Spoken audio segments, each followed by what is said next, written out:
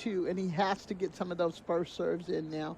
And it's probably a little tough for him because he wants to go for the quick point, the quick ace, but also he needs to make that first serve. For sure. 24 minutes have flown by here in these mixed doubles matches. They go quick. This is round one of the main draw. Field of 16, and an I formation is Felix, Auger-Aliassime, and Eala.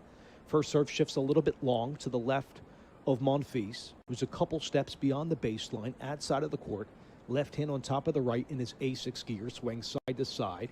Kick serve into the belly, fought off here by Monfils. Inside out forehand, good by Felix. Monfils there again on the ad side of the court. Volley good by Eala. Coming up here is Svitolina with the forehand that's a little bit long. It should be a hold for Auger-Aliassime and Eala. Yeah, a little bit lucky there from Felix, but one thing, Eala did a great job, did not miss that volley, but Felix did a great job of just holding his serve there. Yeah, it's 1-1, a little bit long. Again, if we go to deuce, which we haven't had a deciding point, it's just a 1-point sudden death venture right there. Instead of the traditional, you got to win 2 consecutive points. So they're trying to speed up mixed doubles. I see that a lot in tournaments back home. I hate deciding points, by the way. You're going to be speeding up the heart if you get to some of those deciding points. Look, anything can happen. And the job here, Eala and Auger-Aliassime, they take care of business in the second set. You get to a match tiebreak, it breaks to 10. Anything can happen. Anything. We've seen it already. So again, Svitolina Monfils took the opening set here on Armstrong, 4-1. It's 1-1 on serve. Right now with Svitolina serving to Eala. First serve is good. Here Eala smacks a backhand right down the middle into the deuce side of the court. Punch back by Monfils with the volley. And he gallops and whacks that right past Auger-Aliassime on the ad side of the court. Good net recognition and to make himself big for Monfils with the point at 15 love. Monfils did a great job getting that ball deep and then recognizing that Eala is going to have to hit it up. Cross-poached. It was a beautiful 1-2 there by Monfils. Yep, he's inside the deuce side of the court. Svitolina serving. She flashes a first serve into Felix Auger-Aliassime. That one bellies into the bottom of the net on a big unit turn and missing off that heavy topspin from Felix. The point to Svitolina Monfils at 30 love, 1-1 in the set. Svitolina's done a great job. Felix hit a very deep forehand there, but she did not panic. She just hit the ball even deeper back to him.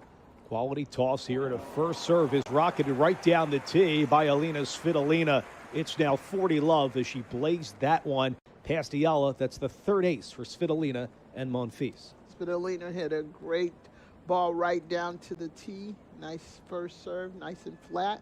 Wide take back behind her visor, goes out wide, and this one hastens a little bit long to the left of Auger-Aliassime off his backhand side. It's now 40 love for Svitolina Monfils. Up a set here on serve at 1-1 at 40 love. This one flails off the top of the net and goes wide. It's a double fault. The first for Svitolina Monfils. It's 40-15. The long confab right at the baseline for Svitolina, 31 from Ukraine, turned pro in 2008, a former world number 3 singles player, coming off a semifinal loss in Canada to Iga Swiatek at 40-15. Backhand good by Eala in the midst of the point. Backhand, she's drifted on the outside of the court. She's there with the baseline rallies. Good volley here by Monfils. Eala and Felix both at Eala with a backhand volley. Good, deuce side of the court, spinning Svitolina and Monfils. It's 40-30. I am loving the way Eala played that point. She just stayed in there, but more than anything, she was fired up after hitting this volley right in between the husband and wife. It was absolutely beautiful. Nice hard slap. Felix. Yeah, oh, we love that. And that was a beautiful transition by Alexandra Eala right there. First serve again, ruptures a little bit long. Svitolina's paradigm has been opting for a lot of T serves on the outside of the court to Felix, trying to work his forehand. Babble out racket right in front of his belly button, goes to forehand. Monfils trying to poach. No, it goes long from Gail Monfils. And how about this? For the first time, we get a deciding point, Zena, in this second set. Well, you called for it. Yep. Here we go. Yep. So again, the winner of this point will take this game. We're at 1-1 in set number 2 in this mixed doubles championship match. Svitolina having a word here with Fergus Murphy in the chair. Monfils is changing his racket. Yep, good call. Didn't I see quite Monfils get adjacent to the chair, yep. He quite didn't get the one he liked the first time. She had to go to the other side of the and bag. on deciding point. Hopefully that wasn't gamesmanship, but no.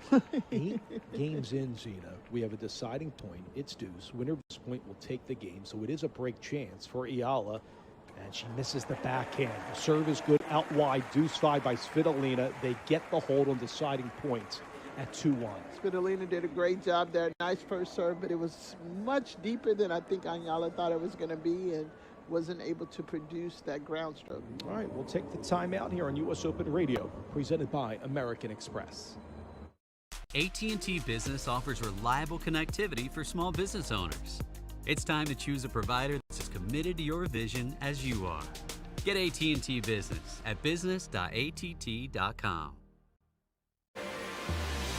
When you're flying Emirates business class, sampling our range of vintage wines from the largest selection in the skies, you'll see that your vacation isn't really over until your flight is over. Fly Emirates, fly better. Calling it ahead of the call, feeling the break point as it breaks, anticipating the turn before it turns. With data, insights, and AI analysis, IBM gets you closer than courtside. Learn more at ibm.com/US Open. Enter to win tickets to the 2026 U.S. Open Singles Finals, courtesy of Mount Sinai, official health services provider of the U.S. Open. Enter by September 7th. No purchase necessary. See official rules. Visit mountsinai.org/US Open Sweeps. Are you ready for the next chapter of spectacular? Alcaraz serve out wide is an ace, and Carlos Alcaraz has reimagined spectacular. This is U.S. Open Radio, presented by American Express. From the USTA Billie Jean King National Tennis Center, welcome to Day 3 of U.S. Open Fan Week. Our Tuesday, our second day of U.S. Open Radio programming. Dave Leno, Zina Garrison, engineer Jaime Colon, and our entire talented team taking you through the end of play in mixed doubles matches right here on U.S. Open Radio. Wherever you're listening from around the world, thank you so much. Zina and I are documenting the matchup inside Armstrong, where Svitolina Monfils are up. They took the first set 4-1 over Eala Auger-Aliassime. It is on serve in the second at 1-2, with Eala serving in the I formation with Felix. And Zina, we saw that change. Eala and Felix were not speaking to one another at the changeover. Hey, they definitely were not speaking at all, but I think more than anything, neither one of them plays a lot of doubles. And so one of the things, if the people who are listening out there, when you play doubles, you have to talk to your partner. Yep. You guys got to communicate. That's the great thing and the fun thing that we all love about doubles is you're not out there by yourself. Picking up this fourth game of this second set, and I'm right there with you, the communication really needs to be spot on, especially in a doubles event. 15-all, but I sense a little bit of pressure right now, and Monfils has really raised his game from the jump with his wife, Alina Svitolina. Forehand poach. Approach is a little bit long here by Svitolina. Racket face open the whole way as a result. That glides past the baseline. The point to Eala serving right here at 30-15. I'm loving the fact that Eala, she is constantly trying to pump the team up with her little fist pumps, and she's moving. She's trying to get the crowd in.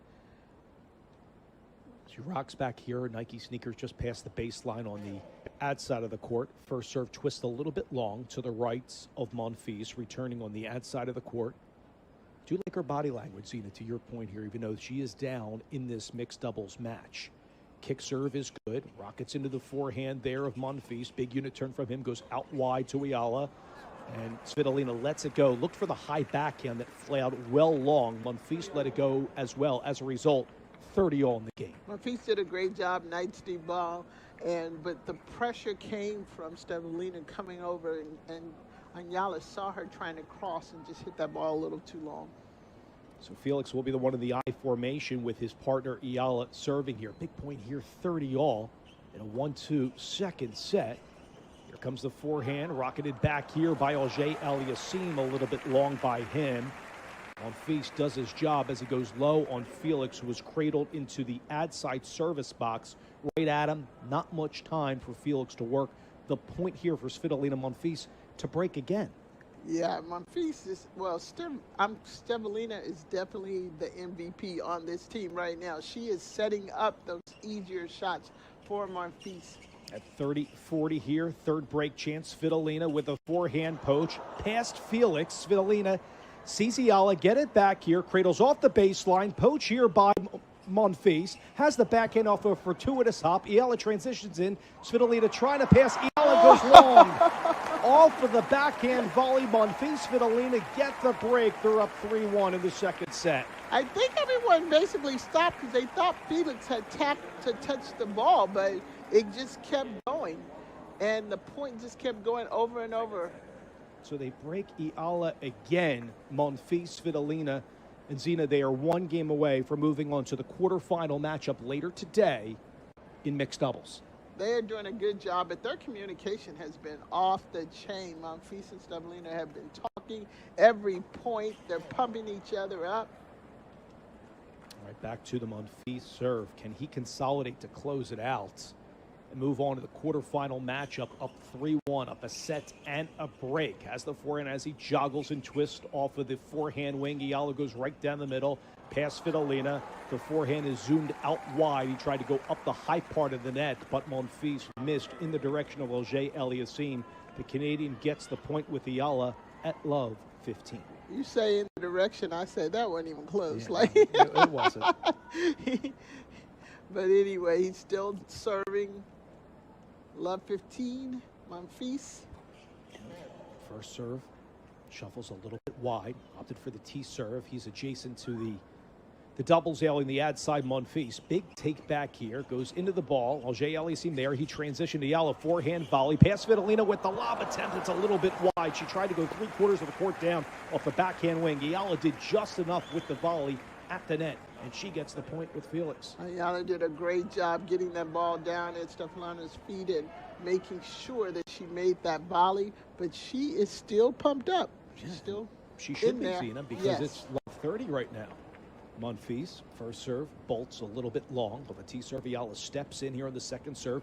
Kick serve goes into the backhand. She ran around the forehand to hit that backhand. Eala has a flat backhand into the forehand of Monfils from the deuce side of the court. Eala fights it back. Monfils trouts one over to the forehand. Eala's there. Felix misses the forehand volley trying to poach. Monfils gets just enough over the low part of the net. It's 15-30. Monfils was definitely locked into those ground strokes. Felix tried to poach, but just quite wasn't there. I go back to saying he just doesn't play enough doubles. It was just the timing is off just a little bit on those poaches he's trying. Monfils goes out wide on the first serve that flings into the doubles alley, Zina. Again, the storyline here is Svitolina and Monfils, one game away from moving on to the quarterfinals in mixed doubles, and the backhand is mixed. It blisters into the side of the net by Felix Auger-Aliassime. So Monfils, Zina, rallies back down love 30, wins 2 points in a row to 30 all. And he's back on serve. Yeah. I mean, he's back there wanting to have 2 points away. Yes. So Monfils, Svitolina, husband and wife tandem against Eala and Auger-Aliassime. Field of 16 in the mixed doubles championship. It all was revamped last year, had qualifying this year. Was contested yesterday. First serve is good to Eala. Big 30-all point. Eala goes right down Broadway. Backhand slice good by Monfils. Eala at the net with Felix. Has a drop shot volley. Svitolina with the lob. Deuce side of the court. Eala fights it off with a swinging backhand overhead. She tries to get it off of a wicked hop. No. As Monfils does just enough to erupt it right past the right side of the body. Ankle high of Eala. And Monfils, Svitolina have a match point at 40-30. I'm laughing there because I'm seeing there. Svitolina actually could have hit that forehand, but basically, Monfils called her off. He ran around his backhand to hit a beautiful forehand, and he just hit the heck out of that ball. Match point number 1 for Monfils and Svitolina. He cradles back. He flings into the ball. T serve. Felix first sees it go a little bit long. Second serve here on match point for Monfils and Svitolina. Kicks into the forehand. Hurried right in there by Felix Auger-Aliassime. Goes out wide. Monfils fights it off with the back backhand. Here in the back forehand here. Svitolina goes for the lob. Goes to the left of Eala. It's a little bit long. So the point fought off there. A match point down by Eala and Auger-Aliassime. It's a deciding point, which means it's a break chance and match point number 2 for Monfils. And this is going to be an exciting one. I would imagine that Monfils he needs to come in with a very strong first serve. So but he would probably go for the ace. Deciding point, match point number 2 for Monfils goes out wide to Felix. First serve trickles a little bit long. 3 bounces of the ball for Monfils, rocks back, zooms into a flat backhand by Felix that barrels into the side of the net. And the husband and wife tandem of Alina Svitolina and Gael Monfils move on to the quarterfinals in mixed doubles. They win 4-1, 4-1 over Eala and Auger-Aliassime. Yeah, that was a strong second serve there by Monfils. And I would say the MVP still is Svitolina. She did a great job of setting up Monfils and finishing that point. But when will we ever see a kiss for not championship point, but match point? That was cute that they gave a little kiss at the end. Yeah, they win both deciding points, Svitolina on Monfils. A very routine performance by both of them against some of the younger players that are playing in this mixed doubles championship. And as we said from the outset, Monfils was steamrolling off his serve, but also Svitolina. What I love the two of them do, and obviously husband and wife, so they know each other very well on and off the court, but the transitions to the net, both have beautiful volleys throughout this matchup as well. From their body language, they've been talking about this for a minute, and they've been studying and playing and probably practicing what they're going to do. And I love the constant communication that they were doing this entire match.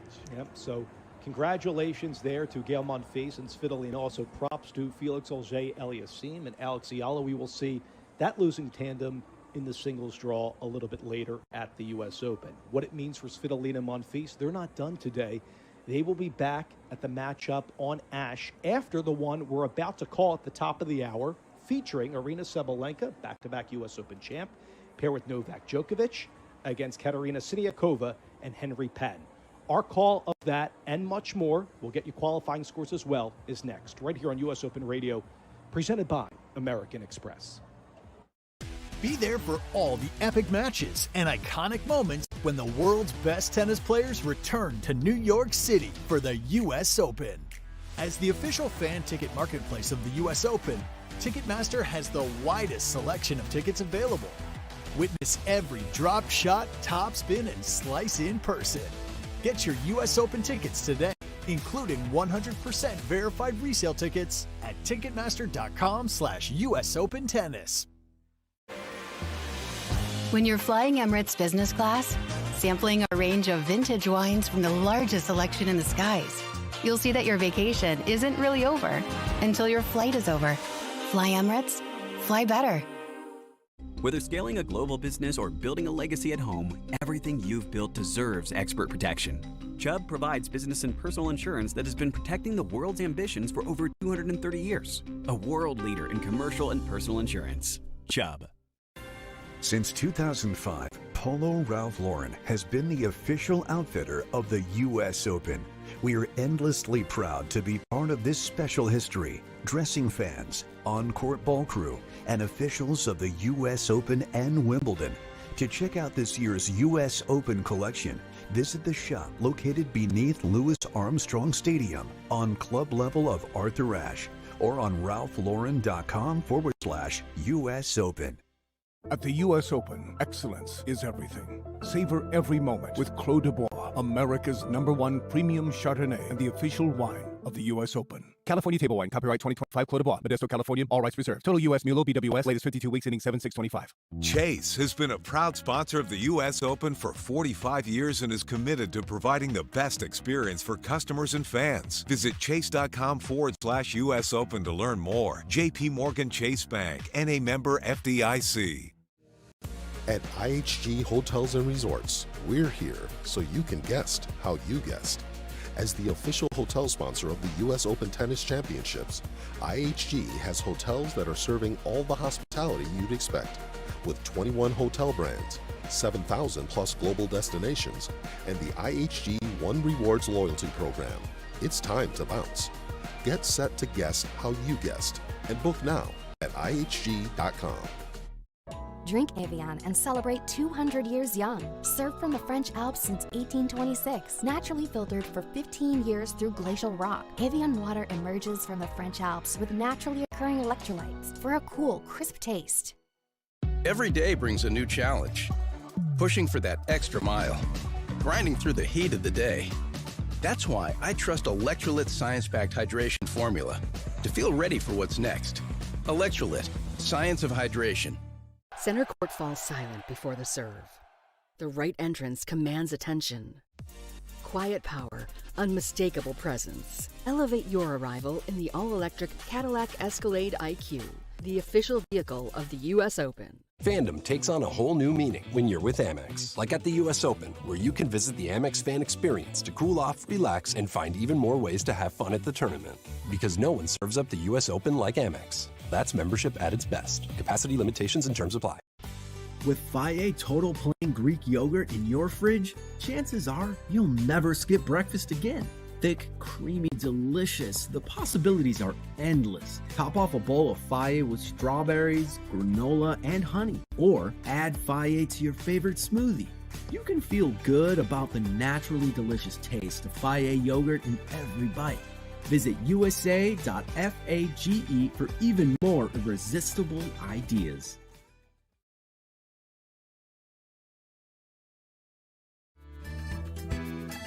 New York has always known how to welcome the world and how to put on a show. New York knows legends and history, rallies and rivalries, and how to make some noise.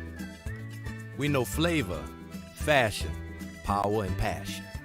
And we know spectacular awaits us all. The U.S. Open, spectacular awaits. This is U.S. Open Radio, presented by American Express. Welcome back to Day 3 of U.S. Open Fan Week on this Tuesday, 69 degrees in Flushing Meadows, New York. With Zina Garrison, I'm Dave Leno, joined by engineer Jaime Colon this morning. Wherever you're listening, as we're approaching the top of the hour at 11 a.m. Eastern Time, welcome to U.S. Open Radio, presented by American Express. You can watch us on YouTube as well, behind the scenes on ESPN Plus and the ESPN app, also on YouTube. And you can hear us traditional radio on usopen.org, the U.S. Open app. If you go to the U.S. Open app on your phone or your tablet, you click more on the bottom right-hand corner, then there's a radio icon. You click that, you can hear Zina and I on the call right now. Congratulations to Svitolina Monfils. They win 1-1, Zina. They move on to the quarterfinals. They will face either Sabalenka Djokovic or Siniakova Patton that we're about to call closer to the top of the hour. This is going to be a good one. Sure. In a lot of ways, just having Djokovic and Sabalenka playing together, but Siniakova is one of the best doubles players, and she can play with anybody. But how about her play over the last few years with Taylor Townsend? It's been incredible. I love watching those two play, what they do on the court. It's just absolutely amazing with Taylor's hands. What she can do with the volleys, but Siniakova always seems to know how to hit the right shot at the right time. Agreed. So we will see that matchup of Novak Djokovic and Aryna Sabalenka against Patton Siniakova coming up in just a little bit. But qualifying is also going on, Zina, and that's about to commence in about minutes all around the grounds. On Stadium 17, it's a first-round matchup, 16 seed Sebastian Ofner against a 2014 U.S. Open finalist, Kami Shikori, taking the court in a matter of moments. Also on Court 5, I mentioned we got veterans like Nishikori. We got youngsters, a 16-year-old Jordan Hazlitt from Henderson, Nevada, earned a wild card in qualifying through the wild card playoff. She will go up against 25 seed Harriet Dart as well. So we will update you on scores of qualifying in addition to the mixed doubles championship, which those are going to be some amazing matches. And as we talked before, just everybody having the opportunity to possibly play in their first Grand Slam or their Grand Slam to come back as a previous, like Nishikori having the opportunity. I know he wants to get back there for one more time. Gregor Dimitrov, who's made quite some runs here over the years, dealt with that pec injury right in the matchup, in the fourth-round matchup to Jannik Sinner in Wimbledon. He's in qualifying, Dimitrov, today. And Dimitrov always seems to have, like, these little runs, so you just never know. So just imagine he wants to get back there as well. So at the top of the hour, U.S. Open Radio presented by American Express with Zina Garrison. I'm Dave Leno with Jaime Colon as well on the ones and twos, and our production team, Jim Knapp, Kenny Marion, Braxton Chris, and Pat Marion. Also, Mike Callow is with us as well. Zina and I will take you around 2:30, 3 o'clock here on the East. Sabalenka Djokovic up against Siniakova and Patton coming up on your airwaves. It's a first-round mixed doubles match. It will be the first one inside the largest tennis stadium in the world, Arthur Ashe Stadium. The winner will move on to the quarterfinal match and will have to play, Zina, right away against the team that we just saw win, Svitolina Monfils. So I like that these mixed doubles matches, they're moving. That matchup that Svitolina Monfils won, that elapsed in 39 minutes. So, Dave, if I'm playing you in mixed double, I need to slow down because you like that action. Keep coming. I do, right, which is probably my fault and why I get a lot of unforced errors.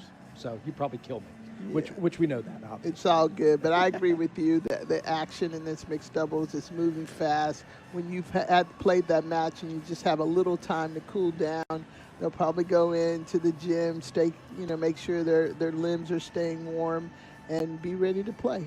Also inside Armstrong, Muchova, and Menchik going up against Mladenovic and Arevalo, who get in as lucky losers because Francis Tiafoe pulled out in mixed doubles late yesterday with Fernandez. So that means Mladenovic and Arevalo are in to the main draw. But the stage is set. Sabalenka Djokovic against Siniakova and Patton. Our call of that inside Arthur Ashe Stadium is next, right here on U.S. Open Radio, presented by American Express.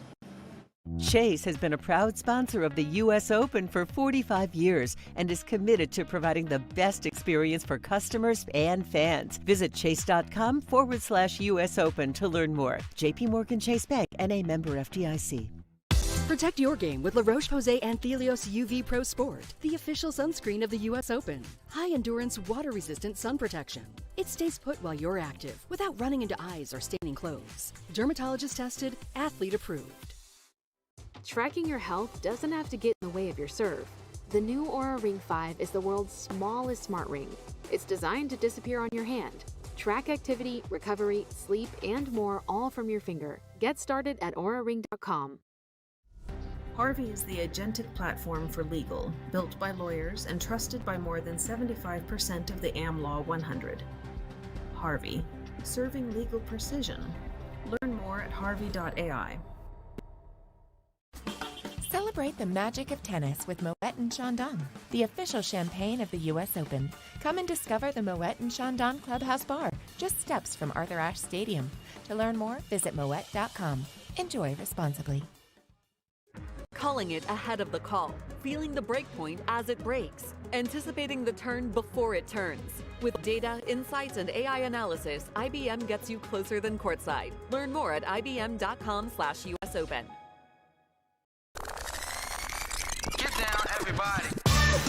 New York knows the spotlight, the highlights, in summer nights. Serena Busta 1 point away from leaving the competition. Volleys into Shelton, who has time on the ball, will put the backhand pass away. Then Shelton wins the battle of the former U.S. Open semi-finalist. And for sure, how to have a good time. We know greatness when we see it, and we know better than to miss it. The U.S. Open, spectacular awaits. 3 bounces of the ball for Monfils, rocks back, zooms into a flat backhand on Felix that barrels into the side of the net. And the husband and wife tandem of Alina Svitolina and Gael Monfils move on to the quarterfinals in mixed doubles. They win 4-1, 4-1 over Eala and Auger-Aliassime. Well, congratulations to Svitolina and Monfils. They will face the winner of this matchup as the two tandems have taken the court right now. And it is the qualifying team of Katerina Siniakova and Henry Patton waving to the crowd, walking inside the world's largest tennis stadium in the world, Arthur Ashe Stadium. And against none other than Novak Djokovic, 4-time U.S. Open champ, and back-to-back U.S. Open champ for the women's side, Aryna Sabalenka. How about the stalwarts that are playing inside Arthur Ashe Stadium? Got 2 of the best singles players against 2 of the best doubles players in Siniakova and Patton. I can't wait for this one. Well, Djokovic and Sabalenka, they just came out and just basically gestured to each other like, the king and the queen are here. Yeah. So they are really going to be, pumping it up for the crowd. And wonder if they'll do one of their little TikToks, challenges to each other. So this will be great, but it's going to be interesting. Siniakova, I was just wondering, is the Patton, is he nervous? I hope not. Because he's a terrific player. Won his second Grand Slam doubles crown at Wimbledon this year with Harry Heliovara. So he'll be okay. He'll be okay. I hope so. But this is going to be, I think this team right here is going to be a very tough team. Yeah, I agree. And you and I called a slew of wins for Katerina Siniakova over the years. She won 11 women's doubles Grand Slam titles, including the French Open this year with Taylor Townsend. She also won Madrid, Miami, and at Indian Wells with Taylor. What has she not won? Exactly. With somebody. Arnaud Garbas is going through the instructions and the rules here to remind the players, and we should remind our listening audience and those watching us on ESPN Plus and YouTube, we say good early afternoon from Flushing Meadows, New York, that the sets are to 4, okay? And then in lieu of a third set, they play a 10-point match tiebreak. So a race to 10, win by 2. And when it's a deuce point, it's deciding point. So the winner of that next point takes that game. And we saw in the previous match, we called 2 deciding points, won by Monfils and Svitolina. So they're very important junctures in a match. High intensity for that point, and just absolutely. And you mentioned earlier just the way that those matches go, very quick, very quick, very quick, and the points go quick. But this has just been high intensity tennis, and it's been fabulous. So we will document this play-by-play coverage inside Arthur Ashe Stadium. We will also cover the matchup where the players are walking out on Armstrong, Lupova and Menchik up against Mladenovic and Arevalo. But we'll focus on Sabalenka, Djokovic, and Siniakova. How about for Sabalenka, world number 1 in singles, 28 from Belarus, the 4-time Grand Slam champ, winner of 24 singles titles. She has won back-to-back U.S. Open crowns. We documented the storyline yesterday. I think it bears repeating for our new listening audience, in that the last one to three-peat at the U.S. Open on the women's side, Serena Williams, 2012, 13, and 14. Even though Sabalenka has had some topsy-turvy results coming into this U.S. Open, I still think she's poised to make a deep run here when she gets in the semis. Don't you think so? Yeah, well, the good and the bad part about it is that she's already won 2. And she knows just as well as you just said, and others know, that she has the opportunity to make history by, or tying history with Serena Williams. She has been in a little bit of a slump. It's a slump that a lot of us would love to have. And she's lost a couple of matches, and everybody's kind of, counting her out a little bit, what's going on with her kind of thing. So, but she's a true competitor. She hasn't been number 1 for a while in the respect of, just totally dominating, but she's been number 1. I mean, so you can't take that away from her. She's had a couple of bad matches. I think she's going to be a force to reckon with here because of the fact that she has something to prove to herself and to others. I love about her the metamorphosis with the crowd. What I'm getting at is a couple of years ago, you remember very well, the crowd was kind of against her. She was against the crowd, kind of going at it, jarring with people inside Ashe.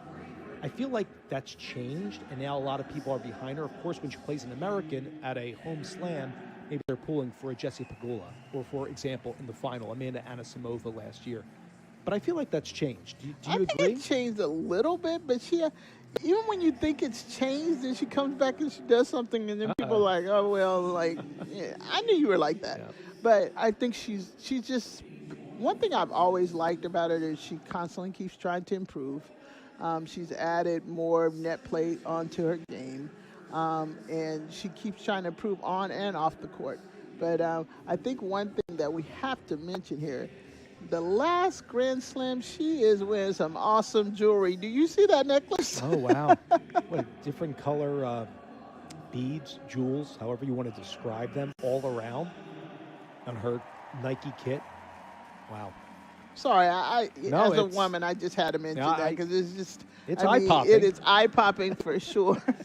And Novak Djokovic, meanwhile, in a white Lacoste kit with gray shorts. Looking nice and, classic tennis wear there. What do you think of Joker? Because the big storyline with him will be likely number 4 on the seed line on the men's side singles is that no Jannik Sinner due to the knee injury. Carlos Alcaraz is coming from the wrist injury. We'll see him a little bit later in mixed.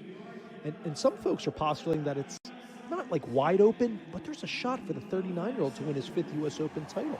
It's always a shot, and especially with someone like him. I'm a firm believer that tennis is more mental than it is physical, And he is one of those that has learned to work his mind mentally to constantly give him that opportunity to stay in it, and to stay into tennis and to stay in matches. Yeah, coming off a round of 64 loss to the Argentine Tirante in Cincinnati, lost in the semifinals to Yannick Sinner.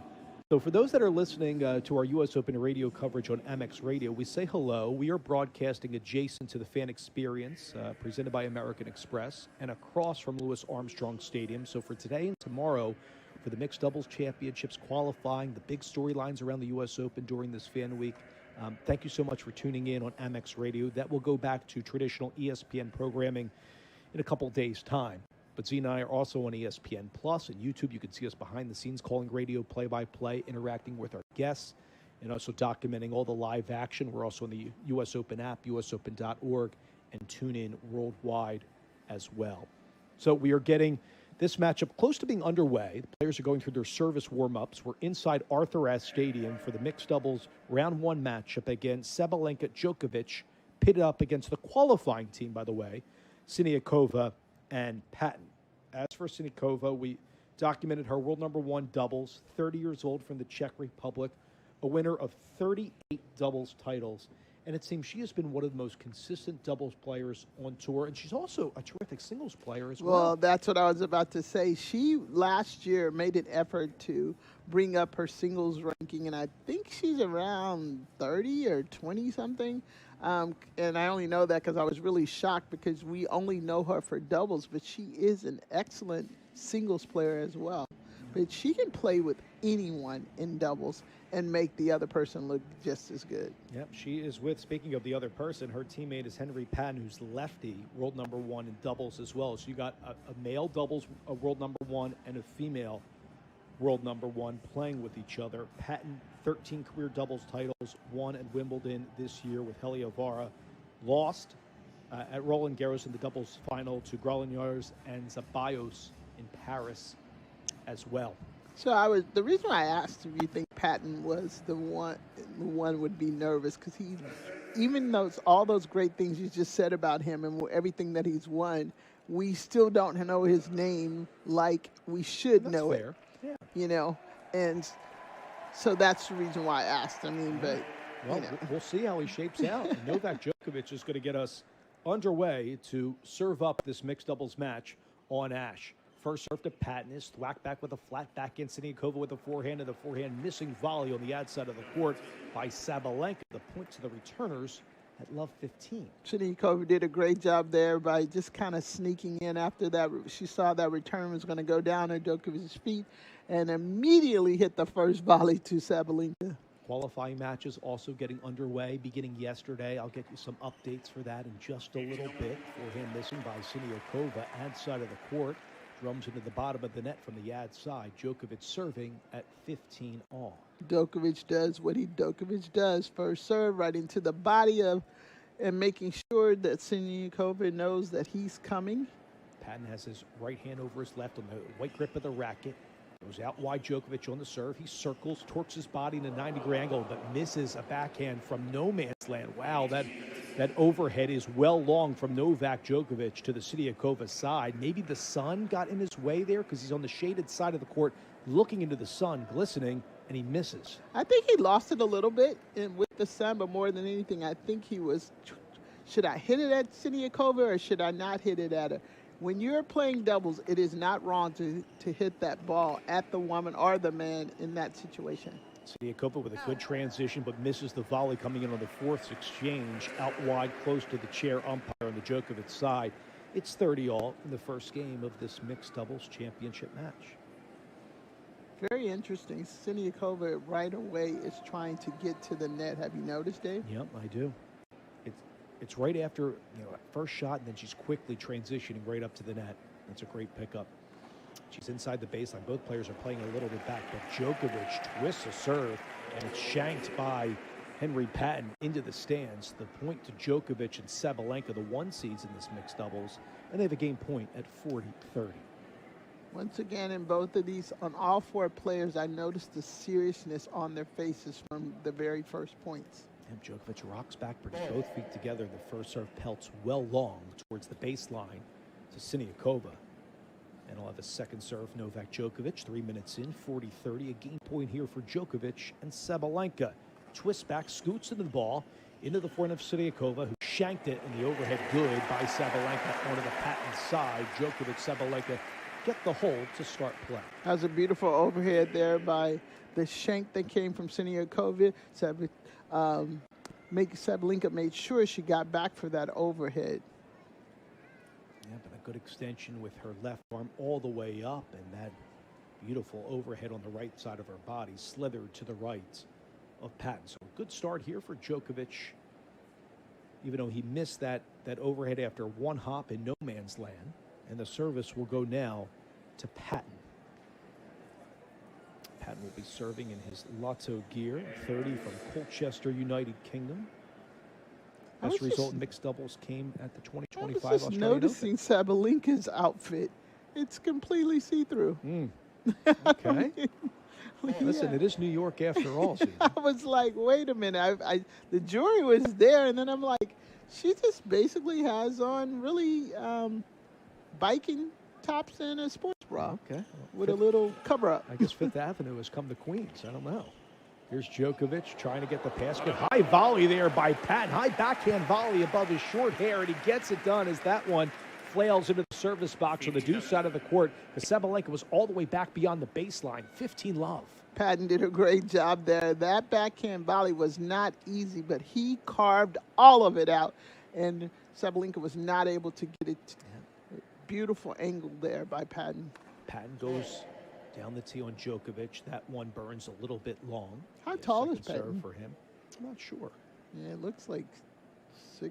So he's pretty tall. Yep, definitely has some stature out there. As this kick serve into the Djokovic forehand, and this one charges into the middle of the net. It's a return miss for Novak. 30-love for Patton and Siniakova. By the way, Zina, the Mladenovic-Arevalo match did start. They came up with a hold as lucky losers into mixed doubles against Muchova and Menchik. Menchik is serving in that one over on Armstrong. We'll update you on that contest as well. 30-love here for Patton. 6'6" Patton, Zina, to your question a moment ago. But he sees a forehand pass by Sabalenka right past the left side of the body of Siniakova. Sabalenka gets the point at 30-15. Sabalenka did a great job there, just lining up that ball and ripping it right down the line. Siniakova didn't have any opportunity to get that shot. So well done there by Sabalenka. Won the 2019 U.S. Open women's doubles title over Mertens.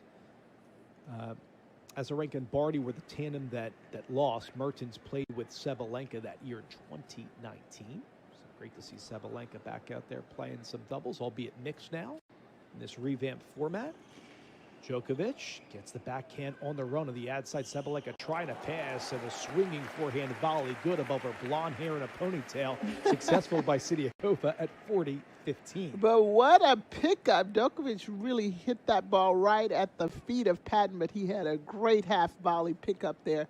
Siniakova just had to finish it off. That came right in the middle of the temple there for Siniakova, who delivered nonetheless on the ad side of the court. She's crouched down, her left foot in front of her right. Players in an I formation. First serve, you can hear, goes a little bit long as it gallops to the left of Siniakova, bouncing side to side in that Nike kit, red and black, as Zina described. Second serve kicks out wide, 97 and good. An 8-second serve by Patton. Deadlocked it one apiece. Patton hit that ball, that second serve, so smooth. I didn't even see it come off his left side, and that's a very hard shot to hit out to a righty in the deuce court, but he did a great job being a lefty.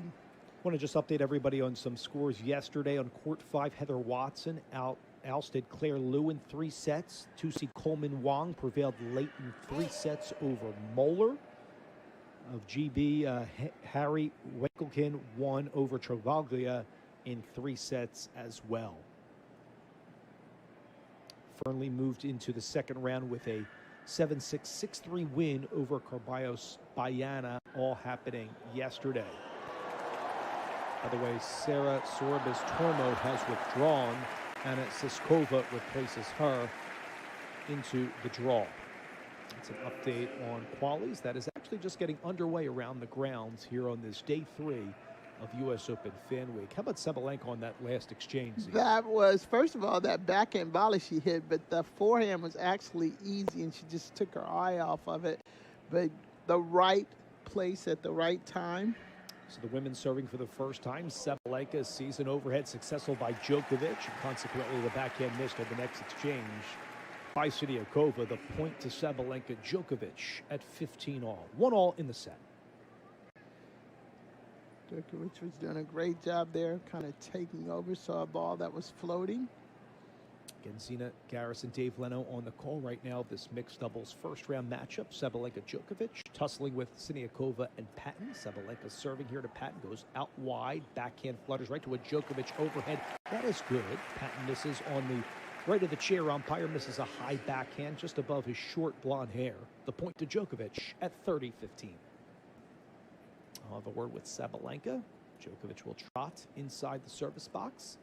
Sabalenka with that gold jewelry hanging over her Nike kit. Rocks back, brings both feet together, powers a first serve out wide. Siniakova is late, springing to her left. And a point to Sabalenka. Djokovic at 40-15. Sabalenka did a great job there. Nice pronating out to Siniakova's backhand. Good first serve. Wow, the box even looks a little nervous. A lot of stern looks on their face. First serve whacks right down Broadway for Sabalenka, and Patton late fling to his left. It's a hold for Sabalenka. Djokovic, they're up 2-1 in this first round mixed doubles matchup on Ash. We'll step aside. We'll continue this one. We'll update you on Armstrong and much more in qualifying after this. U.S. Open Radio, presented by our friends at American Express.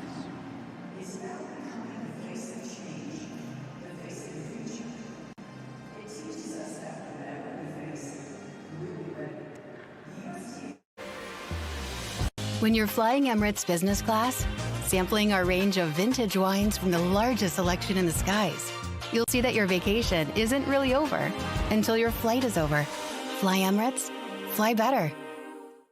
Calling it ahead of the call. Feeling the break point as it breaks. Anticipating the turn before it turns. With data, insights, and AI analysis, IBM gets you closer than courtside. Learn more at ibm.com/US Open. Every point, every upset, every captivating moment of the U.S. Open is played with a Wilson tennis ball. Always New York, always Wilson. The official ball of the U.S. Open since 1978. Vital Proteins chats with world tennis champion Jessica Pegula. I want to feel like I'm going out to win. I want to feel dominant, confident. Vital Proteins helps me do that. Stay vital, stay you. Vital Proteins, official collagen partner of the U.S. Open. New York has always known how to welcome the world and how to put on a show. New York knows where to be this summer and what to wear. Get ready for the next star to shine.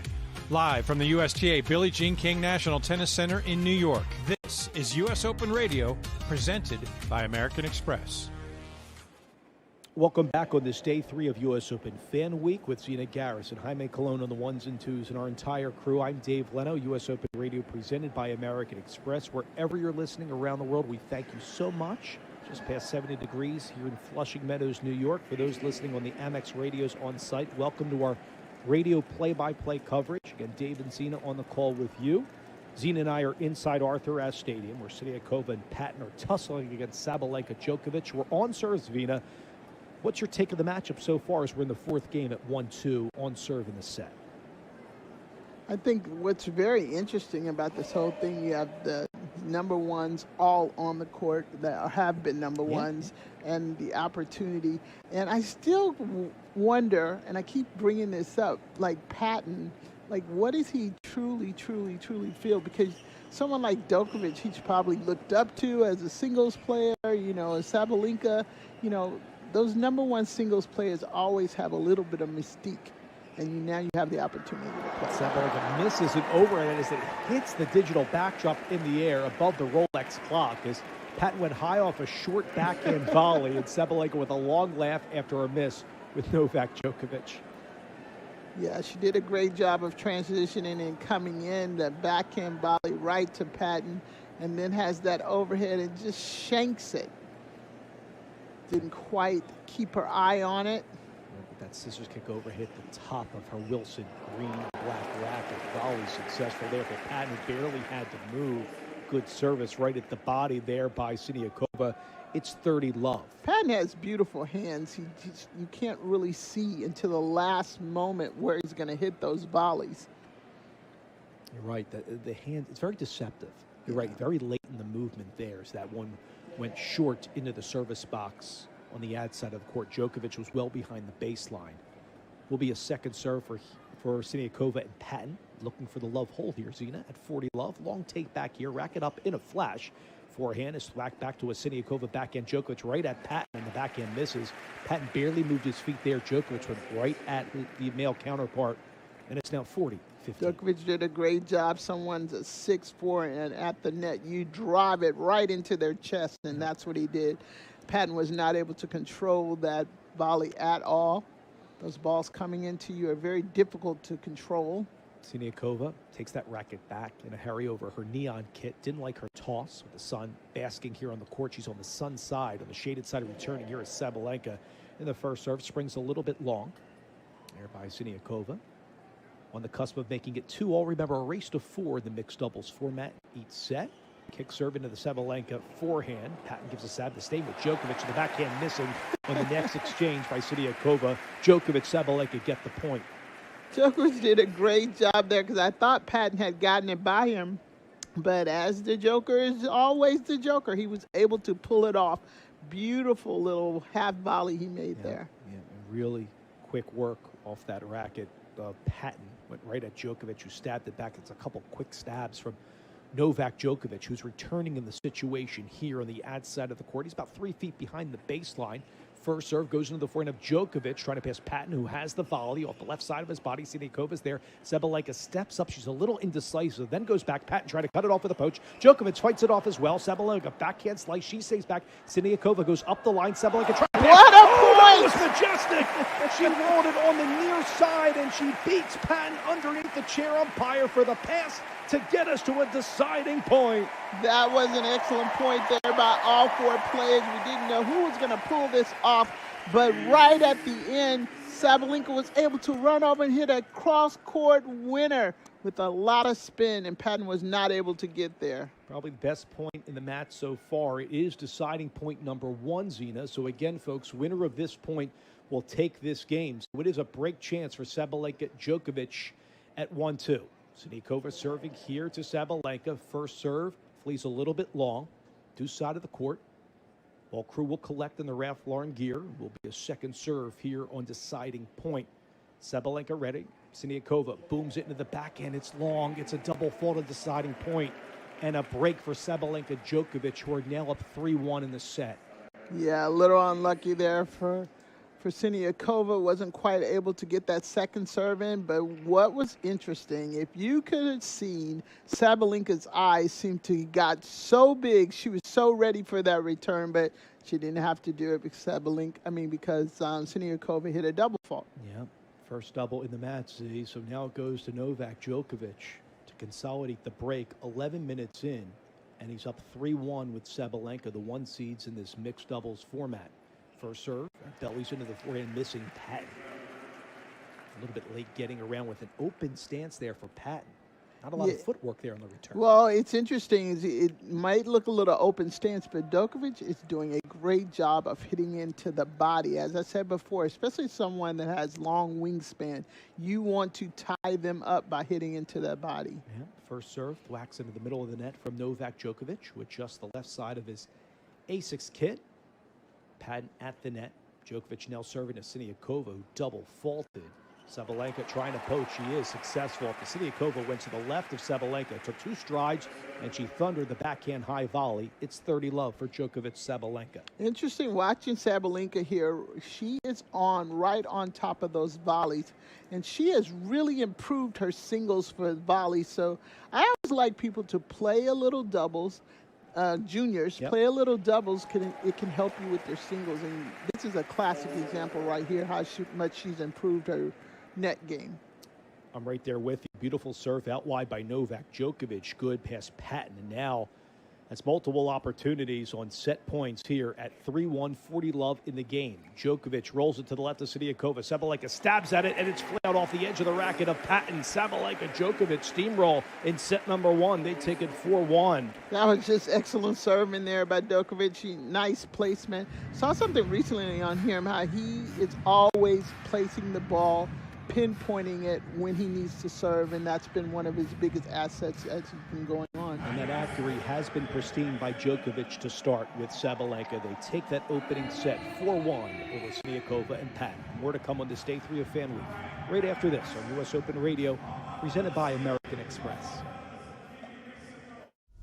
Harvey is the agentic platform for legal, built by lawyers and trusted by more than 75% of the AmLaw 100. Harvey, serving legal precision. Learn more at harvey.ai. Whether scaling a global business or building a legacy at home, everything you've built deserves expert protection. Chubb provides business and personal insurance that has been protecting the world's ambitions for over 230 years. A world leader in commercial and personal insurance. Chubb. Incredible events are even better when you're with Amex. Like at the U.S. Open, where card members can discover tournament perks at the Amex Fan Experience and relax in the card member lounge. Because no one serves up the U.S. Open like Amex. That's membership at its best. Capacity limitations and terms apply. When you're flying Emirates business class, sampling our range of vintage wines from the largest selection in the skies, you'll see that your vacation isn't really over until your flight is over. Fly Emirates, fly better. Chase has been a proud sponsor of the U.S. Open for 45 years and is committed to providing the best experience for customers and fans. Visit chase.com/US Open to learn more. J.P. Morgan Chase Bank, N.A. member FDIC. Center court falls silent before the serve. The right entrance commands attention. Quiet power, unmistakable presence. Elevate your arrival in the all-electric Cadillac Escalade IQ, the official vehicle of the U.S. Open. Get down, everybody. New York knows the spotlight, the highlights, and summer nights. Serena Busta 1 point away from leaving the competition. Volleys into Shelton, who has time on the ball, will put the backhand pass away. Then Shelton wins the battle of the former U.S. Open semi-finalists. And for sure, how to have a good time. We know greatness when we see it, and we know better than to miss it. The U.S. Open, spectacular awaits. Welcome back to U.S. Open Radio, presented by American Express. For those listening on the Amex radios, we say hello to you. Dave Leno, Zena Garrison, our entire crew with the radio play-by-play call, U.S. Open app, usopen.org. Tune in worldwide. You can also watch us call the play-by-play behind the scenes on ESPN Plus and YouTube. Zena and I are documenting the match with the 1-seed Sabalenka and Djokovic, who captured that opening set 4-1. We're beginning set number 2, Zena, and Patton's now serving, and they need a little bit of resiliency here after falling in set 1. Patton and Siniakova are down. Yeah, they're going to have to up their game a little bit. Djokovic and Sabalenka have really come out and shown their presence. But Patton rips a first serve ace at side of the court for 30 love to start game 1 of the second set. Zena want to mention Muchova and Menchik captured the opening set 4-1 on Armstrong in their matchup over Mladenovic and Arevalo. So that first set is in the books over on Armstrong. Muchova and Menchik victorious in the first. 30 love. It's now 40 love here. Sabalenka misses the next return as Patton looks for the love hold. Patton, that was a great lefty serve right down to the tee.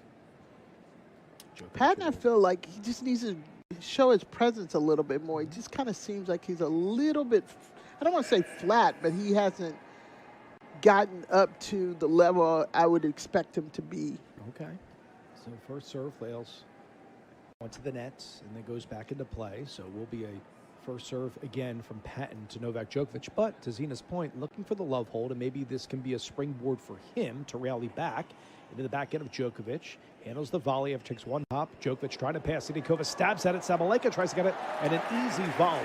Two side of the court there for Henry Patton. And he gets the hold there at 1-love to start set number 2. That was an exact example of what I'm meaning there. They kind of took control, took over the volleys, nice placement, showed the doubles expertise that they have on that particular point.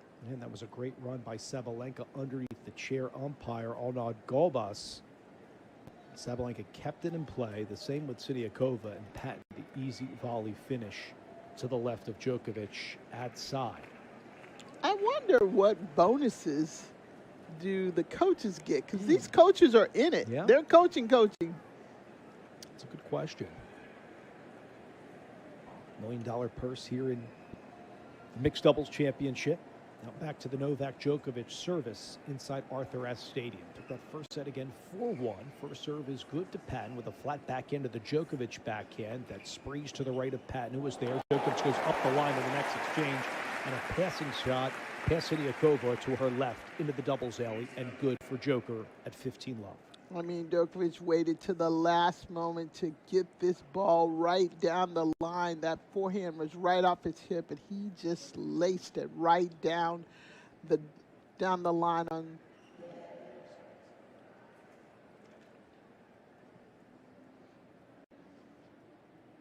Yeah, the whole purse for mixed doubles is $2.8 million in prize money. The winners will get $1 million.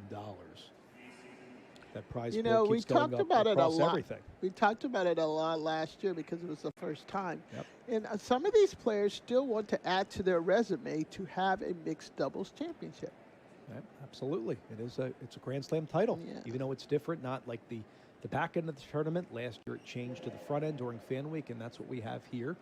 The difference from last year to this year in the mixed doubles championship is they played a qualifying round. And it's the resume. I just use that because now I actually work for a living. Yeah. But they want to add it to their list of accomplishments. I get it. Resume's good, too. I'm right there with you.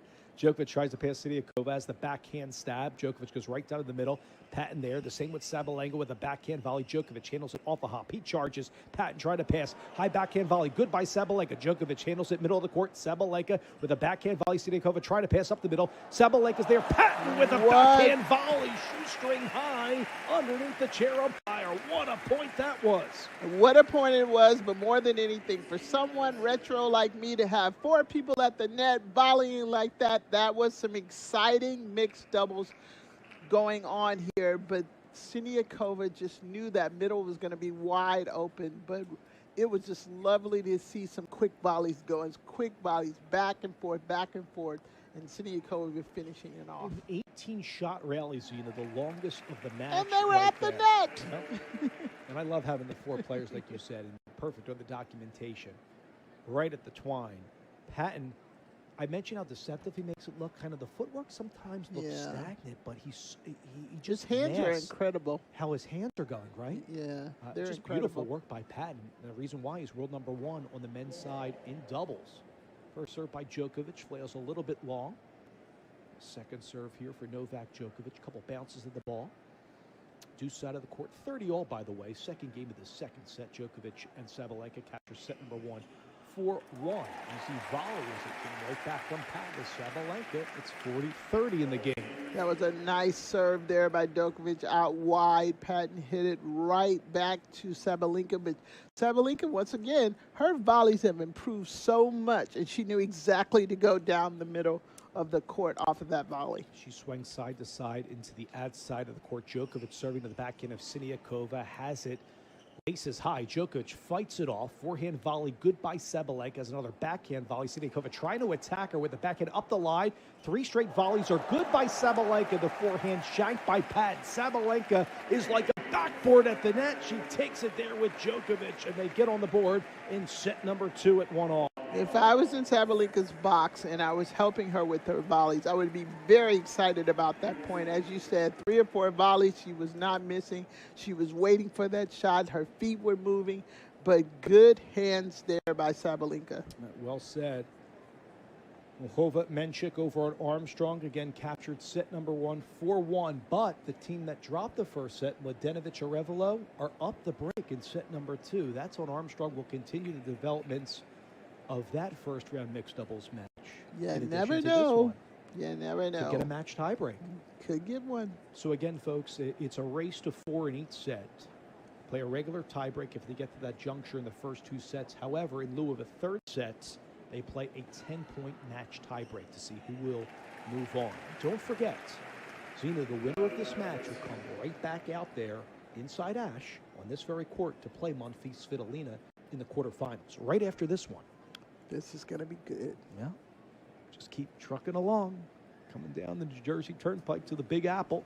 I was just thinking, I would love to play this rather than be practicing. Yeah. So they have to feel that way as well. And I want our audience to understand, what Zina, you tell me if this is fair or not in your opinion.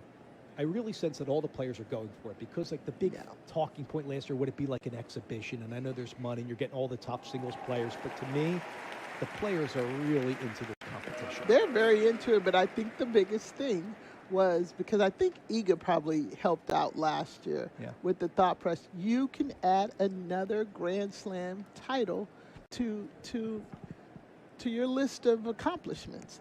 And that is going to register with these players. And that was won in back-to-back years by the Italians, Arani and Vavasori. We'll see them a little bit later as well, picking up a love 30 point. This is whacked way long off a service return error by Sabalenka.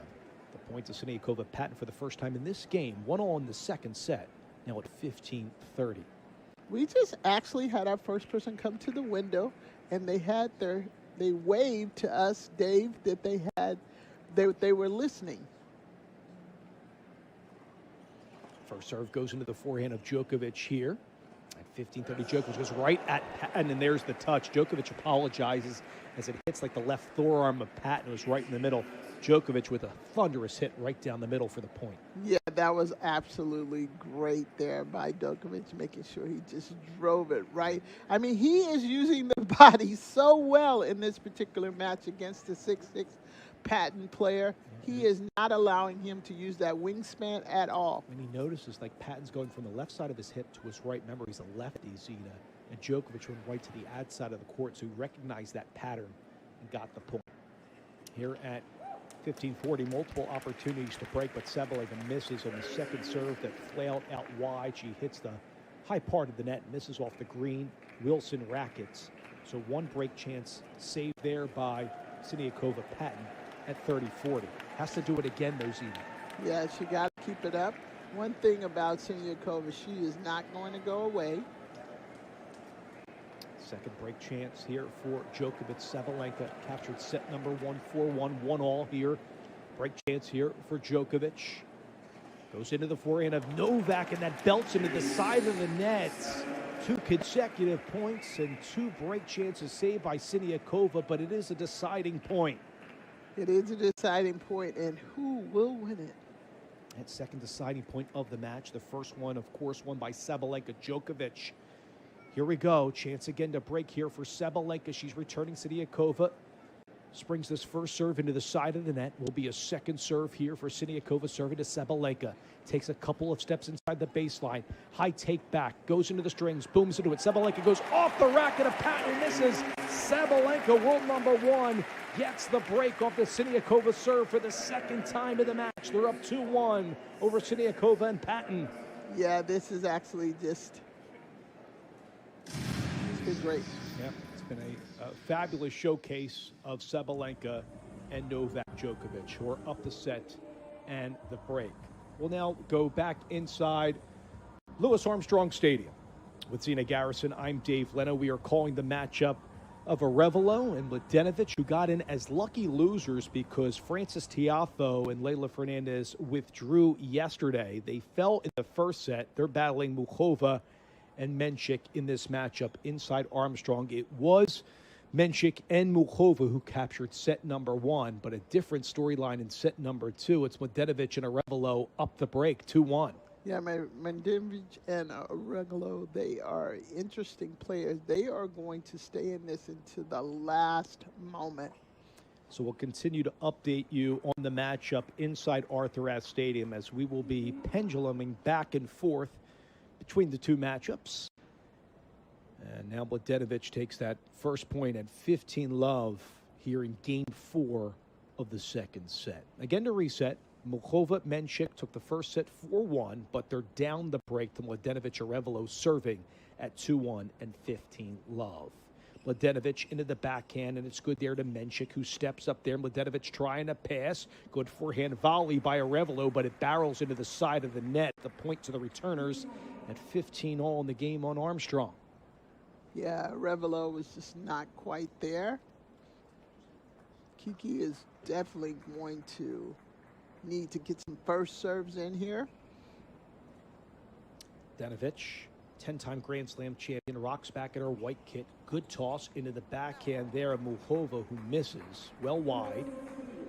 Mladenovic made a great shot by hitting into Muchova's backhand right on that hip side. Good to see Muchova back out there. Remember, she had an unspecified surgery in July after reaching the Wimbledon final, falling to Noskova. Did they ever say what it was? No, not publicly, at least not to my knowledge right now. Maybe impress after this matchup. We'll see in the mixed doubles. Goes to Menchik there, but the backhand is drummed right in by Arevalo, who stands on top of the net with a thrashing volley on the left side of his body. It's 40-15, and they're trying to take the 3-1 lead in the second set.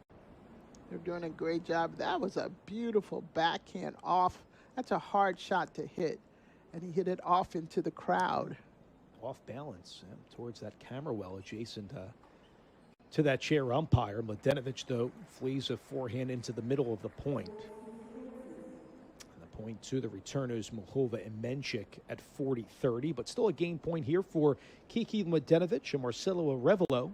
35 from El Salvador, winner of 17 doubles titles on tour, currently number 6 in doubles, has been a world number 1. It's 40-30 for Arevalo. And Mladenovic serving now to Menchik. Kicks it into the Menchik forehand. That is good right down the middle. Arevalo sees the forehand pass, successful off the volley by Menchik, and we have a deciding point at 2-1. That was an excellent volley by Menchik. Just a little. He saw that opening and just kept that racket nice and firm out in front. A lot of people don't realize sometimes the harder someone hits it, just keep it out in front and you can just place it anywhere you wanted to place it. Pivotal moment, though, seen in this match. Second set deciding point. Mladenovic and Arevalo are serving. Mladenovic into the forehand of Muchova, who misses. Mladenovic, Arevalo taking on deciding point. And they're up 3-1. They're down a set, but up a break in set number 2, trying to motor to a match tiebreak. Yeah, Muchova's not very happy with her missing that forehand so wide there. All right, back to the Menchik service right now. 20 from the Czech Republic. First serve springs a little bit out wide. Will be a second serve here to Mladenovic here for Jakub Menchik, currently number 16 in the world of the singles. He barrels into the ball of the backhand, and the volley missed by Muchova, barely moving on the right side of her body. Good return by the Mladenovic side, and the returners get the point at love 15. Muchova just seems like she's just a little bit off of the ball, not quite what we're used to seeing with her. She normally has beautiful volleys, just not picking the ball up right now. Menchik inside Armstrong into the forehand of Arevalo, and a good volley successful in the third exchange by Muchova on the deuce side of the court past Mladenovic at 15 all. Menchik, nice serve there, creating the easy volley for Muchova there. Good movement there by the side of Menchik and Muchova. Forehand right down the tee, fought off by Mladenovic. Menchik on a surplus one, comes up, handles the volley, shoelace high. Mladenovic goes right at Menchik, fights it off, and Mladenovic gets it past Menchik, who flails it into the bottom of the net underneath the chair umpire. How about that ping-ponging there for Kiki Mladenovic? That was definitely ping-ponging, but Kiki was so calm. She hit a beautiful backhand volley just like she does it 24 hours a day. It was beautiful. No question. And she was going toe-to-toe with Jakub Menchik, serving at 15-30 to Arevalo. First serve, zips a little bit long, that side of the court. Arevalo the one returning. Again, they're up the break to try to force the match tiebreak on Armstrong. Has the flat backhand cross-court. Menchik with a backhand lob. Mladenovic overhand, fought off by Muchova, and a steamrolling volley successful by Arevalo. At side of the court, they get the point, and they're up 15-40, multiple opportunities to take the set. Arevalo did a great job of seeing that ball high in the air, making sure that he placed it well. Multiple set points here for Arevalo. Mladenovic to force a match tiebreak would be our first today in mixed doubles. First serve twists a little bit long from Menchik. Takes 4 bounces of the ball to the edge of his racket, rocks back. Mladenovic with a forehand. That smacks right into the middle of the net. So one set point fought off there by Menchik and Muchova at 30-40.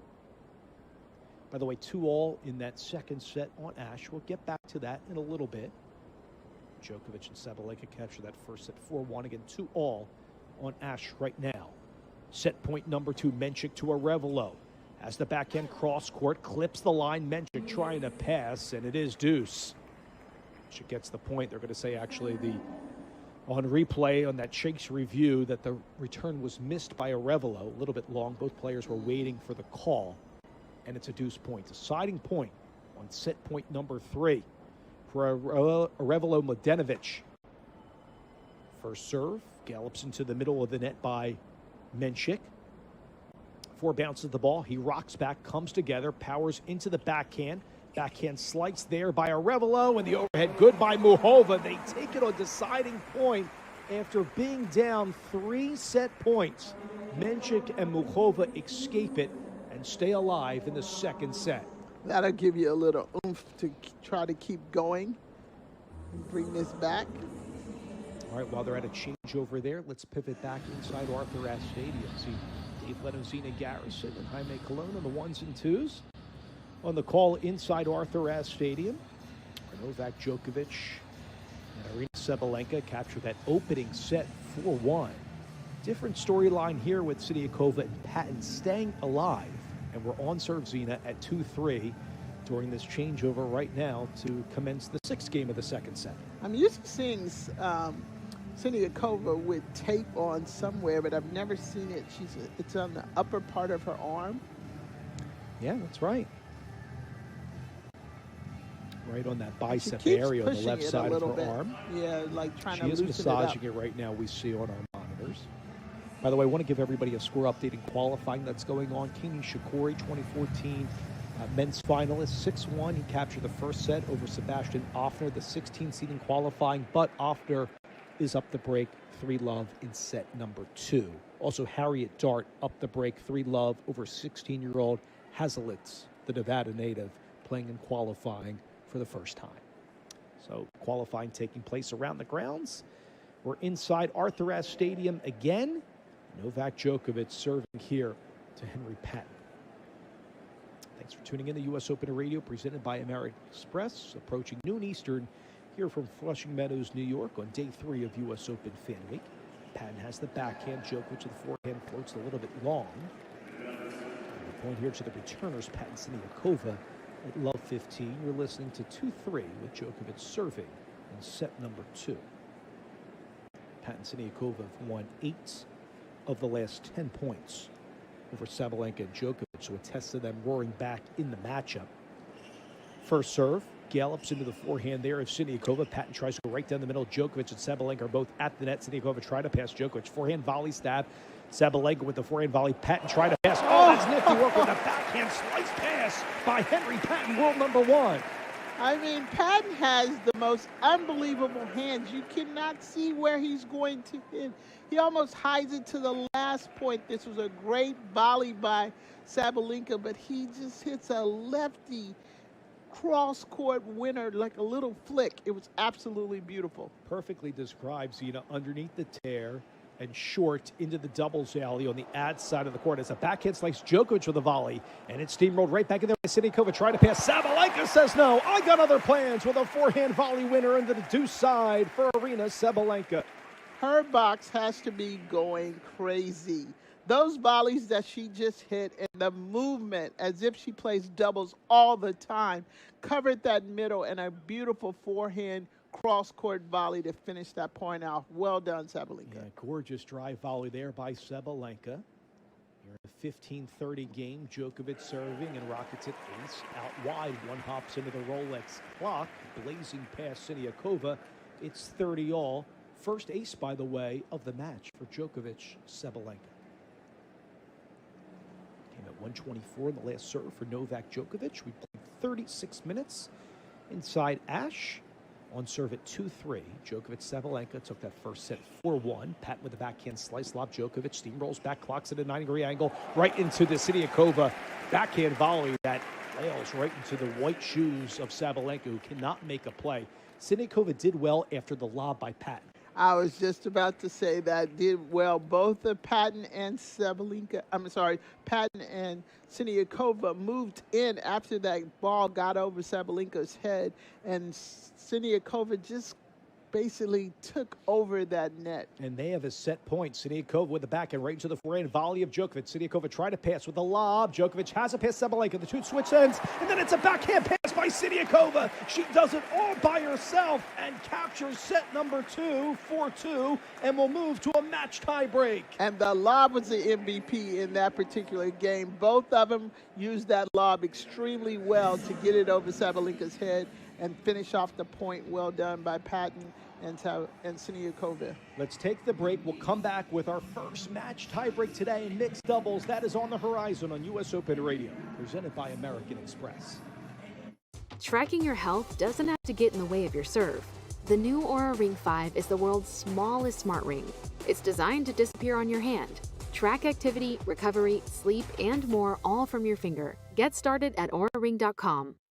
Fandom takes on a whole new meaning when you're with Amex. Like at the US Open, where you can visit the Amex fan experience to cool off, relax, and find even more ways to have fun at the tournament.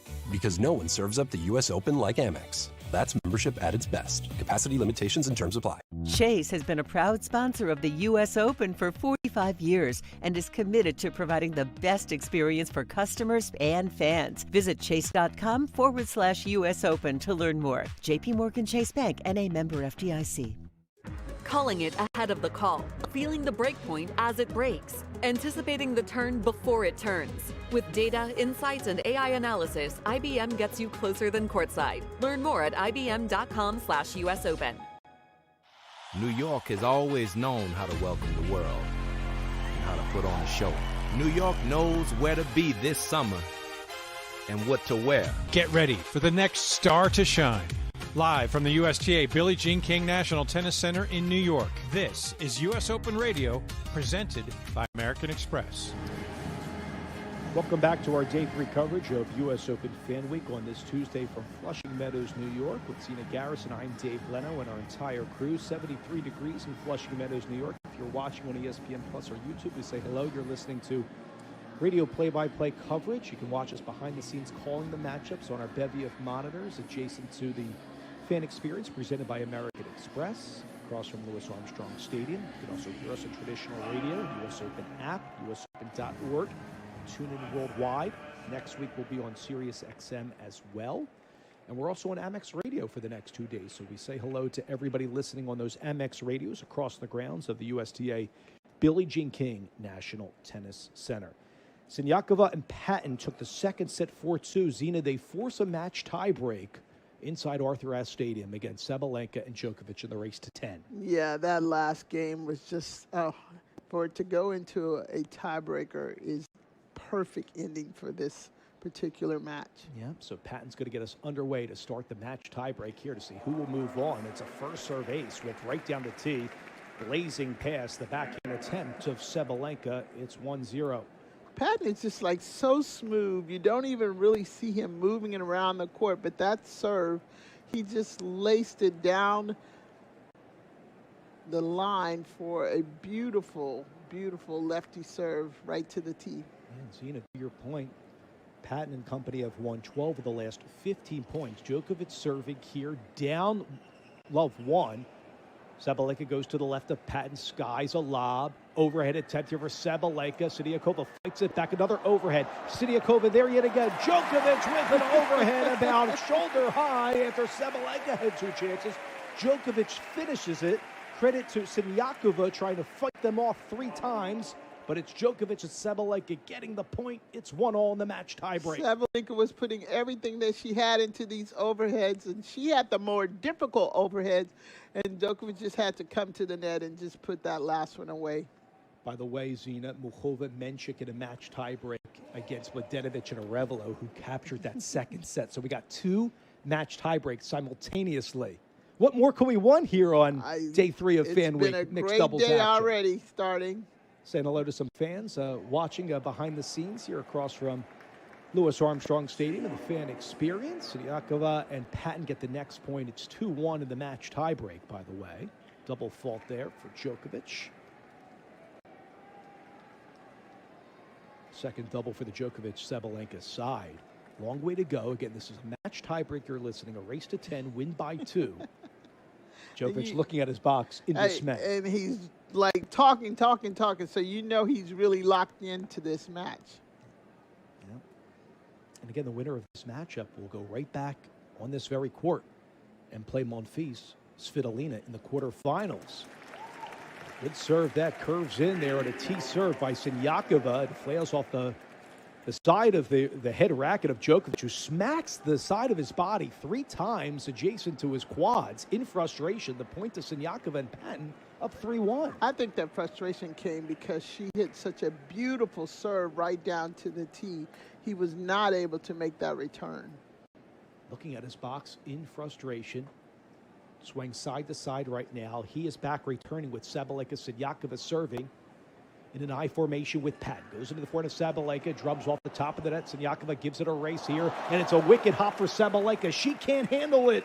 It's 4-1 Siniakova. Patton in the match tiebreak. Siniakova did a great job there of making sure that she got that ball right into the feet of Sabalenka, who was not able to pick him off those feet. And what a run there by Siniakova, world number 1 in women's doubles. She's returning. Can Sabalenka Djokovic roar back? They're down 1-4 in the tiebreak. Siniakova fights off the back end. Here's Sabalenka in a deuce-side service box and goes right in between. 2 players not on the same frequency there in Patton and Siniakova. Both looked at each other and whiffed right through them. The point to Sabalenka Djokovic. They'll change ends, Zina, at 2-4 in the tiebreak. This is interesting because this is where you can see the 2 doubles players, they are picking their points where to really hone in and put the pressure on Sabalenka and Djokovic. They don't play a lot of doubles. Right. I want to give an update on the Mohova-Mencic matchup against Mladenovic-Arevalo. Right now, that is at 3-1 in the match tiebreak, favoring Mohova and Jakub Mencic.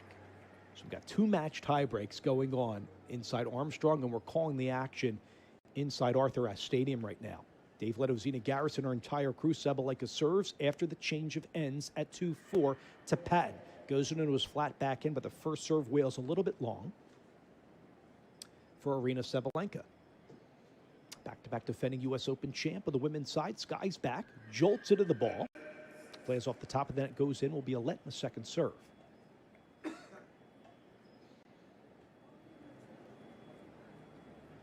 Patton sways the Dunlop racket with green strings and a white grip.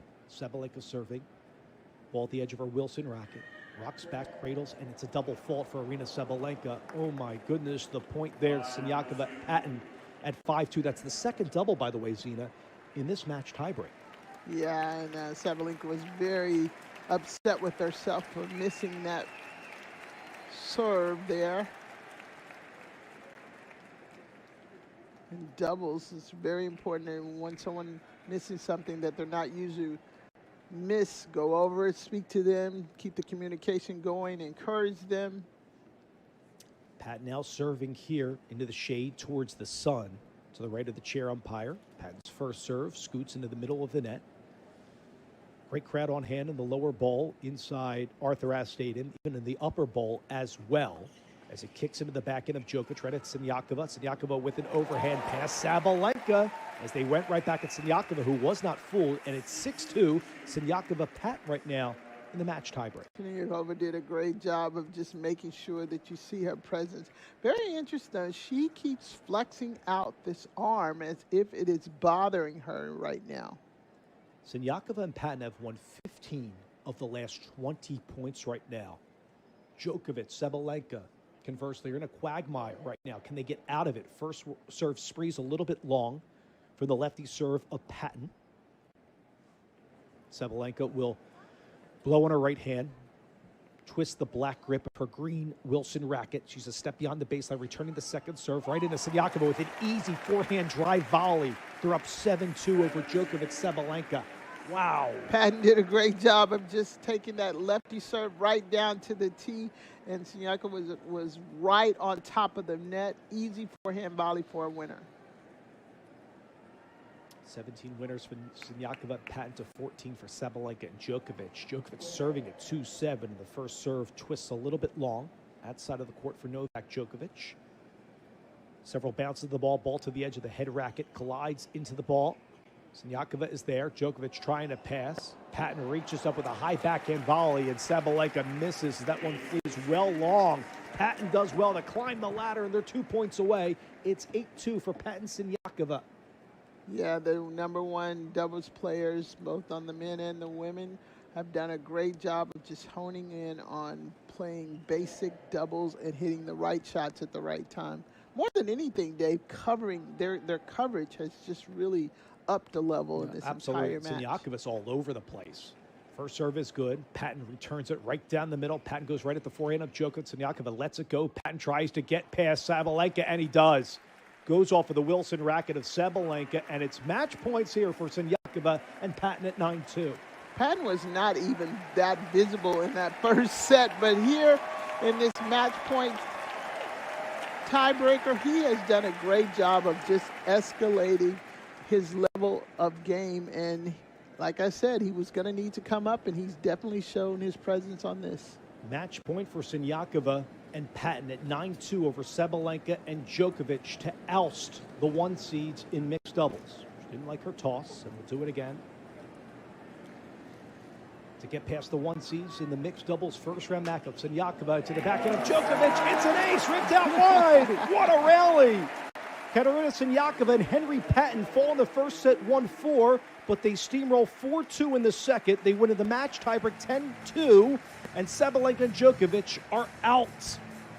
Yeah, this is one of those things where the #1 players in both men and women basically shows why they're #1 in doubles. They won most of the points in that second set into the match tiebreak. In fact, they won at 1 point 15 of 20 to take it 10-2 in the match tiebreak. And Siniakova and Patton will play Monfils and Svitolina right after this. That's going to be a good one. I can't wait to watch that one. That's going to be, you know, the movement in the last couple of games here were just amazing. They were what you call in doubles tandem, just moving together and hitting the right shot and expecting the next shot to come in a certain direction. They played fabulous. Beautiful resiliency on display. We'll see Djokovic and Sabalenka in singles. Let's pivot inside Louis Armstrong Stadium on U.S. Open Radio, presented by American Express. 7 minutes past the top of the hour at 12:07 in the East. Muhova Menchik up 7-4 in the match tiebreak over Mladenovic and Arevalo. First serve was a little bit long from Muhova. Again, the serving team is up in the match tiebreak in the race to 10. We got 2 match tiebreaks going on, congruent with one another. Second serve into the backhand of Arevalo. Has it off of one hop. Stabbed there by Muhova. Outside the court, Arevalo trying to pass and does. Menchik can't handle the low volley. Laces high. Arevalo gets the point. They'll change ends at 7-5 in the tiebreak. This is definitely, I absolutely love this tiebreaker because everyone is going for, you know, you only have a couple of points and they are staying in it to the end. I can't cut this. So Muhova and Menchik capture the first set 4-1. Mladenovic Arevalo had other thoughts in set number 2, 4-2. In lieu of a third set in the mixed doubles championship, they played match tiebreak, so a race to 10 on the extended tiebreaker. Win by 2, of course. And we'll see what they can do after changing ends for Muhova, 30 from the Czech Republic after her surgery. Two-time U.S. Open semifinalists in singles in 2023 and 2024, working with Jakub Mensik. 2 singles titles on tour. One in Auckland over Sebastian Baez to start the year. And at 7-5, Muhova serving to Mladenovic. She flees a backhand. Running down is Muhova, missing a swinging forehand volley. Mladenovic, the point to Muhova Menchik. At 8-5, they're 2 points away. Winner of this matchup moves on to the quarterfinal to play Navarro Paul or Anisimova Lerner Tien. That's to come later today on U.S. Open Radio, presented by American Express. So Kiki Mladenovic is serving inside Armstrong right now to the right of the chair. Down 5-8, Mladenovic and Arevalo. Into the backhand there, and it's a blistering shot by Menchik with a backhand winner cross court past Arevalo, and multiple match points now. Muchova and Menchik up 9-5. You're saying blistering. That I just love the head turn on that shot. He kept his eye right on that ball and just laced that backhand cross court. First serve, Wales into the middle of the net here for Kiki Mladenovic. Muchova returning. Match point for Muchova, and Menchik has the backhand right at Arevalo. Fights off Mladenovic up the middle. Good! Well done by Kiki Mladenovic to fight off a match point. Now it's 9-6. Back to the Menchik-Muchova service. Kiki did a great job of just making sure she made that forehand down the line. She made that shot. She just kept her eye on that ball and just went after that. Match point number 2 for Jakub Menchik.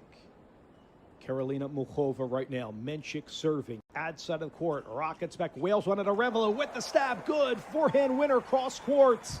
Had the players at the net. They saved 2 match points. It's 9-7. Yeah, that 10-point tiebreaker always gives you an opportunity. You just have to keep saying to yourself, stay in it 1 point at a time. You can't look too far ahead on either side. Third match point here for Jakub Menchik. Did not play in this event last year, working with Muchova in a T alignment on the third match point. Wailed back here by Mladenovic. Cradles the line. Menchik with a forehand. That's good. Arevalo gets to the net. Mladenovic goes long after the exchange with Jakub Menchik, who takes it and moves on to the quarterfinals in mixed doubles with Karolina Muchova, winning 4-1, 2-4, and winning in the match tiebreak. Well, they already won just by the way they dressed. They looked so well together, and they played well together, and this was nice to see. 10-7 in the match tiebreak for Muchova and Menchik, who are on to the quarterfinals. We got 2 match tiebreaks in the books, and more exciting action to come right here on U.S. Open Radio on this Day 3 of Fan Week, presented by American Express. At IHG Hotels and Resorts, we're here so you can guest how you guest. As the official hotel sponsor of the U.S. Open Tennis Championships, IHG has hotels that are serving all the hospitality you'd expect. With 21 hotel brands, 7,000 plus global destinations, and the IHG One Rewards loyalty program, it's time to bounce. Get set to guest how you guest and book now at IHG.com. When you're flying Emirates business class, sampling our range of vintage wines from the largest selection in the skies, you'll see that your vacation isn't really over until your flight is over. Fly Emirates, fly better. AT&T Business offers reliable connectivity for small business owners. It's time to choose a provider that's as committed to your vision as you are. Get AT&T Business at business.att.com. Center court falls silent before the serve. The right entrance commands attention. Quiet power, unmistakable presence. Elevate your arrival in the all-electric Cadillac Escalade IQ, the official vehicle of the U.S. Open. Calling it ahead of the call. Feeling the break point as it breaks. Anticipating the turn before it turns. With data, insights, and AI analysis, IBM gets you closer than courtside. Learn more at ibm.com/US Open. Since 2005, Polo Ralph Lauren has been the official outfitter of the U.S. Open. We are endlessly proud to be part of this special history. Dressing fans, on-court ball crew, and officials of the U.S. Open and Wimbledon.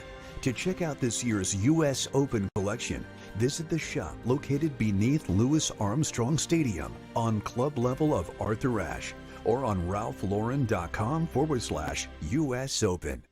Chase has been a proud sponsor of the U.S. Open for 45 years and is committed to providing the best experience for customers and fans. Visit chase.com/US Open to learn more. J.P. Morgan Chase Bank, N.A. member FDIC.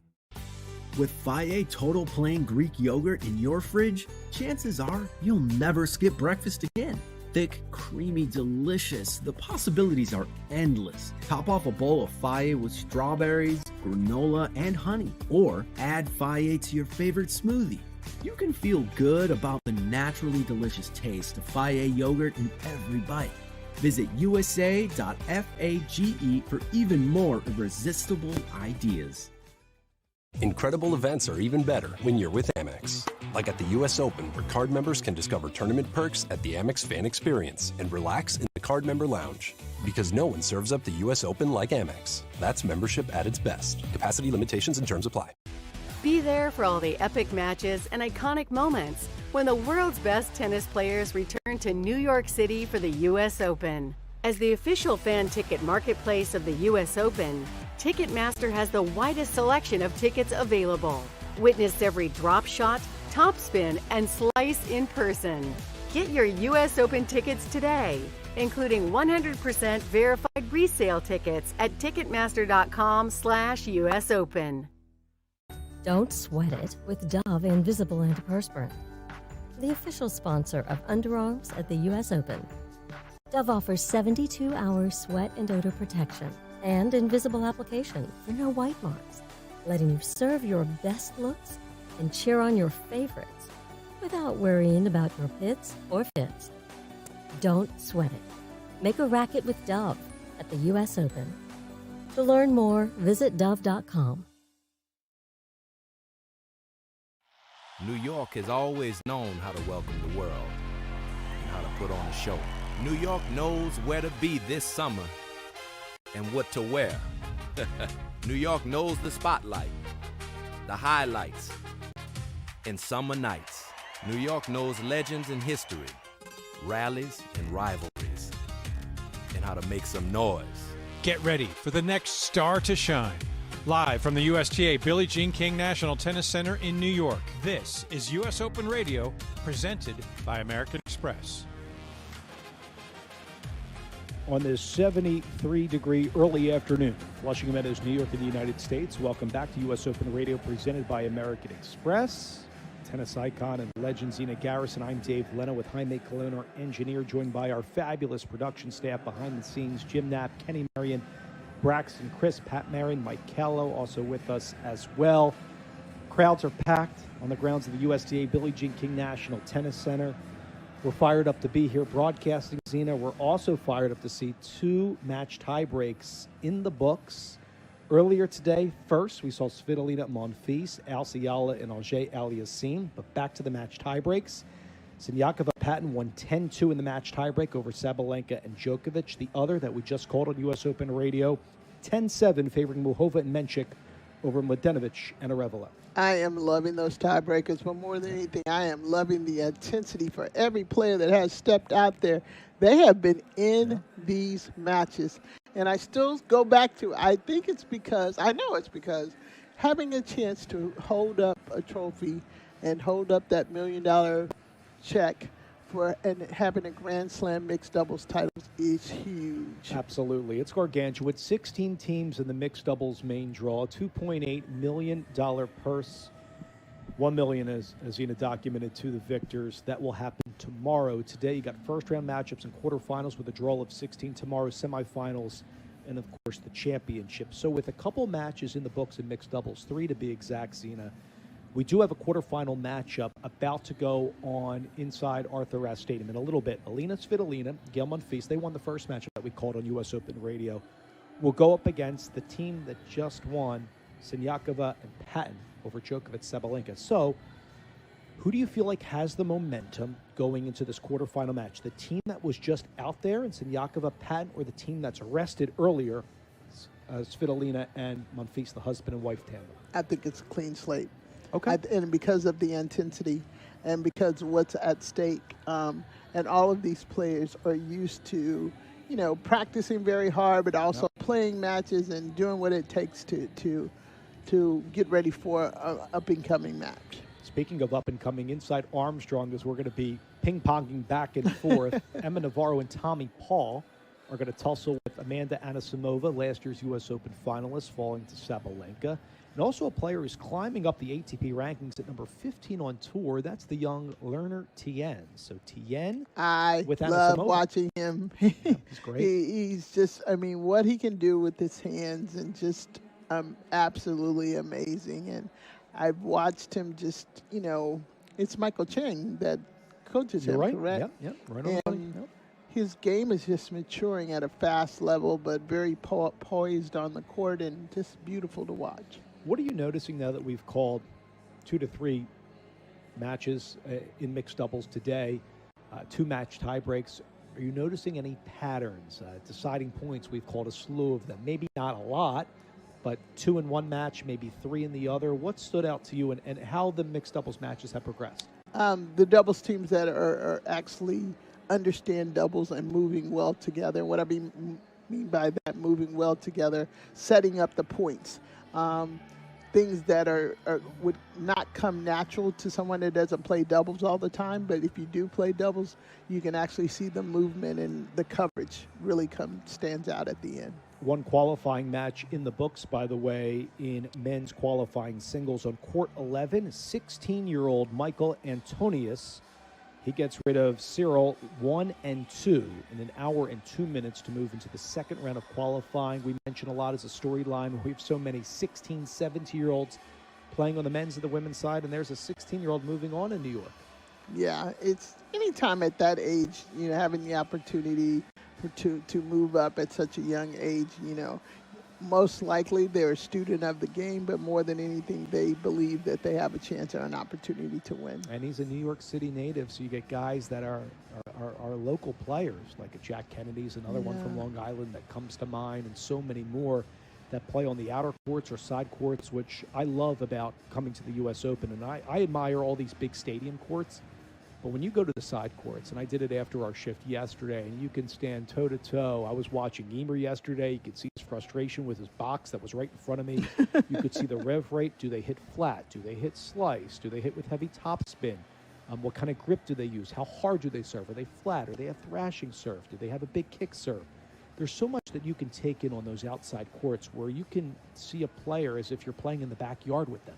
Yeah, outside courts, whether they're playing, whether they're practicing, having the opportunity to be close up, to watch their, like you said, the mental part of the game to really stands out, as well as, patterns. You start to see patterns because it's so close to you can really get into it. Later today will be the return of Serena Williams. She'll play in the Mixed Doubles Championship, her first time playing at the U.S. Open since out in 2022. Zena, I can close my eyes and think back to that last match here against Eala Tomljanovic. She probably don't want to, but storyline. But you're right. She lost in the end. But the pageantry around it, the respect for Serena and the love for her, and we talked about this yesterday on the show, the I Love Serena in the upper bowl, like opposite the press box in Ash. It's going to be a great welcome back. I know a lot of folks thought that maybe she'd get a wild card in the singles. Maybe she's not ready. She fell in the first round of Maya Join, if everybody recollects, back at Wimbledon singles. But great to see her in mixed doubles. And hopefully women's dubs as well. It's really good to see her just back on the court.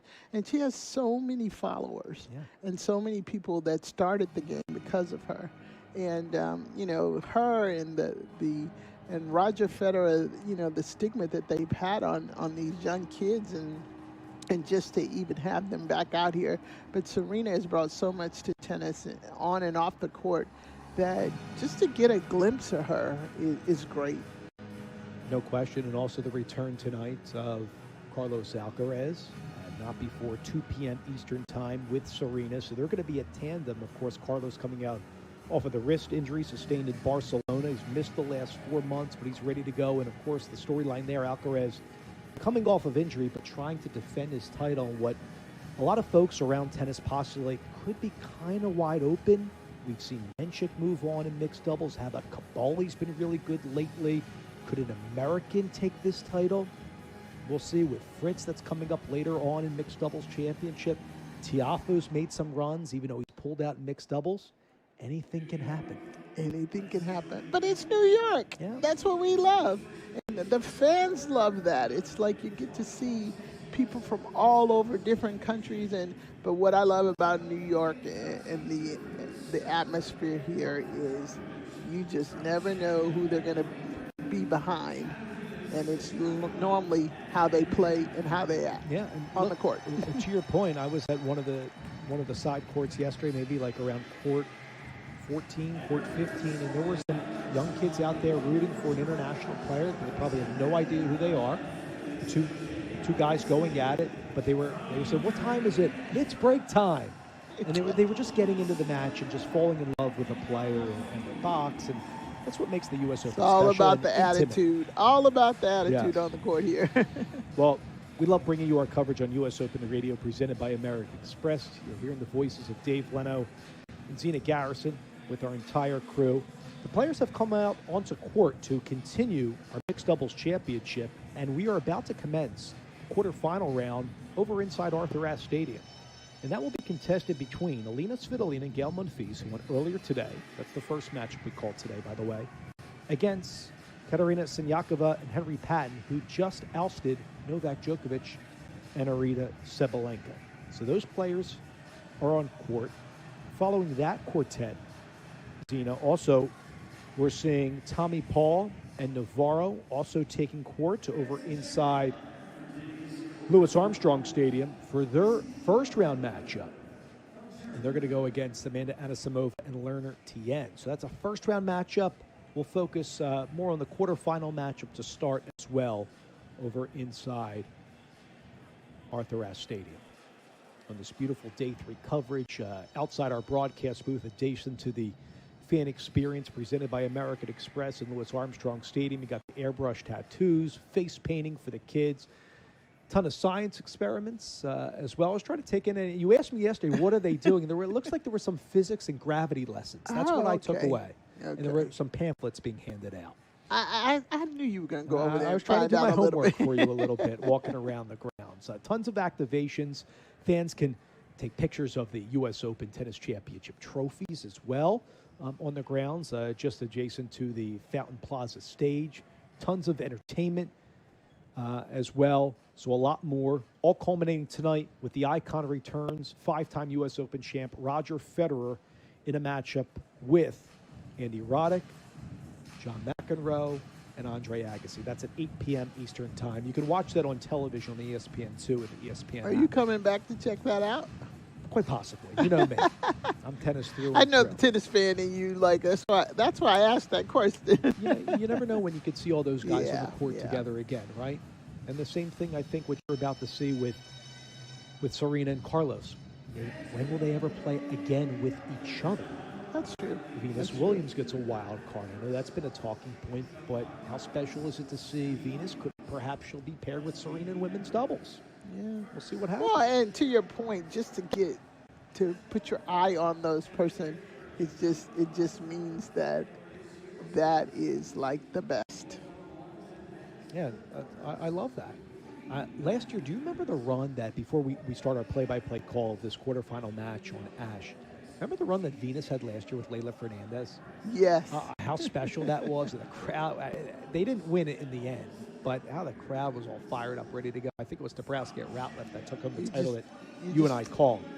Just literally just wanted to put an eye on those legends. All right, so let's step aside. Speaking of legends, Zena and I will be back with the play-by-play call and much more coming up on U.S. Open Radio presented by American Express. Svitolina, Monfils, Siniakova, and Patton. Also might have a guest join us on set as well. We'll take the time out right here on U.S. Open Radio presented by American Express. At the U.S. Open, excellence is everything. Savor every moment with Clos de Bois, America's #1 premium Chardonnay and the official wine of the U.S. Open. California Table Wine, copyright 2025 Clos de Bois, Modesto, California, all rights reserved. Total U.S. Mulo, BWS, latest 52 weeks ending 7/6/25. Every day brings a new challenge. Pushing for that extra mile. Grinding through the heat of the day. That's why I trust Electrolyt's science-backed hydration formula to feel ready for what's next. Electrolyt, science of hydration. Chase has been a proud sponsor of the U.S. Open for 45 years and is committed to providing the best experience for customers and fans. Visit chase.com/US Open to learn more. JP Morgan Chase Bank, N.A. member FDIC. Fandom takes on a whole new meaning when you're with Amex. Like at the U.S. Open, where you can visit the Amex fan experience to cool off, relax, and find even more ways to have fun at the tournament. Because no one serves up the U.S. Open like Amex. That's membership at its best. Capacity limitations and terms apply. When you're flying Emirates business class, sampling our range of vintage wines from the largest selection in the skies, you'll see that your vacation isn't really over until your flight is over. Fly Emirates, fly better. Harvey is the agentic platform for legal, built by lawyers and trusted by more than 75% of the AmLaw 100. Harvey, serving legal precision. Learn more at harvey.ai.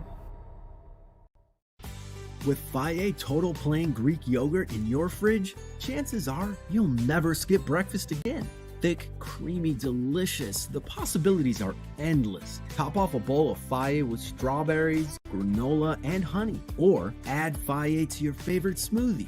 You can feel good about the naturally delicious taste of Faye yogurt in every bite. Visit usa.fage for even more irresistible ideas. Whether scaling a global business or building a legacy at home, everything you've built deserves expert protection. Chubb provides business and personal insurance that has been protecting the world's ambitions for over 230 years. A world leader in commercial and personal insurance. Chubb. Drink Evian and celebrate 200 years young. Served from the French Alps since 1826. Naturally filtered for 15 years through glacial rock. Evian water emerges from the French Alps with naturally occurring electrolytes for a cool, crisp taste. Don't sweat it with Dove Invisible Antiperspirant, the official sponsor of underarms at the U.S. Open. Dove offers 72-hour sweat and odor protection and invisible application for no white marks, letting you serve your best looks and cheer on your favorites without worrying about your pits or fits. Don't sweat it. Make a racket with Dove at the U.S. Open. To learn more, visit dove.com. New York knows the spotlight, the highlights, and summer nights. We know greatness when we see it, and we know better than to miss it. New York knows legends and history, rallies and rivalries. The U.S. Open, spectacular awaits. Get ready for the next star to shine. Live from the USTA Billie Jean King National Tennis Center in New York, this is U.S. Open Radio, presented by American Express. Welcome back to our Day 3 coverage of U.S. Open Radio presented by American Express. On Fan Week, Dave Lenozita Garrison are pleased to be joined by 16-year-old Michael Antonius, who just won his first Grand Slam qualifying match professionally. Michael, you just displaced Henry Searle 1-2. Congratulations and welcome to U.S. Open Radio. Thank you. I appreciate you guys having me here. What was it like out there to take that match? I see you won 4 of 7 break points. Tell us the tenor of how that match ended up in your hands. I mean, I was a little nervous going out there. I knew he was a good player. Obviously he was the strongest player I'd ever played. So I came out and I just stuck with my game. I didn't do anything special, just trusted what I've worked on for the past few months, and I served well. I put an extra ball in the court, and I never let up even when I was down in points. And I did a good job of that throughout the match. Now, Michael, what is your game? 16 years old, what's your game? You got a chance to qualify here. I mean, I don't know. I describe my game as like an aggressive baseliner, very consistent, and working on having an all-court game, trying to come to the net, and especially it's going to be helpful here on fast courts using my net skills. But yeah, just really an aggressive baseliner and looking to expand on that. Love that. Your dad, Daniel, is with us adjacent to the set across from Louis Armstrong Stadium. You work with Coach Dean Goldfine at the USTA campus. So you're a New York City guy, right? Born and raised in Buffalo? Correct. Yeah, I was born at NYU in Manhattan, but raised in Buffalo, and then I moved down at 12 to Orlando just to it's better training down there, get used to the heat, outdoors all year round. So that's been really helpful for me. But yeah, I mean, I'm a New York guy at heart. So as a kid, Buffalo Bills fan, I guess. Of course, Bills Mafia. Yeah, there you go. Got to talk to Jessica Pagula about that, right? I know. Look it up with the tickets. Well, she'll be watching you because I got a feeling this is not the last time you're going to be getting interviewed. So, were you used to coming to the U.S. Open as a kid? Yeah, I did the coin toss 4 years ago for Alcaraz and Ruud in the finals. Wow. So I did the coin toss there. I mean, I used to come like every other year when I was younger and when I was less into my own tennis. But I played juniors last year, and I just love coming to this event. Well, I got to know, from the coin toss to you're in your first Grand Slam qualifying, what did it feel like? I mean, it's surreal to think I'm back here for this. Just 4 years later. I mean, I didn't even have any expectations going into today's match. I was just trying to, like, I knew it was going to be tough, so I didn't really put any pressure to win it. I just wanted to do my best, but I'm really proud of myself, and it's surreal to think I'm finally having the chance to play in the U.S. Open. I just love this from my position because you're with an Olympic gold medalist, U.S. Open semifinalist, Grand Slam champion, tennis icon, Zina Garrison. I'm seeing a 16-year-old that's playing in his first Grand Slam qualifying match and winning. Michael, congratulations to what you did. And I'm curious for those listening around the world right now, for young juniors coming up, because I'm always fascinated by someone like yourself who's had success as a junior and now you're on the center stage in New York. What's your message there for all the young kids coming up, whether it's to grind out in the juniors, thinking about college? Where are you in the college decision? How do you take in all that thought process? Yeah, for me, I just have been able to start talking to colleges a few months ago after French Open. Well, I played junior French Open there. I lost in the finals, but I mean, that was when I was first able to start talking to them. I mean, I still have 2 years to decide. I'm a junior, so I would love to go pro. I would love to continue on this path. That's my ultimate dream. And, like, anything can happen in the next 2 years the college path has also become very good stepping stone to go pro. So, I mean, it's down the road. We're kicking the can down the road a little bit longer. So we'll see when that comes. But my message to all the young juniors out there is, chase your dreams, not give up on them, and just give it your all. Like, whatever you're doing, if it's tennis related, if it's other sports, anything else, just do your best. But don't give up on it, that's for sure. Well, I would like to just say to you, I also coach Fed Cup and the Olympics and all that, keep working. Yeah. Don't ever stop working. Don't ever stop dreaming. But more important is, I love the fact that you said an all-around court game. And the reason why, because the game is going back to that. But more than anything, that means that you will do whatever you need to do when you need to do it. So keep working. Thank you. I appreciate it. And speaking of history here, so you won a 25K Futures title in Bakersfield. You were the youngest male to win a professional title at 16. What was that experience like in that event? Wow. That event was crazy. Not as crazy as this. At the time, it felt crazy. But at that event, I could have lost first round there. All the matches were battles. And I was just, I didn't really know what to expect. Everyone at this level is serving massive. So in that event, I was just doing the best I could. And it was the same mentality going into it as today's match. And we pulled through there, and we did today. So, but that was also awesome event. Who's your favorite player?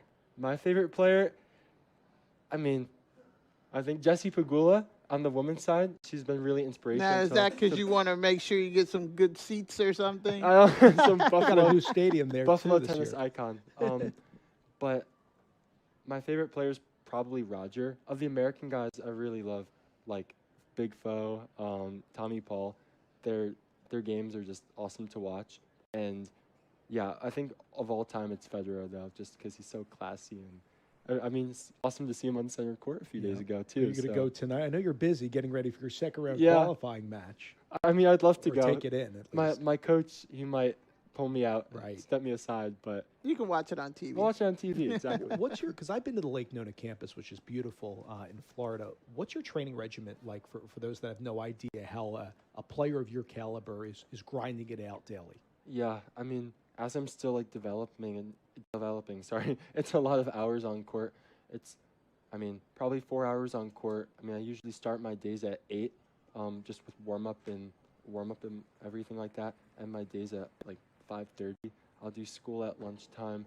But usually 9 to 11 tennis, 2 to 4 tennis, 4 to 5 fitness, and then do school and lunch in between. So there's not a lot of resting going on. And it's also so hot down there.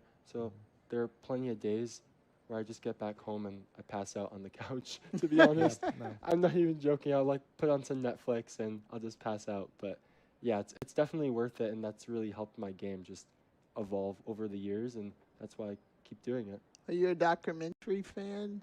You said Netflix, that's why I love documentaries.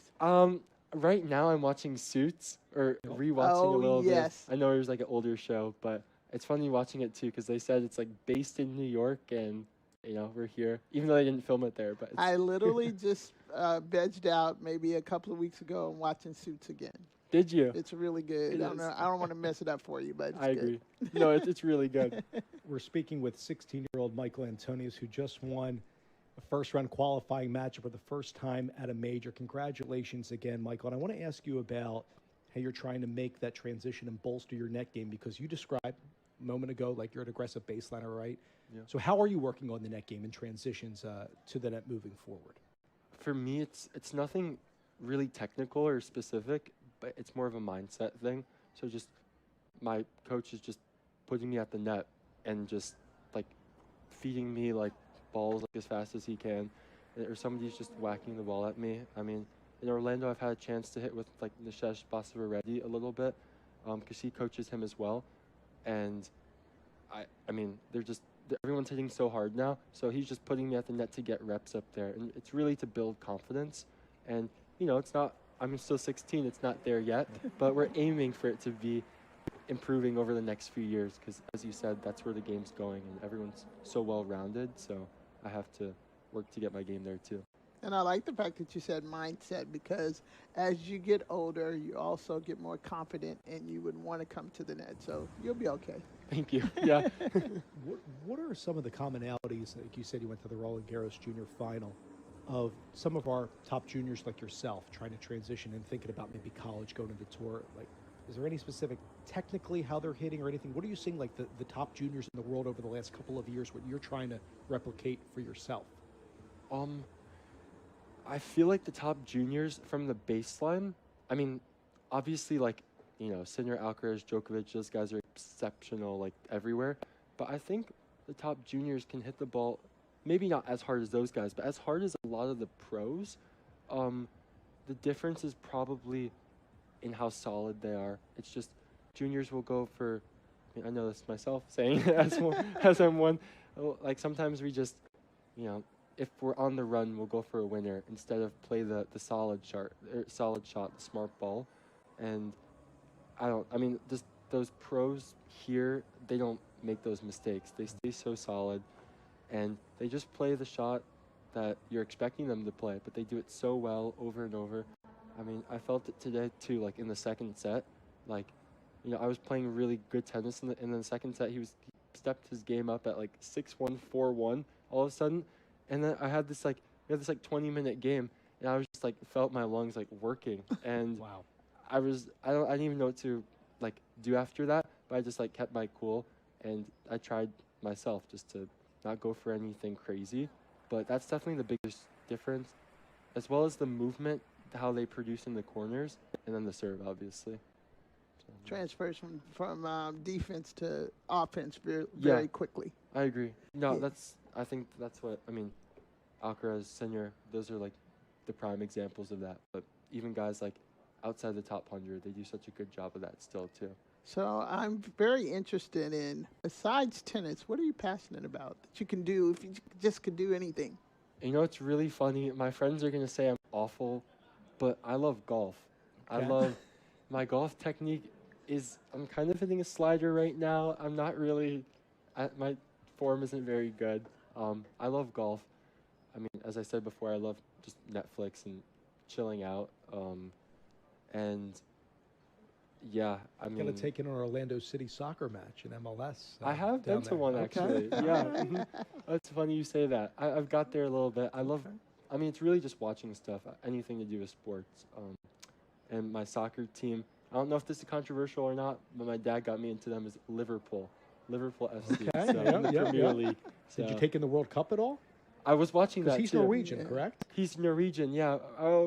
Don't tell me. Come on. Don't even mention that. I had so many family doing the Norway row. We're doing the Norway row on camera, by the way, on ESPN Plus and YouTube right now. Don't even get me started. I know. We were supporting so hard. First time in the World Cup since '98 for them, right? It's really funny too. We were in the UK watching at an English pub, and we were watching Norway. Yep. And we couldn't celebrate. We couldn't, they scored that first goal, early, and we couldn't celebrate. We couldn't do anything. And I mean, it was really fun to watch. I was just sad I couldn't. It's get like to the see quiet it in fist person. pump, right? Like the quiet fist pump, and then they were getting mad. I played a British guy today, so I kind of like took it back out on him. But like,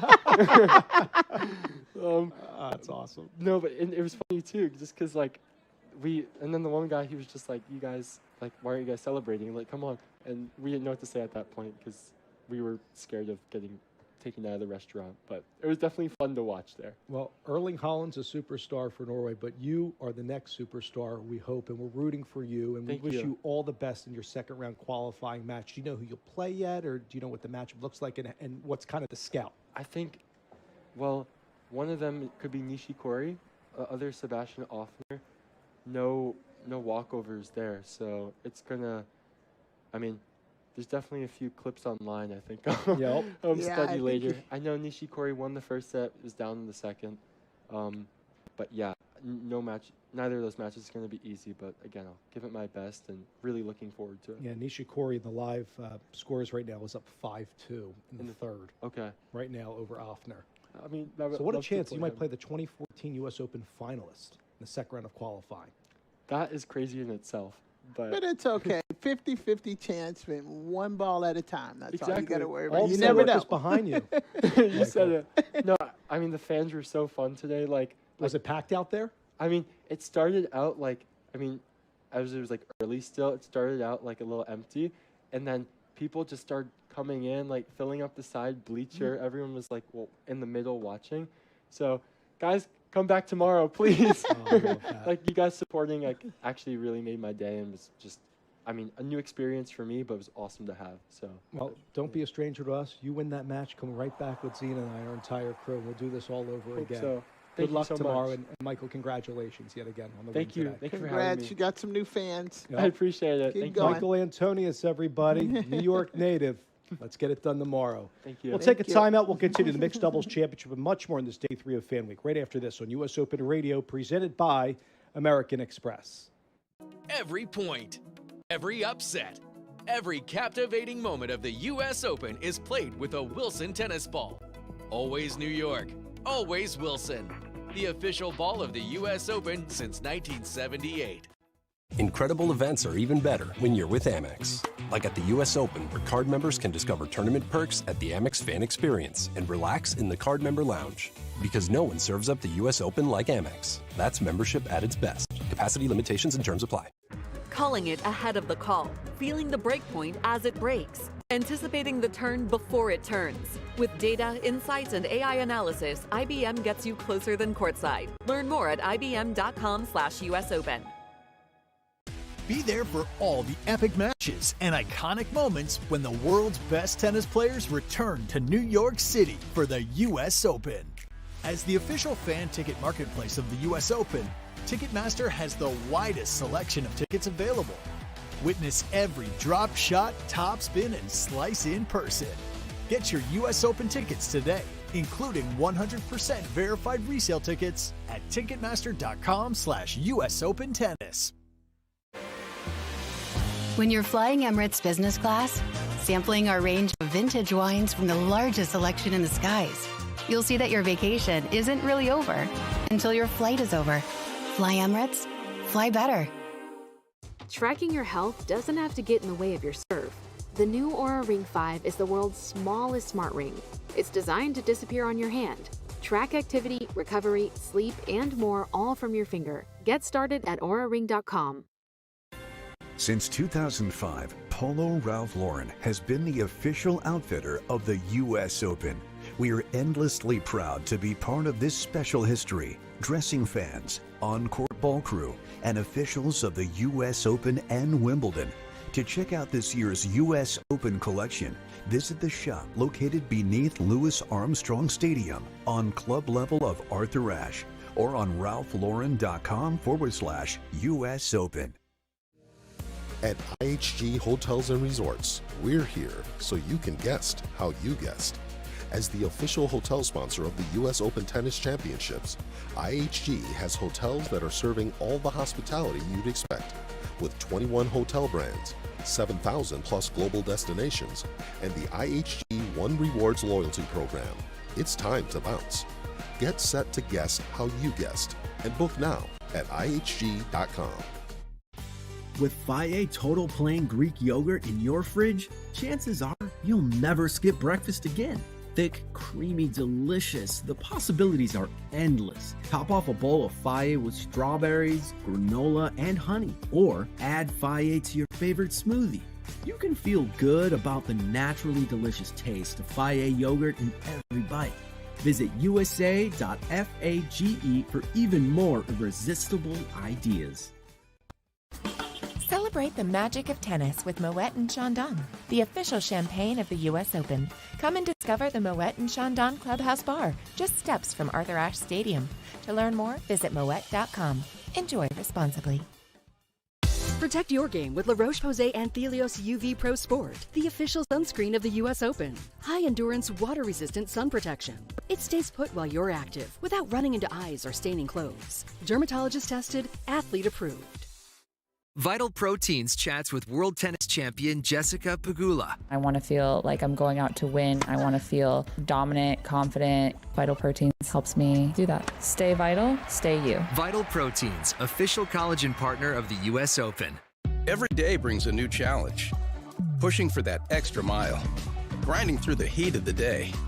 That's why I trust Electrolyte science-backed hydration formula to feel ready for what's next. Electrolyte, science of hydration. Since 2005, Polo Ralph Lauren has been the official outfitter of the U.S. Open. We are endlessly proud to be part of this special history. Dressing fans, on-court ball crew, and officials of the U.S. Open and Wimbledon. To check out this year's U.S. Open collection, visit the shop located beneath Louis Armstrong Stadium on club level of Arthur Ashe, or on ralphlauren.com/US Open. Tracking your health doesn't have to get in the way of your serve. The new Oura Ring 5 is the world's smallest smart ring. It's designed to disappear on your hand. Track activity, recovery, sleep, and more all from your finger. Get started at auraring.com. Chase has been a proud sponsor of the U.S. Open for 45 years and is committed to providing the best experience for customers and fans. Visit chase.com/US Open to learn more. J.P. Morgan Chase Bank, N.A. member FDIC. Harvey is the agentic platform for legal, built by lawyers and trusted by more than 75% of the AmLaw 100. Harvey, serving legal precision. Learn more at harvey.ai. At the U.S. Open, excellence is everything. Savor every moment with Clos de Bois, America's #1 premium Chardonnay and the official wine of the U.S. Open. California Table Wine, copyright 2025, Clos de Bois, Modesto, California, all rights reserved. Total U.S. MULO, BWS, latest 52 weeks, ending 7/6/25. Calling it ahead of the call, feeling the break point as it breaks, anticipating the turn before it turns. With data, insights, and AI analysis, IBM gets you closer than courtside. Learn more at ibm.com/US Open. Tracking your health doesn't have to get in the way of your serve. The new Oura Ring 5 is the world's smallest smart ring. It's designed to disappear on your hand. Track activity, recovery, sleep, and more all from your finger. Get started at auraring.com. Center court falls silent before the serve. The right entrance commands attention.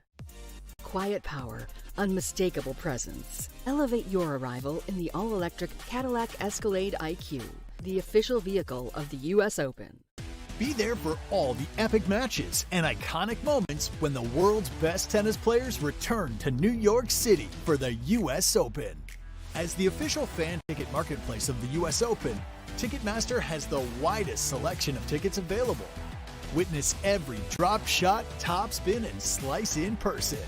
Get your U.S. Open tickets today, including 100% verified resale tickets at Ticketmaster.com/US Open Tennis. Every day brings a new challenge. Pushing for that extra mile. Grinding through the heat of the day. That's why I trust Electrolyte science-backed hydration formula to feel ready for what's next.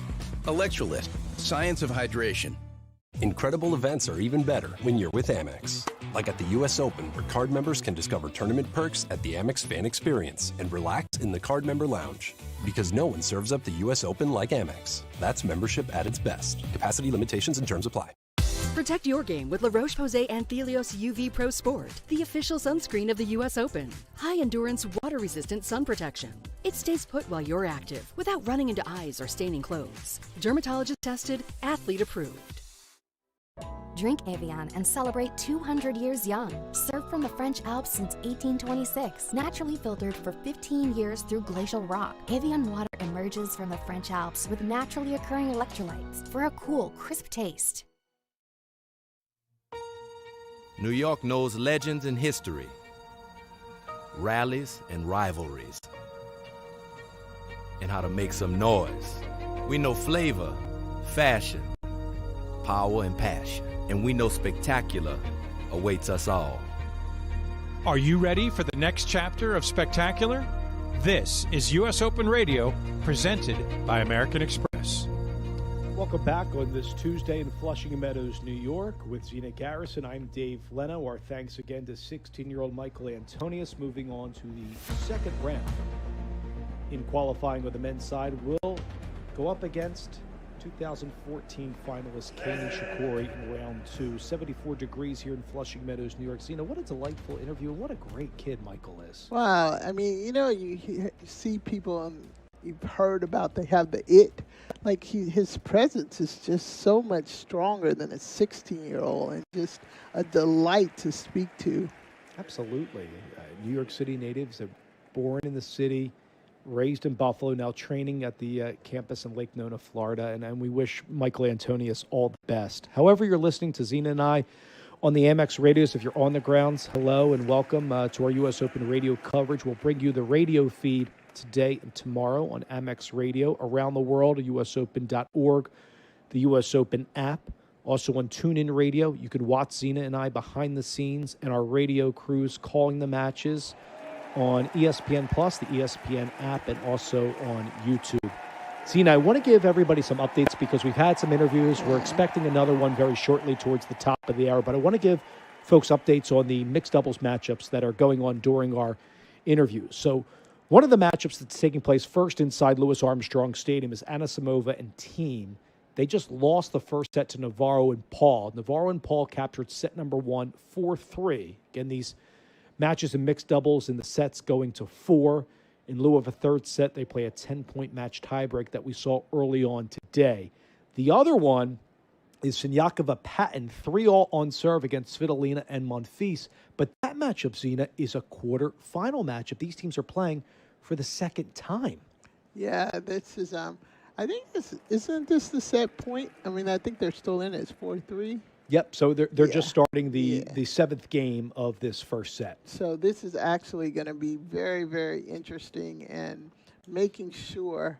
But I've just kind of been peeping at some of these points, and everybody is just really tuned into what they need to do into this match. Yeah, so again, the matchup inside Arthur Ashe Stadium, for those that are listening on Amex Radio, and inside the bowl, you're watching a matchup, a quarterfinal one, where these players are trying to go to the semifinals. So the semifinals of mixed doubles and the finals will be tomorrow, today's first-round matchups and quarterfinal matchups. So we'll keep an eye on those, and we'll continue to bring you updates. Right now, again, 3-all first set. Siniakova-Patton tussling with Svitolina Monfils. Inside Armstrong, it is 4-3 Navarro-Paul over Anisimova-Thiem. At 30 love for Navarro-Paul in this game. So they're trying to take this opening set 5-3 over inside Louis Armstrong Stadium. Wow, right there, just sitting there. I mean, Patton, it's all over that net with his height. He is just an airplane. His wingspan is just so high right now. But his volleys is just, he has golden touch. See, speaking of golden touch, I want to give some love to 16-year-old Jordan Hazlitt from Henderson, Nevada. She earned a wild card in qualifying through the wild card playoff. If you remember, she got bageled. I said this early on in our radio show. She got bageled by Harriet Dart of Great Britain, but she won in a second set tiebreak, 7-1 in the tiebreak. They're starting a third set for the 16-year-old American. That is on court 5 for those that are listening to us over on court 5. Another American fell to Nell Habino. That's Preston. She fell in the first set, of course, still alive, but she's down a couple breaks in set number 2. We'll step aside. We'll continue to update you on qualifying scores in the mixed doubles championships. But when we return, we have a very special guest from the USTA. That and more coming up next with Zina Garrison. I'm Dave Leno on U.S. Open Radio, presented by American Express. Be there for all the epic matches and iconic moments when the world's best tennis players return to New York City for the U.S. Open. As the official fan ticket marketplace of the U.S. Open, Ticketmaster has the widest selection of tickets available. Witness every drop shot, topspin, and slice in person. Get your U.S. Open tickets today, including 100% verified resale tickets at Ticketmaster.com/US Open. Chase has been a proud sponsor of the U.S. Open for 45 years and is committed to providing the best experience for customers and fans. Visit chase.com/US Open to learn more. J.P. Morgan Chase Bank, N.A. member FDIC. Fandom takes on a whole new meaning when you're with Amex. Like at the U.S. Open, where you can visit the Amex fan experience to cool off, relax, and find even more ways to have fun at the tournament. Because no one serves up the U.S. Open like Amex. That's membership at its best. Capacity limitations and terms apply.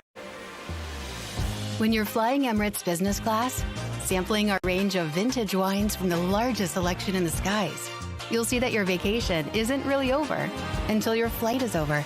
Fly Emirates, fly better. Calling it ahead of the call, feeling the breakpoint as it breaks, anticipating the turn before it turns. With data, insights, and AI analysis, IBM gets you closer than courtside. Learn more at IBM.com/US Open. Center court falls silent before the serve. The right entrance commands attention. Quiet power, unmistakable presence. Elevate your arrival in the all-electric Cadillac Escalade IQ, the official vehicle of the U.S. Open. Chase has been a proud sponsor of the U.S. Open for 45 years and is committed to providing the best experience for customers and fans. Visit chase.com/US Open to learn more. J.P. Morgan Chase Bank, N.A. member FDIC. Whether scaling a global business or building a legacy at home, everything you've built deserves expert protection. Chubb provides business and personal insurance that has been protecting the world's ambitions for over 230 years. A world leader in commercial and personal insurance. Chubb. AT&T Business offers reliable connectivity for small business owners. It's time to choose a provider that's as committed to your vision as you are. Get AT&T Business at business.att.com.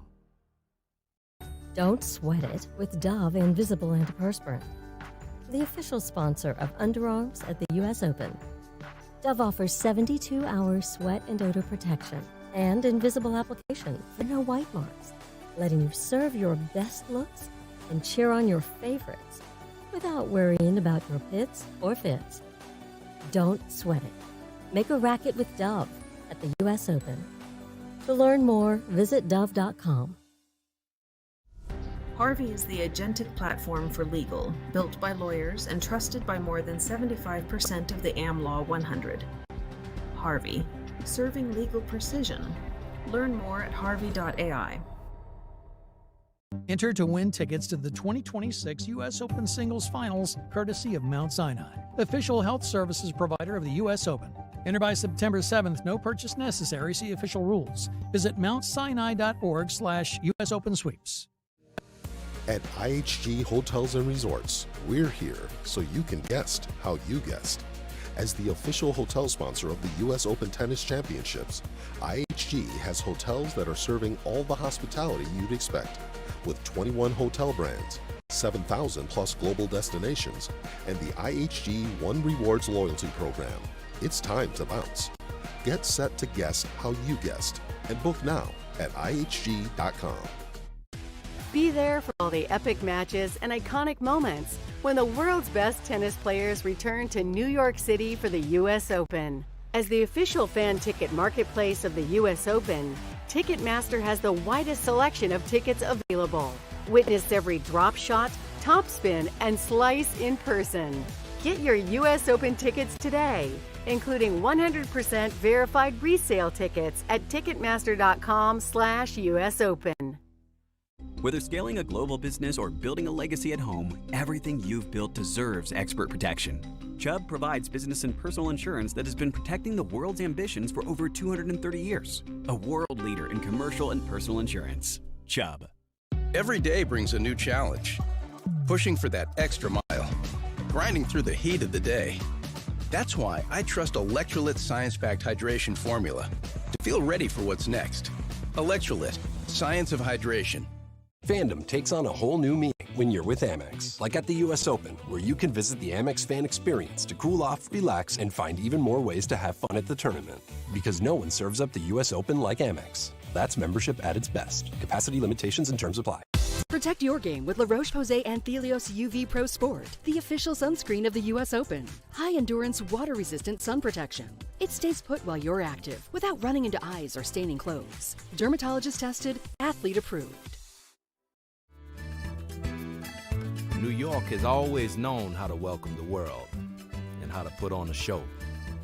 New York knows legends and history, rallies and rivalries, and how to make some noise.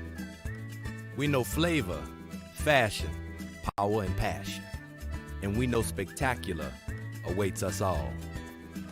The U.S. Open, spectacular awaits. This is U.S. Open Radio, presented by American Express. Welcome back to Day 3 of U.S. Open Fan Week in Flushing Meadows, New York. With Zina Garrison, I'm Dave Leno. We're going to just update you on some scores in the Mixed Doubles Championship. Paul Navarro captured the first set 5-3 over the three-seeded duo Anisimova and Tien. That is taking place inside Louis Armstrong Stadium. And then another thrilling first set over inside Ash in a quarterfinal match. They're in a tiebreak right now in the first sets, and Jakova Pettin up against Svitolina and Monfils. But Zina and I here on set at Jason from the Fan Experience, presented by American Express in Louis Armstrong Stadium, are pleased to be joined by the USTA's Managing Director of Pro Tennis Marketing and Entertainment, Miss Nicole Cancan. Nicole, thank you so much for coming back at U.S. Open Radio. Hi, I'm so glad to be here.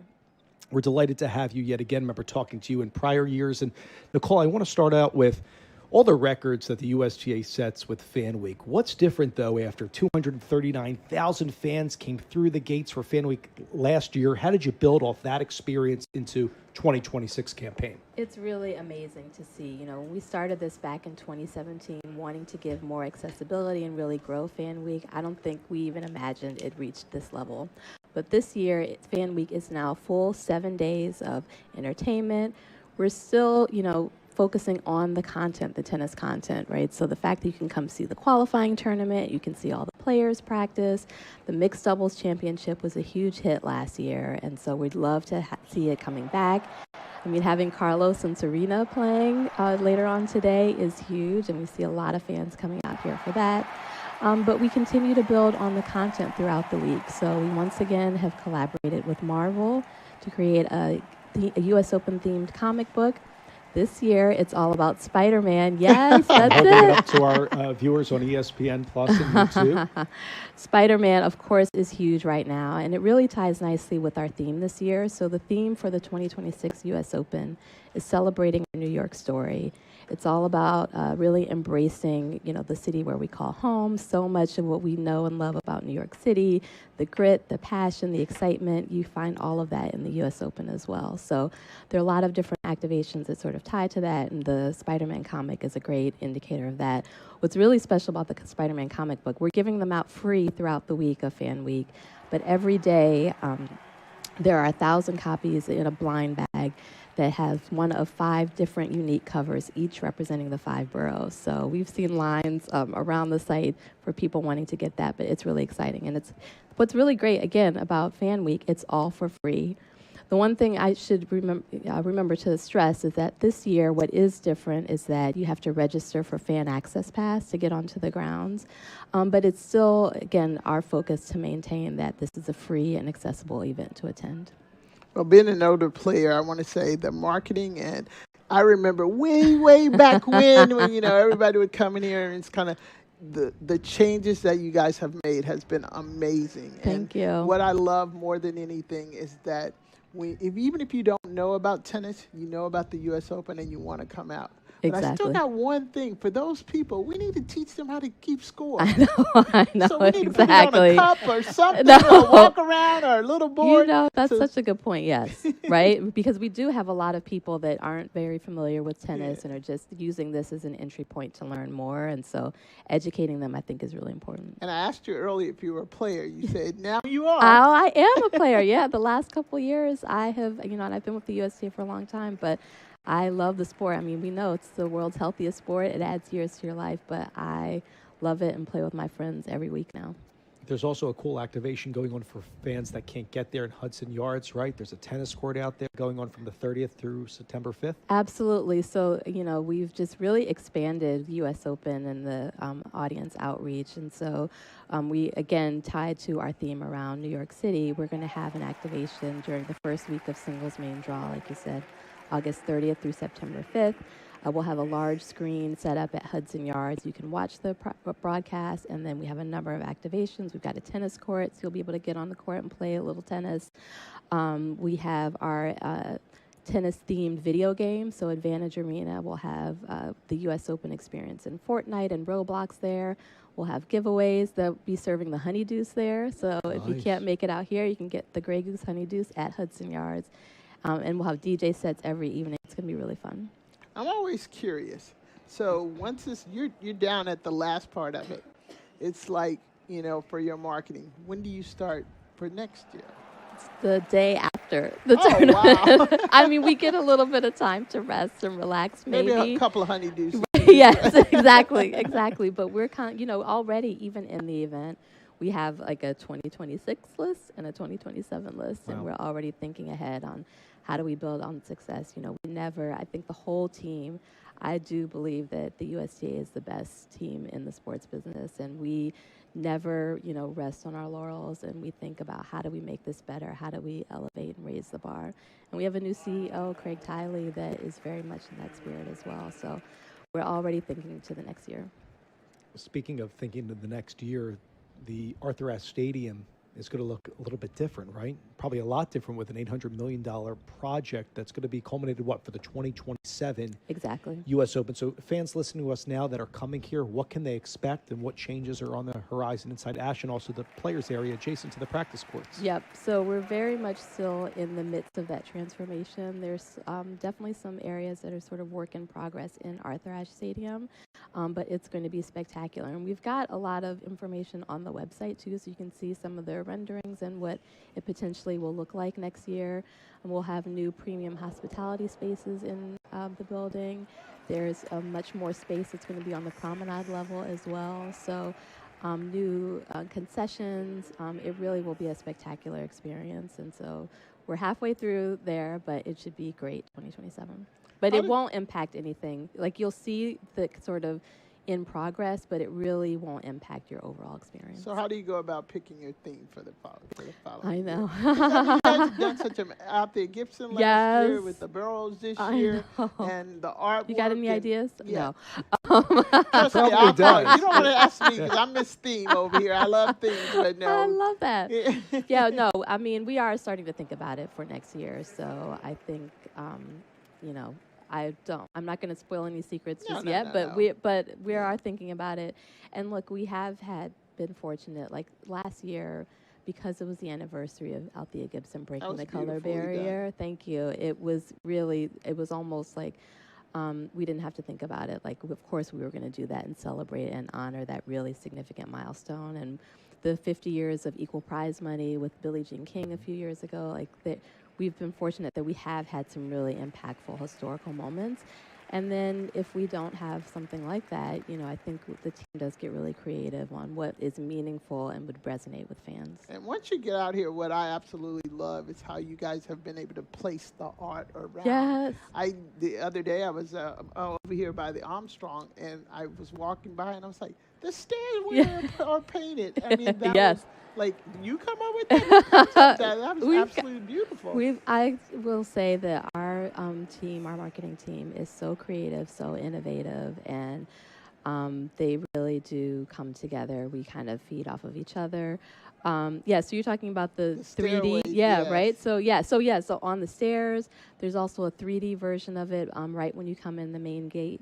And then we actually have the artist, because she is a New Yorker, she lives in Brooklyn, and she's doing a live painting over by Stadium 17. Wow. So she's there today, so you should go check it out. But she's That's on site. Eugenia Mello? Yes, Yep. she's amazing. Such a great story. We need to have her on. Yeah, that would be great. Yes, we absolutely can make that. Brooklyn-based artist, I believe?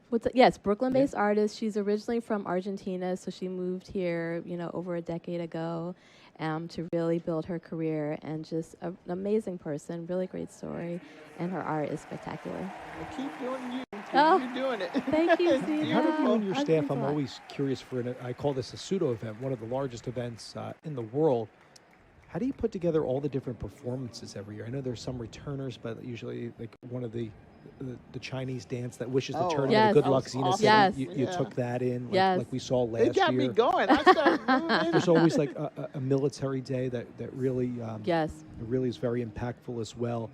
And you're also getting kids that are coming in here for the first time and seeing their eyes wide open, they're lit up It's with so their great to parents. see. And you're getting fans from all around the world. How do you and your staff put together all the different acts and Yeah. all the activations that we see on the grounds? Well, again, I can't take credit for everything across the site. There's so many teams. When you mentioned some of like the Chinese lion dance, and it really is our D&I team, Marissa Grimes, which I think you'll be having on Yeah, I think as well. we've had her on Yes, before. Yeah. right. And so her team has really taken and run with our Be Open campaign that we launched several years ago. That's all about celebrating different audiences here at the U.S. Open.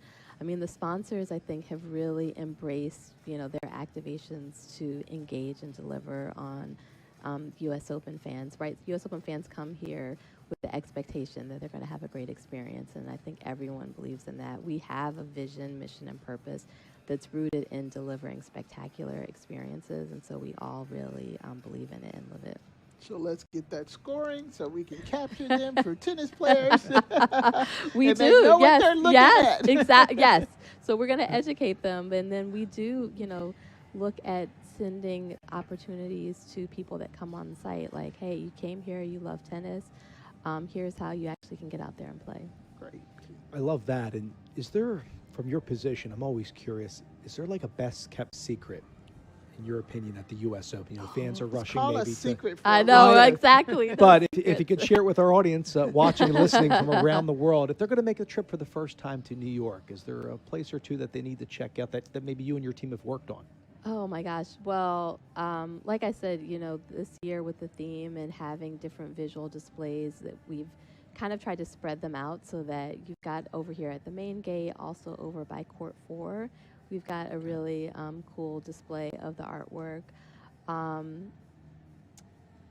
Yeah, I don't, there's so much happening all throughout the grounds. This week during Fan Week, we have the Fountain Plaza stage set up, and so every day we've got players appearing there.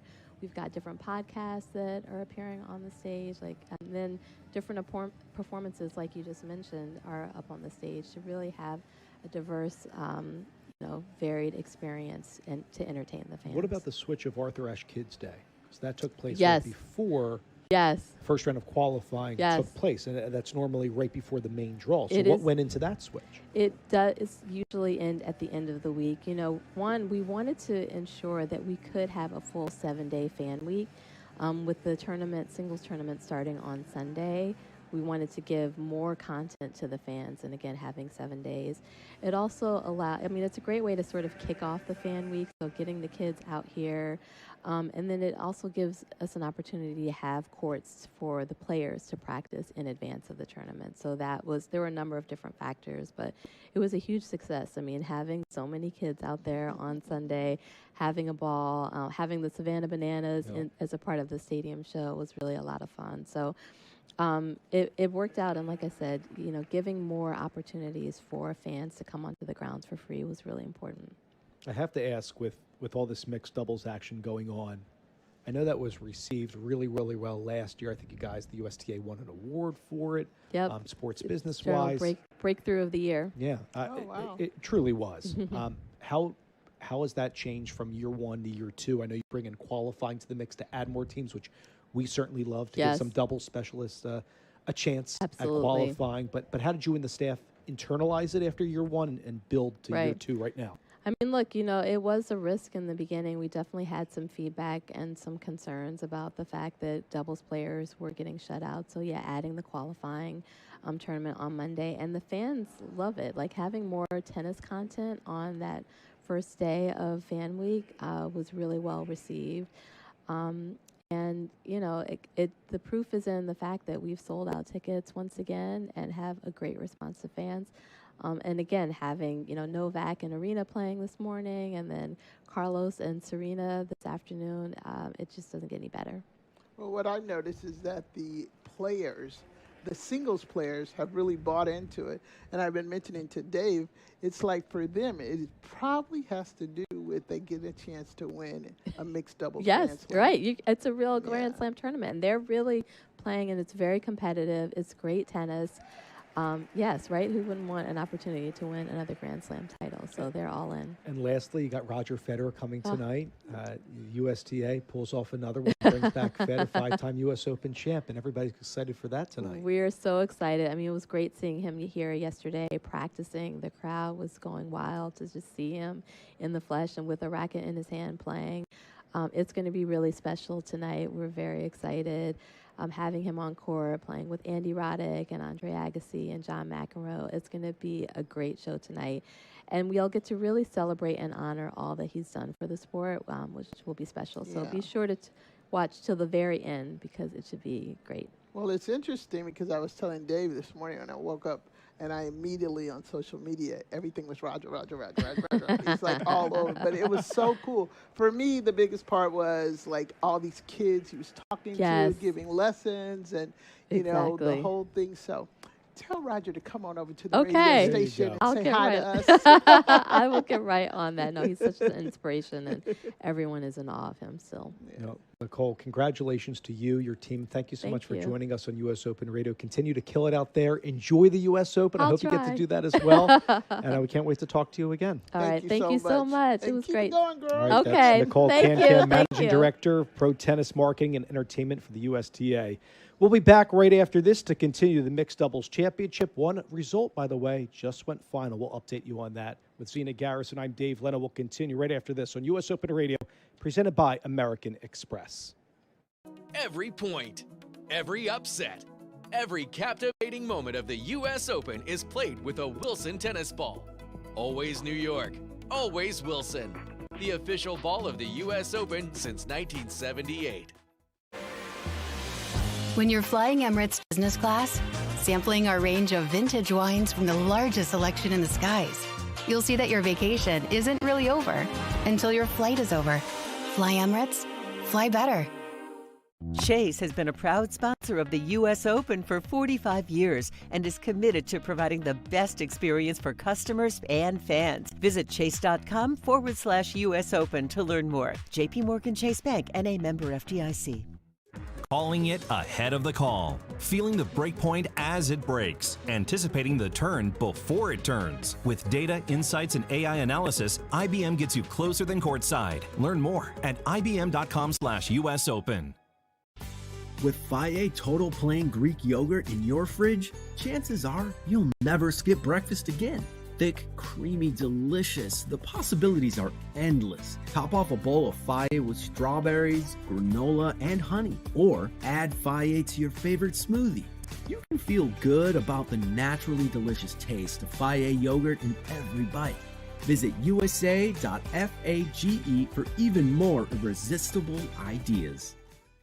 Vital Proteins chats with world tennis champion Jessica Pegula. I want to feel like I'm going out to win. I want to feel dominant, confident. Vital Proteins helps me do that. Stay vital, stay you. Vital Proteins, official collagen partner of the U.S. Open.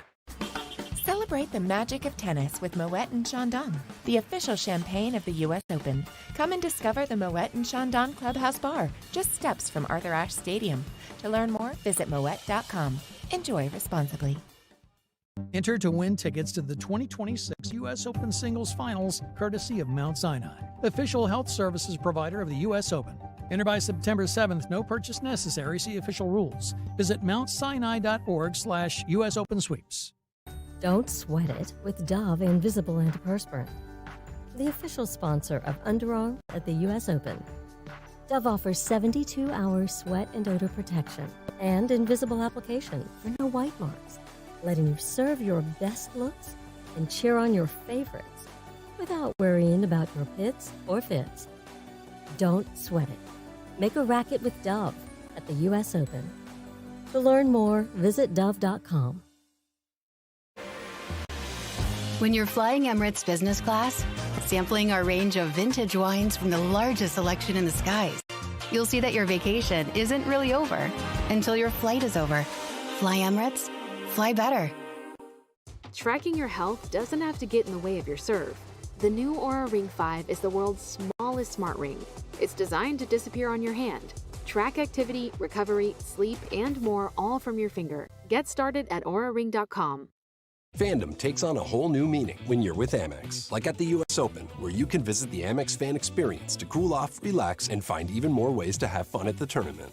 Because no one serves up the U.S. Open like Amex. That's membership at its best. Capacity limitations and terms apply. Protect your game with La Roche-Posay Anthelios UV Pro Sport, the official sunscreen of the U.S. Open. High-endurance, water-resistant sun protection. It stays put while you're active without running into eyes or staining clothes. Dermatologist tested, athlete approved.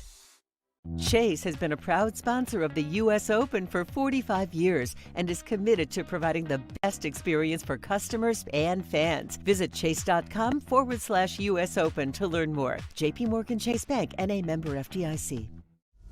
Harvey is the agentic platform for legal, built by lawyers and trusted by more than 75% of the AmLaw 100.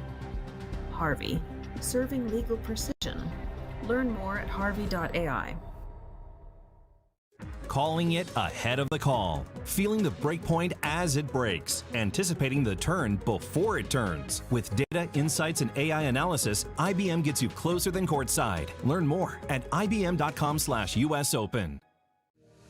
At IHG Hotels and Resorts, we're here so you can guest how you guest.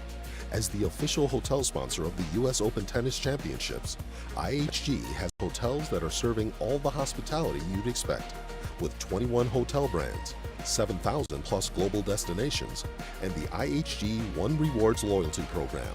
It's time to bounce. Get set to guest how you guest and book now at ihg.com. The spotlight, the highlights, and summer nights. We know greatness when we see it, and we know better than to miss it. New York knows legend and history, rallies and rivalries. The U.S. Open, spectacular awaits. Get ready for the next star to shine. Live from the USTA Billie Jean King National Tennis Center in New York, this is U.S. Open Radio, presented by American Express. And we are fired up on this day 3 of coverage on U.S. Open Radio, presented by American Express with Zina Garrison. I'm Dave Leno. Once again, our thanks to the USDA's Nicole Cancam, part of the marketing team, getting us all the storylines around the U.S. Open Tennis Championships. Zina and I are inside Arthur Ashe Stadium to continue this quarterfinal matchup where Alina Svitolina and Gael Monfils took the opening set 5-4 to first set tiebreak, but Siniakova and Patton had other thoughts during the second set and trying to force a match tiebreak, Zina. They definitely got other thoughts, and they are literally trying to figure out just how to turn this around. Yeah, that's for sure. So they're at a changeover right there at 2-1 in the second set. Earlier today, Sabalenka and Djokovic lost to the Siniakova-Patton team 10-2 in a match tiebreak. Svitolina and Monfils won 1-1 over Eala and Felix Auger-Aliassime.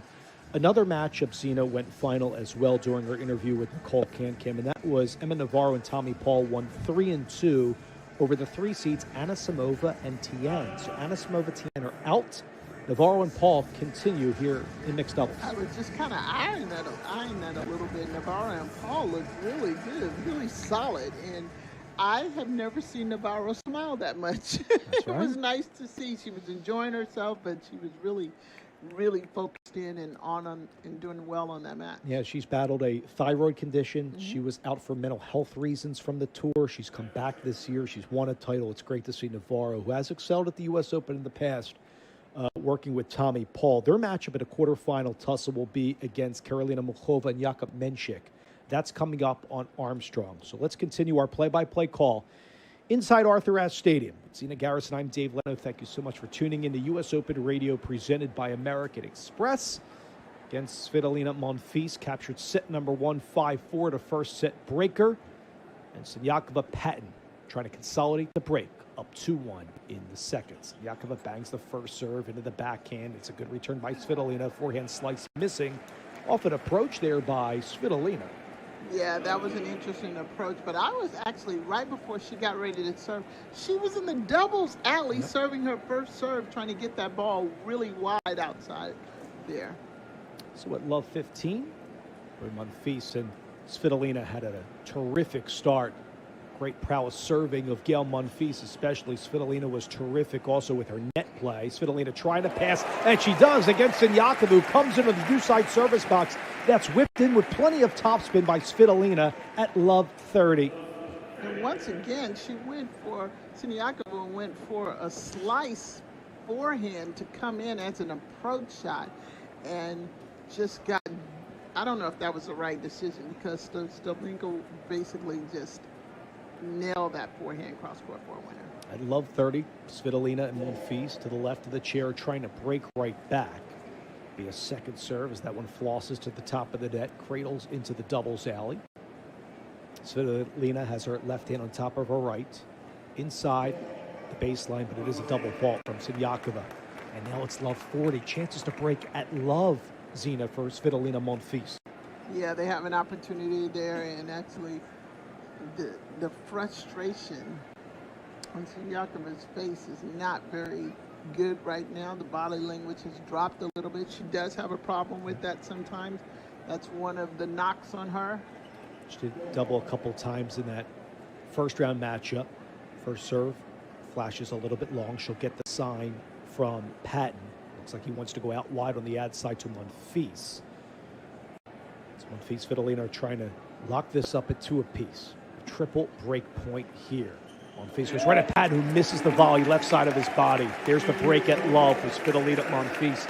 Deadlocked it 2-all, second set. And Monfils just drove it right into the body of Patton, I mean, that is exactly what you're supposed to do. And that is exactly what's supposed to happen. Yep.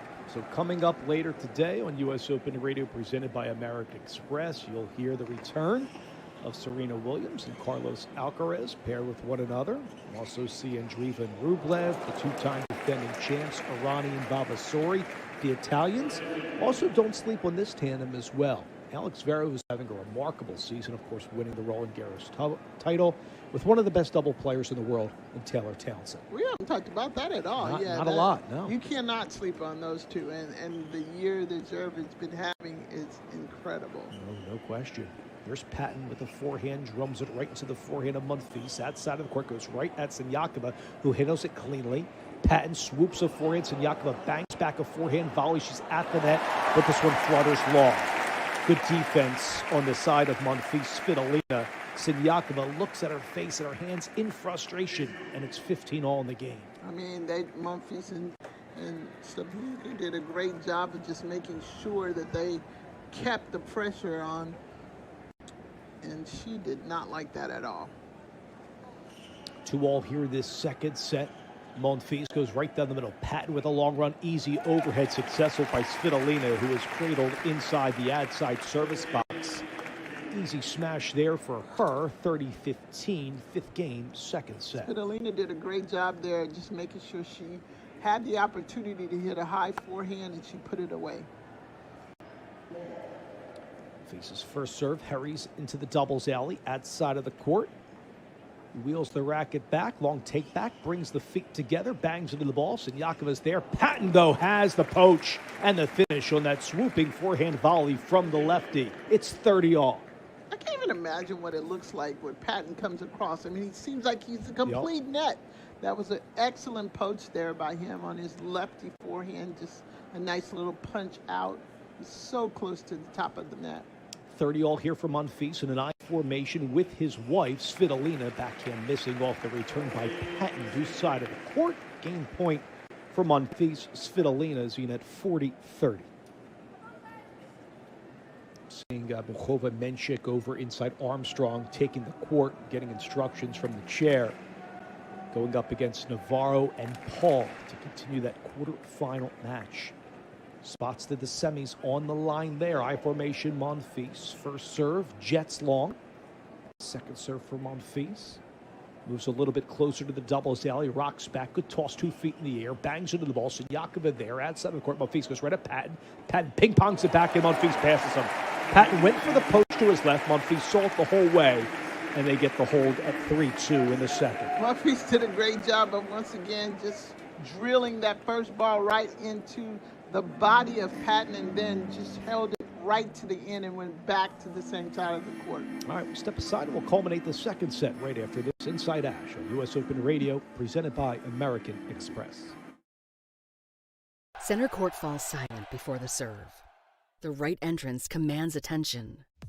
Quiet power, unmistakable presence. Elevate your arrival in the all-electric Cadillac Escalade IQ, the official vehicle of the U.S. Open.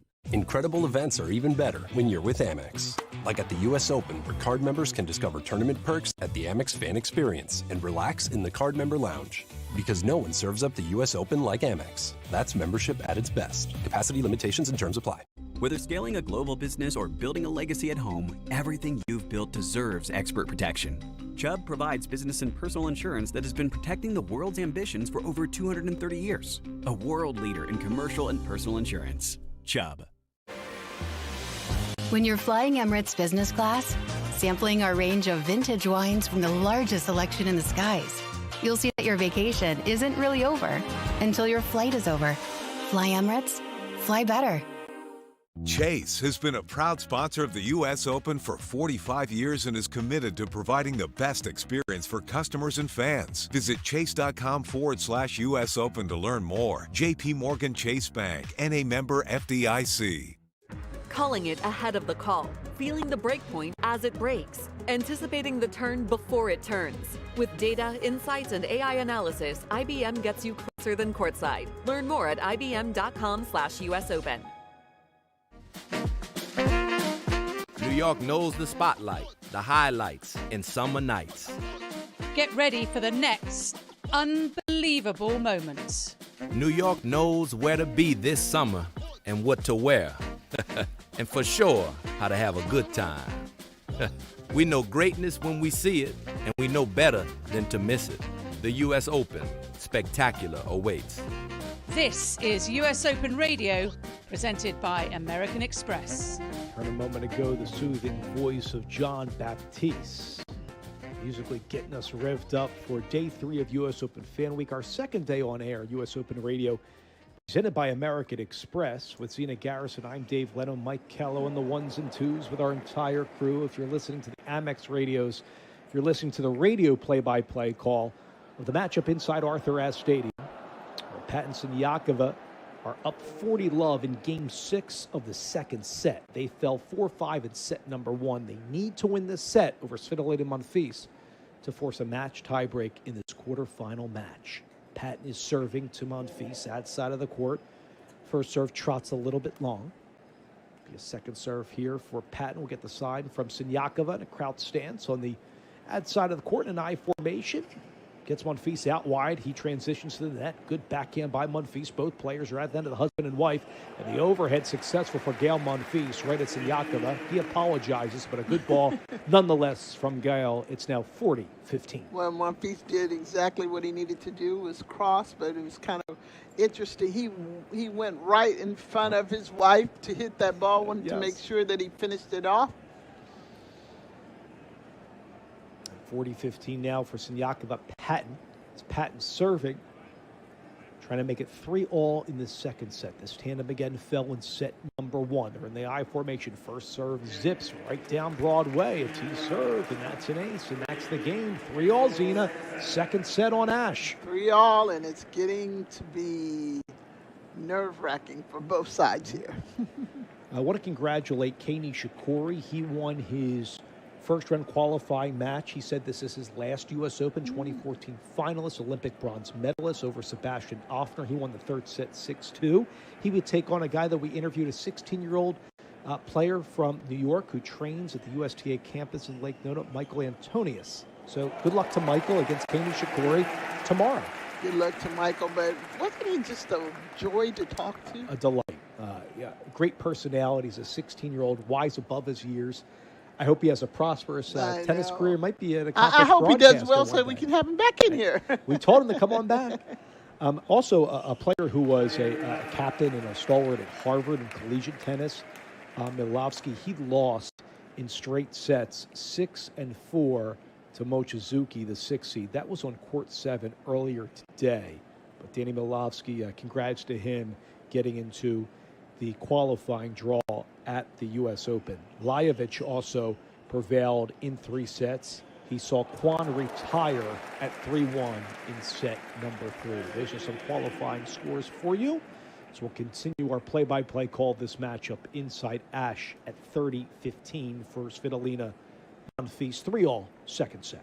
Sanikova did a great job there just cutting off that middle. She's always looking for opportunities. Yeah, I love her first step, see, and she's running it immediately after she has the return. She's in. Svitolina trying to pass Patton. Monfils is there. Svitolina blocks it back here. The same with Siniakova, has a swinging backhand overhead. Good. And Svitolina with a pass on Patton. Svitolina says, Siniakova, you can run at me, and I'll go right back at Patton. And she revs up the crowd inside Ash. She took a page out of her husband's book. She asked the crowd to come on, give me some love, give me some love. Yes. And her husband even gave her some love on that one. Just a little bit. That was a brilliant forehand right down that line. Patton didn't even know what was coming. It was so fast. Because that was a big swinging backhand volley by Siniakova. Svitolina handled it beautifully. Her 6th forehand winner with Monfils in the match. 40-15. They're trying to go up 4-3. We've got to win by 2 here. And 40-15. Patton returning with the forehand. Swoops across court. Svitolina there. 2 steps beyond the baseline. It flutters wide by Patton. There's the hold for Svitolina. Up 4-3 in the second. Svitolina did a great job there. I was just thinking to myself that Patton was going to have a hard time trying to win a point from her off of that. So they're at a changeover right there. We will come back to that in a moment. Want to first introduce the matchup inside Louis Armstrong Stadium. Muchova and Menchik in Game 1 to start against Navarro and Paul. This is for a spot to tomorrow's semifinal. This is a quarterfinal match inside Louis Armstrong Stadium. Capacity crowd on hand taking this in Zena here as we're seeing both these teams who played earlier today going up against one another. Menchik, Muchova get the opening hold to begin play. This is the part you liked, like the next person just comes right on the court. Yeah, we go back and forth. So Tommy Paul and Emma Navarro will be serving for the first time there to begin Game 2. And for those that don't know too much about the mixed doubles, again, a new format that took place last year. You got 16 teams in the field, but what was different this year is they allowed a qualifying round to take place on Monday, yesterday, where 2 qualifying teams got into today's main draw. And as Nicole Cankamp from the USTA told us, it's all about getting maybe some more doubles players in the mix, more opportunity for players, in addition to some of our stars in the game that are playing mixed. I love when Nicole came on and gave us a little bit of how they think about the situations, and they literally thought about how they can get more players in. Yeah, and they got the feedback, right? They took the constructive criticism, they expanded it, and congrats again to the USTA on this endeavor. So that matchup is taking place inside Armstrong. Let's pivot inside Arthur Ashe Stadium as we go back to the matchup here with Siniakova Patton against Svitolina Monfils. Siniakova at 3-4 serving here. It's a must-hold situation for Siniakova and Patton. There's been a flurry of double faults from Siniakova, but she gets the first point here at 15-love. Svitolina with a forehand error return that was way long. So Zena, pressured moment here for Siniakova and Patton. Again, they got a hold. Yeah, this is kind of the time when they turned it around in their match before. They came along when they need to up their level of game. Face goes long with a forehand return past Patton and Siniakova at 30-love. So Siniakova looks comfortable here with her serving, committing 2 return errors from the Monfils Svitolina team. Svitolina now returning deuce side of the court, 30-love for Siniakova serving. The I formation is she and Patton. Patton bangs the forehand off of the left side of his body. Good, and a lot of unforced errors. Svitolina there. That's 3 straight unforced from Svitolina and Monfils. It's 40-love. Well, it's interesting because Patton just kind of sticks his racket out. He doesn't do anything. He's just so long.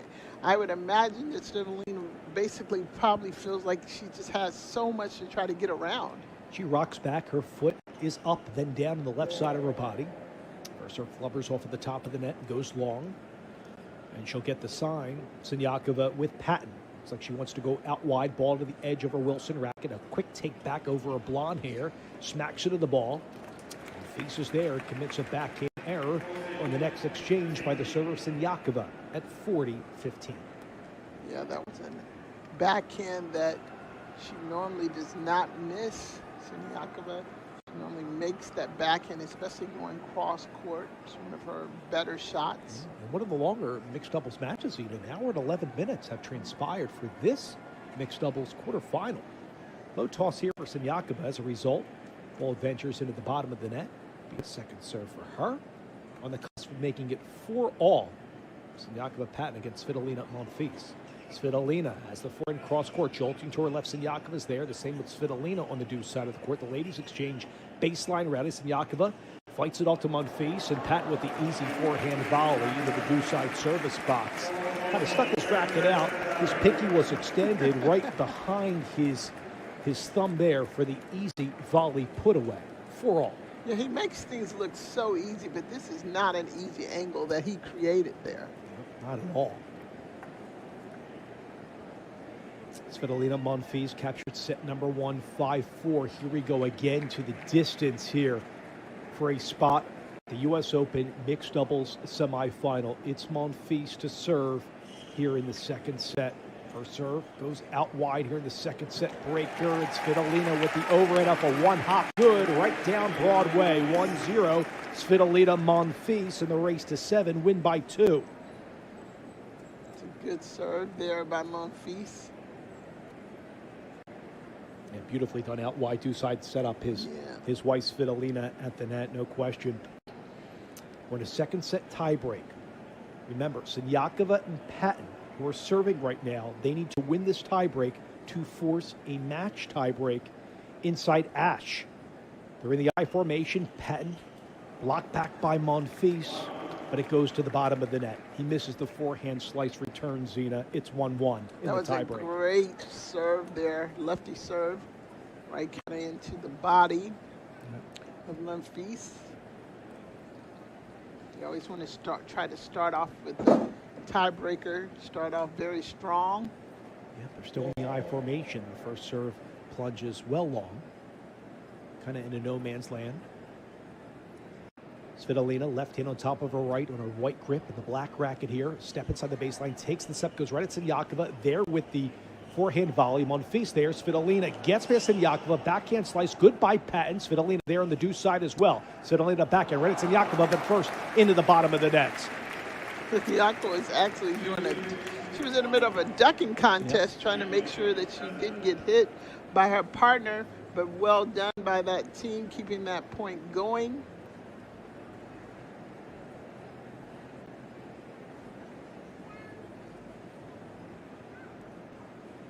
The service back to Svitolina Monfils.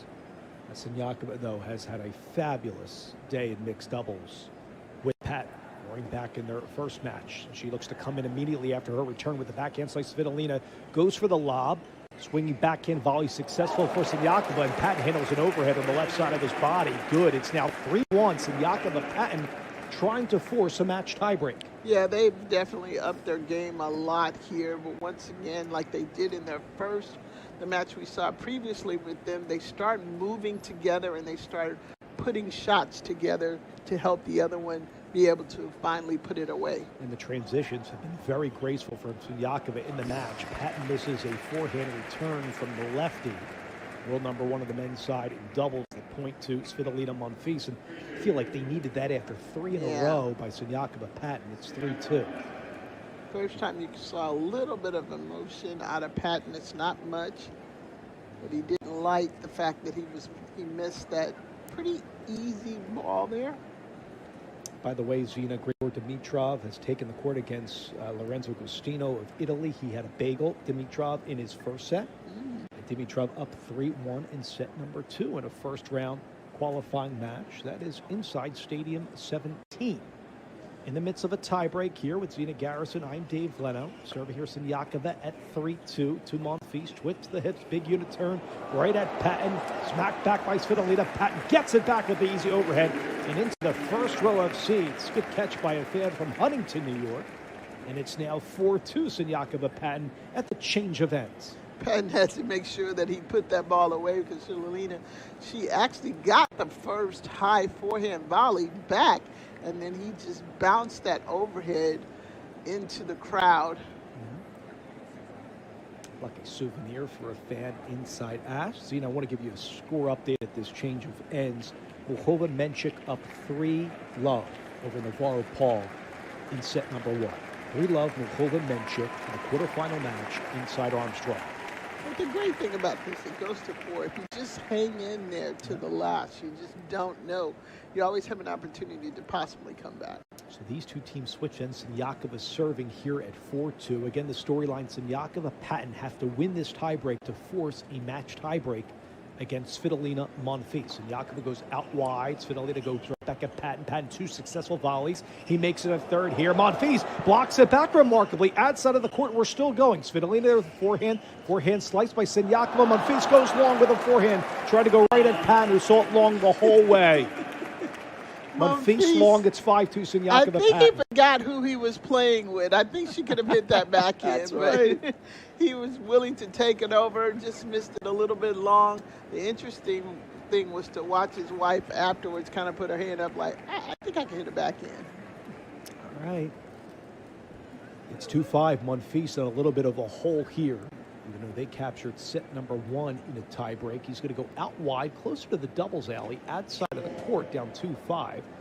The first serve dashes well wide into the doubles alley. Svitolina swings side to side, left foot in front of her right, then runs it after the return like she's been doing. Backhand slice, it's really good. Slice flutters off the top of the net by Monfils, and it causes a miss by Svitolina because it hit the lead cord.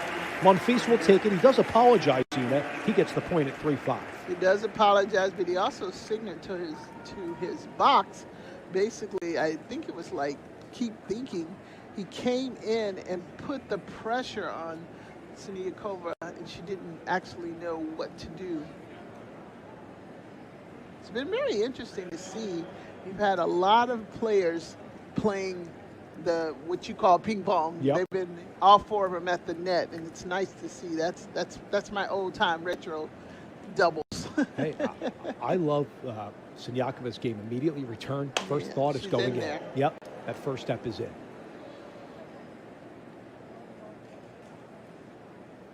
So right now it's 3-5 Svitolina Monfils. Monfils serving, goes out wide in the kick serve, handled by Patton. Monfils tries to go right down the line. He misses long. It's 6-3 Siniakova-Patton.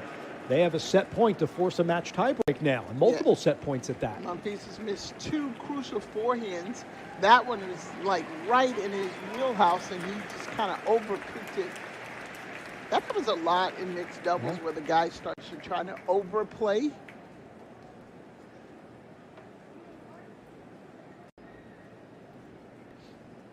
So Patton will be serving here. 3 set points to play with for Siniakova and Patton at 6-3 to force a 10-point match tiebreak. They're in the I formation. First one is drummed right down the middle, and it's a return miss by Monfils. At 7-3 in the second set tiebreak, Patton and Siniakova will force a match tiebreak in a quarterfinal matchup on Ash. Yeah, I just like the way that they came together exactly when they needed to come together. And as I mentioned before, Dave, they started moving well, cutting off little opportunities that maybe would have been there in the first set, but weren't there in the second. Muchova-Menchik up 3-1. Navarro and Paul finally got on the board in that matchup at Armstrong. But when we return, We'll have the match tiebreak call inside Arthur Ashe Stadium for a spot to the semifinals in U.S. Open mixed doubles. That's next on U.S. Open Radio, presented by American Express. Calling it ahead of the call, feeling the breakpoint as it breaks, anticipating the turn before it turns. With data, insights, and AI analysis, IBM gets you closer than courtside. Learn more at ibm.com/US Open. Incredible events are even better when you're with Amex. Like at the US Open, where card members can discover tournament perks at the Amex Fan Experience and relax in the card member lounge. Because no one serves up the US Open like Amex. That's membership at its best. Capacity limitations and terms apply. AT&T Business offers reliable connectivity for small business owners. It's time to choose a provider that's as committed to your vision as you are.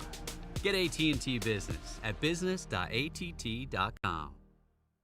Chase has been a proud sponsor of the U.S. Open for 45 years and is committed to providing the best experience for customers and fans. Visit chase.com/US Open to learn more. J.P. Morgan Chase Bank, N.A. member FDIC. When you're flying Emirates business class, sampling our range of vintage wines from the largest selection in the skies, you'll see that your vacation isn't really over until your flight is over. Fly Emirates, fly better. Center court falls silent before the serve. The right entrance commands attention. Quiet power, unmistakable presence. Elevate your arrival in the all-electric Cadillac Escalade IQ, the official vehicle of the U.S. Open. New York has always known how to welcome the world and how to put on a show and how to make some noise. And we know spectacular awaits us all. The U.S. Open. Spectacular awaits. Welcome back to New York with Gina Garrison. I'm Dave Leno, Mike Callow on the ones and twos, and our fabulous production team of Jim Knapp, Kenny Marion, Braxton Crisp, Pat Marion, Jaime Colon. Keep it right here to take you through the rest of the afternoon. In just a little bit will be Mike Cation, Zena and David McPherson. Macca will be on the set. Can't wait for their call a little bit later of the rest of the mixed doubles action, qualifying, and a lot more to come on U.S. Open Radio. Presented by American Express. In the match tiebreak, Patton starts with an ace rip right down the tee at 1-0 against Svitolina Monfils. And here we go, Zena, for a spot to tomorrow's semifinals in mixed doubles. Patton's got to be the coolest dude on the court I've ever seen in my life. Like, he just gets up there, lefty serve, ace, keep it moving, let's go. Pressured moments right now inside Ashe. At 0-1, Monfils serving outside of the courts, and Yakima misses the forehand well long, gets 1-1. Will have another crack at it. And they took the first set tiebreak, Monfils Svitolina, but fell, as you just heard on U.S. Open Radio, in the second set breaker at 1-all. First serve shuffles into the side of the net. Svitolina at the net. Her husband serving here into the backhand. Patton blocks it back. And Yakima with a backhand volley on the ad side of the court. Big unit turn here for Patton. Forehand volley by Svitolina. What a shot! Svitolina make it. Oh, Svitolina right past Sinyakova. And Svitolina gets the point at 2-1. Svitolina was just right on that ball. I mean, Sinyakova did everything she's supposed to be correctly, but she found just that little slither opportunity there to make that ball. Svitolina, excellent volley there. Yeah, Sinyakova right at her, outside of the court. Svitolina handled it. Sinyakova serving. They're in I formation between she and Patton. First serve, clips the top of the tape, goes well long. The second serve, this great crowd on hand inside Arthur Ashe Stadium on day 3 of Fan Week, day 2 of our U.S. Open radio coverage. Sinyakova didn't like her toss here. She takes her racket back very quickly above her back right shoulder, ball above her blonde hair, and it's another double for Sinyakova, and that has been an Achilles heel today for Sinyakova, Zena. Sinyakova has been like really having trouble with her second serve today. Tosses a little low. She hasn't made the correction. And as a result, it's 3-1 Svitolina Monfils. Svitolina returning now. Deuce side of the court. Sinyakova. Wide take back here. First serve joggles, middle of the net. She has that high toss. Maybe it's dropping a little bit technically towards her right shoulder. Let's see what she can do here on the second serve. She kicks it in this time to Svitolina. Now trying to clip the line, Svitolina. It looks like she went a little bit long at the black shoes of Sinyakova. And Siniakova will get the point at 3-2. Long from Svitolina off the return, missed. We'll go back to the Svitolina service on the ad side of the courts at 3-2. And in a match tiebreak, race to 10 on U.S. Open Radio, presented by American Express. First serve hits the let cord. Will be another first serve here for Alina Svitolina. Couple married in 2021 in Geneva. The last Grand Slam on the illustrious career and the entertainment of Gael Monfils. Finishing out his career in 2026. Be a second serve here for Svitolina. Siniakova takes it early, backhand right to the middle. She steps up. Svitolina tries to pass. No. That one jogs right into the side of the net. It's 3-3. Good pressure there by Siniakova. Siniakova has definitely kept the pressure on. And that's what I was talking about earlier, Dave, is the two doubles players, number one doubles players in the world, they are keeping the pressure on at the right points. They seem to just start working together when they need to work together. Absolutely. Change ends here, Zena. I'm right there with you. Great resiliency shown by both of these teams throughout mixed doubles, both having to play their second match today. Here they're getting a nice hand by the crowd inside Ash. An hour and 24 minutes have gone by. Just in contrast, Zena, you and I called the Svitolina-Monfils matchup earlier today. That only took place in 39 minutes. Now it's an hour and almost 90 minutes here. Great points, too. Yep, 3-3. Here we go. Siniakova with a forehand volley. Svitolina goes right back at her. Monfils backs up, goes right at Siniakova, blocks it back yet again. She has 3 volleys in a row, but this one's long. And she smacks her thigh in frustration on the right side of her body. Svitolina-Monfils get the point, consequently, at 4-3 in the race to 10. Monfils was sitting there just drilling their balls, just drilling them at Siniakova, just hoping that she would miss one, and he did exactly what he was supposed to do. Yeah. Hour and 25 minutes have gone by. Both players are returning at the baseline right now. Monfils and Svitolina. Patton serving. Serve almost gets it to cradle the line, but misses with that lefty serve twisting out wide outside of the court. Be a second serve instead. See what he does here. Ball to the throat of his racket. Rocks back. Bangs into the ball. Blocked back by Monfils. Patton comes up to the net. Svitolina with the slice. And it's a swinging forehand volley. Good by Siniakova. A lot of power on that from inside the court. Inside the baseline as well with the point. That's why she's the number one doubles player in the world. That's why she can play with whoever. She just seems to hit the right shot at the right time. She drilled that swinging volley right down the middle of the court. Yeah. And very deep, too. 4-all in the match tiebreak for a spot to tomorrow's semifinal in the mixed doubles championship. Patton still serving left of the chair, and he hammers an ace out wide. Outside of the court, Patton Siniakova up 5-4 right now. Cool as a cucumber. Yep. Cool as a cucumber, Patton. He just steps up there to the line and serves an ace. Just so cool. Yep, calm, cool, and collected. I'm right there with you. And here's Monfils right now at 4-5. Backhand will return good by Siniakova. Sliced by Monfils. Patton goes right at Svitolina, who can't handle it. With the volley, backhand side. A little bit late getting the racket hit around. Too much on the shot on the approach by Patton. And it's 6-4 right now. Siniakova, Patton. Yeah, they're just really coming into their own. I got to give it to, though, Monfils and Steflana is definitely staying in there. Yeah. Oh, you're right on the money. Monfils serving. Needs a big serve right here. Down 4-6, Zena. Forehand, side of the net. Missing return by Patton. Deuce side of the court. Monfils just get the point. He's with service now, Zena, at 6-5, Siniakova, Patton. I think he heard you said it needed a big serve. Yeah. That was a nice big serve right down into the tee. But Monfils is complaining to his box about something that's going on. That has been the bread and butter, I think, for Monfils today, is that service. That first serve has been both sides of the box. Or he's chatting with the people that are on there. Yeah. He's chatting with someone. Those are definitely the players' coaches down left side of the court from the vantage point of Gael Monfils. Be a second serve. Siniakova is serving, by the way, left side of the chair. Siniakova's been having problems with the second serve. See if she can get this ball in. Yeah, good high toss, about 3 feet in the air. Monfils misses the forehand return a little bit late, getting the racket head around. Okay, 7-5. Siniakova patting her 3 points away. That was a nice second serve there by Siniakova. She also kind of handcuffed Monfils there, and it was a little bit slower than what he thought, and he wasn't able to get out of the way. All right, so the change ends right here. Got the world #1 doubles players competing with each other. Siniakova on the women's side, Patton on the men's side.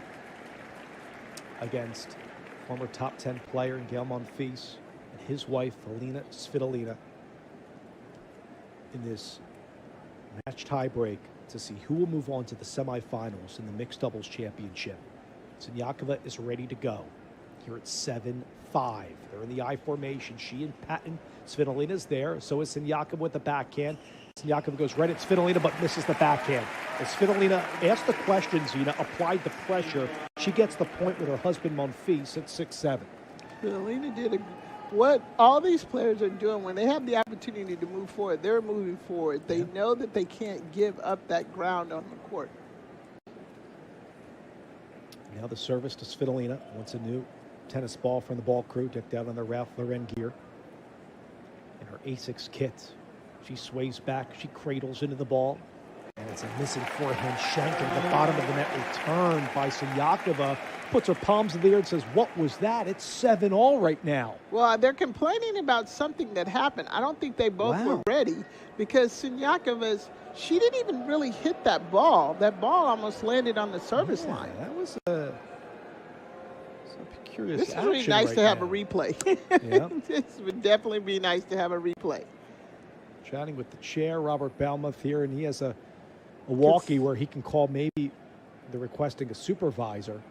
Because something definitely happened that distracted her. She didn't even do a complete swing. And Patton, who's been so cool, he actually was complaining as well.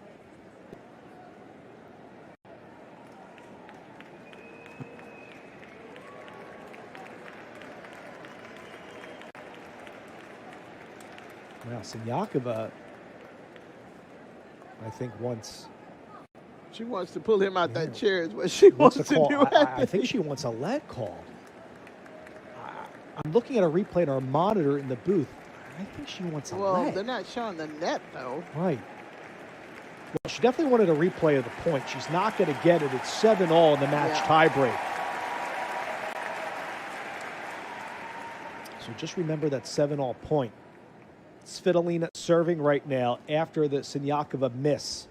Remember that team, Patton and Siniakova, were up 7-5, Zina. It's 7-all right now. Svitolina, second serve, good. Monfils blocks it back on his end to aid her wife's cause. Here's Patton with the forehand, rips it right past Monfils. Siniakova there. Svitolina misses the backhand, middle of the court. Siniakova, Patton get the point. After they lost the last two, it's 8-7.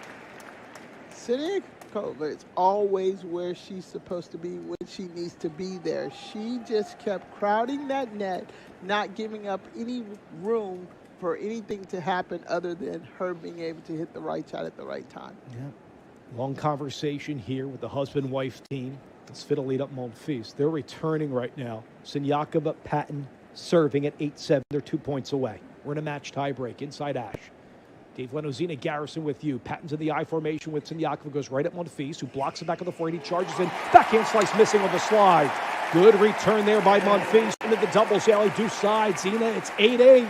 I've never really liked that block forehand for Monfils, but I love it right there. It was a perfect timing. He did a great job of just blocking it, but what he did is follow it up. He was on top of that net. All right, here we go, Z. 8-all. Match tiebreak. Coming down to the bitter end on Ash in the quarterfinal. Patton goes a little bit long. That one shifts past the service line. He tried to go for a T-serve on Svitolina to her left. Patton will get the sign from Siniakova. And it's a double fault. Oh, no! Oh, my goodness, from world #1, Patton. And it creates a match point for Monfils Svitolina at 9-8. A double fault from Patton. Wow. He is really feeling that. Match point number one. The crowd is exploding. Monfils looks up into the sky, shrugs his shoulders, takes a breath, rocks back on match point, bangs a first serve that whistles long. Match point for Monfils and Svitolina at 9-8 in the match tiebreak. Drums one out wide. Oh, Senyakova man. goes into the net. Unbelievable. The husband-wife team survives. Unbelievable. And a big kiss to seal it.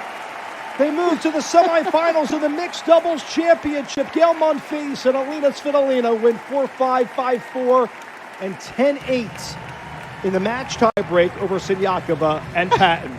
Even Monfils is pointing, tell the umpire. Whatever happened in that was just unlucky, but it was, this outcome was just simply beautiful. Now, congratulations to Gael Monfils, who's having a long conversation with Senyakova on that, I would call it controversial or questionable 7-all point. And we're far removed from the court, just in full transparency. So I'm not really 100% sure of what happened on that We don't know what happened. We know something happened. And both Senyakova and also Patton were upset about not being able to take advantage of that opportunity. But Monfils and Sabalenka, Svetlana, I'm all over the place. Thank you. It's been amazing to watch this show going on. Yeah, so hopefully we'll hear from Monfils and Svitolina. But Zena, a double fault from Patton. My goodness, at 9-8. I wish for similar Patton to that missing a field goal and you have a chance to win. Yeah. It's like that you're so close. And that's something he's going to remember. What did our friend always say? Billie Jean King, pressure is a privilege. At 8-all, he doubles to 9-8. We saw it on day one, right, with Heliovara at 8-all in a match tiebreak. Kind of whiffed and flailed at a forehand, and they were bounced out in their qualifying match. Kind of the same happened in the quarterfinal. But that's the excitement about this mixed doubles. Yeah. It's just a couple points here and there. Well, Gael Monfils, the story there in his last U.S. Open, last Grand Slam, with his wife, Aryna Svitolina. And Monfils having we're getting a replay in our monitors, a long conversation with Senyakova. Let's listen into the interview with the victorious Svitolina and Gael Monfils onto the semifinals in the Mixed Doubles Championship.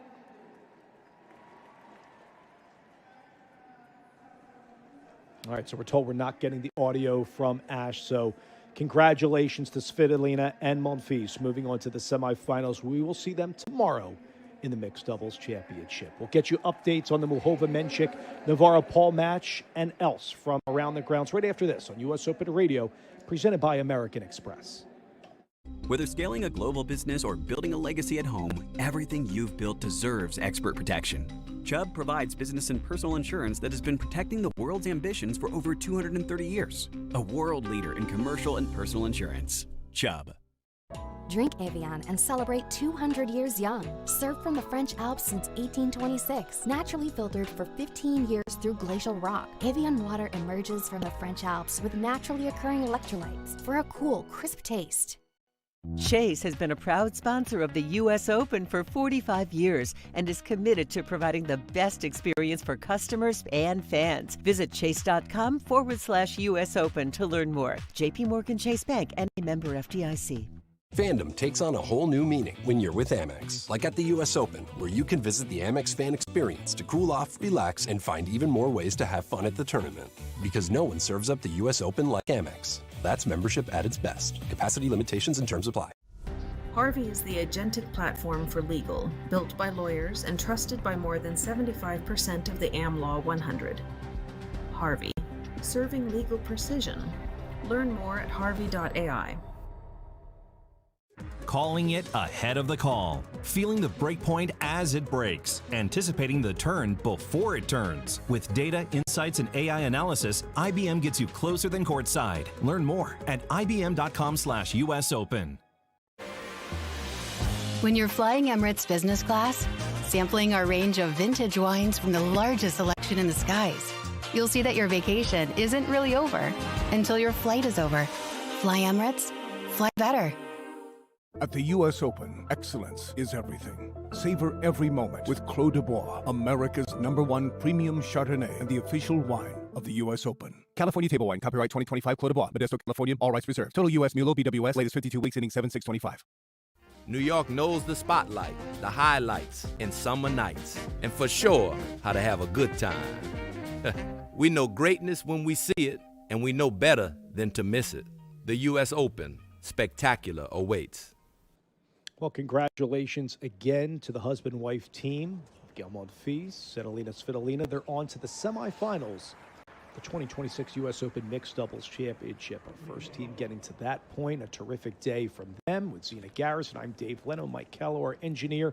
This afternoon, 2:14 on the East here on U.S. Open Radio, presented by American Express. And Zina, we've called, 3 or 4 match tie breaks today? It's been amazing. Yeah. It's been just off the chain, just watching. But one thing I am noticing, everybody's getting to the net. Yeah. The people and we are loving, as you call it, the ping pong effect with the 4 people at the net. But the points have been just dramatic. They've been thrilling. They've been all of it. You can't take your eyes off of it. No question. And coming up later today, Zina, Belinda Bencic, Flavio Cobolli. It's going to be the third matchup on Ash to go up against Taylor Townsend and Alexander Zverev. And then also following them, the fourth matchup on Ash will be Serena Williams and Carlos Alcaraz. And the return for those players against Aaron Ratliff and Lloyd Glasspool, who came through qualifying. So the return of Serena to the U.S. Open for the first time since 22. And, of course, for Carlos, missed the last 4 months due to the wrist injury. So a lot of thrilling action to come. It's a lot to come. Yeah. All right, so let's go back to our play-by-play call inside Louis Armstrong Stadium. Again, with Zina Garrison, I'm Dave Leno. On the play-by-play call, Muchova Mencic captured set number 1, 4-1, but they're in quite the tussle here, 2-all on Armstrong in this second set. Navarro Paul, again, lost the first set 1-4. On serve here at 40-15 for Tommy Paul into the shaded part of the court. He comes up in a transition with the volley. Mencic trying to pass Navarro there. It's a forehand miss by Jakub Mencic. Tommy Paul gets the hold at 3-2 in the second. So this Paul-Navarro team trying to force, you guessed it, Zina, a match tiebreak. I don't know. I'm kind of feeling like we're going to get another one. I mean, Tommy Paul and Navarro are so solid. It's just takes a couple of points. That's the great thing about this mixed doubles.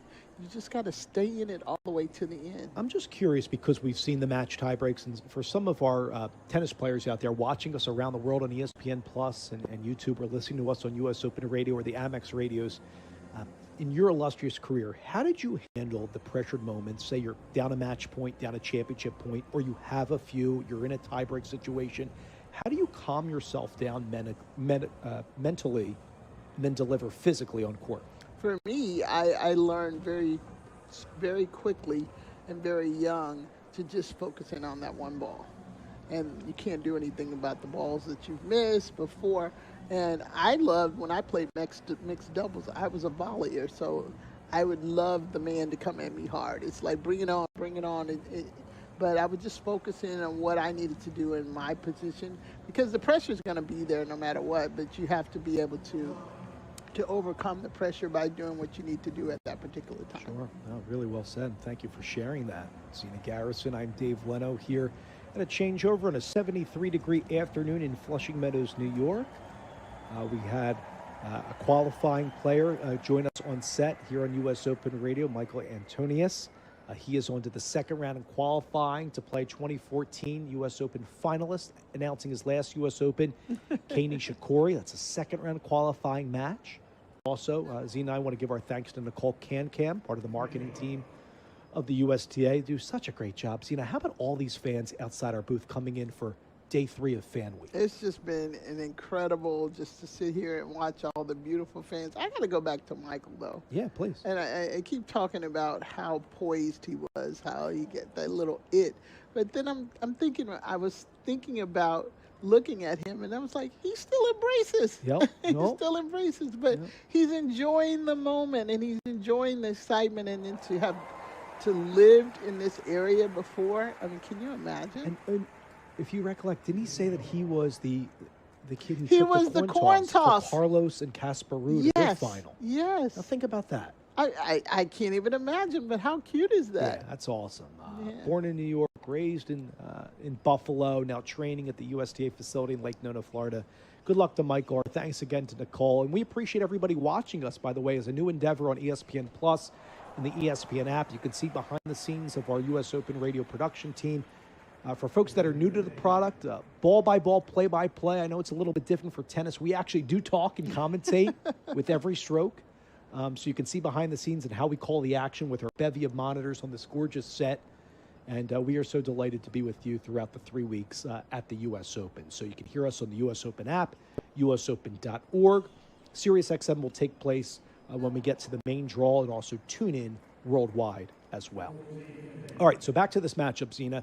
Muchova and Menchik at 40-15 in Game 6 of set number 2. Muchova and Menchik captured set number 1 4-1. Again, these sets are up to 4 in mixed doubles. We're on serve here in the second. They're battling Navarro and Tommy Paul. Paul trying to return blisters of forehand well long. Muchova and Menchik on the board there. 3-all, second set. Yeah, Tommy Paul was literally, Menchik just took him so far out. He literally was in the dark with that forehand. Probably couldn't see it. It's a big shadow over there. Yeah, you're right. There's shade right where the service line is on the ad side of the court. And Navarro now serving to the left of the chair, from shade into the sun, from the chair's left to right. Navarro rocks back, good twist of the hips, pounds into the ball. Muchova there, but a bad stretch off of the shanked volley by Tommy Paul. Late on the footwork, the point to the returners at love 15 for Muchova Menchik.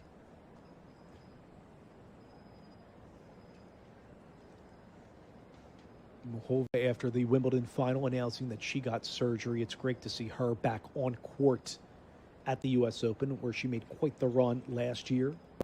Has marched all the way to semifinals in the past, quarterfinals as well. Emma Navarro battling injury, a thyroid condition, back after a mental health break as well on court. Backhand missing off of the return for Menchik. It's 15-all, point to Navarro. And Tommy Paul, really, we talk so much about American women tennis and how deep it is, but Tommy Paul, after some lackluster starts to his U.S. Open career, has really turned it around here in New York, and it's great to see Tommy, who just recently got married, to climb the rankings too. That, next to Venus's wedding. Yeah. The pictures were unbelievable. Yeah, I mean, Tommy Paul's wedding was just, I had to go there. It was just absolutely picturesque, heartwarming. But yeah, he's done a great job, and I love the connection that he's had with his longtime coach, and it's Brad Stein, right? Brad Stein. Yeah, and just how they've given themselves times to constantly keep improving each year. And I heard an interview one day where they were talking about from Brad Stein, where each year they make goals on, where they want to go and what they want to work on, and they set them. And, in this day and time where people change coaches all the time, I really appreciate how he has just, matured in the way that they've grown together. Yeah, and Brad's part of our U.S. Open broadcast team with the World Feed Group as well. So Tommy's really had consistency from the coaching side as well. He's also had the longtime fitness and strength coach, Franco Herrero, so also was in his wedding. It was cool to see some of those pictures. A lot of the American tennis players that were in the wedding, like Riley Opalka, really saw cool. many others that he trains with. So really neat. Taylor Fritz was in there. You'll hear him in qualifying a little bit later as well. All right, Zina, here's a 30-40 point chance to break for Muchova Menchik. Menchik is the one returning here to go up 4-3. And it's a double fault by Navarro. They will. Muchova Menchik up a set and a break inside Armstrong, and they're a game away from moving on to the semifinals in mixed doubles. We've seen a lot of double points at that important point. I just think that's when the pressure just builds up a little bit. Yeah, for sure. All right, we'll see what the pressure goes now to Navarro to Paul to hang in right after this on U.S. Open Radio, presented by American Express. Tracking your health doesn't have to get in the way of your serve. The new Oura Ring 5 is the world's smallest smart ring. It's designed to disappear on your hand. Track activity, recovery, sleep, and more all from your finger. Get started at auraring.com. Celebrate the magic of tennis with Moet and Chandon, the official champagne of the U.S. Open. Come and discover the Moet and Chandon Clubhouse Bar, just steps from Arthur Ashe Stadium. To learn more, visit moet.com. Enjoy responsibly. Every point, every upset, every captivating moment of the U.S. Open is played with a Wilson tennis ball. Always New York, always Wilson. The official ball of the U.S. Open since 1978. Vital Proteins chats with world tennis champion Jessica Pegula. I want to feel like I'm going out to win. I want to feel dominant, confident. Vital Proteins helps me do that. Stay vital, stay you. Vital Proteins, official collagen partner of the U.S. Open. When you're flying Emirates business class, sampling our range of vintage wines from the largest selection in the skies, you'll see that your vacation isn't really over until your flight is over. Fly Emirates, fly better. Calling it ahead of the call, feeling the breakpoint as it breaks, anticipating the turn before it turns. With data, insights, and AI analysis, IBM gets you closer than courtside. Learn more at ibm.com/US Open. Chase has been a proud sponsor of the U.S. Open for 45 years and is committed to providing the best experience for customers and fans. Visit chase.com/US Open to learn more. JP Morgan Chase Bank, N.A. member FDIC. Harvey is the agentic platform for legal, built by lawyers and trusted by more than 75% of the AmLaw 100. Harvey, serving legal precision. Learn more at harvey.ai. Fandom takes on a whole new meaning when you're with Amex. Like at the US Open, where you can visit the Amex fan experience to cool off, relax, and find even more ways to have fun at the tournament. Because no one serves up the US Open like Amex. That's membership at its best. Capacity limitations and terms apply. Vital Proteins chats with world tennis champion Jessica Pegula. I want to feel like I'm going out to win. I want to feel dominant, confident. Vital Proteins helps me do that. Stay vital, stay you. Vital Proteins, official collagen partner of the U.S. Open. New York knows where to be this summer and what to wear. New York knows the spotlight, the highlights, and summer nights. And we know how to grind, and for sure, how to have a good time. We know greatness when we see it, and we know better than to miss it. The U.S. Open, spectacular awaits. Back inside Louis Armstrong Stadium with Zina Garrison, I'm Dave Leno. We're calling the culmination of set number 2 in this mixed doubles quarterfinal match between Muchova and Menchik, pitted up against Navarro and Paul. Muchova and Menchik captured set number 1, 4-1. They're up 4-3 in the second. But it's now 15:30 in the game. Muchova is the one serving on the ad side of the court at 5:30 right now. Navarro and Paul trying to force a second set breaker to hang in. Paul with a drop shot volley. Menchik gets there and Paul bangs it back. But first he sees an error by Menchik. It's 30-all in the game. Tommy Paul, Zina gets the point.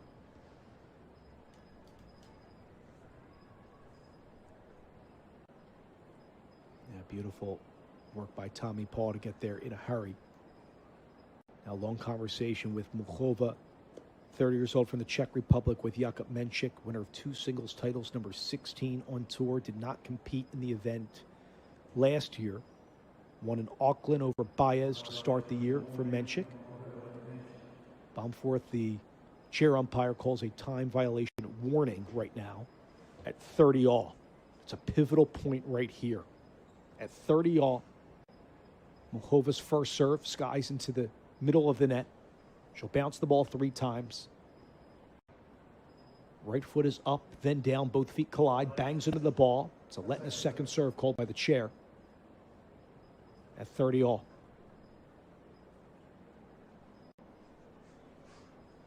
Muchova again goes into her motion here. Good toss, foot in the air, kicks in. Paul with a backhand. Clips a little bit wide from Tommy Paul. He misses the return off the backhand wing, Zina. And the point there to Muchova. Menchik at 40-30. It is a match point now. Yeah, Tommy didn't seem like he was too excited about missing that ball, especially right now. Giving Muchova Menchik match point. Match point number 1 for Muchova-Menchik. From the ad side of the court, she skies back, cradles into the ball. First serve detonates into the middle of the net. Ball crew collects. Adjacent to the camera well, they go in their crouch stance. Muchova on match point with Menchik, ad side of the court. Drums it over to the left-hand side, and Navarro steps in with the backhand. Muchova there with a forehand inside out, misses poorly, well wide. And it's a deciding point. It's match point number 2, but it's also a break chance for Paul Navarro. We got a lot here. This is a lot going on here. Tommy Paul and Navarro really discussing this point right here. Match point number 2 for Muchova-Menchik to move on to the semifinals. U.S. Open mixed doubles. Muchova on match point number 2, rocks back, dodges into the ball. Navarro misses the forehand return, and Muchova and Menchik move on to the semifinals in mixed doubles. They win 4-1, 5-3 over Navarro and Paul. Yeah, that was kind of interesting because I didn't know at first if the serve went in, and then Navarro seemed like she wasn't quite ready. But anyway, Muchova and Menchik move on to the next round. Yeah, congratulations to them. They beat Mladenovic-Arevalo earlier today in a match tiebreak, by the way. 10-6 in the tiebreak. They move on in more of a routine fashion, Zena, at 4-1, 5-3 here over Paul and Navarro. Yeah, they did it. They just played very solid. You know, nothing too much, nothing too less. Just did what they need to do. A lot of first serves, making the returns. Very, very solid. So another team has punched their ticket to tomorrow's semifinal. Earlier we saw Monfils, Svitolina, and right there Muchova and Menchik on to the semifinals in U.S. Open mixed doubles. Tommy Paul and Emma Navarro are giving a wave to the crowd. We will see them in men's singles and women's singles as well a little bit later in the week. We'll step aside. We will pivot back inside Arthur Ashe Stadium for the call of Benchik-Kubali up against Townsend and Zverev. That play-by-play coverage is next on U.S. Open Radio, presented by American Express. Whether scaling a global business or building a legacy at home, everything you've built deserves expert protection. Chubb provides business and personal insurance that has been protecting the world's ambitions for over 230 years. A world leader in commercial and personal insurance. Chubb. Center court falls silent before the serve. The right entrance commands attention. Quiet power, unmistakable presence. Elevate your arrival in the all-electric Cadillac Escalade IQ, the official vehicle of the U.S. Open. Chase has been a proud sponsor of the U.S. Open for 45 years and is committed to providing the best experience for customers and fans. Visit chase.com/US Open to learn more. J.P. Morgan Chase Bank, N.A. member FDIC. Calling it ahead of the call. Feeling the break point as it breaks. Anticipating the turn before it turns. With data, insights, and AI analysis, IBM gets you closer than courtside. Learn more at IBM.com/US Open. When you're flying Emirates business class, sampling our range of vintage wines from the largest selection in the skies, you'll see that your vacation isn't really over until your flight is over. Fly Emirates, fly better. Incredible events are even better when you're with Amex. Like at the U.S. Open, where card members can discover tournament perks at the Amex Fan Experience and relax in the card member lounge. Because no one serves up the U.S. Open like Amex. That's membership at its best. Capacity limitations and terms apply. New York knows the spotlight, the highlights, and summer nights. Get ready for the next unbelievable moments. New York knows where to be this summer and what to wear. And for sure, how to have a good time. We know greatness when we see it, and we know better than to miss it. The U.S. Open, spectacular awaits. This is US Open Radio, presented by American Express. And Candy Reed for getting us back on U.S. Open Radio, presented by American Express. With Zena Garrison, I'm Dave Leno. Congratulations to Muchova-Menchik, along with Svitolina, Monfils. Those two teams are on to tomorrow's semifinals at the U.S. Open in mixed doubles. And for the first time, we will go to this matchup inside Arthur Ashe Stadium. Belinda Bencic, Flavio Cobolli up against Taylor Townsend and Alexander Zverev. Well, a lot of great players again on the court for this one. But Townsend Zverev took the first game with a hold here, and Cavalli serving at 40 love and looking for the love hold, serving to Zverev. First serve flutters into the side of the net here. Cavalli in his on gear. He rocks back with his red racket. Good unit turn here over the forehand, but it's shanked and long from Zverev. A love hold for Cavalli. Bencic and Zina are getting this one underway at 1-all on Ash. Well, this is interesting. I was just thinking about, I think, if I'm not mistaken, Bencic and Taylor used to play a lot in the juniors. So this is like, right on target. But also, Taylor is such an amazing doubles player, but Bencic is a very good doubles player as well. You're spot on. And speaking of players that have played recently amid high stakes, how about Zverev and Cavalli? They met at the Roland Garros final where Sasha prevailed. That was the final in Paris. How could I forget that? No, you didn't.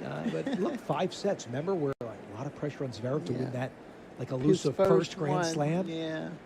Zina, I remember back here, before I go to play-by-play again, back in 2020, in our COVID bubble calling the U.S. Open, where Zverev was going up against Dominic Thiem. And we're both players, not just Zverev, but Thiem, like they had the yip serving and so much pressure, and there weren't any fans here. And Thiem eventually won, and how distraught, dissatisfied Zverev was. And to see kind of the change in metamorphosis took him years for Sasha. to really get through it. And then you had these other people rise above you. Sinner and Alcaraz just come out of nowhere. He was always right there. So it was a major breakthrough for him. Yeah, congratulations to Zverev and his team. It's but been at this a moment, terrific year. he's worried about this mixed double. That's right.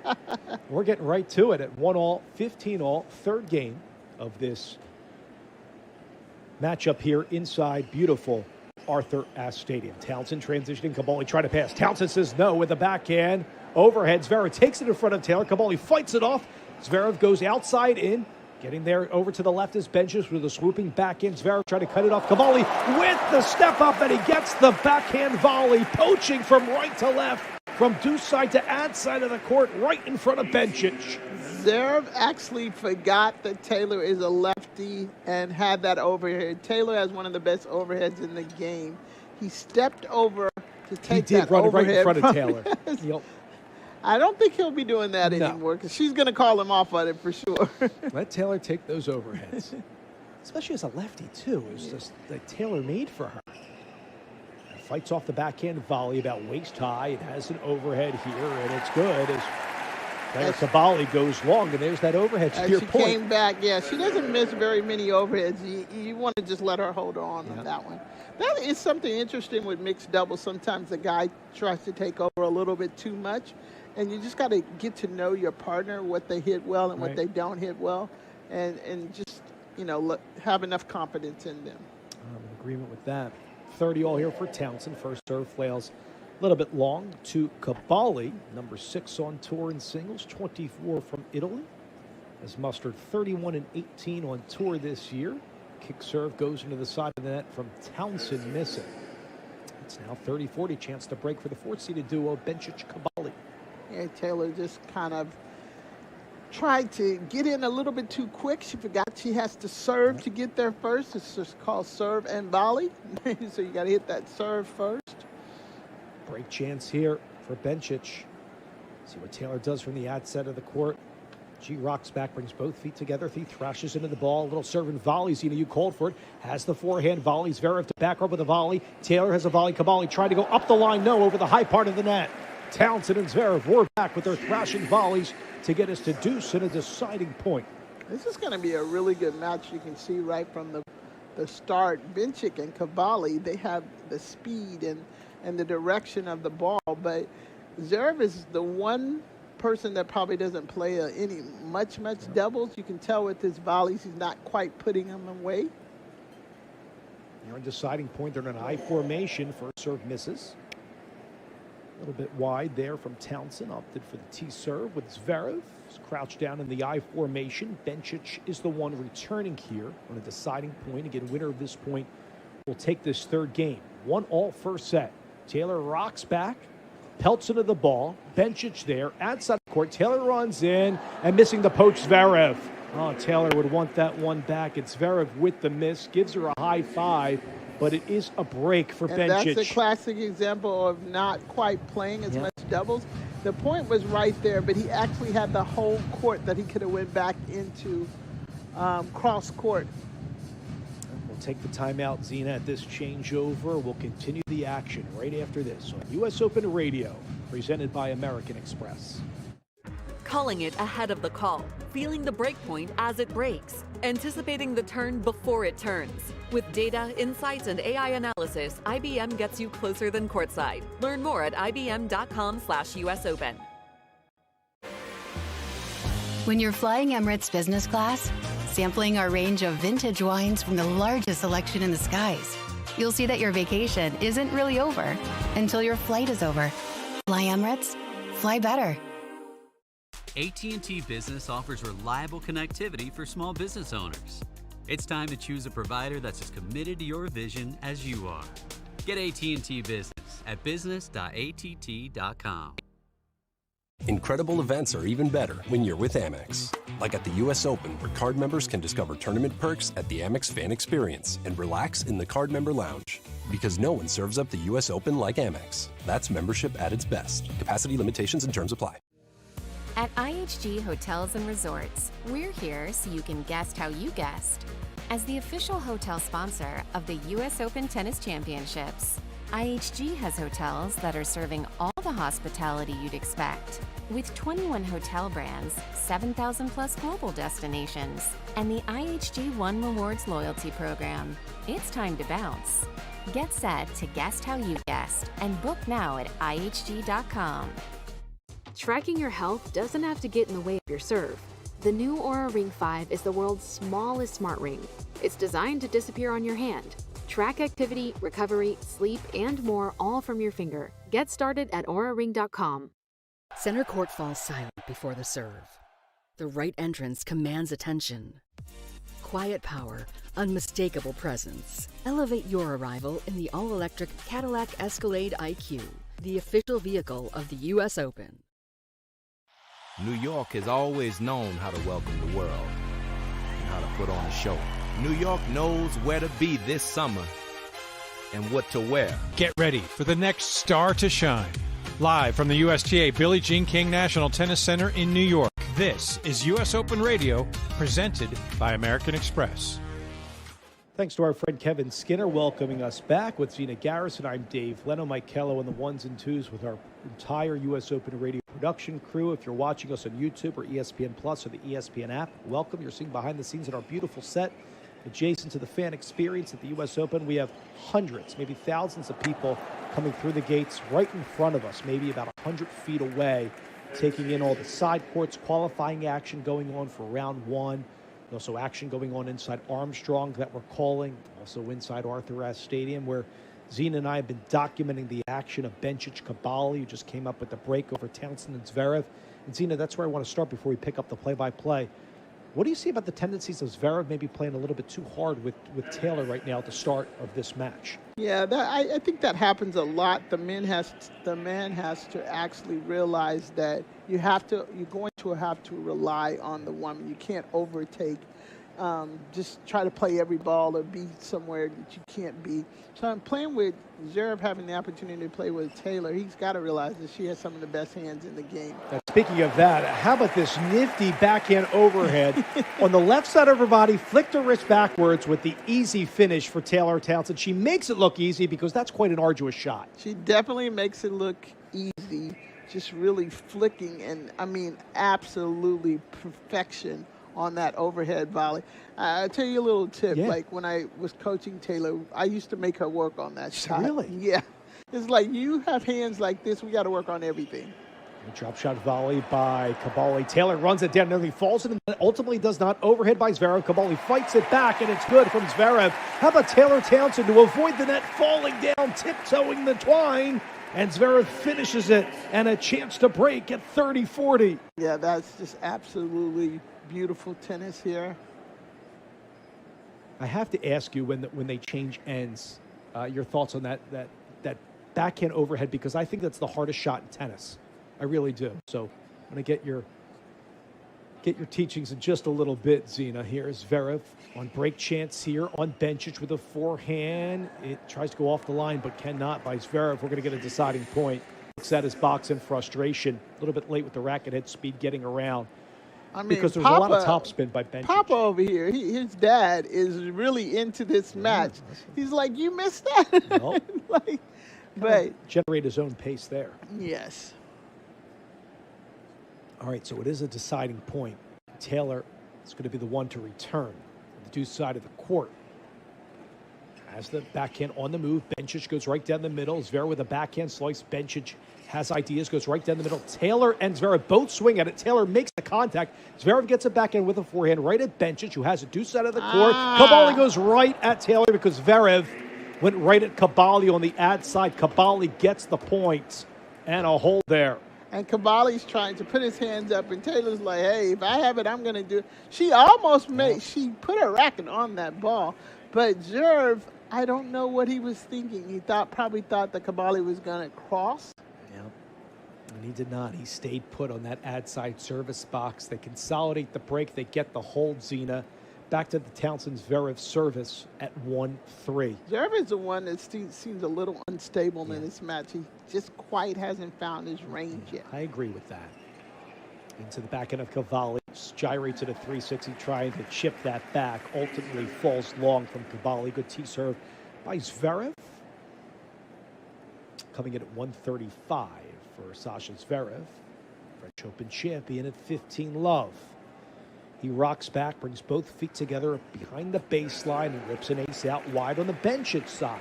Back-to-back aces. I will also say this about Taylor, and Siniakova, we mentioned it as well. They can play with anyone, absolutely anyone. So I guarantee you, when she's sitting there, when they've been sitting on the sideline, she is going to literally pump him up. She's going to constantly keep communicating. That's what I love following Taylor's matches from her junior career, when you coached her, when I would see her a lot with the Philadelphia Freedoms and World Team Tennis. I just love the positive energy that Taylor exudes. At 30-15, Zverev serving. Taylor misses the volley. Cavalli steps in with a high backhand volley. Everybody's missing these high volleys. And a lot of it sometimes has to do, like, I don't want to hit the person, or, I don't want to, it's a lot of, that's part of the game. It's a part of the game. Yeah, that one is about shoulder high, and that one aired into the bottom of the net from Cavalli. As a result, 40-15. It is a hold for Zverev. Cavalli misses the return backhand side. So Townsend-Zverev hanging in, but they're down in the set. A break 3-2 to Bencic and Cavalli. We'll step aside. We'll also preview the Andreeva Rublev against the defending back-to-back champs, Arani Vavasori. They're taking the court on Armstrong. Those storylines in qualifying are next. U.S. Open Radio, presented by American Express. Calling it ahead of the call. Feeling the break point as it breaks. Anticipating the turn before it turns. With data, insights, and AI analysis, IBM gets you closer than courtside. Learn more at ibm.com/US Open. At the U.S. Open, excellence is everything. Savor every moment with Clos de Bois, America's #1 premium Chardonnay and the official wine of the U.S. Open. California Table Wine, copyright 2025, Clos de Bois, Modesto, California, all rights reserved. Total U.S. Mulo BWS, latest 52 weeks, ending 7/6/25. Since 2005, Polo Ralph Lauren has been the official outfitter of the U.S. Open. We are endlessly proud to be part of this special history. Dressing fans, on-court ball crew, and officials of the U.S. Open and Wimbledon. To check out this year's U.S. Open collection, visit the shop located beneath Louis Armstrong Stadium on club level of Arthur Ashe or on ralphlauren.com/US Open. Fandom takes on a whole new meaning when you're with Amex. Like at the U.S. Open, where you can visit the Amex fan experience, cool off, relax, and find even more ways to have fun at the tournament. Because no one serves up the U.S. Open like Amex. That's membership at its best. Capacity limitations and terms apply. When you're flying Emirates business class, sampling our range of vintage wines from the largest selection in the skies, you'll see that your vacation isn't really over until your flight is over. Fly Emirates, fly better. Chase has been a proud sponsor of the U.S. Open for 45 years and is committed to providing the best experience for customers and fans. Visit chase.com/US Open to learn more. JP Morgan Chase Bank, N.A. member FDIC. Whether scaling a global business or building a legacy at home, everything you've built deserves expert protection. Chubb provides business and personal insurance that has been protecting the world's ambitions for over 230 years. A world leader in commercial and personal insurance. Chubb. New York knows the spotlight, the highlights, and summer nights. We know greatness when we see it, and we know better than to miss it. New York knows legends and history, rallies and rivalries. The U.S. Open. Spectacular awaits. Get ready for the next star to shine. Live from the USTA Billie Jean King National Tennis Center in New York, this is U.S. Open Radio, presented by American Express. We are humming along here in New York on this 77-degree afternoon, approaching 3 p.m. Eastern Time with Zina Garrison. I'm Dave Leno. Michaela on the ones and twos. We're calling the matchup of Bencic Cavalli up against Townsend Zverev in a first-round mixed doubles matchup. Either of these teams, whoever prevails, will have to take the court again for a quarterfinal matchup. Cavalli and Bencic are up the break 3-2 and 30-15. But Zina, I want to pass along some news to our audience. I was just told that legendary singer-songwriter Dolly Parton has passed away at the age of 80. Yeah, I mean, she was definitely mother, godmother, auntie to so many. Godmother, I mean, just, one of those women that just did so much uplifting for the country, through her music. Yeah, thoughts to everybody around Parton and all her fans from around the world. A lot of music here at the U.S. Open, and we'll be thinking of Parton moving forward. Speaking of music, beautiful display, an orchestral performance between Townsend and Zverev. Zverev with a volley going to the outside of the court and over the high part of the net and fluttered it right past Bencic adjacent to the chair umpire. Look, kind of looked the other way, then pushed that cross court for a beautiful angle there. I'm told he's a pretty good basketball player too. So really? I think he played point guard a little bit, yeah. I don't think my Sixers need any help though. We got LeBron and Jaylen Brown. I think we'll be okay. Or at least I hope so against the Knicks here in New York. Taylor lets it go here. Lob attempt by Cavalli is long. We go to another deciding point. I'm going to leave that basketball to you for what you just said. Yeah. You're in New York, don't you? Right, I gotta be careful. Listen, I like my Villanova guys too. With Brunson and Bridges and Hart. And congrats again to the Knicks winning an NBA title. But here we go. It is a set point here for Cavalli Bencic. Cavalli rockets a first serve out wide, the doubles alley. It's also a break chance for Townsend Zverev. Here on deciding points. Set point number 3. Cavalli into the backhand of Zverev. Cavalli with a forehand. Zverev there with the backhand cross court. Cavalli side of the net and good. Cavalli rips a forehand. Zverev a long run. Bencic lets it go. Cavalli gets it done, and they take the first set 4-2 over Townsend and Zverev. I mean, Cavalli somehow was able to magically come out of that. His footwork in this match is so on point. All right, so Zina, that's the end of the first set there for Bencic and Cavalli, but I get the sense that Townsend and Zverev, just with the way that they play it, I feel like they can roar back in the second set. I feel like this is going to be one of those, the first couple of games in this second set is going to be crucial. And I feel like Zverev is just starting to find his way and just kind of settle down a little bit. But Cavalli is, to me, has been the solid one, and Bencic is just, she is making the shots when she needs to make them. Taylor's doing what she needs to do, but we need Zverev to just kind of come up a little bit. You're exactly right. As there is a break after one set of action there on Ash, I want to highlight the matchup inside Armstrong, Zina.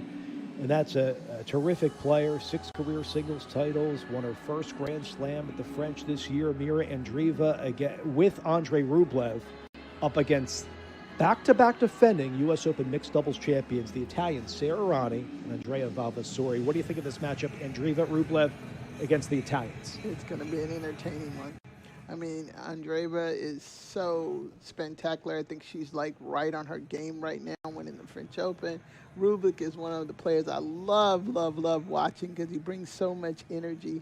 And then last year's winner, and have won it, I think, is it 2 times? Yep, back-to-back. So Yep, they 24 and are 25. always going to be up for an amazing match. And think about it, right? One in the traditional format of mixed doubles in 2024 when it was on the back end of the U.S. Open, and last year on the front end during Fan Week, which we have right now. So they got history wrapped up. They got the history. We'll see if they can deliver. You know, Irani's been on tour really forever. 39, a veteran, 36 career doubles titles, 10-time Grand Slam champion in doubles. Vavasori is a 3-time finalist in men's doubles on tour, but he's won 4 mixed doubles championships. So they have a lot of experience, obviously. A whole lot. They've won a lot against Andreeva and Rublev. More singles players there, so we'll see how that one goes inside Armstrong Stadium. We're going to go back to the play-by-play call inside Arthur Ashe Stadium with Zena Garrison. I'm Dave Leno. If you're watching us on ESPN Plus, the ESPN app, or on YouTube, we say hello and thanks for following our radio play-by-play call. You see the bevy of monitors, this gorgeous set. We're adjacent to the fan experience, presented by American Express across from Louis Armstrong Stadium. Also on the U.S. Open app. If you click the more button on the bottom right of the U.S. Open app, there's a radio icon in the middle. That's how you hear our radio feed if you can't watch us. We're also on usopen.org and also on TuneIn Radio worldwide. Next week, we'll be on Sirius XM. And I want to give a shout to everybody that has one of those Amex radios on site here in New York. You're listening to the radio play-by-play coverage. So we're painting the picture for everybody, describing shot by shot, and we appreciate everybody tuning in. A while ago, you were in your element, and this little girl in pink, she was so into it, and she kept going like this, and her dad was telling you, listen. Like, that's them, right? And you were into it, and I'm trying to wave at her, but she was focusing on you. Probably looking at my notes or something. Okay. I love that. We always appreciate the fans coming by the window. We see a lot of them waiting to enter the fan experience, which has so many wonderful activations, a tennis court that you can hit on, a lot of digital screens in there, fans from all around the world as tennis brings us all together. All right, Zena, continuing this second set right now. Bencic-Cabali took the first set 4-2 over Townsend-Zverev, but right now, Zverev-Townsend 40 love with Zverev serving. Looking for the love hold here. This bangs off the top of the net, charges long, will be a second serve for Zverev. Taylor Townsend, service box on the deuce side of the court. Right hand on the throat of the racket, bottom hand on that white grip for Taylor. It has the forehand volley, goes right back at Bencic. Taylor would want that volley back. Bencic with the easy forehand up the line. Taylor's looking at a racket, and I'm up here looking at a racket. She had an easy forehand volley, but she kind of shanked it. Yeah. And Bencic took advantage of it and just drilled that forehand right back down that line.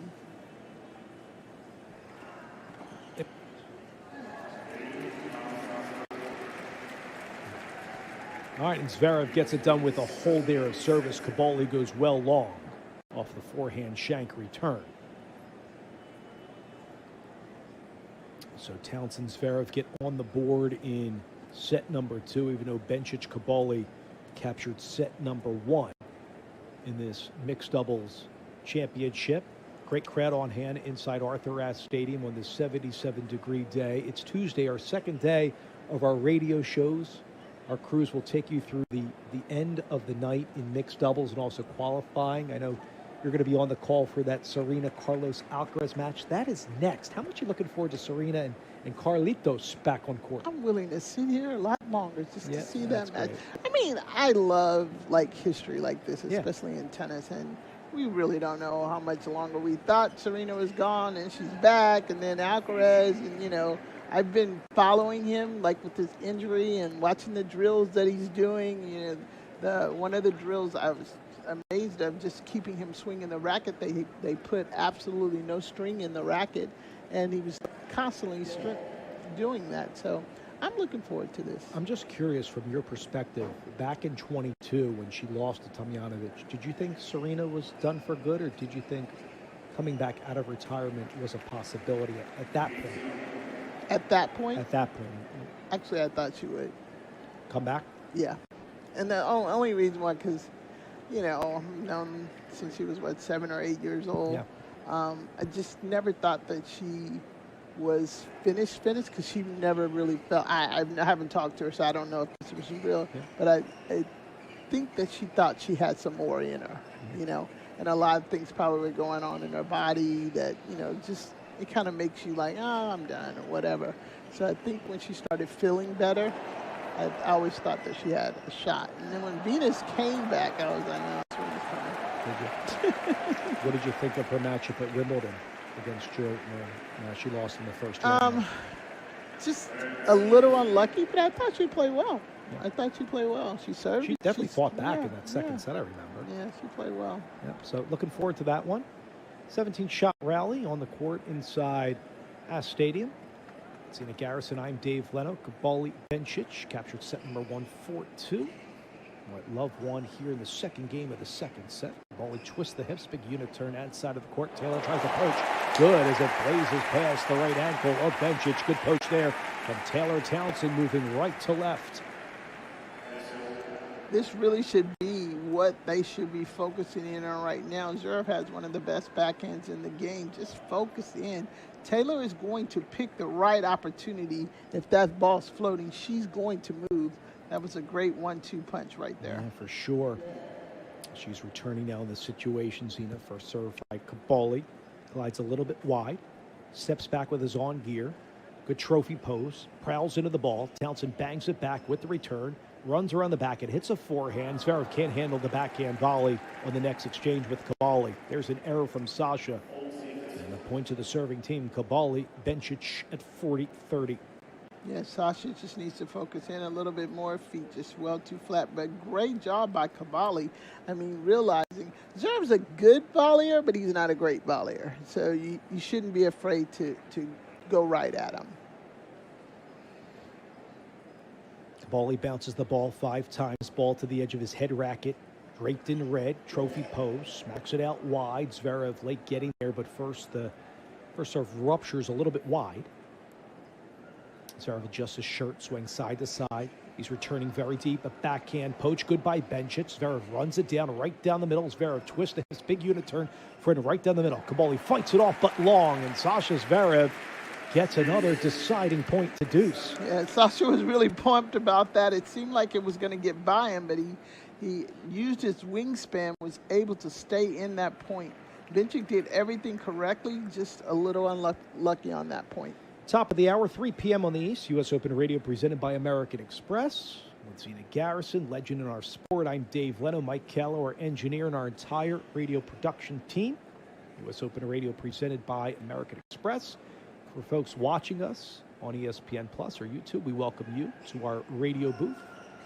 Here's Cabali, twist the hips, big unit turn, thrashing for a low part of the net, hits off the tape, and then goes in on the next exchange for Cabali, past a sliding Townsend who attempted approach. Cabali apologizes, but he gets the point on deciding point in the game to Cabali Bencic. Yeah, at 1-all. Cabali was just very lucky right there. Taylor left just a little bit too early. Left that court wide open, but the net cord was the winner in that match. Over the high part of the net. Taylor and Zverev don't get the fortuitous roll. Cabali takes it in the end. And at 1-all. Remember, Bencic-Cabali, the 4-seeded duo, won the first set 4-2.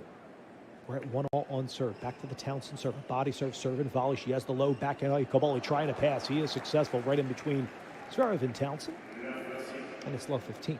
It's a great pickup volley there by Taylor. The first one. But Cabali is doing a great job of keeping that ball low. And what happens when you want to keep it low, when you have 2 people at the net, because you want them to hit up and you look for the good 1-2, you look for the next ball to pass on. Taylor goes out wide to Bencic, backhand slice, easy put away. 2-side service box for Zverev, who barely had to move. At 15-all. I want to go back to that high backhand volley. What would you tell Taylor on that shot, and what can our listening audience well, improve actually, upon? First of all, you got to be very gifted and very athletic. Okay, that's number one. But the main thing is to kind of find your range there. Just keep feeding it to them. Some way behind them, some right there with them, and then allowing them to understand how to just kind of flick their wrist right at the end of it. It's a really hard shot. I don't try it on the public courts back home. Most people not. I go for the two-hand backhand, high backhand. It usually goes out by the fence. But you notice her back was completely turned. Yeah, it's an amazing shot. But it is a double fault right there from Taylor Townsend. See, it's 15-30, third game of the second set. Young fan just caught a souvenir as well inside Ash. They get to keep that tennis ball, which is always nice. Second double for the Townsend-Zverev side. None, for that matter, for Bencic-Cabali. At 15-30, we are 1-1 in the second set. Good first serve, and ace zipped right down the middle by Taylor Townsend to get us to 30-all. Yeah, way to come back on that shot, making a double fault and coming back in with an ace. Well placed there by Townsend using that lefty serve.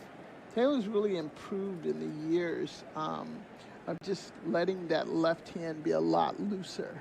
A lot of flexibility in her stroke. I can see that. That serve's always been dialed in. Cabali goes right down the middle. Zverev blocks it back with the volley, and that detonates right to the service box on the deuce side. It's 40-30 for Townsend-Zverev. You feel like they're looking more composed, especially on the Zverev side in doubles, working with Taylor. What I'm noticing is Taylor realized with Zverev, you got to kind of keep him loose, and she's making him laugh. Good. Like like I said, she's a great communicator. She knows what to do.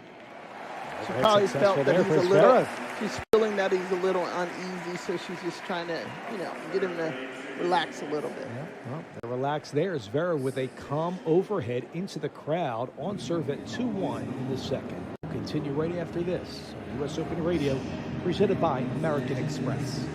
Chase has been a proud sponsor of the U.S. Open for 45 years and is committed to providing the best experience for customers and fans. Visit chase.com/US Open to learn more. J.P. Morgan Chase Bank, N.A. member FDIC. Harvey is the agentic platform for legal, built by lawyers and trusted by more than 75% of the AmLaw 100. Harvey, serving legal precision. Learn more at harvey.ai. When you're flying Emirates business class, sampling our range of vintage wines from the largest selection in the skies, you'll see that your vacation isn't really over until your flight is over. Fly Emirates, fly better. Celebrate the magic of tennis with Moet and Chandon, the official champagne of the U.S. Open. Come and discover the Moet and Chandon Clubhouse Bar, just steps from Arthur Ashe Stadium. To learn more, visit Moet.com. Enjoy responsibly. Drink Evian and celebrate 200 years young. Served from the French Alps since 1826. Naturally filtered for 15 years through glacial rock. Evian water emerges from the French Alps with naturally occurring electrolytes for a cool, crisp taste. Calling it ahead of the call, feeling the breakpoint as it breaks, anticipating the turn before it turns. With data, insights, and AI analysis, IBM gets you closer than courtside. Learn more at ibm.com/US Open. At IHG Hotels and Resorts, we're here so you can guest how you guest.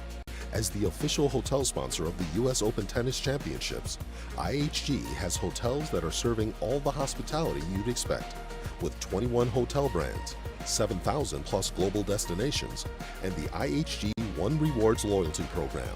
It's time to bounce.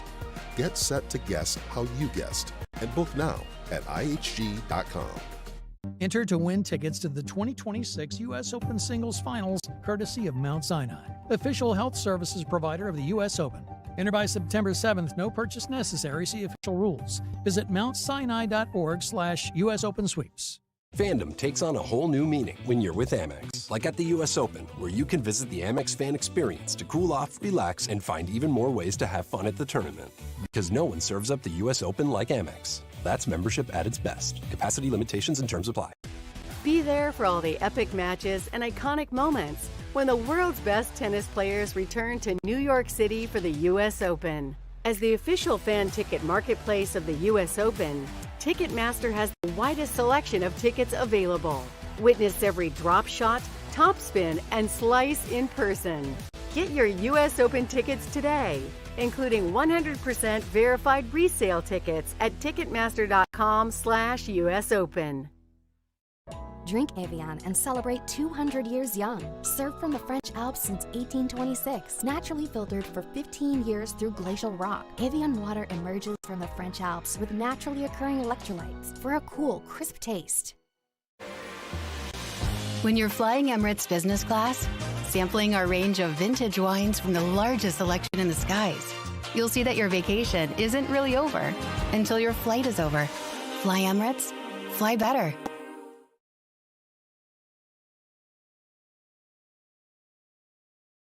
Get ready for the next to go down in history. Sabalenka serve out wide. The backhand return is wide. The second year in a row, Aryna Sabalenka is the U.S. Open champion. Live from the USTA Billie Jean King National Tennis Center in New York. This is US Open Radio, presented by American Express. Well, we've seen 3-match tiebreaks throughout this mixed doubles championship today. Will we see a fourth? Well, we'll have to wait a couple of games with Zina Garrison. I'm Dave Leno, day 3 of U.S. Open Fan Week here on U.S. Open Radio, presented by American Express. Everybody that has the Amex radios on site, we say hello to you. Following our radio play-by-play coverage, you will hear us on Amex Radio today and tomorrow. You can watch us at ESPN Plus and YouTube behind the scenes, also on traditional radio on the ESPN app, usopen.org, and tune in this week. So I know there was a thrilling point a moment ago during our break, Zina, with Townsend and Zverev dueling with Bencic and Cabali right now at 2-all in the second. What's been going on in this match during our commercial break? A lot of excitement. Which I love, and I know you do. I think, Bencic and Cabali are holding on, but Zverev and Townsend are finding their range. As I mentioned before, I think Taylor does a good job of kind of figuring out how to motivate the person she's playing with. And with Zverev, it just seems like she's getting him to smile and laugh a little bit. Yeah, well, I love that. And speaking of smiling, the Italians just took the first set over on Armstrong, Arani Vavasori, 4-1 over Andreeva and Rublev to get that matchup underway.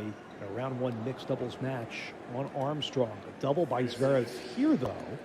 And it's 30-15 at 2-all in the second. Remember, Bencic Cabali took home set number 1, 4-2.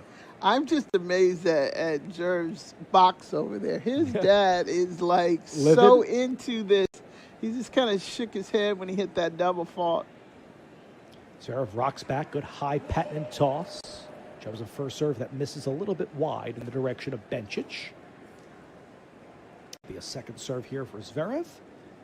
And the thing about it is, once, dad, coach, whatever, you want your player to constantly be working on their game. Barrages a second serve right at Bencic. Zina bangs the backhand cross-court. Bencic with a backhand as well, and it causes a miss by Zverev. I'll tell you, Bencic shot for shot, matching the cross-court rallies with Sasha Zverev at that moment at 30-all. You don't want to get in that backhand cross-court with either one of them, but Bencic is so good because she catches that ball right off the hop. 10 unforced errors from Townsend Zverev to 5 for Bencic Cabali.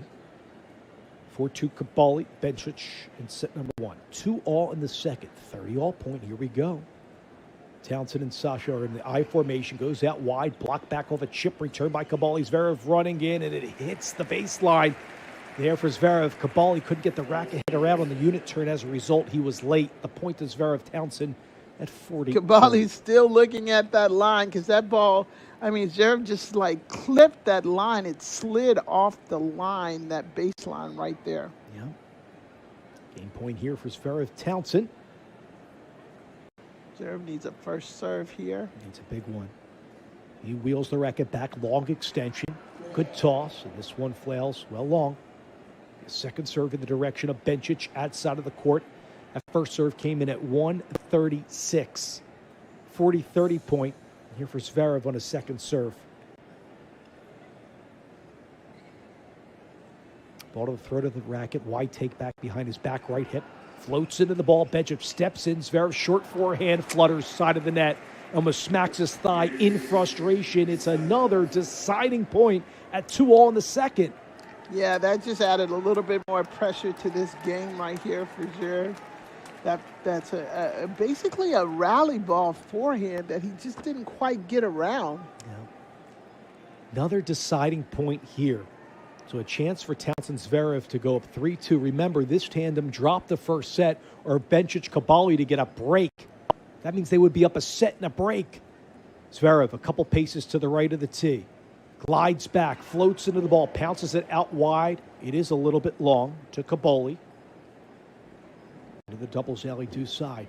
Taylor's leaving that alley wide open. Cavalli's the one returning. Will Cavalli try to nail it, or will he stay safe? Zverev, clean toss, clocks back, rumbles forward into the forehand of Cavalli. Taylor lets it go. Zverev right at Bencic, blocks it back with a backhand slice. Zverev and Bencic with a poach. Bencic reads Zverev perfectly. And Bencic, Cavalli get the break. They're one game away from moving on to the semifinals. They're That up was 3-2. an incredible move there by Bencic. She saw the opportunity. She hit it at the feet, knowing that Taylor possibly was going to come up with it. But what she did in the end, 1-2, she kept it going. Beautiful poach there by Bencic. That was terrific footwork from on Belinda the ball. Bencic. No question. World number 12 of the WTA Tour in singles. It looked like an accomplished doubles player like she often was right there. She has definitely been on that ball right there. All right, we'll step aside. We'll continue the action right after this on U.S. Open Radio, presented by American Express. Every point, every upset, every captivating moment of the U.S. Open is played with a Wilson tennis ball. Always New York, always Wilson. The official ball of the U.S. Open since 1978. Calling it ahead of the call. Feeling the break point as it breaks. Anticipating the turn before it turns. With data, insights, and AI analysis, IBM gets you closer than courtside. Learn more at ibm.com/US Open. Tracking your health doesn't have to get in the way of your serve. The new Oura Ring 5 is the world's smallest smart ring. It's designed to disappear on your hand. Track activity, recovery, sleep, and more all from your finger. Get started at auraring.com. Incredible events are even better when you're with Amex. Like at the U.S. Open, where card members can discover tournament perks at the Amex Fan Experience and relax in the card member lounge. Because no one serves up the U.S. Open like Amex. That's membership at its best. Capacity limitations and terms apply. Are you ready for the next chapter of Spectacular? Alcaraz serve out wide is an ace, and Carlos Alcaraz has reimagined Spectacular. This is U.S. Open Radio, presented by American Express. Welcome back to U.S. Open Radio, presented by American Express in Flushing Meadows, New York. With Zina Garrison, I'm Dave Leno with Jaime Colon, back on the ones and twos, and our entire production team. Coming up, you'll hear the talented voices of Mike Cation, Macca, David McPherson. Zina will also be on hand according to the Carlos Alcaraz, Serena Williams matchup that will take place on this very court in a little bit. Right now, Bencic, Cavalli are serving for the match at 30-15, Zina, at 3-2. I want to go back and reminisce at that move and that poach by Bencic a moment ago. That was wonderful. Yeah, Bencic did a great job. And when you're teaching someone to poach, you teach them to go at an angle, to cut that angle off. But what she did well is follow the ball and knew that that next ball had to come up, and she took advantage of it.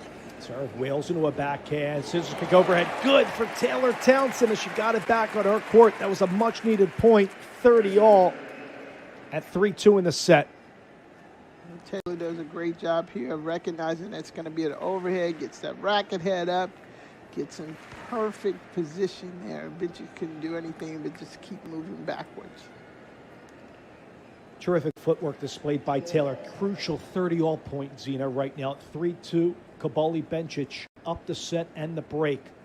Number sets to 4 in mixed. Backhand successful, shoulder high by Taylor. Cavalli twists the hips, big U-turn. Townsend flutters it middle of the net. Match point now for Cavalli Bencic at 40-30. That's an interesting situation because that's actually Taylor's best, one of her best shots is the backhand cross court, but she nailed it in the middle of the line. This is for a spot to the quarterfinals. This is a round one matchup. Cavalli, match point, rocks back, pounds in the ball, goes out wide. Zverev first sees it go long. Second serve. Yep. Back in, right on it. Z. Cabali wheels around, good extension, kicks it into the back end of Zverev, rockets it back. Cabali goes up, flutters off the top of the net, and Taylor misses the volley, and that will do it. Bencic Cabali prevail 4-2, 4-2 over Townsend and Zverev, and they're on to the quarterfinals. Bencic and Cabali played an excellent, well-deserved match there. They were the most consistent one from the very beginning. They never let up, and they just kept the pressure on Taylor and Zverev. Now, what a matchup there for Bencic and Cabali, because you saw that fight-back resiliency in the early part of that second set by Townsend and Zverev. But we wish Townsend and Zverev the best, moving on in doubles and singles to come at the U.S. Open. Oh, definitely. But you got to give it to Cabali and Bencic. I mean, just totally rock solid from ground strokes to serve. And Bencic's volleys and moves at the right time were just simply flawless. So that victorious team of Bencic and Cabali, they will be back later today in the quarterfinal, and they'll face either Serena Williams and Carlos Alcaraz, which you'll call in a little bit, or Aaron Ratliff and Lloyd Glasspool, who came through qualifying. It just keeps getting better and better. So you and I called 3 match tiebreaks today in mixed doubles. I have to say, now that I'm ending my shift on U.S. Open Radio, that we had some thrilling action on day 2 of our U.S. Open radio shows. It's been a great day, and it's only day 2. It's only day 2. A ton of qualifying matches in the books. Our colleagues, Mike Cation, David McPherson, Zena's going to hang out a little bit longer as well. They'll take you through all the action. They'll continue the matchup as well on Armstrong of Arani and Vavasori, back-to-back defending champs in mixed. They took the first set 4-1 over Andreeva and Rublev, and it's 1-1 in the second there. Zena, loved working with you again. We'll be back at it tomorrow, I'm sure. Always love working with you. And have fun calling the... Love being a great teammate with you. Just follow all that knowledge that you have in there. I appreciate that. And thanks for teaching me also about the game. We got to get on the court, though, in Houston amid that 106-degree weather. If you get me on the court, Billie Jean King probably would just kiss you away, because she's like, Zena, are you getting on the court? Are you getting on the court? I saw you were hitting a little bit last year. I saw what you were posting. I ended up in rehab, too. Okay.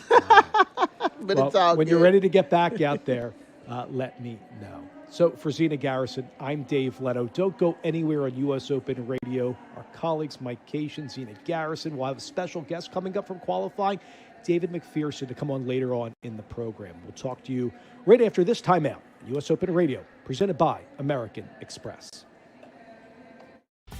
With Fage Total Plain Greek yogurt in your fridge, chances are you'll never skip breakfast again. Thick, creamy, delicious. The possibilities are endless. Top off a bowl of Fage with strawberries, granola, and honey. Or add Fage to your favorite smoothie. You can feel good about the naturally delicious taste of Fage yogurt in every bite. Visit usa.fage for even more irresistible ideas. Calling it ahead of the call, feeling the breakpoint as it breaks, anticipating the turn before it turns. With data, insights, and AI analysis, IBM gets you closer than courtside. Learn more at ibm.com/US Open. Whether scaling a global business or building a legacy at home, everything you've built deserves expert protection. Chubb provides business and personal insurance that has been protecting the world's ambitions for over 230 years. A world leader in commercial and personal insurance. Chubb. Chase has been a proud sponsor of the U.S. Open for 45 years and is committed to providing the best experience for customers and fans. Visit chase.com/US Open to learn more. J.P. Morgan Chase Bank, N.A. member FDIC. When you're flying Emirates business class, sampling our range of vintage wines from the largest selection in the skies, you'll see that your vacation isn't really over until your flight is over. Fly Emirates, fly better. At IHG Hotels and Resorts, we're here so you can guest how you guest. As the official hotel sponsor of the U.S. Open Tennis Championships, IHG has hotels that are serving all the hospitality you'd expect. With 21 hotel brands, 7,000 plus global destinations, and the IHG One Rewards loyalty program, it's time to bounce. Get set to guest how you guest and book now at ihg.com. Be there for all the epic matches and iconic moments when the world's best tennis players return to New York City for the U.S. Open. As the official fan ticket marketplace of the U.S. Open, Ticketmaster has the widest selection of tickets available. Witness every drop, shot, top spin, and slice in person. Get your U.S. Open tickets today, including 100% verified resale tickets at Ticketmaster.com/US Open Tennis. Harvey is the agentic platform for legal, built by lawyers and trusted by more than 75% of the AmLaw 100. Harvey, serving legal precision. Learn more at harvey.ai. Since 2005, Polo Ralph Lauren has been the official outfitter of the U.S. Open. We are endlessly proud to be part of this special history. Dressing fans, on-court ball crew, and officials of the U.S. Open and Wimbledon. To check out this year's U.S. Open collection, visit the shop located beneath Louis Armstrong Stadium on club level of Arthur Ashe or on ralphlauren.com/US Open. Center court falls silent before the serve. The right entrance commands attention. Quiet power, unmistakable presence. Elevate your arrival in the all-electric Cadillac Escalade IQ, the official vehicle of the U.S. Open. Don't sweat it with Dove Invisible Antiperspirant, the official sponsor of underarms at the U.S. Open. Dove offers 72-hour sweat and odor protection and invisible application for no white marks, letting you serve your best looks and cheer on your favorites without worrying about your pits or fits. Don't sweat it. Make a racket with Dove at the U.S. Open. To learn more, visit dove.com. Mount Sinai is the official health services provider of the U.S. Open and the leading medical services team for the athletes. Visit our booth near Court 15 to create your own U.S. Open avatar. Check out mountsinai.org/US Open. Drink Evian and celebrate 200 years young. Served from the French Alps since 1826. Naturally filtered for 15 years through glacial rock. Evian water emerges from the French Alps with naturally occurring electrolytes for a cool, crisp taste. Protect your game with La Roche-Posay Anthelios UV Pro Sport, the official sunscreen of the U.S. Open. High-endurance, water-resistant sun protection. It stays put while you're active, without running into eyes or staining clothes. Dermatologist tested, athlete approved. AT&T Business offers reliable connectivity for small business owners. It's time to choose a provider that's as committed to your vision as you are.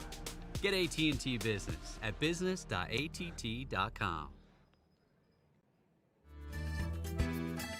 New York has always known how to welcome the world and how to put on a show. New York knows legends and history, rallies and rivalries, and how to make some noise. We know flavor, fashion, power, and passion. And we know spectacular awaits us all. The U.S. Open, spectacular awaits. This is U.S. Open Radio, presented by American Express. And welcome into U.S. Open Radio. Mike Cation here, joined by Zena Garrison, sticking around for a little bit after already a long shift today. But it's been a good one. It has been a good one. David McPherson joining us as well. Macca, good to be back with you. Good afternoon, Mike. And we have a special guest, Lloyd Harris. Thank you for having having through me. first round of qualifying. Congratulations. A tough one today against a legend of the game himself and Bernard Tomic. Listen, it's tough for you. It's been a rough road these last couple of years with all sorts of health problems, the physical maladies. How does it feel to get one under your belt here in 2026? Yeah, thank you. I mean, first of all, I'm obviously, like you said, happy to get through a tough one today. Not an easy start playing Bernie, It feels like a couple of years ago we would be playing main draw, and today I really had to battle hard to get through the first round. And but yeah, US Open's a place where I have a lot of good memories, a lot of good feelings. And when I come back and step on the court, I always have that winning feeling out here. And I think that really helped me to mentally push me over the line also today. And, when things got a little bit tight. What's it like playing Bernie? For people who don't know, his style nowadays is so different than everything else. There's a lot of feathering of the ball that goes on. He plays pretty quick points most of the time. It's so different than what you're seeing out on tour. How do you prepare for something like that? Absolutely. I don't think you play any matches that do prepare you for it because there's just no one else quite like it, you know. And the first game of the match, you have no rhythm. He's going to give you nothing. He's going to play fast. He's doing things differently. And when he's on, it's sometimes a little bit unplayable almost because it feels like he doesn't care, but he's hitting unbelievable shots. And then he kind of gives you 1 point, and then the next 3 points he's trying full, and it's so difficult. It's kind of, I don't want to say mind games, but it's like it's playing on your mind. You know what I mean? So you just got to stay focused every point, kind of go through your routines, go through your things, and I think that's the key is like focusing on your own things because you can't control what he's doing. Right. That's for sure. And tactically, though, what did you come into the match trying to do to impact Bernie's game, and how did it evolve as the match went on? Well, I feel like he wants to get into those nitty-gritty little slicey points, those kind of things. So I was focusing a lot on my service games, getting that serve plus the first strike, putting him out of position so he couldn't get into those. I felt like he did a great job of getting into those. When he was serving, he kind of plays fast, and then he opens up the court, and then all of a sudden he can play this game that he wants to. But I didn't allow him to do that so much on my serve, and I think that was the important one. And I just had to make a lot of balls, and give him a lot of different looks on his serve to try and upset his rhythm a bit. And when he had first serves, are you one of those returners that leans a little bit, plays a little guesswork when someone's got a big first serve, or do you stand neutral and just react to each serve that you see? I know when players would play John Isner, I could see them leaning one way or the other a lot of the time. Yeah, I think there's days where you kind of have to go towards that. It's just when you can't get any read, the guy's just serving some aces past you. That's kind of the days where you're like, okay, well, if I don't start guessing, I guess he's just going to have 20 more free points. Today was not one of those days. I don't even think he was serving more than 70%, to be honest. But he hit a lot of wide serves. He opens the court, and then he just so much feel playing into the open court. So he started a lot of points like that, and that was kind of more his goal than trying to pump some aces today. So I definitely felt like I knew more or less where the serve was coming, but it didn't always help me. Lord, what do you do to motivate yourself? As tennis players, we can go up and down. Some days are better than others. When things start getting tough, what do you do to motivate yourself? For me, I think about the future, I think I'm in a good place in my life, off the court, and I feel like I want to be in an even better place and, many things to look forward to in the near future. And the better tennis I play, the more things I can do that I want to do in the near future. So that motivates me a lot. Like if I put in the work over the next couple of years, that could really help me. And that's a huge motivation for me to, also to give a nice life for people around me. So. And we're going to get to that. I want to make sure we're keeping just a close eye on Ash right now because of the fact that we've got Serena Williams. I don't know if you've heard of her. Yeah. You might have heard of her once or twice. She's about to get onto court. We're going to make sure we get that introduction here for you on U.S. Open Radio. A couple more questions here with Lloyd Harris. You talk about just kind of making sure your family and everybody is taken care of. You're getting married in December. A lot's changed for you over the last couple of years. How is your perspective nowadays? Yeah, different for sure. You couldn't have told me all of this was going to happen a couple of years ago, and it's honestly an amazing feeling when you meet that person that you want to spend the rest of your life with. It's I'm super excited. I can't wait for December. Can't wait to get that chapter started and start a new life. That's what it feels like for me, a marriage, and I'm very excited for that. And I think it's going to have a positive effect on my tennis too. I feel that's the only two things I need to kind of focus on afterwards. So it's pretty exciting. And like I said, I'm in a really good place in life, and I feel super happy. And I would love to get my tennis a little bit better and higher and get my body turned around too. That would be great for the mind, but that's a longer game, and it's a big challenge. And I've had fun doing it, but there is some lows, and those also break you down a little bit. But when I look at my perspective and the outside things, I'm so happy. So yeah. Lloyd, Serena and Carlos have taken the court. And well, just one last question for you, because I know the body it's important for you to recover. Obviously, second round of qualies going tomorrow. Listen, quarterfinalist here in years past, and now obviously with all of these injuries that you've dealt with coming through qualies. Just how do you attack that mindset just to allow yourself to be the best version of yourself at this stage of your career? Yeah, I mean, I think the important thing for me is to realize the reality. You know, like I have to recover now. I have to play again tomorrow. I have to play second round qualies. I need to focus on that. I'm there for a reason. You know, like if my ranking was better, I would be playing in main draw and fighting for those things. The perspective is I need to focus on what's right in front of me and stick my mind to it and give it my all to fight back to where I was. It's a lot of motivation. So I'm looking forward to that and looking forward to the process, and hopefully we can, squeeze through a few more rounds and get on the big stage. We certainly would like to see that for you. I've known you for so long now. It's great to see you back here at the Open where you should be. Get through a couple more rounds, all right, buddy? All right. No, thank you so much. And thanks for coming in. All right. Thank you guys for having me. No, appreciate it. Thank you. It's Lloyd Harris joining us here on U.S. Open Radio as we're getting you ready now for Serena Williams and Carlos Alcaraz. You want to talk a little bit about Serena for a second? I'm just happy to see her one more time. Anytime we can get her up on the court.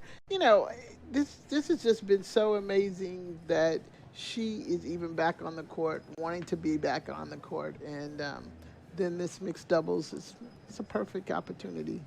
Yeah, it's a blockbuster of a match with Carlos Alcaraz. I mean, they're donning the purple and black. They've matched up pretty nicely here today, looking like a team. We'll see if they can... Serena just drops her racket as she was bouncing back to the baseline. I want to talk about Serena's her bag. Is that the biggest racket bag you've ever seen in your entire life? Get tired just carrying it out to the court. Yeah, I don't know if I could... the whole part. I could lift that bag out to the court and do a shoulder, just trying to get out there. But how many rackets do players carry in their bags? Oh, it varies, but a lot more than they used to see in our day. I'd say that wouldn't be... I think John Isner used to have 9 or 10 in his racket bag at all times, and that's probably about par for the course, I would say, with the top elite players. The whole year. All right, let's talk a little bit here as they are just starting their warm-ups right now. Not only Serena returning, obviously Carlos returning as well. This is his first time playing a match since that wrist injury. The expectation level kind of is a little bit all over the place with what to expect from both of these players. What are you guys expecting from today? Well, this is a great opportunity for both of them to get on Arthur Ashe Stadium to just feel the conditions, the pace of the court, have fun. There's really no pressure on either of them today than just to get into the tournament. I'm sure they'd love to do well, but it's certainly not the pressure that you feel when you take the singles court. So I think they're going to come out and really enjoy themselves and play loose, and it might give us just a little glimpse into how both of them are striking the ball. Well, and for me, I just see, yes, it's no pressure, but they're champions. So it's always a little bit pressure. You always want to go out there and show your best and be the best. I've been really curious, not so much with Serena, more with Alcaraz, because we have not had any, I follow him on Instagram and all those social media things, and was noticing some of the drills he was doing. I was really, really amazed by when he first started out. He's just swinging the racket. There was no strings in there, all those little things that they were trying with him. So to actually come out and have that ball coming right back at you, I know he's probably already done it, but in this type of arena is going to be very, very, I think to your point, it would be a nice place to try it out. Yeah, he was practicing with Holger Rune, who's also coming back from that obviously devastating Achilles injury. So he's started to get to that level with that pace. But I think really important for him, not having any matches under his belt heading into a defense of a title. This match here today actually has a lot of import for him. And then that's funny you said that too, because we haven't talked that much about it, is this gives both of them an opportunity to win a mixed doubles title. And to put even if you say, it's just fun, we're just going out there, whatever, but to their resume or whatever you want to say, their list of accolades that they've done. Can you imagine for 2 days you can possibly win a title? Yeah.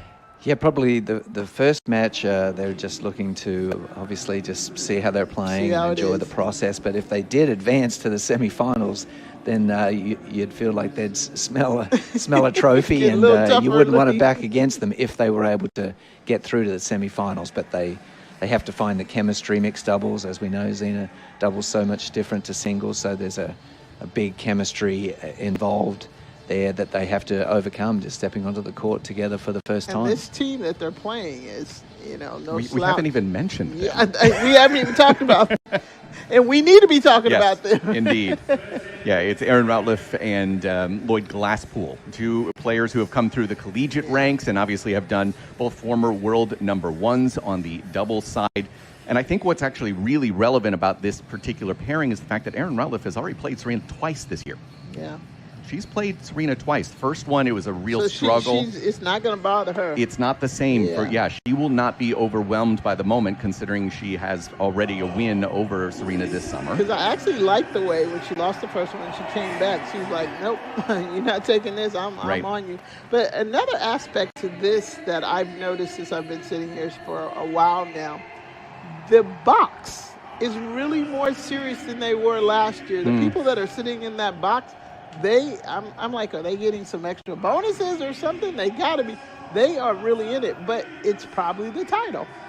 Yeah, no, I mean, I think the US Open mixed doubles being played in our first fan week, I think it's just going to become more and more of a thing that people, not only the fans look forward to, but the players are going to place more and more importance on it, the players. And as you say, Zina, it's a chance for a Grand Slam title.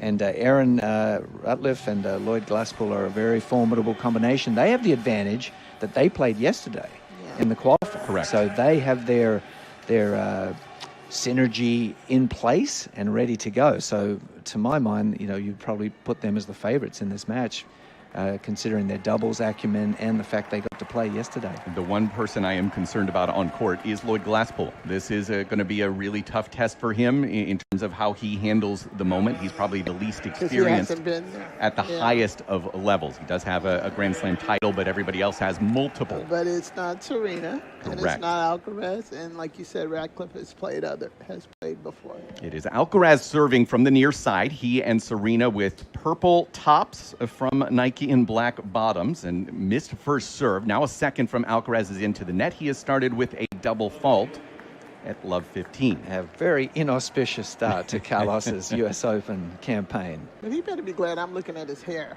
So I didn't He's even got notice a the double lot fault. of hair. I was going to get to that, Zina, but I'll more let you hair handle than it, yes. myself, No, Zina. You're better at it than me. Go ahead. Thank you for noticing. It's a love 15. Misses a first serve into the net, does Alcaraz. We'll say it's a purple tank top along with black shorts. A second serve here from Carlos. Good.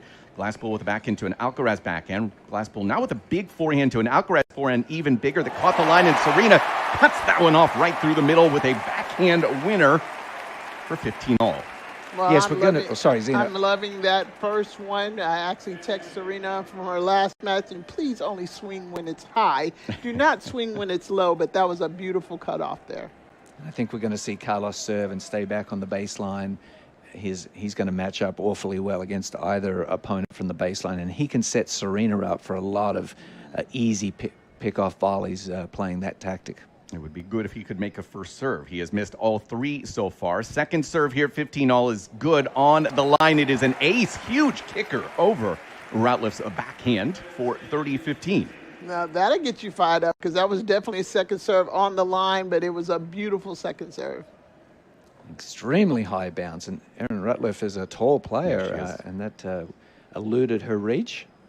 Carlos, of course, the 2 seed on the singles side this year. Number 3 in the world is Carlos Alcaraz, serving here 30-15. Serve good to a Glasspool forehand up the line. Serena there. Now Routliffe with a volley. Alcaraz big forehand through the middle. Glasspool volleys to his backhand. The lob. Glasspool pops it back into play. It lands good. Alcaraz with the forehand goes right through the middle. Glasspool another lob. Serena overhead. Good. Glasspool there chips it to Alcaraz with a volley. Now Glasspool 1E backhand into the net, and it's 40-15.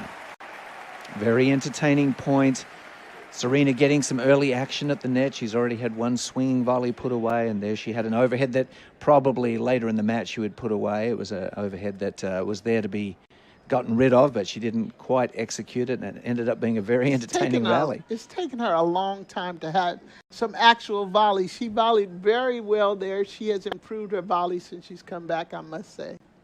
Missed first serve once again here for Alcaraz. 3 minutes in here on a packed Arthur Ashe Stadium. Second serve, good. Routley with the forehand to an Alcaraz forehand cross. Glasspool tries to get to it. He just kind of flicks it off of the racket right at Serena. And Serena unable to come up with that for 40-30 now. Yes, Aaron Rutliff made a nice cross-court return. Carlos hit his forehand to the obvious place, cross-court, and that's where the double specialists have those instincts. Yep.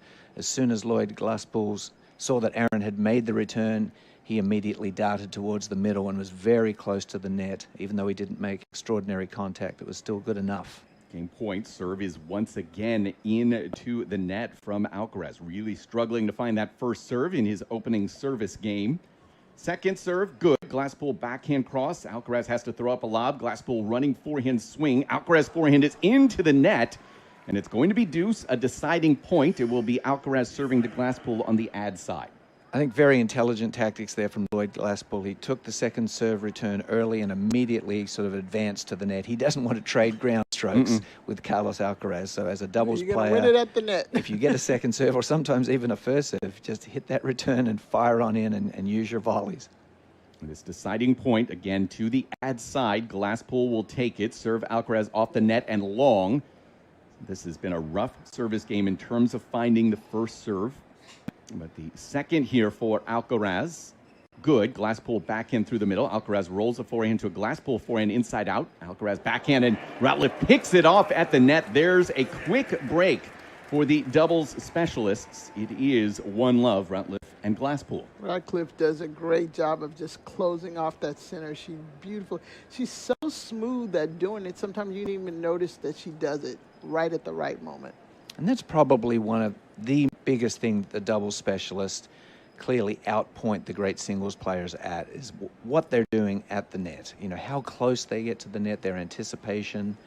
If you position yourself well as a doubles player, you don't even need a spectacular volley, do you? You're so close to the net that if you can just get your racket face on the ball and keep your wrist firm on it, on impact, you're going to get your team the point. And that's exactly what happened there, where Aaron anticipated Carlos hitting the backhand cross court and just nudged the volley away for a winner. I should point out, as Glasspool serving here 1-love, we actually, as he just misses his serve wide, we have a pretty big upset that just completed over on Armstrong with the defending champions bounced 11-9. Irani and Vavasori losing to Rublev and Andreeva. So that is a bit of a stunner considering two-time defending champions on the mixed side. So good win for Rublev and Andreeva. They will await the winner of a match upcoming on Armstrong. It is love 15 here. Glasspool and Routliffe have now moved to the near side. Lloyd is a former NCAA champion at the University of Texas. 32 years of age, out of Birmingham in the UK. Number 17 in the world right now. Serve out wide is an ace for him for 15 all. He will now be able to say that he is a Serena. Well, he actually aced Carlos. Carlos. Sorry. Yes, Carlos I know there. they're so well matched, Mike. In Yes, purple I know. and black, The hair is that, so long. I know. You didn't know. Carlos has got flowing hair as well, so you know, easy to mix them up. Out wide, and Serena misses that return long. But yeah, Glasspool's a guy who's been around, and listen, last year what he and Julian Cash were able to do, 60-17, 7 titles for them last year. Been a much rougher year this year, 25-17. A lot of first-round losses for them, which is a little bit unusual. So that ranking has certainly slipped. 30-15 here at 1-love, serve into the net from Glasspool. You do find that a little bit, Mike. I think since Mike and Bob Bryan, teams have dominated for a year, maybe 2 at most, but then it's really hard to dominate doubles for stretches of years like Mike and Bob were able to do, and that's just a testament to their greatness that they were really able to dominate the game for a decade or more. So, yeah, Lloyd is certainly just having a bit of a down year after reaching some terrific heights previously. Game points here for Glasspool. Routliffe did very well, handled a huge forehand from Alcaraz, put it right back into his feet. She handled that like the ball was coming 2 miles an hour. Yep. It was literally 300 miles an hour.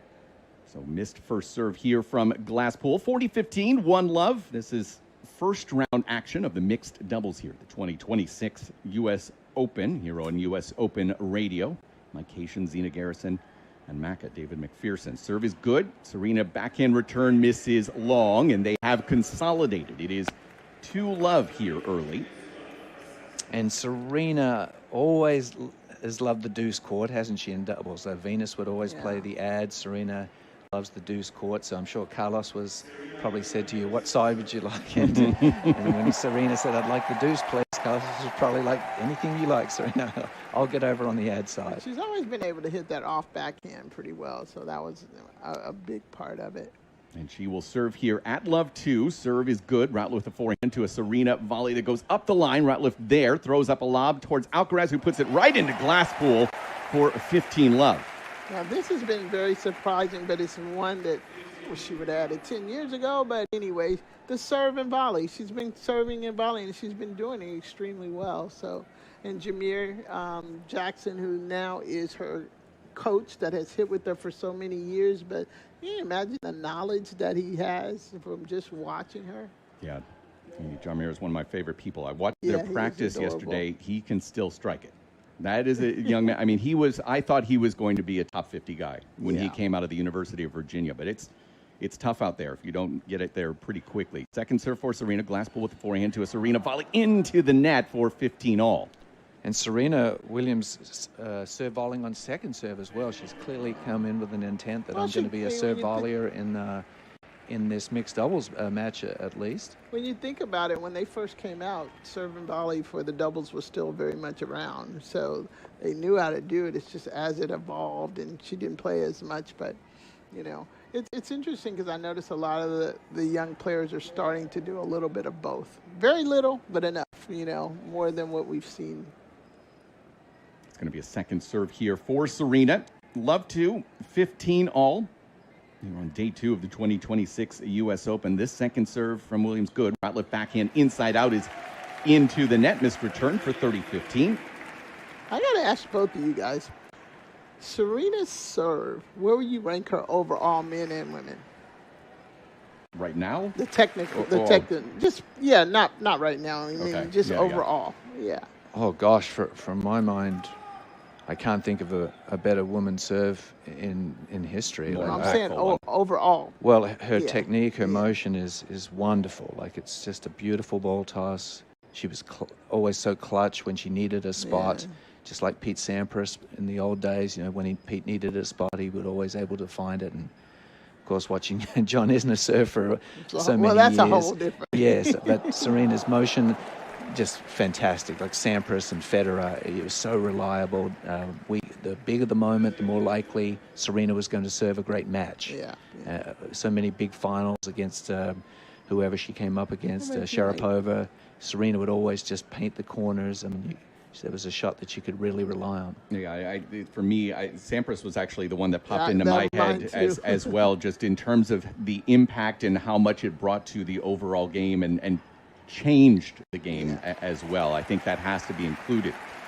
40-30 here in Serena's opening service game. She does have a game point here, looking to get her team on the scoreboard.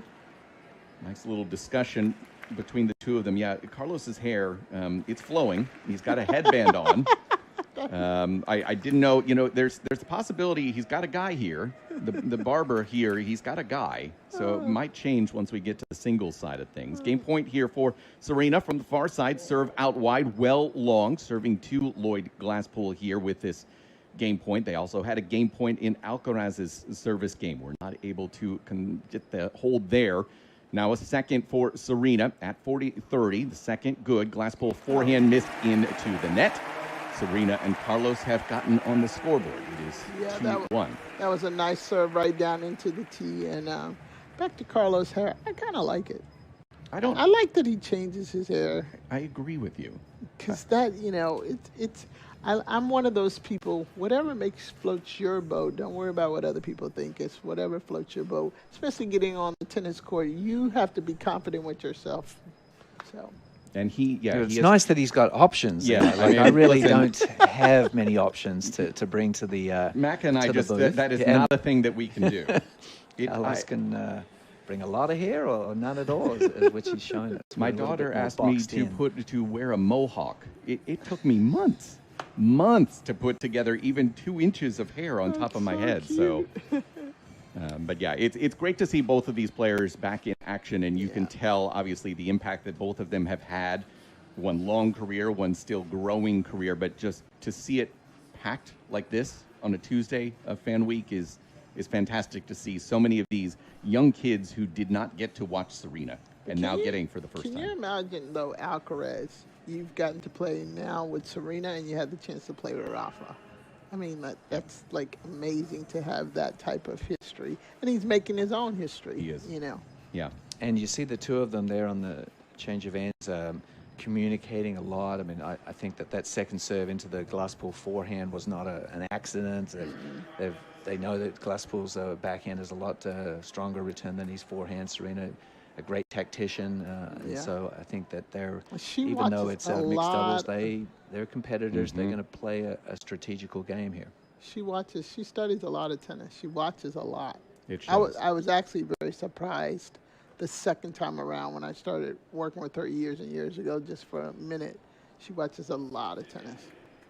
She did just miss a return, did Serena. Yanked it wide as Routliffe serving for the first time. 31 years of age, Aaron Routliffe represents New Zealand, formerly represented Canada. Currently 14 in the world, won 2 NCAA doubles titles while at the University of Alabama, and of course has won this title twice, 2023 and 2025, both with Gabby Dabrowski. She hits a volley into the net after a return from Alcaraz cross court for 15-all.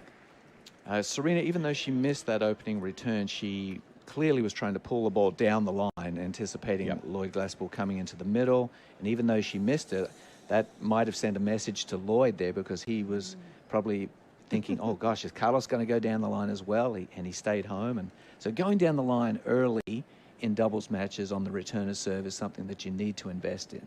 It keeps the net player second guessing and doubting themselves. So for you folks at home, it's an excellent time to make an interception in the first 1 or 2 points of the match, set the tone. Serena just with a return right at Lloyd Glasspool, who did not move. He looked like he was going to fake a poach through the middle, but it's burned as Glasspool able to find a couple of solid volleys there to get us to 30-15 in this 2-1 service game. It actually looked like he drew her, made sure Serena saw that he did that little fake drive into her, and then got ready for that volley. That's 2 in a row that Serena's gone down the line. She's sending a message to Lloyd Glasspool, like, I will attack you down the line. Hopefully, in a bigger point, she's probably thinking, I can go cross court and get it to Aaron Rutliffe's groundies, which I like the matchup in that situation. It is second serve now at 30-15. Glasspool is in an I formation with Routliffe. This second serve is good up the tee. Alcaraz misses the return, was trying to be very aggressive. Couple steps inside the baseline, but that was a very good tee serve from Routliffe to get us to 40-15.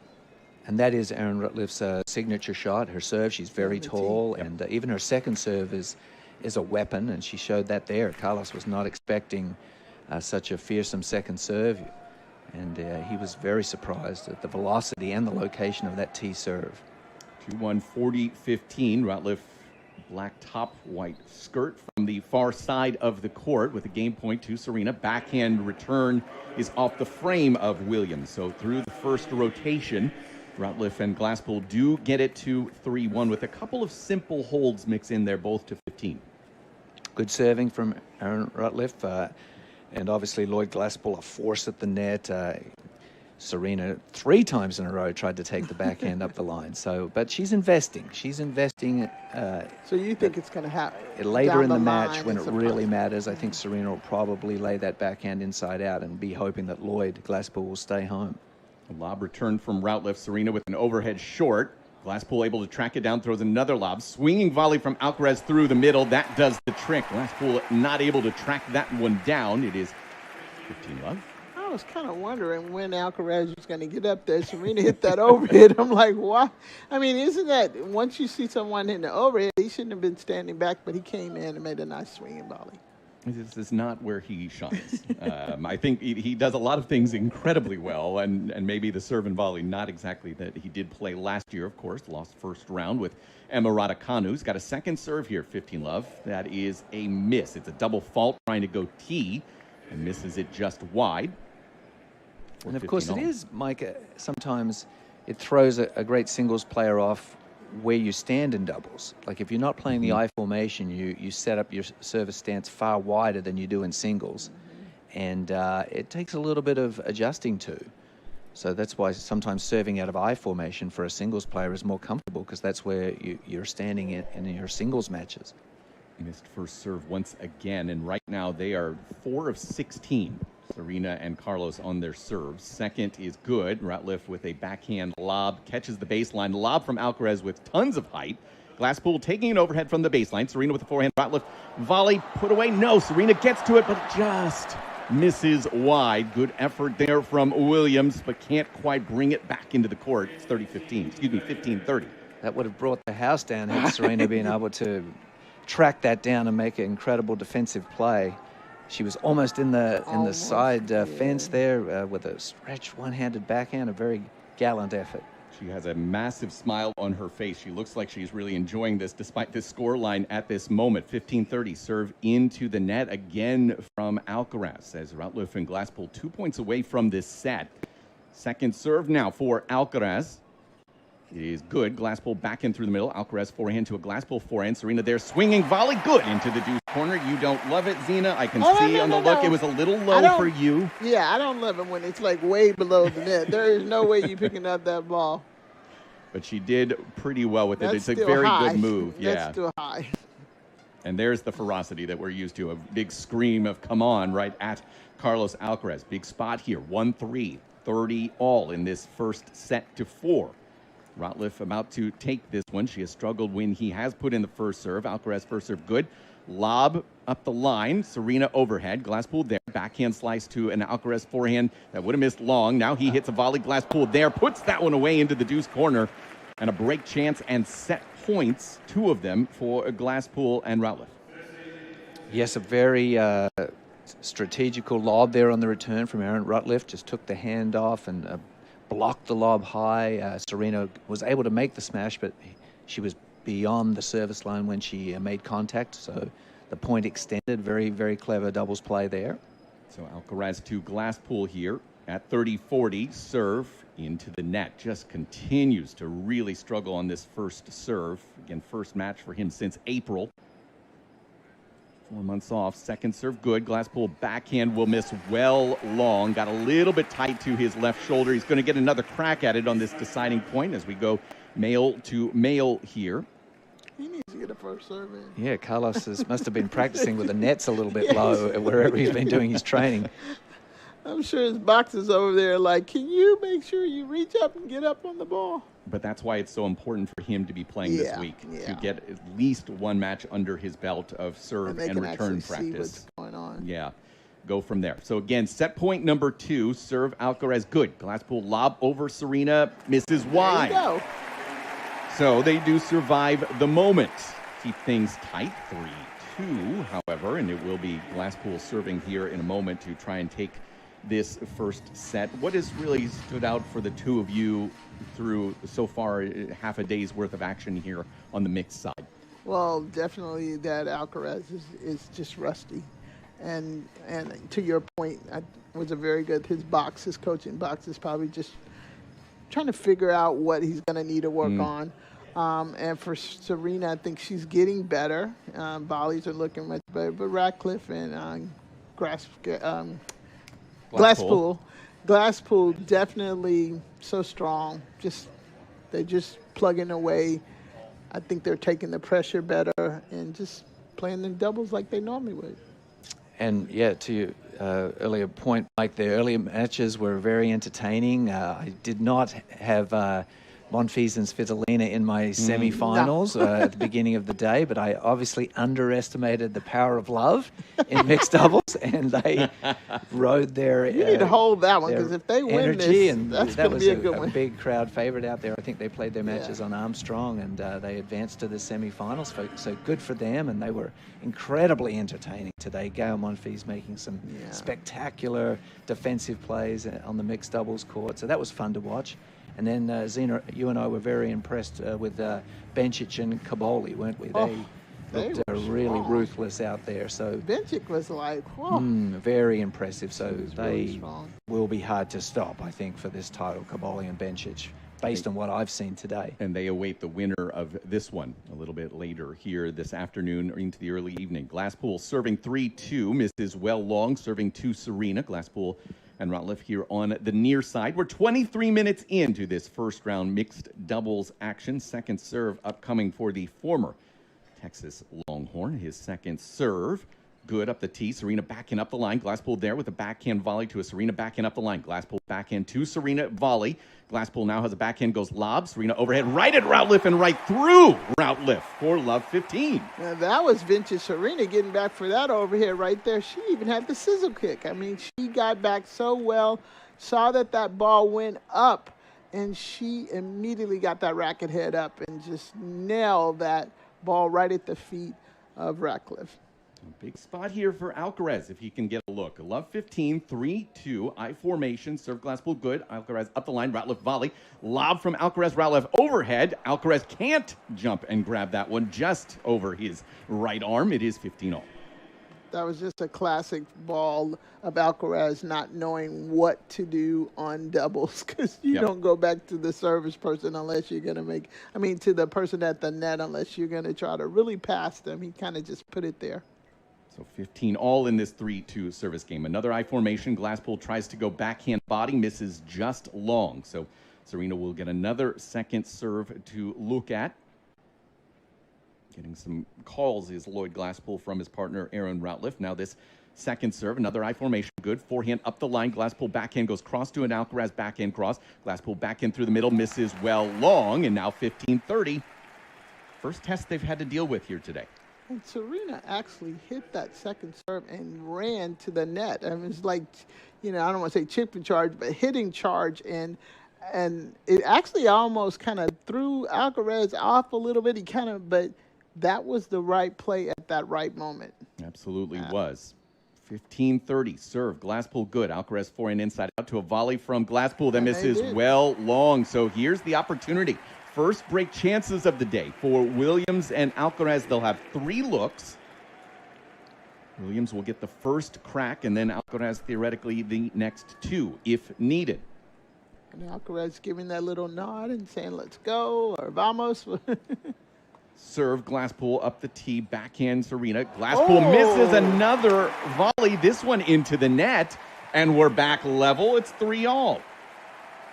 We didn't see that coming. Yeah, Glasspool had started the match so strongly, but Serena and Carlos were able to just scratch a few returns back into play, and Lloyd's volleys betrayed him badly there. And on top of it, the first serve a couple of times towards Serena. These first 2 serves, he missed those first. You don't want that crowd to get behind them. They're already there, regardless, of what the scoreline is. They're going to be loud and rowdy for Serena and Carlos today. So now it is Serena at 3-all from the far side, 26 minutes in. Serve out wide. It's an ace. Her first ace of the day. Beautiful motion again. Once again, it was an ace, but she was serve volleying. So had the return been made, she was going to be on the service line or inside, making a first volley. So it's clearly a point of emphasis today for Serena to establish the serve volley. And Zena and I love it. Under 94 miles per hour for that ace. Now to Glasspool. Serve is into the net. Serena asking for a ball from the ball crew. They will provide. Huge moment for them as well, being on court with these 2 legends. Serve good. Glasspool backhand cross. Serena goes backhand lob. Glasspool will let that one slide long. It is 15-all. And that's something that you see a lot of when players really like their backhand return more than their forehand.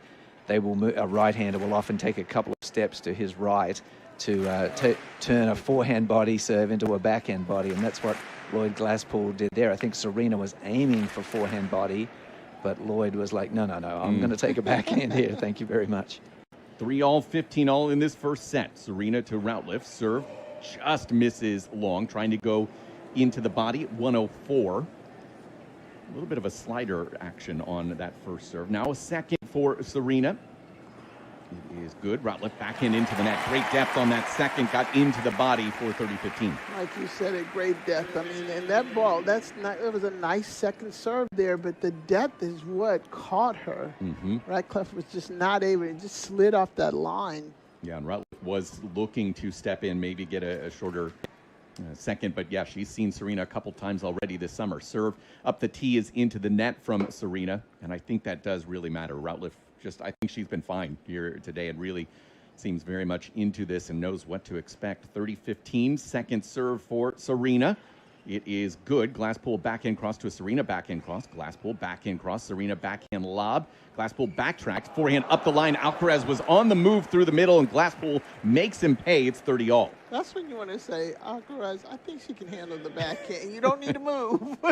Is this true, David? Like sometimes the man tries to overplay a little bit too much? Yeah, definitely. Well, you want to come out with an aggressive mentality where you want the ball and you're hunting the ball, and certainly you don't want to be passive out there, but you also have got to understand your partner's strengths, and Serena's cross-court backhand is outstanding, and she can certainly more than hold her own in a baseline rally with Lloyd Glasspool. So, not that you would never. No, it's more. In the world on it's singles. more that my respect for Serena's groundies is so great. She just came up with another ace as well, David. 120 T, not bad. Serve game point. Glasspool tries to go up the line with the return. And look what we've got here. It's a lead for the first time here today for Williams and Alcaraz at 4-3. And yeah, this crowd very engaged now. This is what people wanted to see. This is what people came here to see. But I think this is going to be settling into a good match.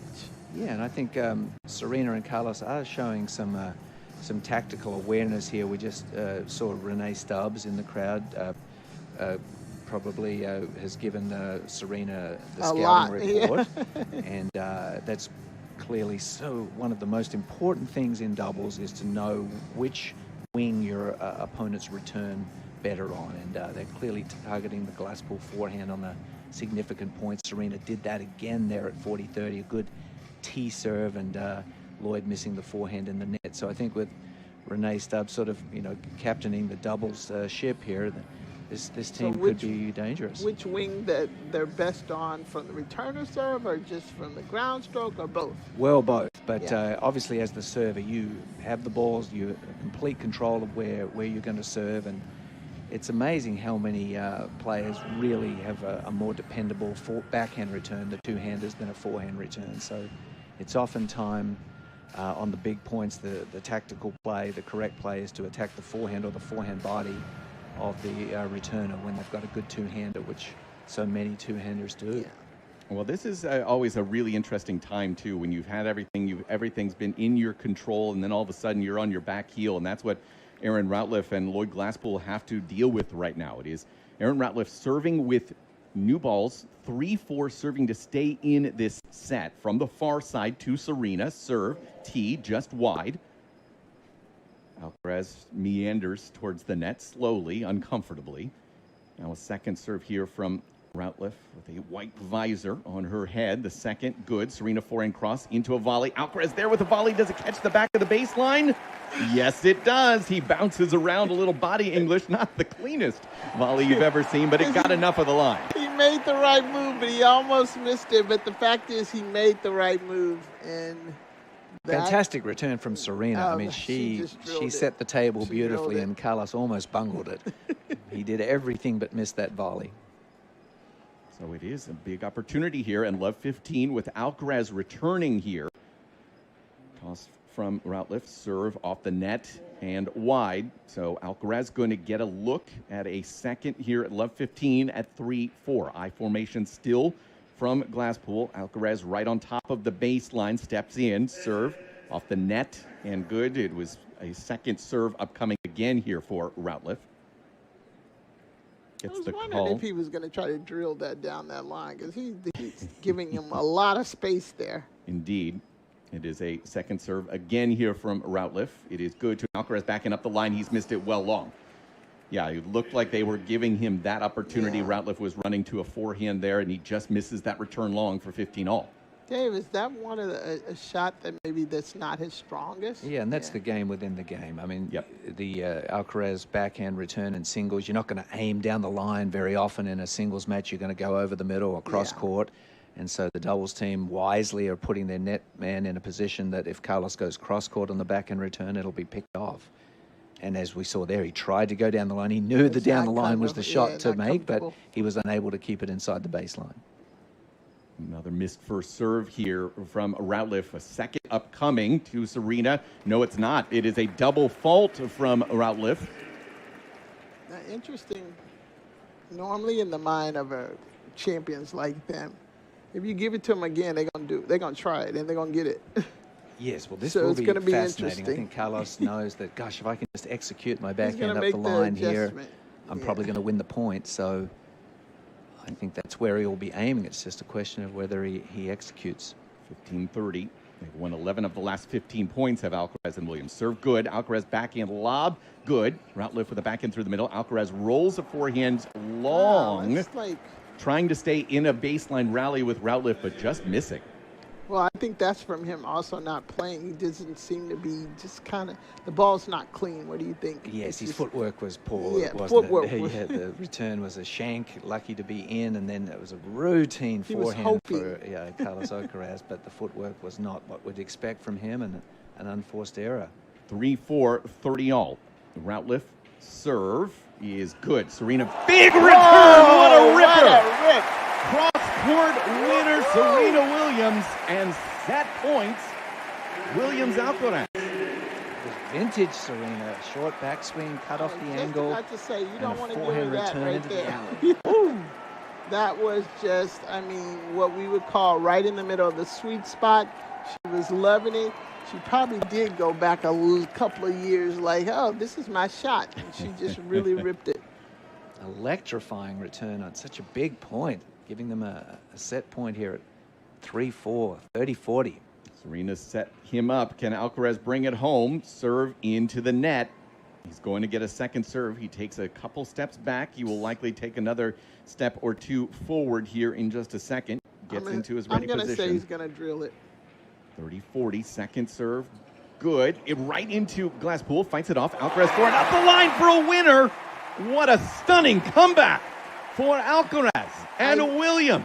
I said he was going to drill it. Like, you can't give a champion that many opportunities and think, even if you haven't been playing, in your mind, you're going to sit there and say, I got to correct this. Well, that was a case where he hit the backhand where he was comfortable across court. Glasspool was in the position where he really, for a top doubles player, should have put it away, but he didn't have the racket face angled correctly, and he gave Carlos a second shot forehand opportunity, and that time Carlos made no mistake with the forehand. He went bang, and we're one set to the good. 5-3 for Williams and Alcaraz, who did fight off those 2 set points in the 3-1 game. And should also let you know that the 2 seeds, Jessica Pegula and Taylor Fritz, are on court right now. That is a match over on Armstrong. They are on serve early with Diana Schneider and Casper Ruud at 1-2. This was interesting because Serena, you can tell, was not ready for somebody to be interviewing on the court, and she kind of like jumped.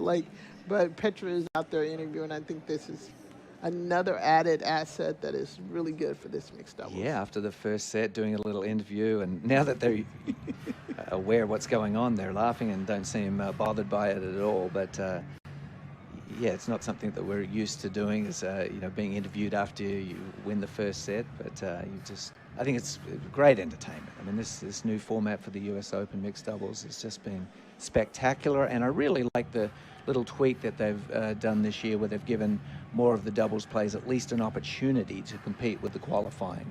Fully agreed. Another 8 teams were in the qualifying, so that's just some more opportunities for them to show their mettle. He got me to buy into that. I wasn't bought in, but he transferred my mind. I told him earlier this morning, I was like, okay, Dave, you're right. I mean, it really is a good added asset to it. Yeah, I mean, I remember even talking to Eric Budarak, our tournament director, last year, and I know that was, as they saw the success of what it was last year, they knew that if they could also include some more of the doubles teams this year, it would just really be a good contrast, a good complement to what they do, bringing the singles players in. And you're seeing some incredible entertainment. I mean, the fact that we're going to match tie breaks consistently here as well, I mean, it's high drama. And that's what he got me to buy into, the entertainment part of it. Yep. I just hate you, right?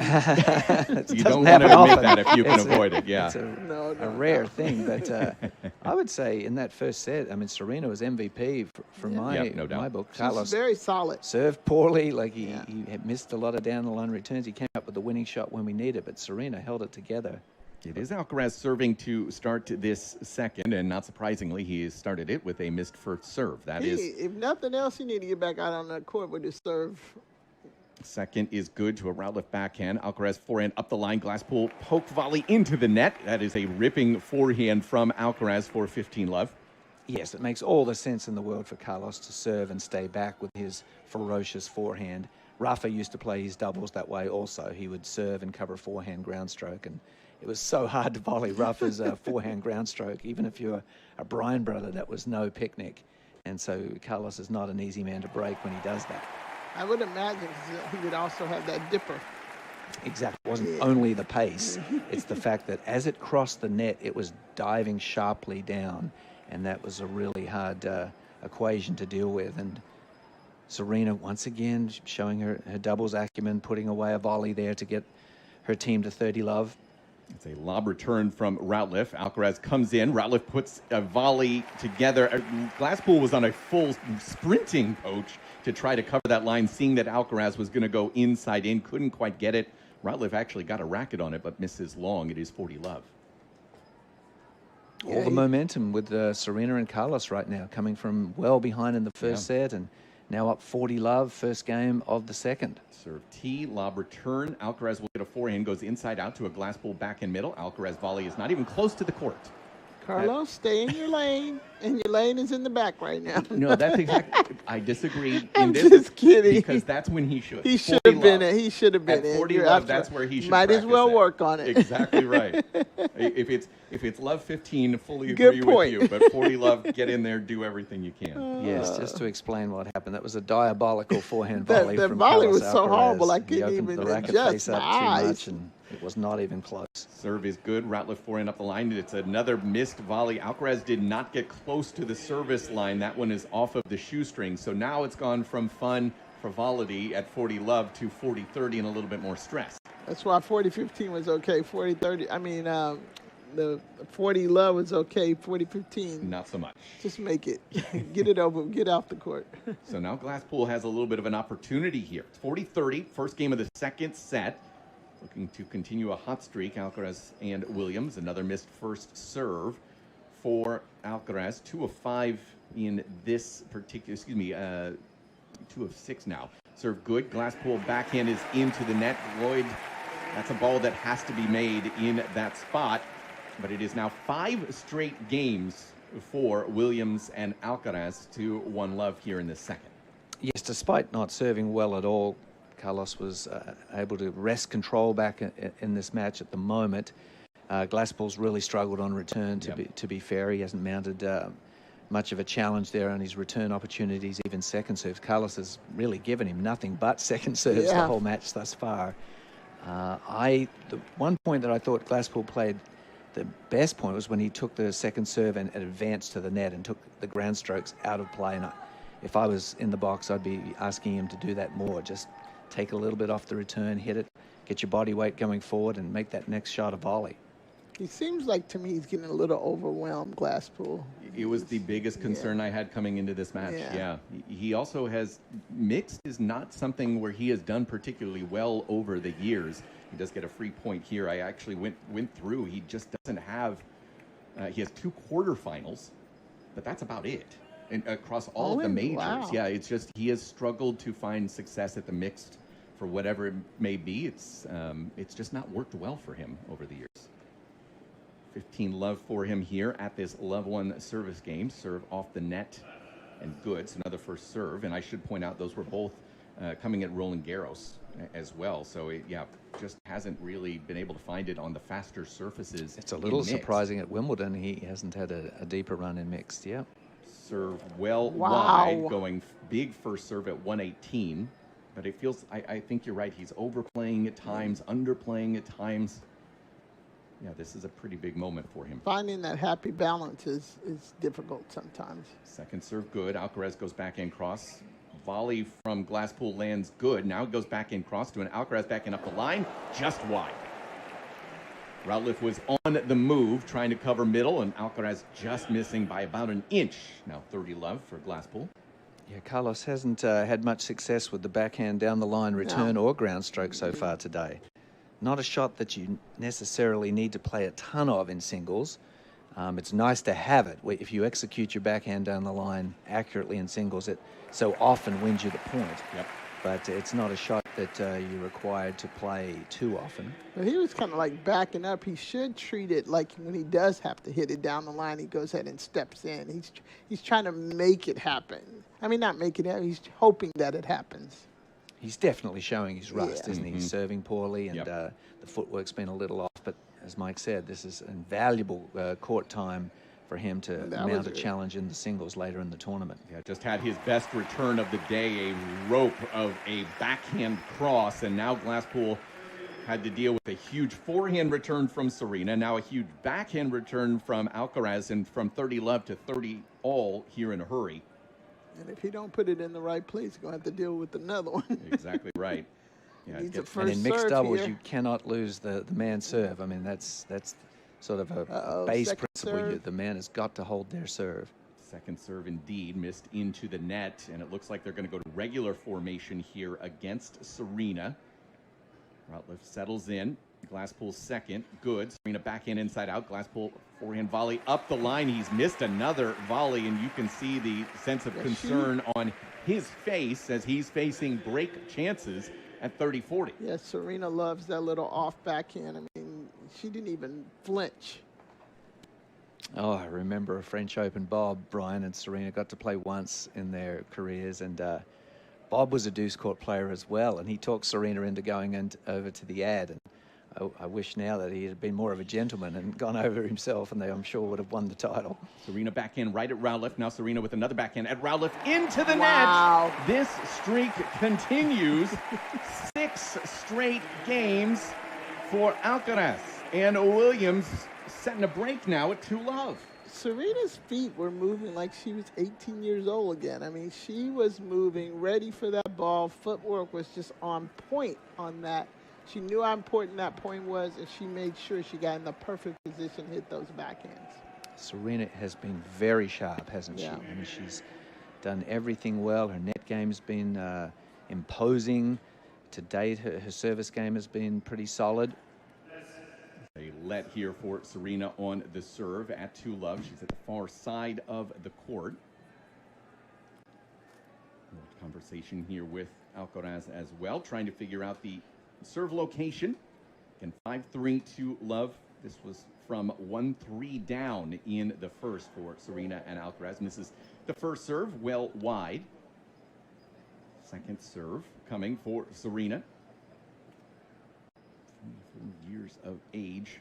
And second is good. Routliffe misses a return well long, trying to go through Alcaraz for 15 love now. Yes, the returns have really been a weak spot for the team of Routliffe and Glasspool so far today, and they're down a break now. They need to find some returns in a hurry.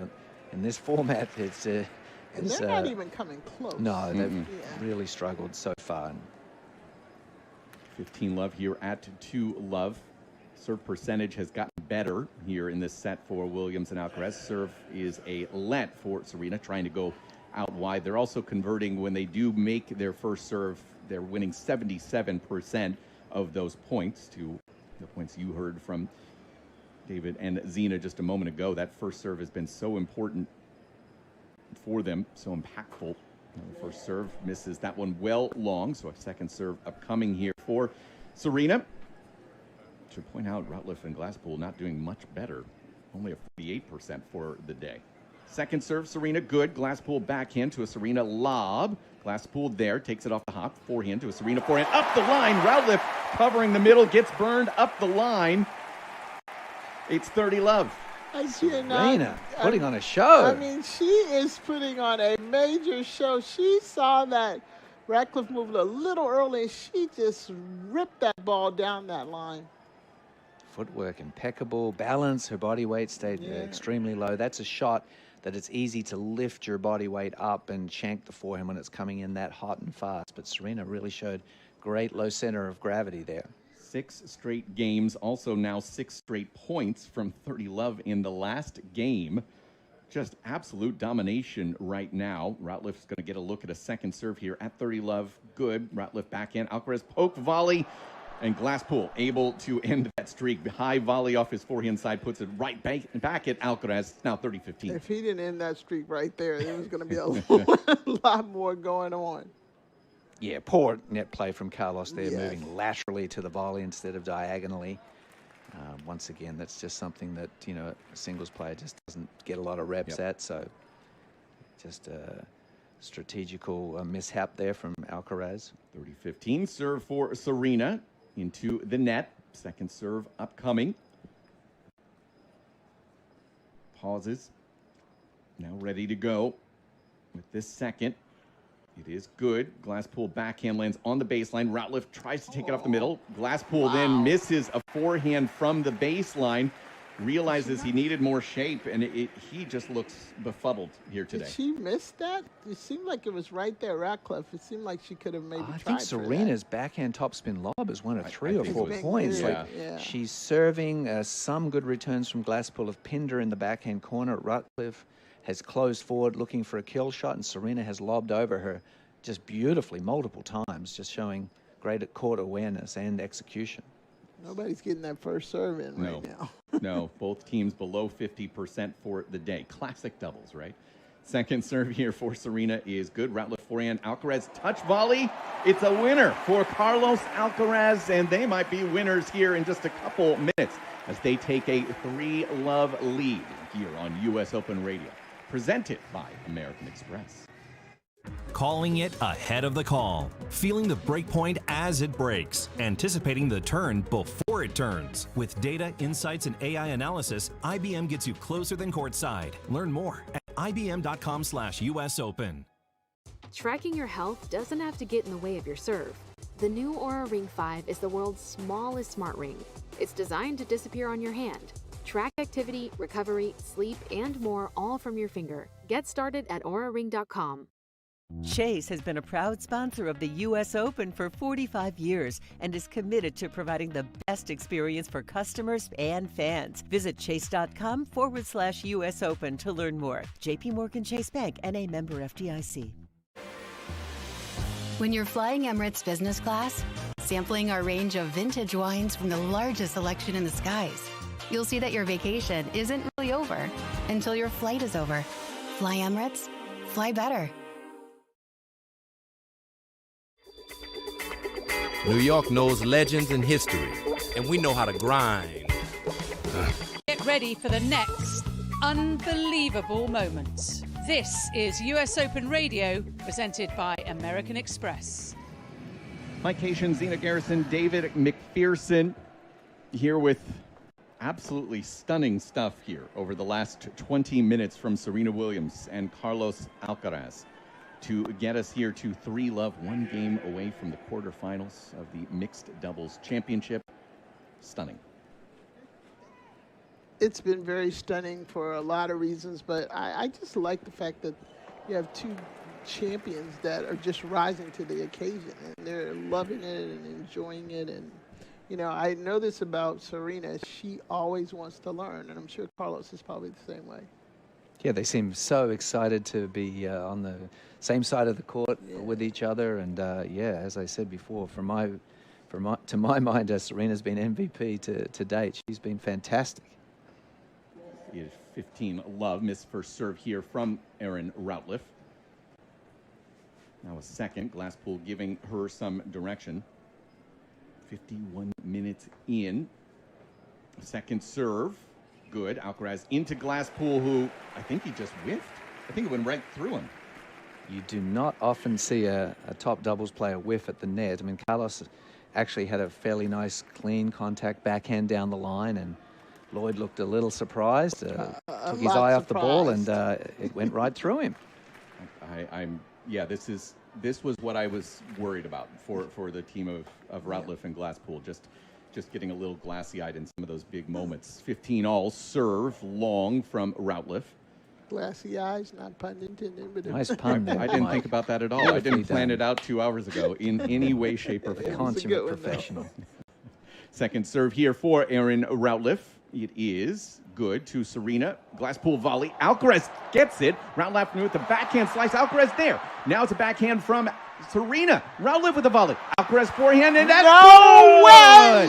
No Stunning way! stuff defensively from Serena Williams. And Carlos Alcaraz, they're within 2 points of the quarterfinals. Absolutely no way. This is athleticism at its most. Both Alcaraz and Serena came up with some unbelievable shots, but that last forehand volley by Alcaraz was just sheer money. Carlos almost had to do a soccer goalie dive to get to the backhand volley, and then he recovered to the other side of the court and did another goalie save to the forehand volley. That was exhilarating. They're having a great time doing it. Huge smiles on their faces. Love 3, 15-30 on the Routliffe serve. From the far side, tosses up, serve good. Alcaraz forehand into the net. It is 30-all. Yeah, they got to come down from that high right there, because that was just too good. Good serve there by Routliffe, just making sure she finally got the first serve in. Yeah, again, they are serving 48% for this match, our Routliffe and Glasspool. That, from two double specialists, is shocking. That has to be 65 plus, at least. 30-all at love 3. Serve well long from Routliffe. And Serena taking one big step forward. She's going to get a look here at a second serve. Routliffe and Glasspool having some disagreements here about the calls. This is a much longer discussion here. Lloyd gave her about 11 different signals. She didn't like any of them. Goodness gracious, I don't know where she wants to serve this. Serve to a forehand. Serena launches that up the line for a return winner and match points. Williams and Alcaraz. Dave said she didn't know where to serve her. That was obvious. She didn't want to serve that to that forehand. Beautiful forehand down the line by Serena off that return. And once Serena gets into full flight, there is nowhere to serve her. And she has always been a dominant second serve returner. In her singles days, if you missed your first serve to Serena, she would step in and she would just clobber you. It really works well for doubles, that strategy. 30-40. Match point. Routliffe, the serve. Good. Alcaraz backhand cross. Volley is good. Alcaraz with the forehand. Routliffe backhand off the net and just past Serena. What a save by the net to keep this match going. They needed everything. They needed the net at that point. I actually thought Alcaraz was going to drive that forehand a little bit harder, though. And he had about 4 or 5 yards of space down the line. It was wide open. He had his opponents both on the other side of the court. Good heavens. If they lose this next point, he'll be kicking himself, because that was one of the easier forehand putaways you could ever imagine. Deuce now. Match point number 2. Routliffe to Williams through the deuce side. Routliffe now with the serve.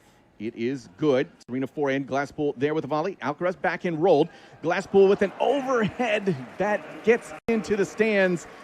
And it looks like we are continuing. That was not the prettiest. Some missed opportunities there, but it is Routliffe and Glasspool extend it now 3-1. Mike, you're so nice. That wasn't pretty at all. He had that backhand down the line. Guys. He once again did not go for it. It should be 5-3 It was wide for love open. right now, and match over. But now Carlos has to steady the ship and serve this match out. He really had it on a plate there.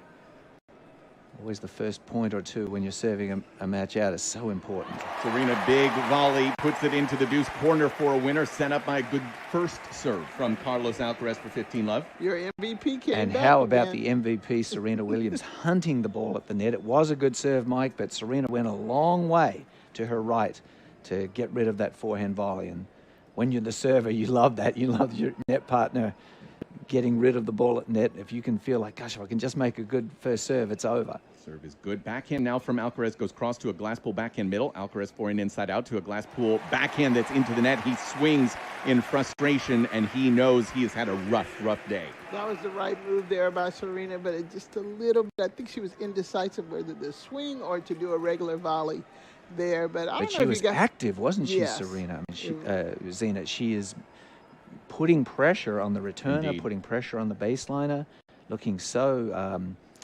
her anticipation is off the charts Stubbs today. would be happy. Serve Good move. is good into the backhand body from Alcaraz. Gets a return error, and this time match points, 4 of them for Serena and Carlos.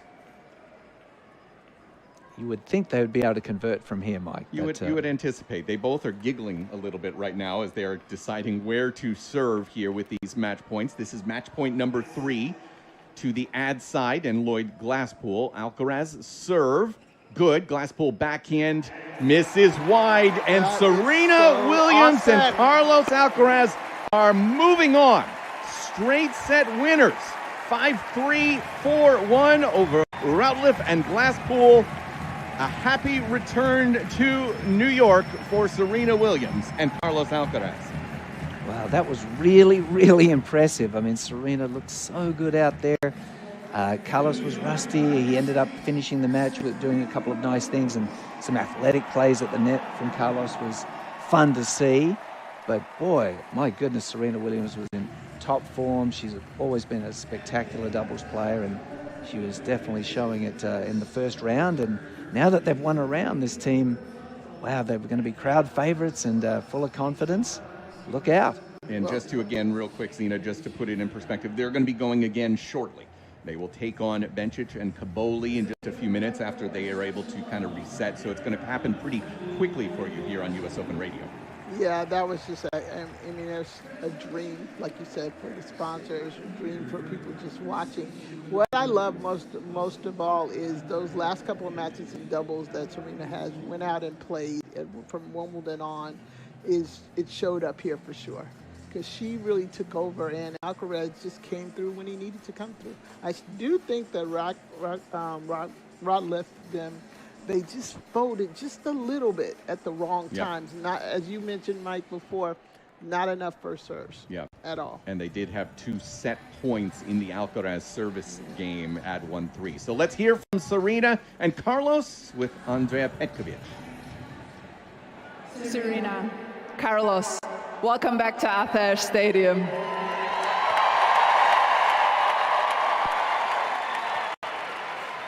What a match. Incredible. Serena, this was the last time, this court right here was the last time you played before your retirement, and now you're back, and New York is ecstatic to see you back.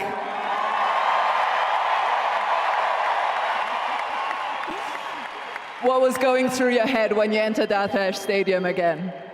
I mean, it's always such an amazing place to be here. I never expected to be back on this court, so it's just a really cool moment. I never thought this would happen.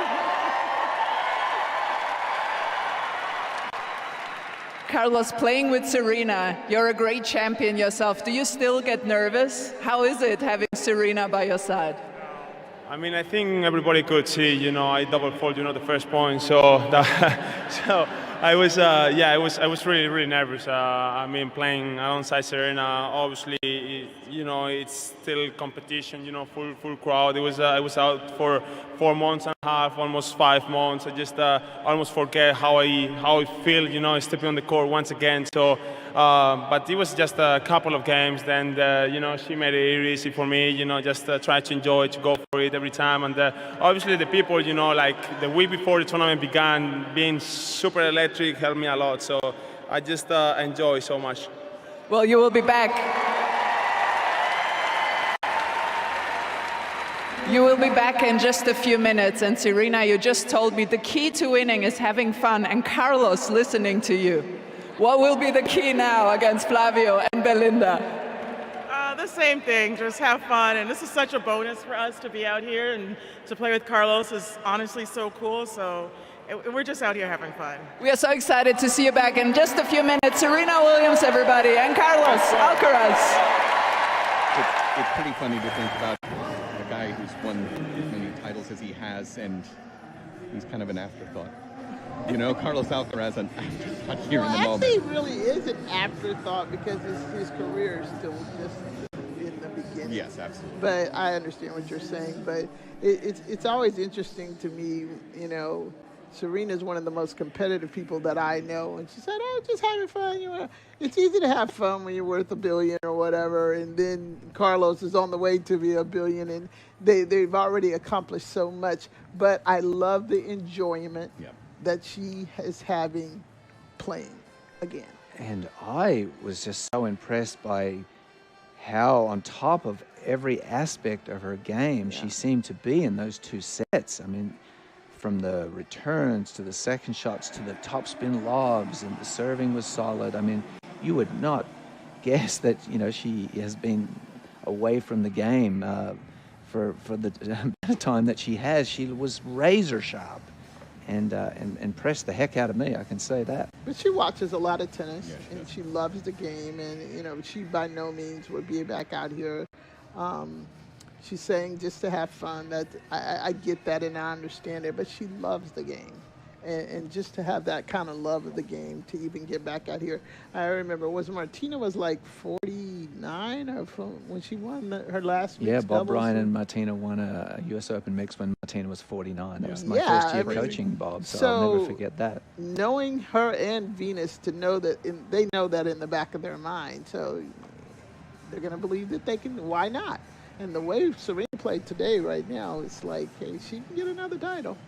Well, listen, I think we all agree that Serena was the MVP here. You have been our MVP today, Zina. You have put in a lion's share of work, so we're going to let you go. Thank you so much. Actually enjoy some tennis out there. I think you're probably going to keep an eye on Serena out there. No, but I just want to say it was a pleasure sitting here with both of you guys. I love it. I'm sure we'll have many more, but that was a fun match. It was. I'll be listening. All right, sounds good. And while we get you ready for Serena and Carlos getting back on court in just a little bit, we should also point out that the match over on Armstrong has wrapped up as well, with Casper Ruud and Diana Schneider taking the win over the two seeds, Pegula and Fritz, in straight sets. And coming up for us as a little bit of entertainment in between matches on Ash, we'll have the boys from the Changeover podcast coming in. Jody McGinley, Justin Roberts, coming up in just a couple of minutes here on US Open Radio, presented by American Express.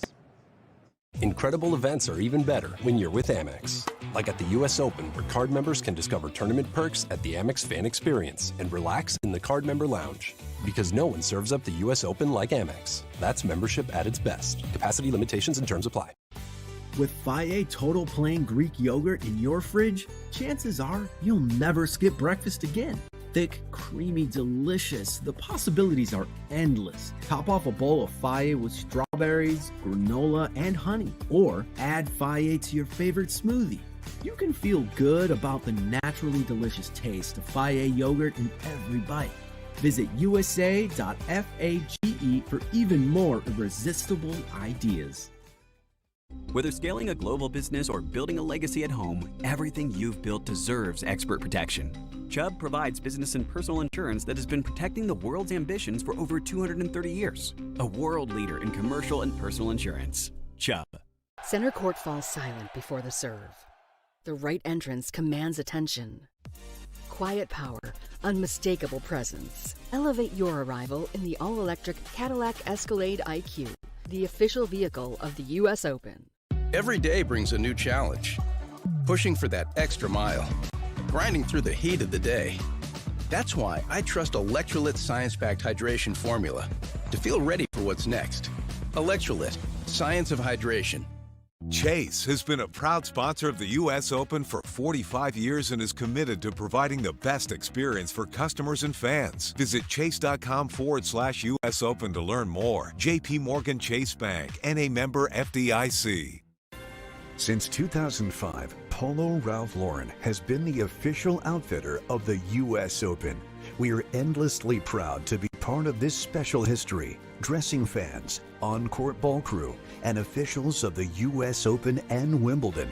To check out this year's U.S. Open collection, visit the shop located beneath Louis Armstrong Stadium on club level of Arthur Ashe or on ralphlauren.com/US Open. At the U.S. Open, excellence is everything. Savor every moment with Clos de Bois, America's #1 premium Chardonnay and the official wine of the U.S. Open. California Table Wine, copyright 2025, Clos de Bois, Modesto, California, all rights reserved. Total U.S. Mulo, BWS, latest 52 weeks, ending 7/6/25. Be there for all the epic matches and iconic moments when the world's best tennis players return to New York City for the U.S. Open. As the official fan ticket marketplace of the U.S. Open, Ticketmaster has the widest selection of tickets available. Witness every drop shot, topspin, and slice in person. Get your U.S. Open tickets today, including 100% verified resale tickets at Ticketmaster.com/US Open. Whether scaling a global business or building a legacy at home, everything you've built deserves expert protection. Chubb provides business and personal insurance that has been protecting the world's ambitions for over 230 years. A world leader in commercial and personal insurance. Chubb. Every day brings a new challenge. Pushing for that extra mile. Grinding through the heat of the day. That's why I trust Electrolyt's science-backed hydration formula to feel ready for what's next. Electrolyt, science of hydration. New York knows legends and history, and we know how to grind. And for sure, how to have a good time. 5-4, second serve, Venus outside the try lines. Oh, what a shot that was for Venus. Outside the try lines, down the line with a forehand. What did she just do? Get ready for the next unbelievable moments. This is US Open Radio, presented by American Express. 40-second serve. Good. Get right into Glasspool. Fights it off. Alcaraz for it. Up the line for a winner. What a stunning comeback for Alcaraz and Williams. Mike Cation, David McPherson, joined by the boys from the Changeover Podcast, Justin Roberts, Jody McGinley. Gents, it's great to have you on. This is now your 4th season of your podcast. You continue to just grow, get bigger and bigger. Here you are. You're doing red carpet events now. It's been impressive to see the growth for both of you. For people who are not familiar with what you guys have done over the last few years, just talk about your path to becoming. I mean, you guys are getting autograph requests left and right. It's been very impressive to see. Well, first of all, I'll just say that this room is impressive. Every time I see you at the challenges, you have one screen. This is cool. We have screens everywhere. Marco, nice to see you as well. So thanks for having us. I feel like a kid in this room. This is all new to me. I'm like, I feel giddy. Yeah, normally, I mean, we've done, like you said, it's been a few years now of doing the podcast, just kind of sharing our journeys on the Futures and Challenger Tour. And it's nice to be at these kind of events, having shared experience with you guys. But yeah, we just try to, I guess, get the message out that there's tennis, a lot of really good tennis beyond weeks like this, and we just play our part in the, I guess, the tennis marketing and system. Yeah, and also when you have the big names on, just have them be normal for an hour. Just see the real human behind the crowds and the money and all the things. You know, I want to see what you laugh at, what makes you upset. Compete a little bit with the trivia. Always against Jody, always loses the trivia. So. Yeah, that's kind of what we do. And I think that's what's really been pretty remarkable. If people haven't watched you guys or listened to you guys, when you are interviewing players, because of the fact that you two are players yourselves, right? And Jody, a double specialist, Justin, I know you've been injured a little bit over the last couple of years, haven't really been able to go as much, but these players know you, and because you are also players, it feels like you have a little bit more ability to get something out of them than if I or David were asking them as journalists. Yeah, I would say at the beginning, obviously, the least experience we had was in production. So we knew very little about like cameras, video, audio, that stuff. So on that aspect, and probably hosting as well, we had no experience in that as well. But we have a lot of experience in tennis. We played our whole lives. So Also, access to guests was pretty, I would say, fairly easy. We either asked them to almost do us a favor or come on and join us in this project that we're starting, and they were the first people to support us at the beginning. And I think they could feel, like what you said, they can relate to us because we live the same lives as them. And then also we build that trust with them that we are for the players, and we've had a great experience. I think it helps that it's also not like a one-on-one thing, because we have a close relationship and we give a lot of banter to each other. Yeah. They can kind of get in on our banter, and it's a little bit easier just to relax and just forget the cameras are there. Yeah, and make fun of me. Yeah, pretty much. I Pretty understand much. that feeling all Yeah. too well. I It's get the that a lot punching here bag. on US Open Radio. Listen, I want to go through some of the guests that you guys have been able to get over the last couple of years. I mean, you've got Frances Tiafoe, Vicky Mboko, Bianca Andreescu. The list goes on. I mean, Jenny Brady, Jessica Pegula.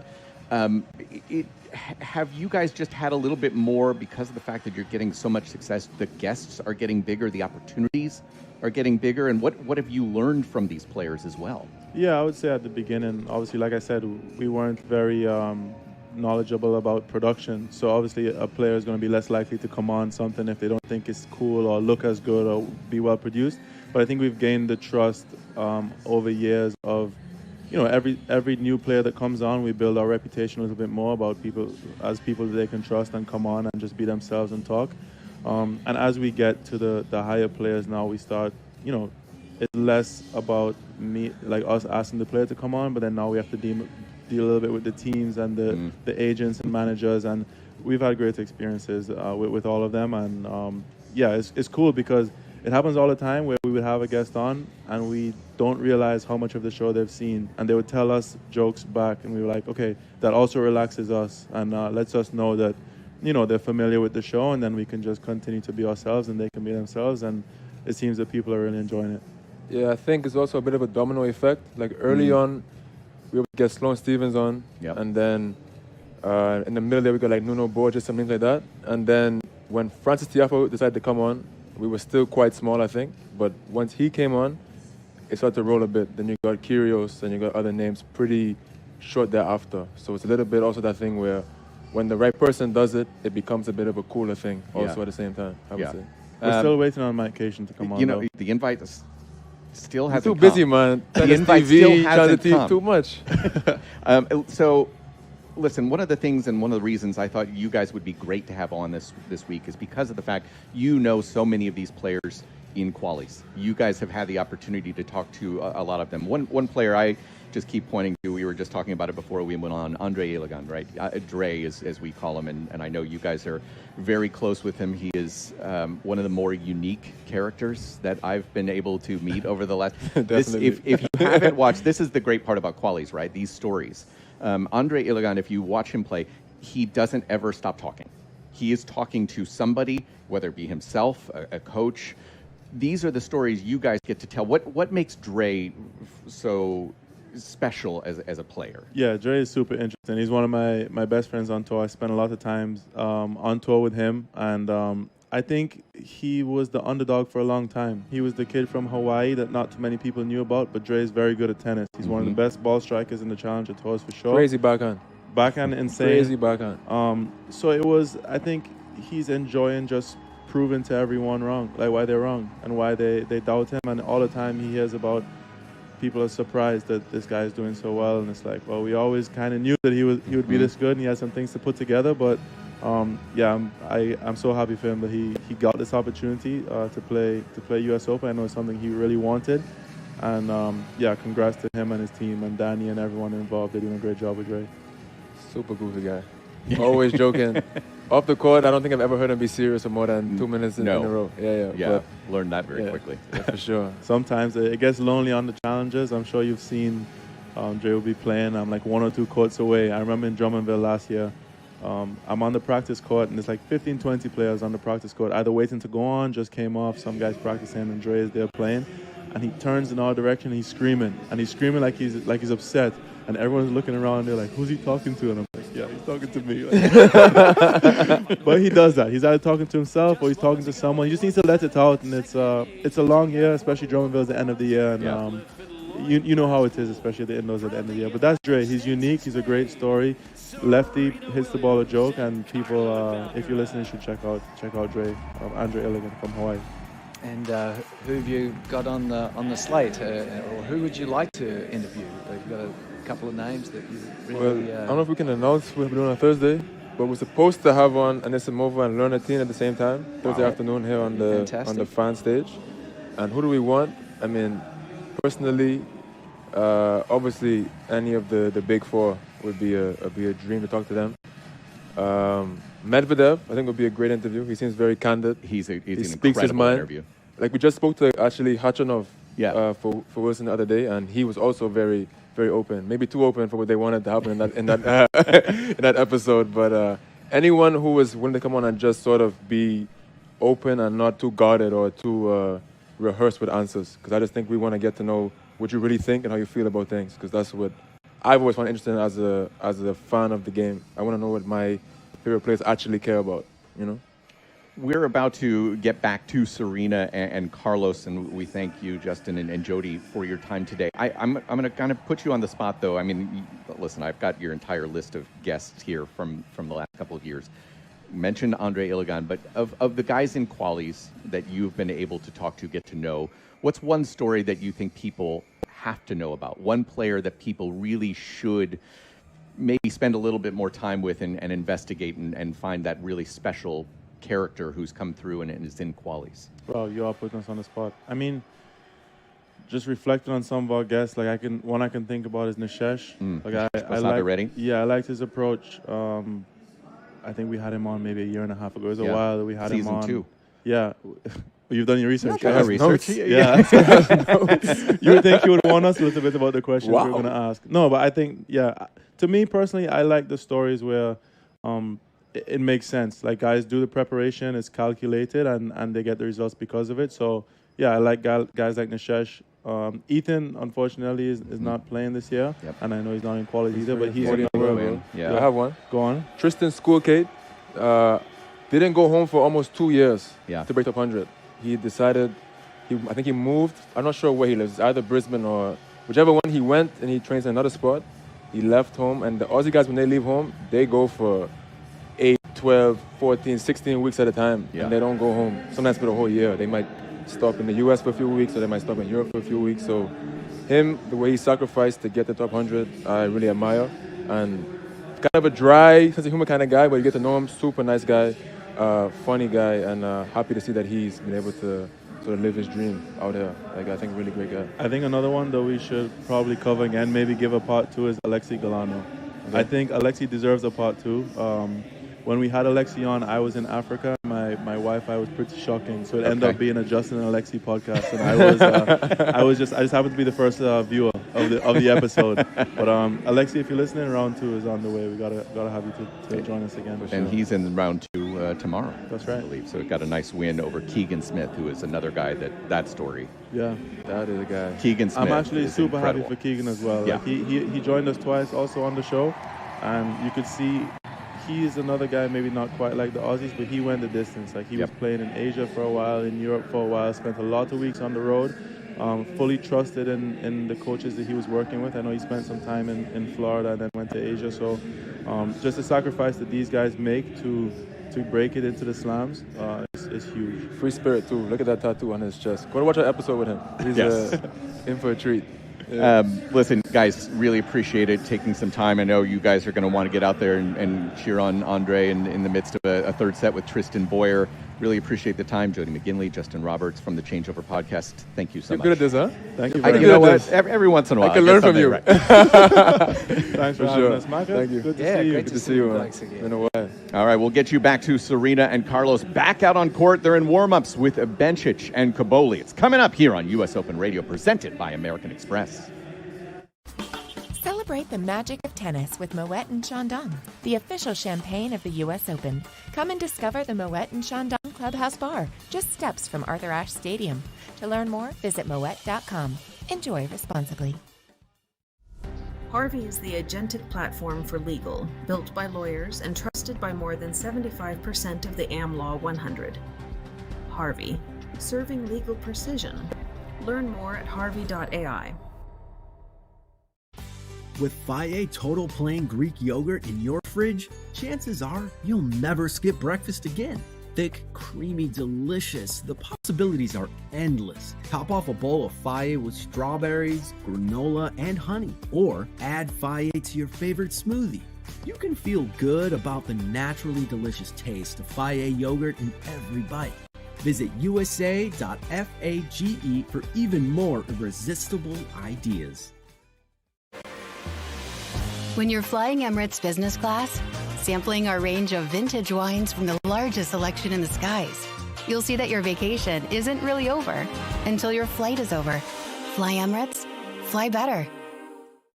Calling it ahead of the call, feeling the breakpoint as it breaks, anticipating the turn before it turns. With data, insights, and AI analysis, IBM gets you closer than courtside. Learn more at ibm.com/US Open.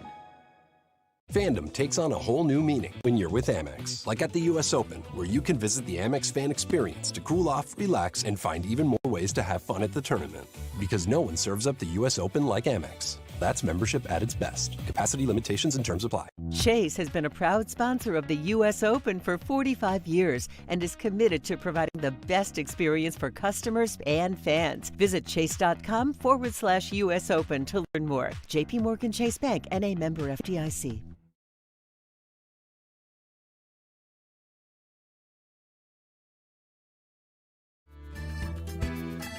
New York has always known how to welcome the world and how to put on a show.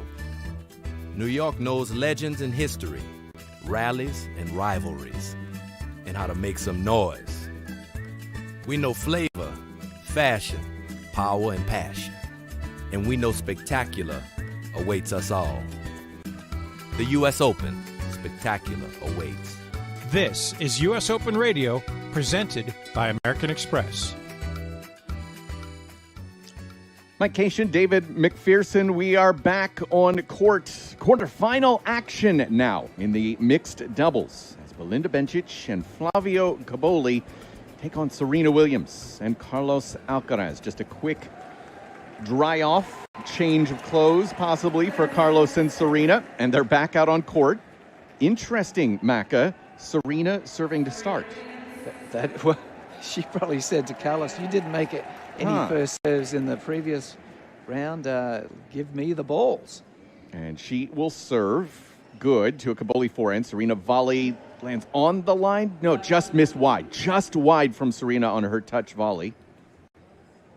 And sometimes players have a strong preference whether they like to serve with the wind or into the wind. I'm not sure of the conditions on Ash right now, but possibly, for example, if Serena says, I love to serve downwind, that could be a reason why that she's elected to serve first. You're being nice. It's because he missed so many first serves. We both know that, Mac. Come on. Serena is good. Lob return from Bencic, and Alcaraz calmly puts that overhead into the stands. We should also point out the other quarterfinal. This portion of the draw, Andreeva Rublev, Schneider Ruud, has just gotten underway over on Armstrong as well. Those two teams potentially to play Muhova and Menchik in tomorrow's semifinals. The winner of this one gets the Svitolina Monfils.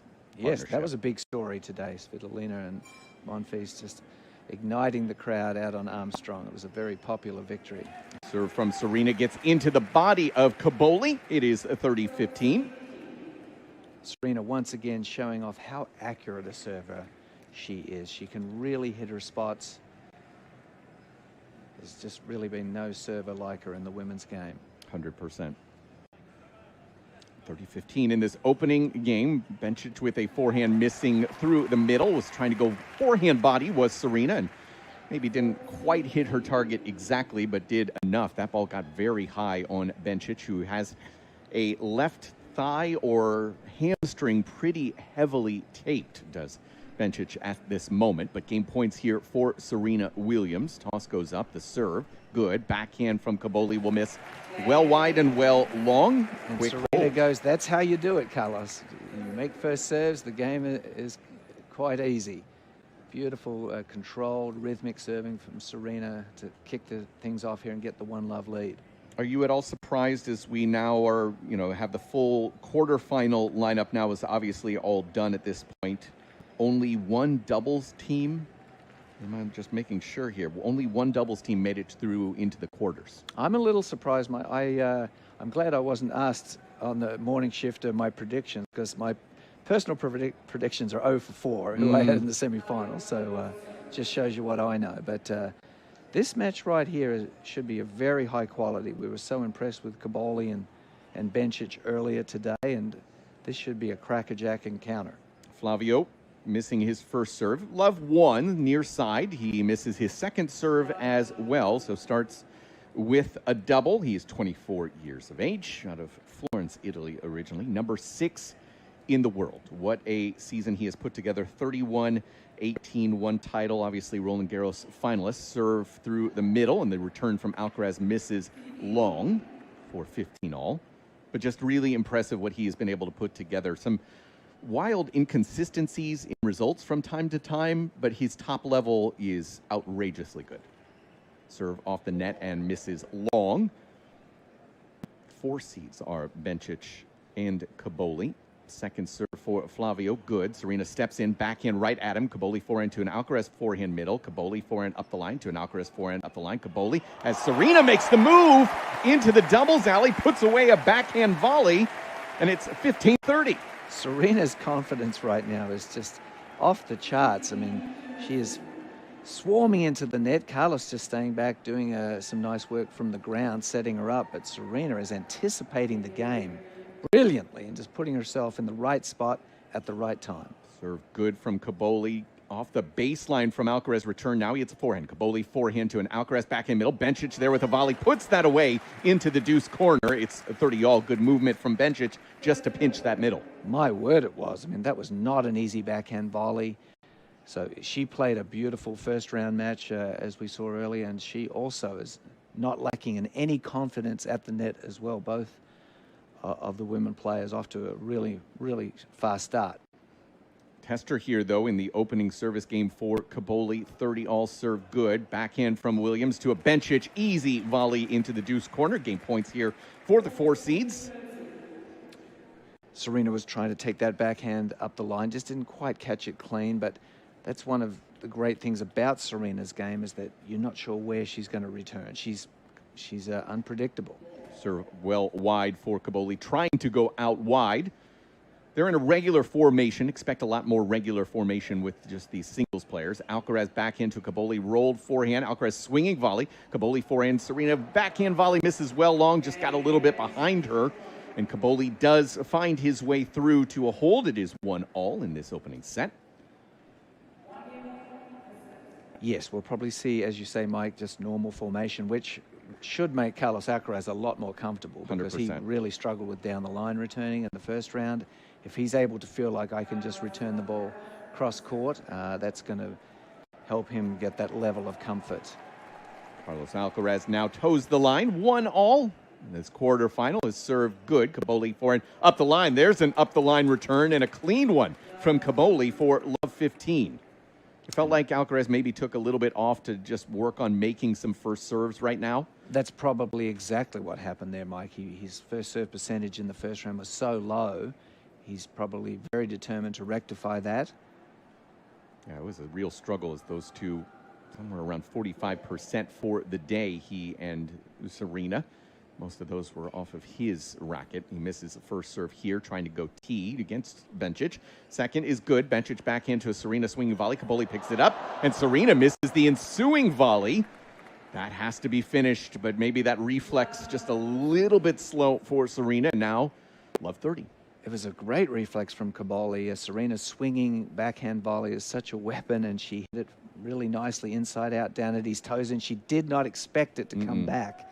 And that was the problem. As it did come back, she was a little flat-footed, one of her few blemishes so far today. Serve into the backhand. Serena volley. Cobolli goes forehand right through the middle. Carlos forehand cross. Cobolli forehand cross. Alcaraz forehand up the line. Bencic can't come up with that low backhand volley. It's 15-30. Yes, and for the Alcaraz Serena Williams team to be successful, Carlos's forehand has got to be a dominant shot. It's such a sizzling forehand that he has, and if he can impose himself from the baseline with his forehand, that will go a long way towards ensuring victory. And that is a big question, right? Because of the fact that it was a wrist injury. Serve is good, return from Bencic is long, and that's why I think there's one thing about seeing this match, these two matches, how they unfold with Serena and Carlos, but there's also the big picture for Carlos and how that forehand looks in trading some rallies here with Caboli. I think want to just have a look. See yes, what it's... Mike. Right now, it doesn't seem like he's afraid to unleash it. If anything, his footwork's just been a little bit rusty to my mind, to my eye.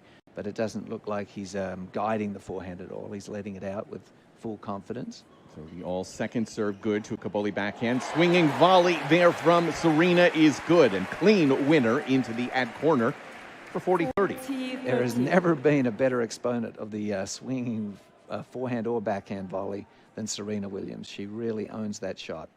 Yeah, the ability to do it that quickly too, right? So many players get caught up. It's a bigger swing. She does it impeccably well with a lot of pace, a lot of power. Game point here for Alcaraz. Serve good, bench it backhand. Misses just long.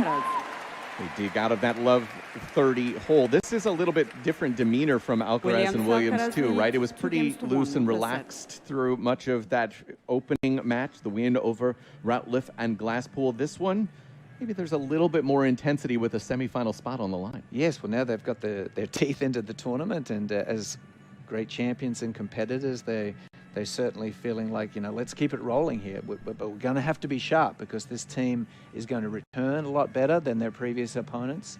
So they're going to have to really be sharp on their service games because they will come under more duress.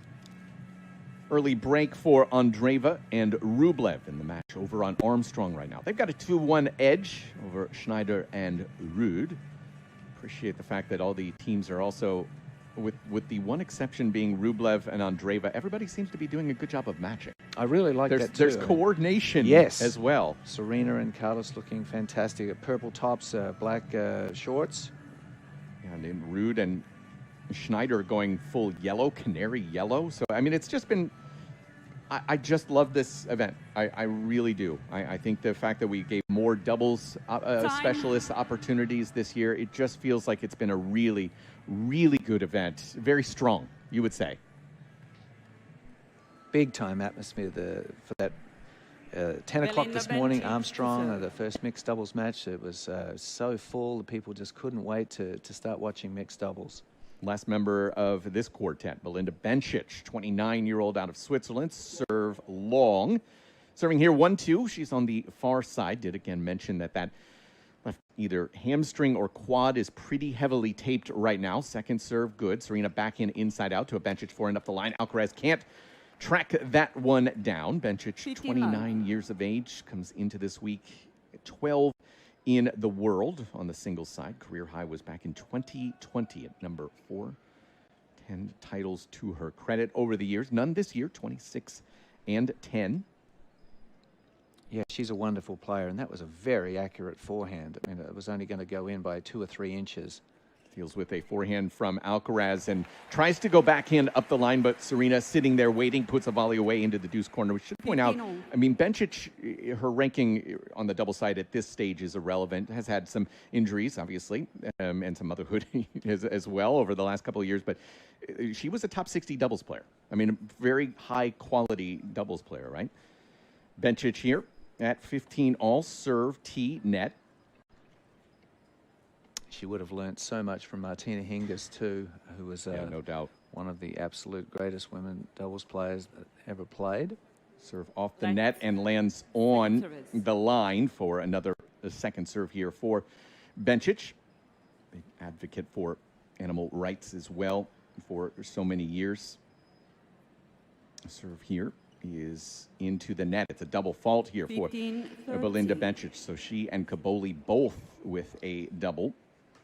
Serena is so intimidating on second serve return. If you miss your first serve to Serena Williams, you just feel that imposing presence. You know she's going to absolutely tattoo the second, forehand or backhand. The body is actually probably the best place to serve Serena if you can execute. Alcaraz backhand to a Bencic backhand cross. Alcaraz backhand is into the net. A little bit lax. There's that footwork that we've seen, Mike. That should have been a forehand, really. Yeah, if he's agreed. in full flight, he takes 3 or 4 quick steps to his left and hammers an inside-out forehand. But he just looks just a half step slow with the footwork right now. So still a test here for Bencic. 1-2, 30 all. She's at the far side. Tosses up, serve. He is a let, trying to go with a little slider, I think, into the backhand body of Serena. It's always such a good test because when you have big players who take big swings, to be able to kind of compact them a little bit right into the body, always so effective. Try this serve again. Bencic good. Serena backhand to a Bencic forehand cross. Serena forehand cross with roll. Bencic forehand cross lands good and short. Serena big forehand. Now she's going to have to deal with a backhand lob. Bencic comes in, swinging backhand. Alcaraz tries to pinch middle, but a little bit late getting to that as well. And a game point here for Bencic. Just a beautifully played baseline point from both Bencic and Serena there. Carlos was trying to impact the point. He just didn't read the play quick enough. A half step slow getting over to the middle and couldn't control the stretch forehand volley. Yeah, not his strength, but appreciate trying to be active there. That is important for big picture development. Game point, Bencic, serve good. Backhand to a backhand for Bencic. Alcaraz with an inside-out forehand. Bencic backing up the line, and Williams can't dig out that volley. We did see better from Alcaraz. He did, like you said, run around to get to that forehand, and it kind of forced Bencic's motion up the line, I think. Yes, I think that once Carlos had established position, she didn't really want to give Carlos another forehand. Yeah. One of the most fearsome shots in tennis. So she wisely redirected the backhand down the line and caught Serena just looking for the middle a little bit. Just very intelligent play from both the women on the court. Serena serving here. 2-all, serve good. Lob from Caboli. Alcaraz there, leaping overhead. Good into the deuce corner for 15-love. Precision first serve from Serena right down the tee, setting up the lob return. Caboli had to take the hand off and was only able to put up a lob return, but it was a super athletic smash. Pete Sampras just flying through the air there from Carlos Alcaraz. Maybe with a tad bit more athleticism. Maybe. Tad bit. Oh. 15 left. Serena good. Bencic through the middle. Touch volley from Carlos Alcaraz. Little cutter. Gets it to 30 love. Very deft backhand volley from Carlos there. Good first serve again from Serena to the Bencic forehand. The return straight over the net strap, and Carlos was right there where he needed to be and showed a very deft touch, angling it away for a drop volley. 30 love serve from Serena is into the net. She'll take a ball from the ball crew.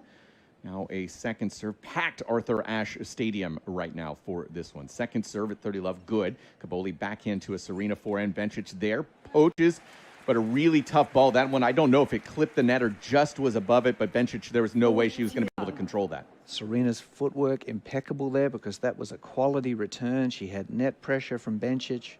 Just so impressed with her footwork and her balance. She's definitely prepared well for this event. Yeah, no doubt, especially considering that knee injury at Wimbledon that she had. Game points, serve off the net and wide.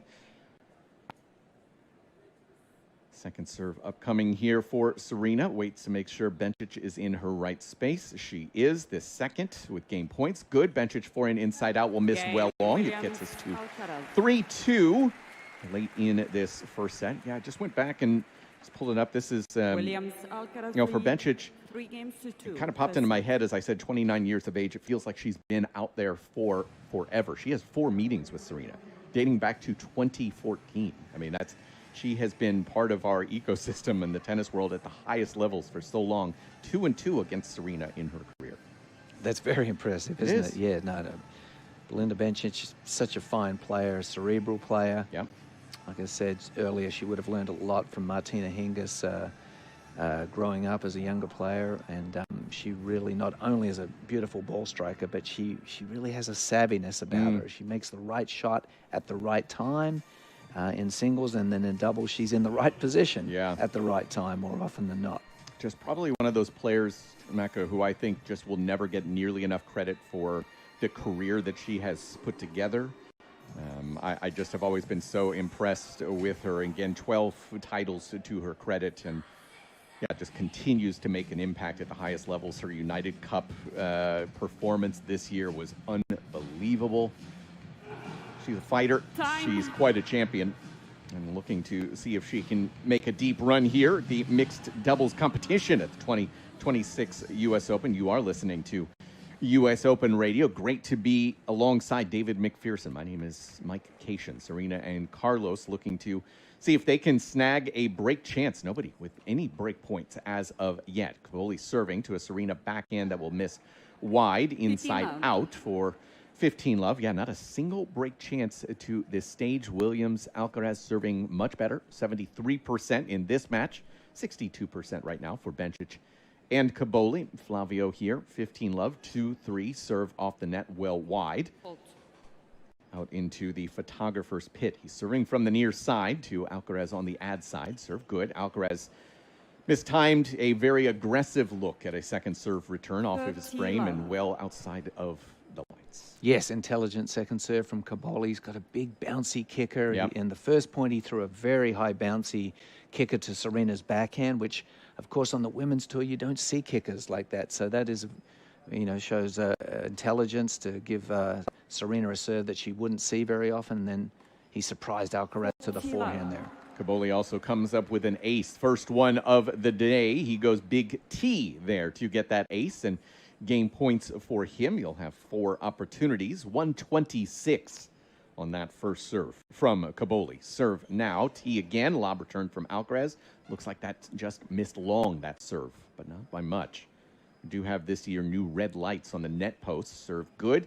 Slice return. Bencic goes big. Swinging backhand volley misses into the net from, what, a meter? 3 feet away from the net? I think she was just so shocked at what an easy opportunity was. Carlos actually just chipped the return with a one hand. Very unusual for him. But, Caboli really arches the back, doesn't he, on his serve? He gets a big turn and can do a lot of things with that serve. It's a good service motion. Alcaraz goes big forehand angle, tried to go back behind Bencic, and it works off of her frame. She was trying to pinch middle just a little bit there, and somehow that angle that Carlos creates, outlandish.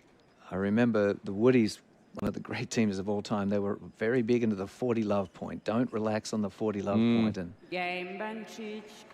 in this instance, it doesn't end up hurting them. But yes, you just, in doubles especially, you just can't take the pedal off the metal at any point. Well, right now, Serena and Carlos having a little bit of a chat. Carlos is about to serve here at 3-all, but yeah, pretty loose, pretty relaxed. These two, it's we would call this a basketball jersey that Carlos is wearing. It does look like it could be Karl Malone, Utah Jazz. You're talking the wrong team here. You got to go New York Knicks. Oh, you have to go New York Knicks, sir. Missed return from almost Caboli. the color. I don't know if you knew this, but they were pretty good at basketball this year. Yes, I apologize unreservedly. Give the Knicks some love. They might have done well this year, maybe. If you're into that kind of thing. Big year for the Knicks. Serve for Carlos Alcaraz, good up the tee. He's going to get a backhand now. Goes cross to Bencic, who goes up the line. Volley from Serena lands good. Lob thrown up by Caboli. Serena watches that one go past her. Alcaraz takes it from the baseline. Slice overhead. Caboli forehand up the line. Alcaraz goes backhand cross. Bencic backhand up the line. It was a touch. Serena calling touch on herself on one of the previous swings. What an unusual point. Serena was moving towards the middle as Carlos was hitting his backhand ground stroke, and Carlos at the last minute decided to go sharp cross court, and that just clipped Serena's shoulder perhaps as it went past her. Just grazed her. It didn't hit her hard, but great sportsmanship from Serena to put her hand up right away and acknowledge that it hit her. Serve good. Caboli up the line. Volley Serena. Lob from Bencic. Going to miss well long. Serena, that was just a reflex, but goes right at Bencic. She doesn't have too many options in that situation. Yes, well played by Serena there. She was probably tempted to do her patented swinging volley there, but she realized that this ball's coming in a little faster. Let me just play the percentages and keep the backswing shorter. Very intelligent decision. 30-15, serve out wide. Bencic with the backhand to an Alcaraz backhand right at Caboli, who misses the ensuing volley for 40-15. Caboli caught in no man's land a little bit there. They played the backhand volley from a little too deep in the court. Gain points here. This is, listen, Alcaraz's style is always unique, but he looks like a basketball player. Even the shoes. Serve good. Caboli backhand lobbed to an Alcaraz forehand cross that misses well long. Just didn't again adjust his feet to where he needed to be. Nice inside-out backhand return from Caboli. And yes, Mike, you're on top of it. I think just the footwork is a shade off for Carlos. No surprise after so much time off. This is just invaluable court time for him, and not only to try and win the mixed doubles, but to get a foothold in the singles, get a head start to being ready for that first round. Serve was a missed first from Alcaraz, trying to go out wide. Now a second to Bencic, who hits a backhand cross off the baseline. And again, Alcaraz, the footwork, just waiting for that ball to get to him, as opposed to making those adjustment steps. Here's the first break chance of this match, and it's on Alcaraz's service game. Deuce. It'll be a deciding point to Caboli on the deuce side. Interesting decision for Serena. How aggressive to be here as the net player. You've had your partner miss 2 ground strokes in a row. Like, I wouldn't be surprised at all to see her be very aggressive and moving to the middle here, especially if Carlos makes a first serve. She does. Caboli forehand. Serena is indeed right there, pinching that middle and puts it away into the deuce corner. They survived that first test, 4-3. We're going to get a ball change here on U.S. Open Radio, presented by American Express. Every point, every upset, every captivating moment of the U.S. Open is played with a Wilson tennis ball. Always New York, always Wilson. The official ball of the U.S. Open since 1978. Calling it ahead of the call, feeling the break point as it breaks, anticipating the turn before it turns. With data, insights, and AI analysis, IBM gets you closer than courtside. Learn more at ibm.com/US Open. Tracking your health doesn't have to get in the way of your serve. The new Aura Ring 5 is the world's smallest smart ring. It's designed to disappear on your hand. Track activity, recovery, sleep, and more, all from your finger. Get started at auraring.com. Vital Proteins chats with world tennis champion Jessica Pegula. I want to feel like I'm going out to win. I want to feel dominant, confident. Vital Proteins helps me do that. Stay vital, stay you. Vital Proteins, official collagen partner of the U.S. Open. New York has always known how to welcome the world and how to put on a show.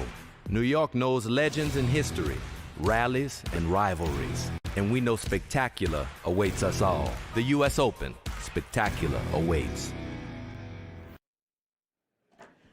So the drama continues here. Quarterfinal action. Bencic now serving to stay in the set with new balls. She and Flavio Caboli at 3-4. Really good body serve to start this one from Bencic. Serena flailing wildly at a forehand for 15 love. Pinpoint precision there, locating the forehand hip of Serena, and that's a wily serve right there. Serena's been deadly from the wings. That was definitely a calculated play there to aim at Serena's body. Serve good. Alcaraz forehand misses well long. Another body serve from Bencic. Just very accurate, just knows exactly what she wants to do, and taking care of business on her serve here, these first couple of points. She's at the far side of things. Is the 29-year-old from Switzerland. Serve, Bencic, long. Second is upcoming here for Belinda. What a 2025 she had. Second is well long. It's her second double fault of this match. They've got 3 as a team right now. It was interesting, in between first and second serve, Carlos did not advance to the net position. He stayed on the baseline, and I actually think that that's wise. You know, when Serena's returning, even though she's returning great, Carlos is so much better from the baseline than the net. Just get as many forehands as you can. Serve is good. Alcaraz backhand. He's missed another return well long. I mean, these are two, you and I would probably both agree, bad misses in this moment. Yes, his returning hasn't really locked in, even in the first round, which they won. I wouldn't say his returns were a standout. Serena's been the one that's been so locked in, returning nearly everything. Only the body serve has given her any trouble at all. Game point. It's an ace for Bencic. Took a little bit off and really high in the box. That slider was impeccable from Bencic, and it will be a tiebreak to decide this first set. I do believe Belinda's daughter is here in the stands, watching from one of the suites right now. One of the moms on tour. Yeah, I mentioned that United Cup run. She was incredible, helping lead Switzerland to the final this year. Wins over Swiatek, Mertens, Paulini.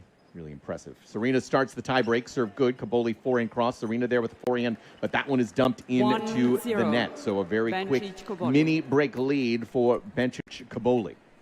Super return from Caboli. That was a good body serve. He got out of the way, crushed a forehand return cross court, and Bencic applied immediate pressure.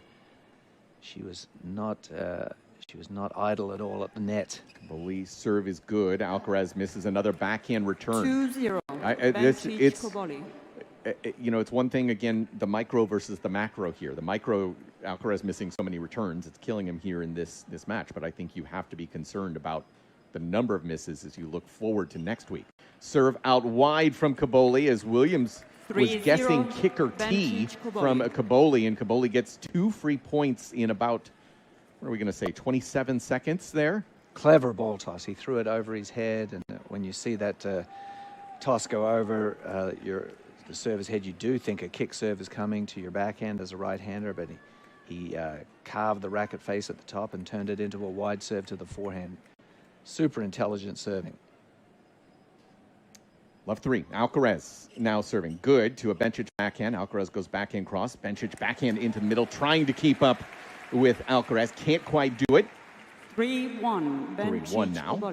We're going to be joined in a couple of moments here by Andre Ilagan. We were talking to the boys from the Changeover podcast about him. He just picked up his first ever win here at the U.S. Open, a 3-setter over Tristan Boyer. He'll join us in a little bit.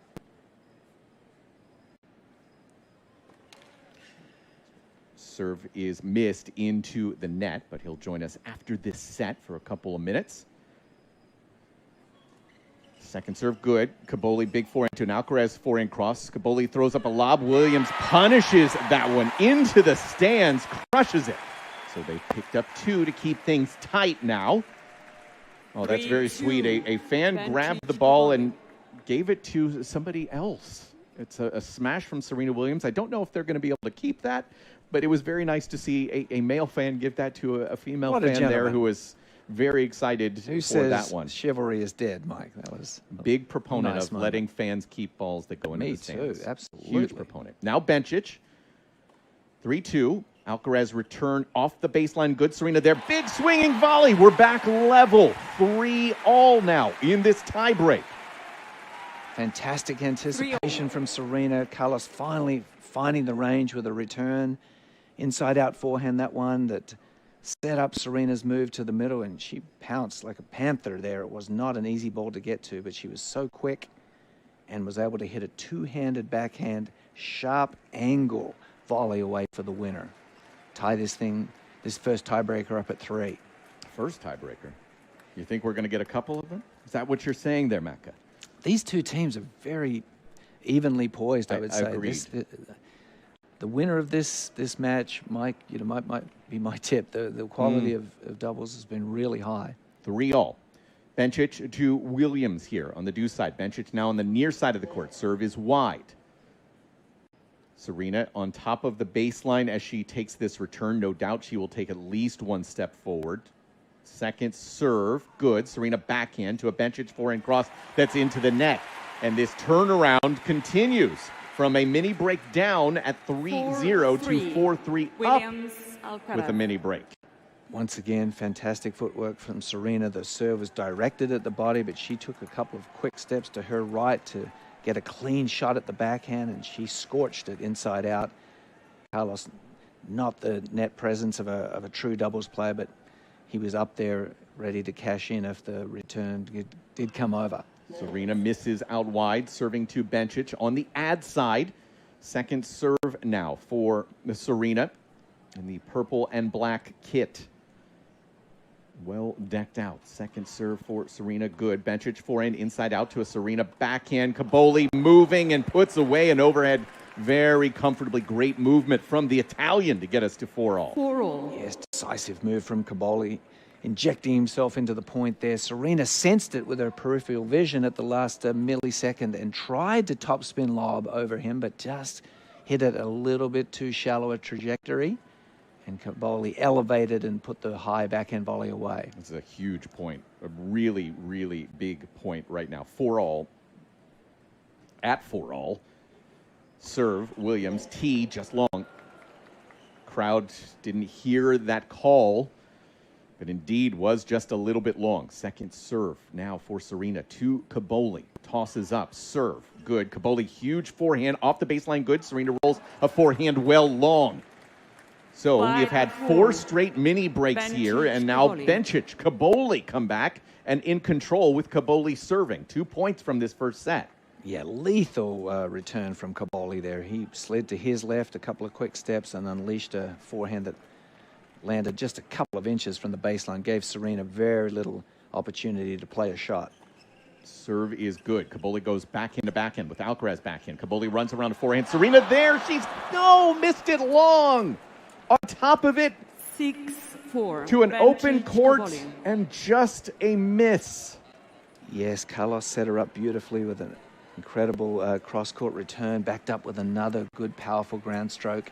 Serena made the right move. She was on top of the net, just overswung on the swinging two-handed volley that time. Serve out wide from Flavio Caboli, rattling off the last 4 points of set number 1.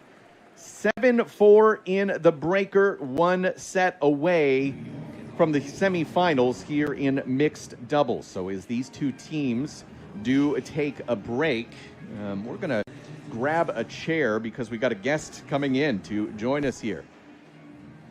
It's going to be Andre Eala, Dre, as we call him. He's still wearing match shirt, drenched in sweat right now. I mean, this is huge moment for us getting to talk to Andre Eala, and he throws on his headset. Dre, welcome to U.S. Open Radio.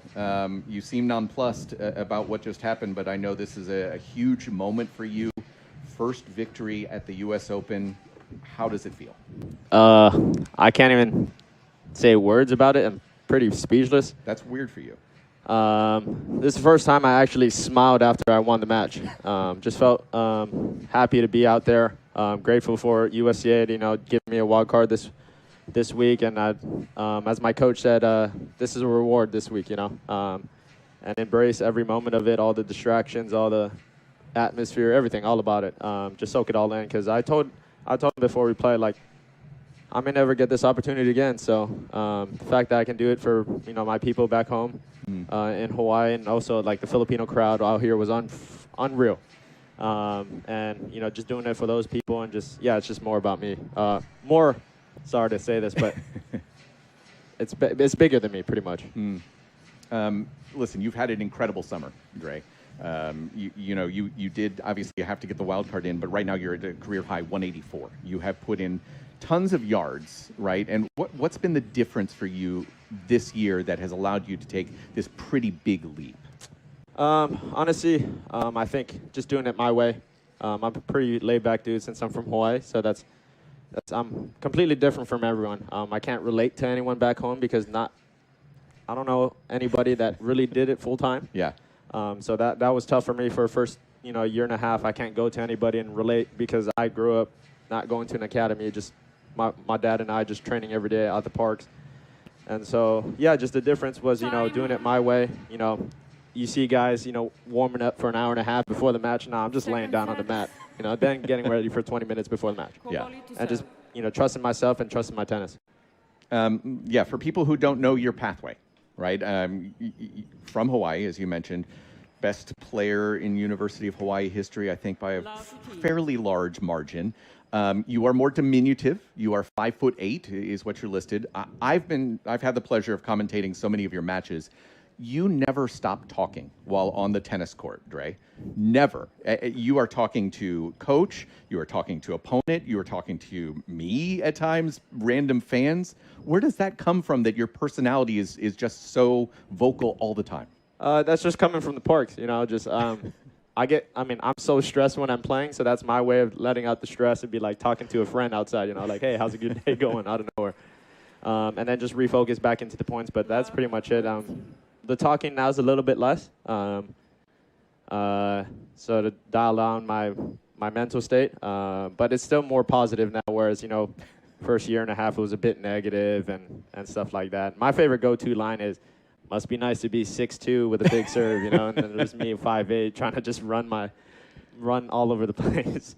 You've gotten to see him perform a little bit over the last couple of years, Mac, as you've been coaching. What stands out for you about Dre and his He's game? a very resourceful player. I'd be interested to know what the game plan was today coming into the match. Start of the match, it was pretty much just compete. I think it was just first time there, so it's just let all the nerves out and embrace the nervous system and stuff like that. But pretty much try to go to his backhand. Started the match, I started just opening it up right away, just so he has to think a little bit more about the match, where it's like, oh, he's trying to pin to my backhand, said, oh, let me go open court. Second set, then he started riding the momentum, and I just rode it with him, even though, I learned, the past summer right now, it's like, just because they're playing well, just ride the momentum with them instead of fighting the momentum. That's been the biggest thing, and trying to find, my coach and I, the return of investment. Does this point win you the match, not win this point right now? That's how I'm going about it. And then in the third, it was just more, as my coach and I would say, park tennis. Bring the ugliness, the slice. It could be a terrible slice, but it's a completely different ball instead of just going back and forth, where, a lot of these, they're probably 60-40 win the point instead of them playing the drop shot and all that. So just having variety, pretty much. I'm really interested in, listen, I wanted to make sure you get your body right. We'll get you out of here in a second, Dre. And also, it's first game of the second set right now. Bencic and Kaboli, 40-30 serving against Williams and Alcaraz. Outside of the tennis, what has this experience been like for you? You talk about being from the parks. I've seen you at these Challengers Futures over the last couple of years. Now, all of a sudden, you're next to Carlos Alcaraz and the rest of that crew in the locker room. How are you kind of balancing and letting the perspective of what you've done over the last couple of years just allow you to feel comfortable inside Arthur Ashe Stadium? A lot of visualization the night before, not necessarily, how a lot of these coaches say, act like you've been here before? Yeah. It's the opposite for me. Like, I've never been here before. First few days, I felt so uncomfortable just because my biggest thing for me is, like, I don't know where to go. So that was, like, I felt so uncomfortable. I was like, oh, shoot, I'm stressing. And then the next few days, it was like, oh, it's just every other tournament, do my business, do it my way, and leave it at that. But, yeah, it's unreal. The vibes are unreal here.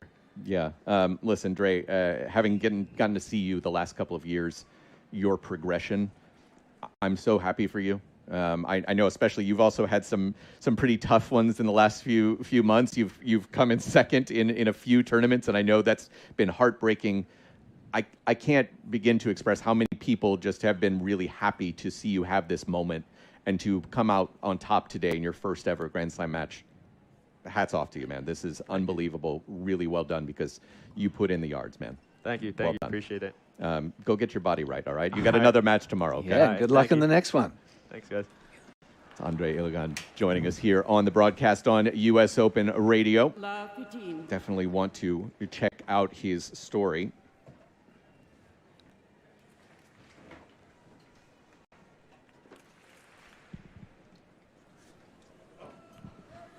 Bringing you back inside Arthur Ashe Stadium. It's Serena Williams right now serving down love 1 here in the second set and down love 15 as well. Tosses up, serve, tee. Bencic with a forehand return through the middle. Alcaraz tries to cut that off but misses the volley into the net. And now this is real trouble, Macca, isn't it? At love 30, down love 1 already in this second and down a set. Momentum really swinging in the Kaboli Bencic direction right now. An excellent inside-out forehand return. Carlos was trying to do the right thing and take it with the backhand volley, just could not quite control it. Love 30 serve out wide. Lob from Kaboli. Alcaraz there with an overhead. Good through the middle for 15-30. Amazing first serve of Serena. So accurate. A wide one, but it was a very resourceful punch lob. But Carlos was as cool as a cucumber. He backed up, got a wide base for the overhead, and executed a big winner up the middle. 100 miles an hour on that little slider from Serena Williams, which has been very good for her here today. 15-30 serve, slider, ace up the tee from Serena Williams, and a huge let's go from her as well. So we get to 30 all. That was clever from Serena. The previous return from Bencic was a good forehand return. Bencic, I think, was not expecting another one, but that was John Isner's favourite tactic. If someone did hit a good return on one side, he would challenge them again to the same spot and outfox them. Return from Caboli's a good one. Now he has a forehand, goes cross to a Serena forehand cross that sails on her. Really good inside-out return from Caboli to start that point. Follows it up with a huge angle forehand as well. And here we go, 2 chances for Bencic and Caboli. They were 0 for 1 on their break points in the first. Now 2 looks here. Bencic will get looks at both of these break chances if it does go to a deciding point as well. 30-40 here. Crowd being hushed as Serena prepares to serve. Tosses up, serve. Serena into the net. Second serve upcoming. We're 43 minutes into this quarterfinal in mixed doubles. A little bit of sunlight out there. Second serve, good. Bencic goes up the line, runs around with a forehand and pulls it wide. Deuce now. And again, this is a deciding point, no ad. And it will go to Bencic once again. High quality second serve from Serena there. She toes the line once again. Huge moment here early in the second set for Serena Williams. Toss goes up, serve, good. Bencic backhand, Alcaraz there with a volley, puts it right through the wickets of Flavio Caboli's legs. We stay level at 1-all. What a savvy play. You'd think Carlos and Serena have been playing together for years. I mean, Serena executing the body serve to perfection and Carlos cutting off the angle, knifing a backhand volley through his opponent's legs, as Mike said. That was huge in the context of this match to keep the momentum level here at 1-all in the second. It is now on the serve of Belinda Bencic here at 1-all. Again, they are in the near side right now. She and Flavio Caboli. Serve is a let. We should also point out that Andreeva Rublev, first set went their way, 4-1 over Schneider and Ruud. Schneider and Ruud now serving for the second set, although Schneider in some trouble at 15-40. We'll keep you updated on that. That's the other quarterfinal that's currently in action. Bencic, serve, good. Serena forehand into the net. Routine miss there for 15-love. Should point out again, Williams and Alcaraz 0 break chances here today in this quarterfinal matchup. Caboli has served a gem of a match so far, hitting all the spots with great disguise, and Bencic very, very savvy serving as well. They're going to Serena's body a lot. At 15-love, I formation from Caboli, which I don't know that I expected to see from Flavio here today. But he's committing to the bit. We appreciate that from him. Second serve here towards Carlos Alcaraz. Second is good. Alcaraz right at Caboli off the net and good for a winner for Carlos Alcaraz. Right over Caboli for 15-all at 1-all. Yes, it was probably his first successful backhand down the line return so far today. And that'll give him a lot of confidence. You don't want to be pigeonholed and thinking that you can only make a return in one direction. Very important to be comfortable going down the line and cross court. Bencic serve out wide, misses wide. One step forward for Serena Williams to put her toes right on the baseline. Second serve here from Bencic, good. Serena backhand through the middle, but misses into the net. 2 pretty routine misses from Serena here on these 2 returns. Yes, the serve wasn't fast, but once again it was sliding into the body. Clearly Bencic is understanding that you don't want to give Serena width, forehand or backhand, so Serena had to take a couple of steps to her right to try and generate pace on the backhand and just left it a little bit short in the tape. Serve for Bencic, 30-15. Good. Alcaraz back into a Bencic backhand. Alcaraz backhand goes middle. Bencic forehand inside out to an Alcaraz backhand cross. Bencic backhand up the line. Serena volley to Caboli, who hits the volley to Alcaraz, who misses the forehand. Alcaraz again just a little bit lax on the footwork getting to that forehand. And it's 40-15. Yes, I mean, Serena clipped her forehand volley really nicely. Caboli has shown some nice reflexes when he's been up at the net. He was able to extend the point. Carlos for sure should make that shot 98 times out of 100, but he was a little surprised that it came back. Bencic serve with game points out wide, gets a backhand, goes inside out to a Serena backhand inside out. Bencic forehand cross, touch volley from Serena. Caboli there waiting. Big backhand swing from the bounce. Puts that into the ad corner, and that gets us to 2-1. We stay on serve. We are early into the second here in the quarterfinals of mixed doubles on U.S. Open Radio. Presented by American Express. Center court falls silent before the serve. The right entrance commands attention. Quiet power, unmistakable presence. Elevate your arrival in the all-electric Cadillac Escalade IQ, the official vehicle of the U.S. Open. Incredible events are even better when you're with Amex. Like at the U.S. Open, where card members can discover tournament perks at the Amex Fan Experience and relax in the card member lounge. Because no one serves up the U.S. Open like Amex. That's membership at its best. Capacity limitations and terms apply. Chase has been a proud sponsor of the U.S. Open for 45 years and is committed to providing the best experience for customers and fans. Visit chase.com/U.S. Open to learn more. J.P. Morgan Chase Bank, N.A. member FDIC. When you're flying Emirates business class, sampling our range of vintage wines from the largest selection in the skies, you'll see that your vacation isn't really over until your flight is over. Fly Emirates, fly better. Get down, everybody. New York knows the spotlight, the highlights, and summer nights. And for sure, how to have a good time. We know greatness when we see it. The U.S. Open, spectacular awaits. Such an absolute treat getting to just take a look out of the U.S. Open Radio studios here. Right by the Fan Experience here, presented by American Express, and absolutely packed here during Fan Week, day number 2. It's just fantastic to see how many people are able to just come, roam the grounds, see great tennis, not only the mixed doubles that we're covering here on U.S. Open Radio, incredible qualifying action. We're talking to some of the winners here today as well.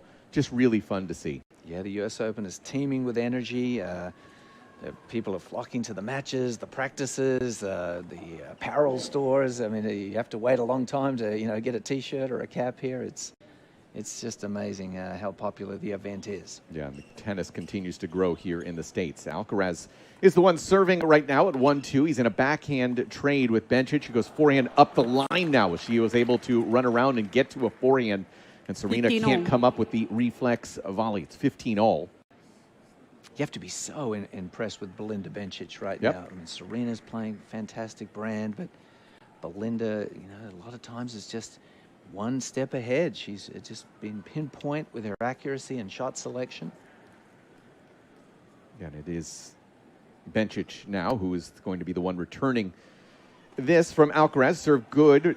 Actually, Caboli now gets a running forehand. Alcaraz tracks that down up the line to a Bencic backhand cross. And Serena just a half step late getting to it. There was a little miscommunication. It's why the middle target is always so good in doubles. And Bencic makes Serena and Carlos pay. Yeah, Bencic just threading the needle there. And Carlos was stretched wide to his forehand, so he was out of court to the forehand side. Serena maybe could have shifted 2 or 3 more inches towards the middle to cover for him. But Bencic just knew exactly where to place that ball. Bencic with a lob return lane's good. Alcaraz run around forehand inside out to a Caboli backhand. Alcaraz forehand inside out. Caboli backhand middle. Alcaraz forehand inside out. Bencic there with a forehand to an Alcaraz forehand middle. Caboli volley. Williams puts that away right past Caboli.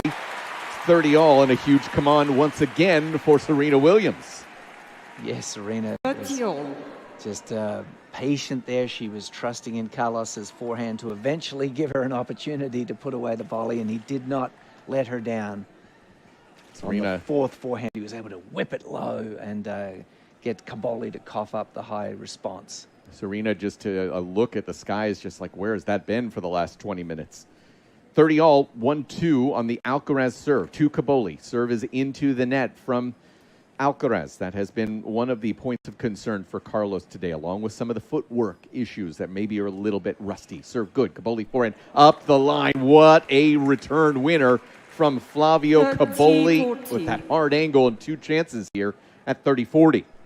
Caboli, so impressive. That was not a poor quality second serve, but he just darted a couple of steps to his left to create a forehand and then surprised Serena by taking it down the line. the first down-the-line forehand return of the match. I mean, what a time to play it. 30-all to create a break opportunity. Bencic gets the first look at the break chance. They are 0 for 3 as a team. Serve T. Good. Ace for Alcaraz. He has won.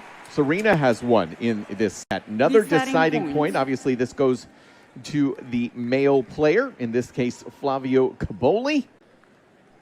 And Serena has been so aggressive looking for the middle on big points. She was just beaten down the line on the previous 30-all point, but I'm thinking that she is going to play the percentages and look for the middle if Carlos can make it the first serve try and pick it off.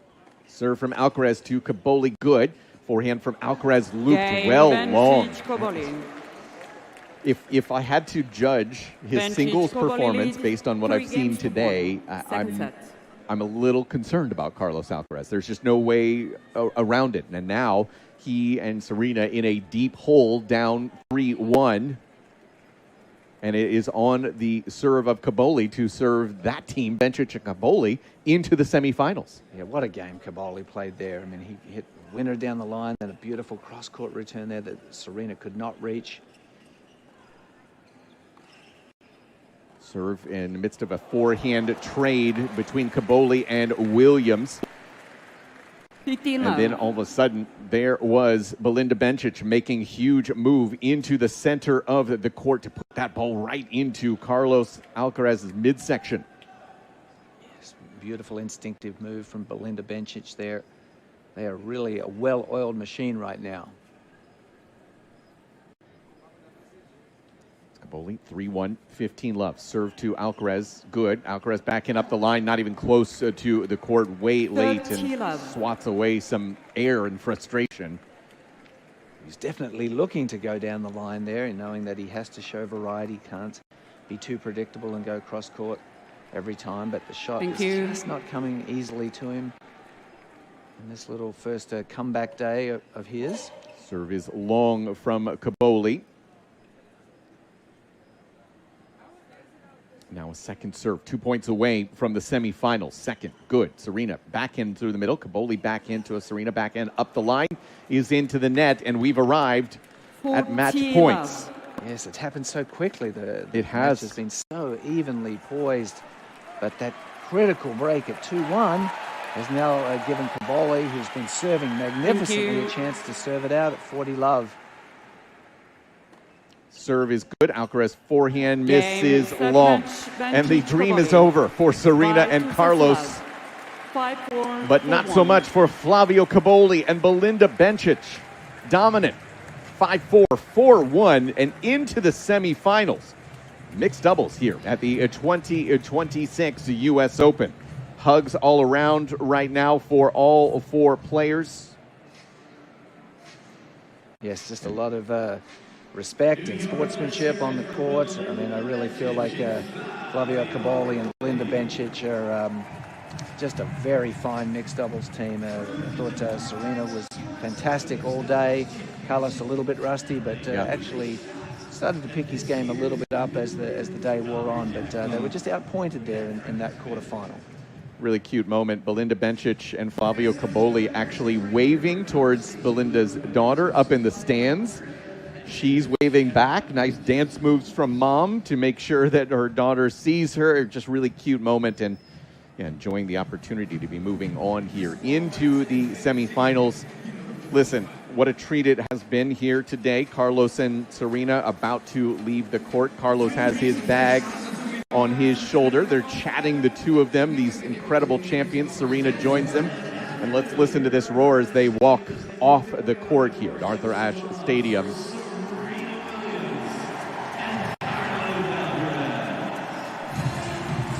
Big smiles on the faces of both of them. Yes, they played really good tennis. They just ran into a team that just played one level higher than they did. But I think for Carlos, he's grateful to shake off some rust and get a chance to play alongside Serena Williams.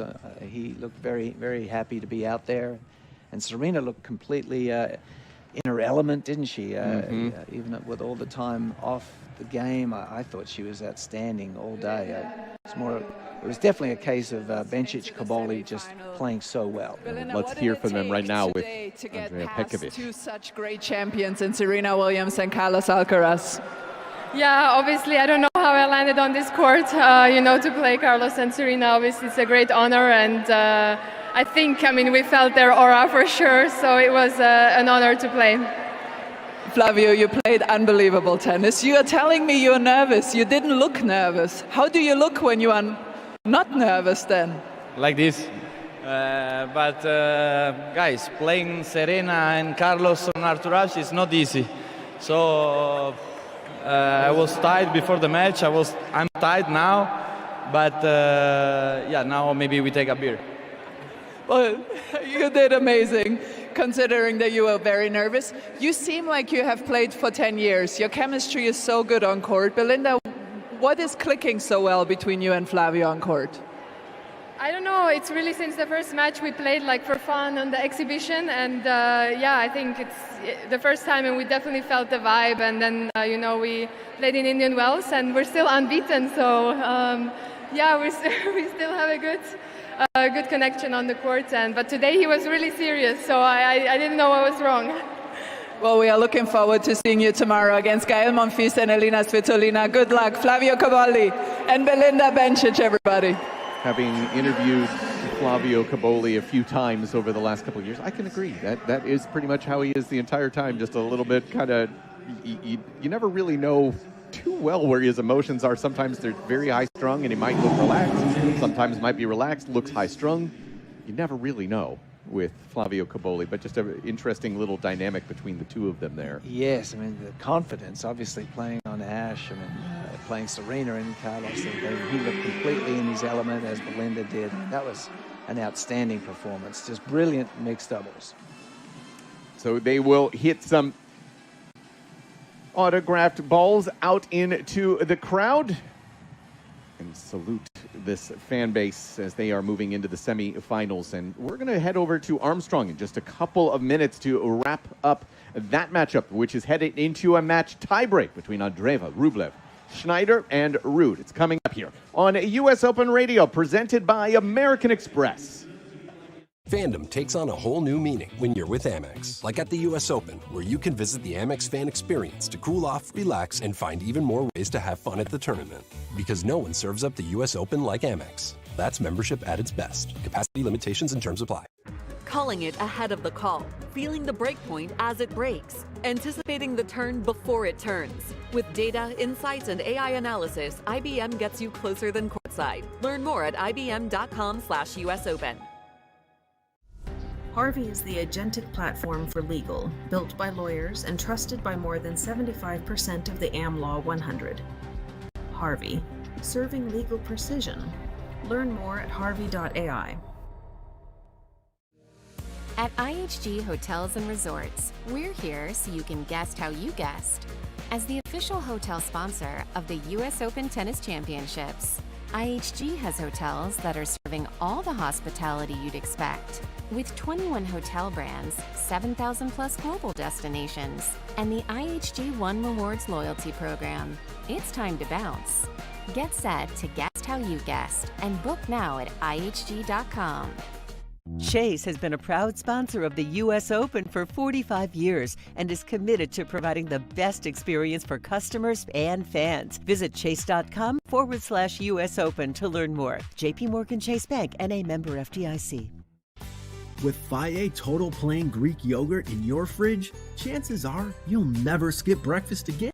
Thick, creamy, delicious. The possibilities are endless. Top off a bowl of Faye with strawberries, granola, and honey. Or add Faye to your favorite smoothie. You can feel good about the naturally delicious taste of Faye yogurt in every bite. Visit usa.fage for even more irresistible ideas. Tracking your health doesn't have to get in the way of your serve. The new Oura Ring 5 is the world's smallest smart ring. It's designed to disappear on your hand. Track activity, recovery, sleep, and more all from your finger. Get started at auraring.com. Since 2005, Polo Ralph Lauren has been the official outfitter of the U.S. Open.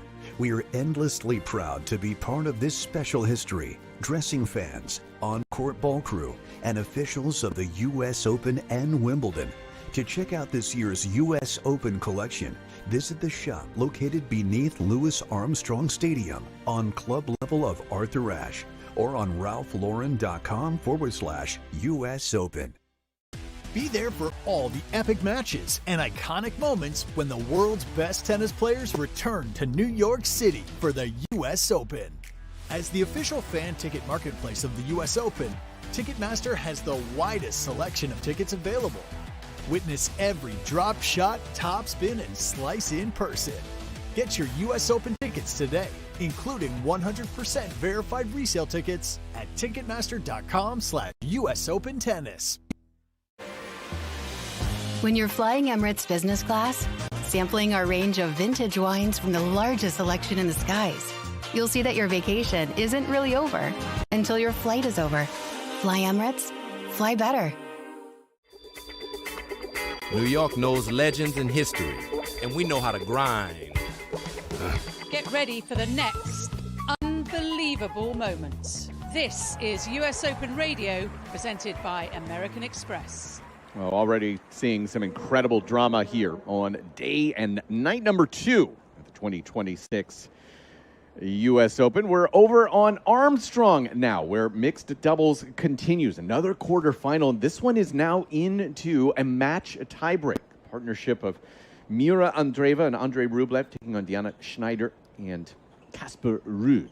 Right now, right on serve in our match tiebreak. Get you kind of caught up on where we have been in this matchup. A bunch of singles players doing some real work, but Andreeva Rublev taking the first set 4-1 before Schneider and Ruud were able to capitalize and take the second set in a tiebreak as well, but winning that second set 5-4. We just, in the midst of a 2-all point here in the match tiebreak, we just saw Andrei Rublev get very animated, very upset. He has definitely had some struggles this year with kind of keeping the focus on court. So we rejoin here in this 10-point tiebreak, 2-all for a spot in the semifinals.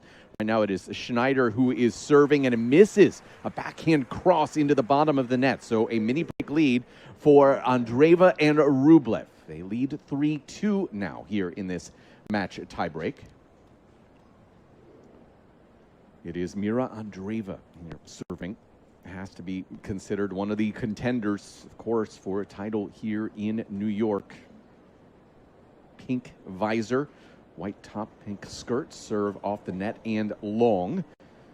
Rublev, not surprisingly, in a regular formation. Second serve, Andreeva to Schneider, forehand through the middle. Andreeva back into a Schneider forehand cross. Rublev touch volley. Ruud there, puts it away. What an angle he just put together. Wow. Casper Ruud, winner, 3-all. Rublev did a fine job coming across with a attempted poach. He put a lot of backspin on his backhand volley. It was almost going to bounce backwards into the net, but Casper was just quick enough to get his racket on it before it hit the net and angle it away for a cross-court winner. You're going to have to apologize. I'm going to have to apologize to our listeners. Ruud and Rublev is a tough one on radio. I mean, you've got them going against each other, and some of those bang-bang volleys. Ruud Rublev is well, it sounds like a law firm, first off. But, yeah, it's going to be a tough one. Now we've switched sides here. 3-all, Andreeva, one more serve. Ruud with a back into an Andreeva forehand that is nowhere close to the court, almost into the photographer's pit. Really heavy there from Casper Ruud, and they go up a mini break, 4-3. Yes, nice inside-out backhand from Casper Ruud. Took the ball early. And his partner, Schneider, applying net pressure. So Casper Ruud now serving here. Again, a mini break lead, 4-3 for a spot in the semifinals. Serve out wide. Rublev with a backhand to a Ruud forehand. Rublev forehand through the middle. Ruud forehand up the lane. Andreeva puts away a volley. No, she doesn't. Ruud gets there. Now Rublev, huge forehand inside out for a clean winner into the ad corner. It's 4-all. What a scintillating point. The men were both on the baseline just exchanging ferocious shots, and the women were at the net just doing some fantastic work with the volleys. Rublev coming up with an inside-out forehand laser beam to get the tiebreaker to 4-4. Casper Ruud serve to Andreeva, who throws up a lob. Ruud in, swinging forehand. Andreeva another lob. Ruud overhead, good. Another overhead, this time from Rublev. Schneider gets out of the way. A little miscommunication there, but Ruud does find the finish into the ad corner. Schneider laughing hysterically.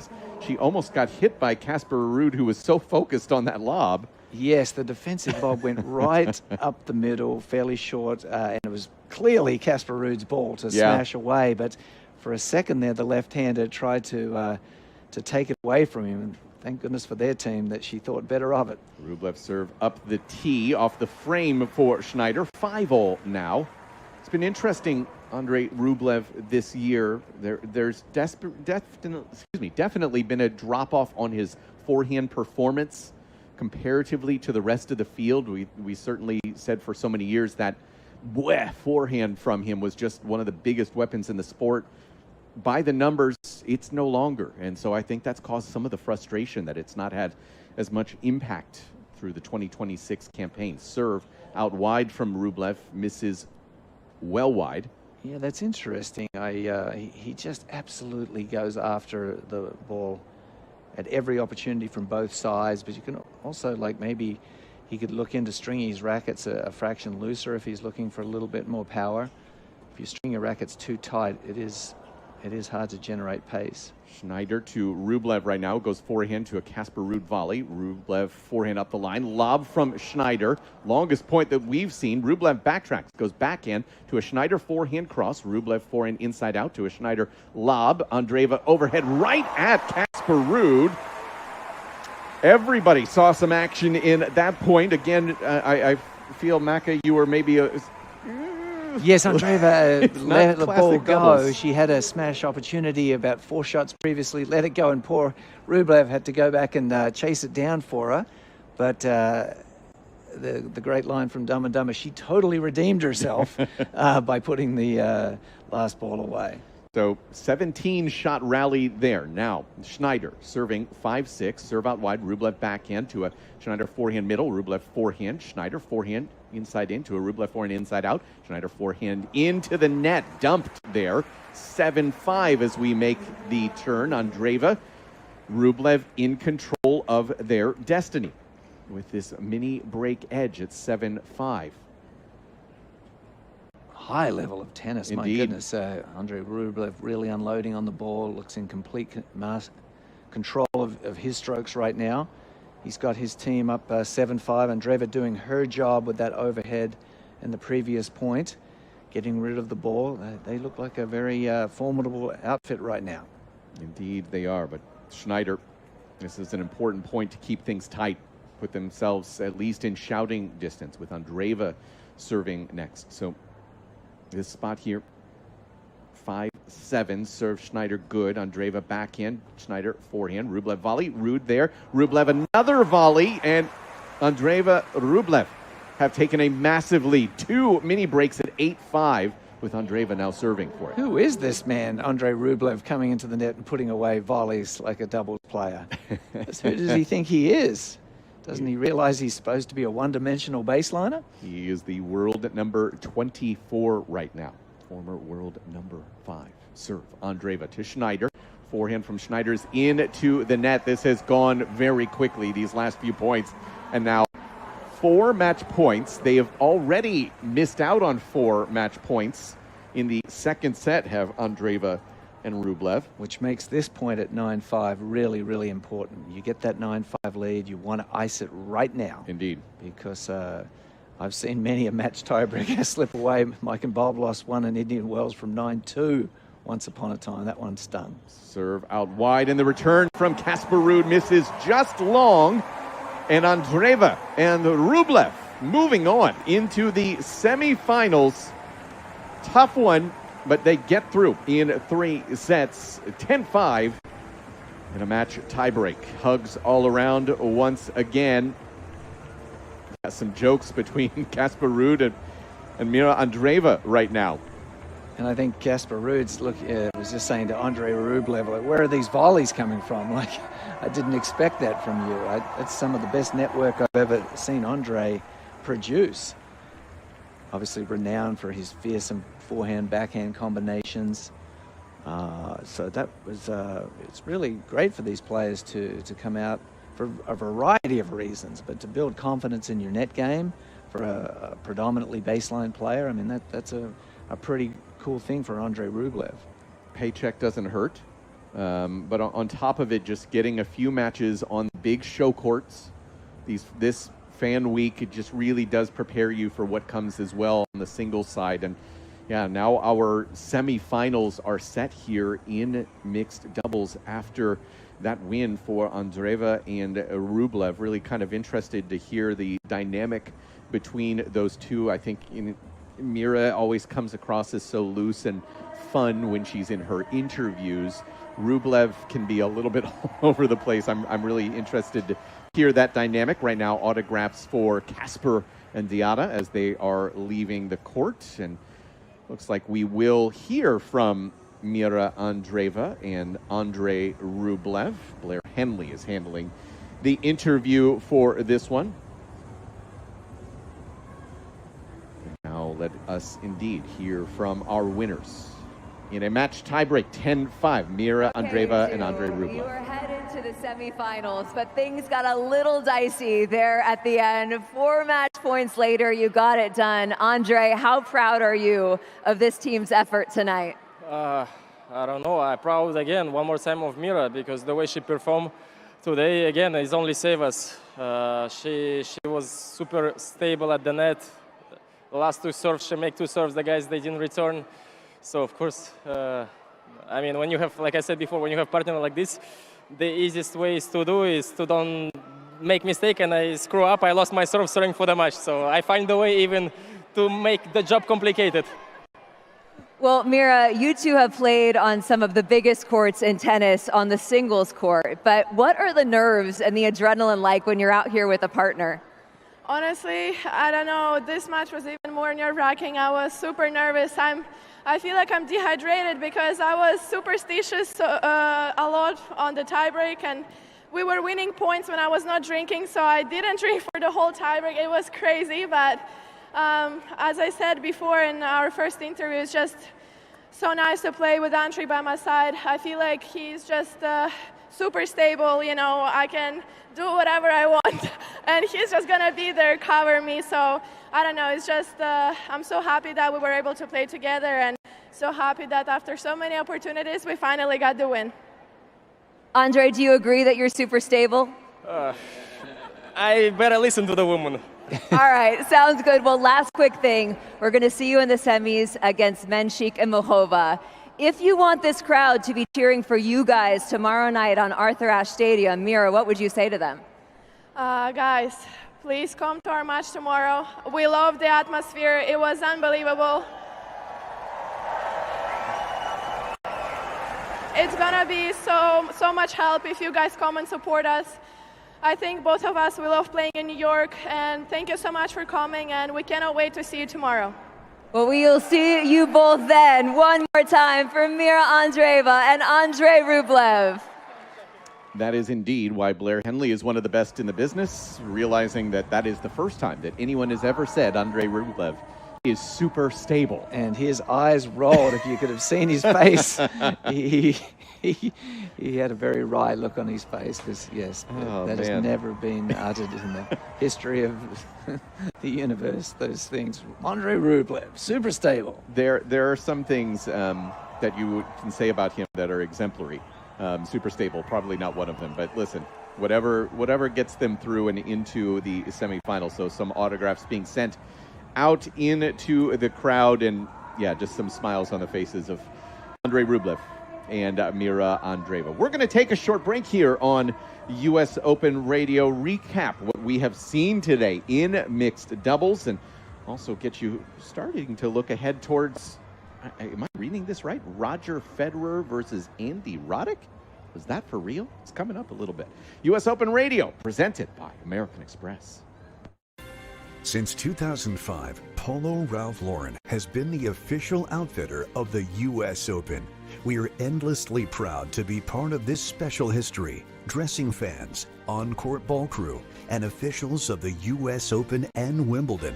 To check out this year's U.S. Open collection, visit the shop located beneath Louis Armstrong Stadium on club level of Arthur Ashe or on ralphlauren.com/US Open. When you're flying Emirates business class, sampling our range of vintage wines from the largest selection in the skies, you'll see that your vacation isn't really over until your flight is over. Fly Emirates, fly better. With Faye Total Plain Greek Yogurt in your fridge, chances are you'll never skip breakfast again. Thick, creamy, delicious, the possibilities are endless. Top off a bowl of Faye with strawberries, granola, and honey, or add Faye to your favorite smoothie. You can feel good about the naturally delicious taste of Faye yogurt in every bite. Visit usa.fage for even more irresistible ideas. Chase has been a proud sponsor of the U.S. Open for 45 years and is committed to providing the best experience for customers and fans. Visit chase.com/US Open to learn more. J.P. Morgan Chase Bank, N.A. member FDIC. Calling it ahead of the call, feeling the break point as it breaks, anticipating the turn before it turns. With data, insights, and AI analysis, IBM gets you closer than courtside. Learn more at ibm.com/US Open. Be there for all the epic matches and iconic moments when the world's best tennis players return to New York City for the US Open. As the official fan ticket marketplace of the US Open, Ticketmaster has the widest selection of tickets available. Witness every drop shot, topspin, and slice in person. Get your US Open tickets today, including 100% verified resale tickets at ticketmaster.com/US Open Tennis. Incredible events are even better when you're with Amex. Like at the U.S. Open, where card members can discover tournament perks at the Amex Fan Experience and relax in the card member lounge. Because no one serves up the U.S. Open like Amex. That's membership at its best. Capacity limitations and terms apply. At IHG Hotels and Resorts, we're here so you can guest how you guessed. As the official hotel sponsor of the U.S. Open Tennis Championships, IHG has hotels that are serving all the hospitality you'd expect. With 21 hotel brands, 7,000 plus global destinations, and the IHG One Rewards loyalty program, it's time to bounce. Get set to guest how you guessed and book now at ihg.com. Don't sweat it with Dove Invisible Antiperspirant, the official sponsor of underarms at the U.S. Open. Dove offers 72-hour sweat and odor protection and invisible application for no white marks, letting you serve your best looks and cheer on your favorites without worrying about your pits or fits. Don't sweat it. Make a racket with Dove at the U.S. Open. To learn more, visit dove.com. Center court falls silent before the serve. The right entrance commands attention. Quiet power, unmistakable presence. Elevate your arrival in the all-electric Cadillac Escalade IQ, the official vehicle of the U.S. Open. AT&T Business offers reliable connectivity for small business owners. It's time to choose a provider that's as committed to your vision as you are. Get AT&T Business at business.att.com. New York has always known how to welcome the world and how to put on a show. New York knows legends and history, rallies and rivalries, and how to make some noise. We know flavor, fashion, power, and passion. And we know spectacular awaits us all. The U.S. Open, spectacular awaits. This is U.S. Open Radio, presented by American Express.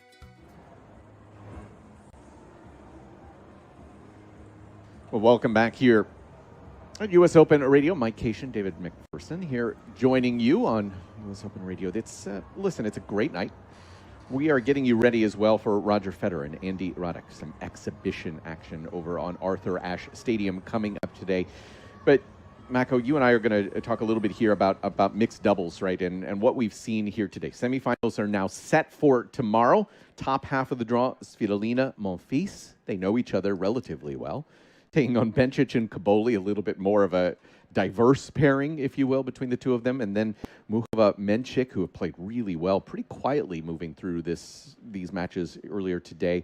They'll take on Mira Andreeva and Andrei Rublev. But listen, no doubles specialist team made it through into the semifinals this year.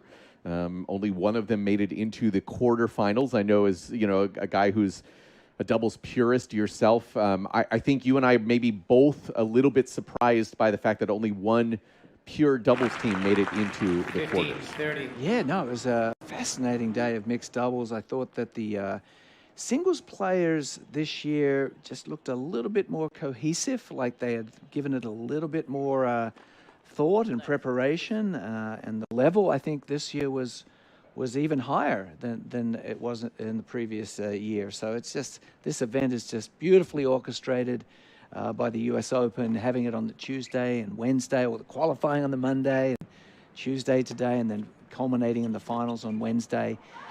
I think we're getting great participation from our great singles players. They're into it. They want to do well.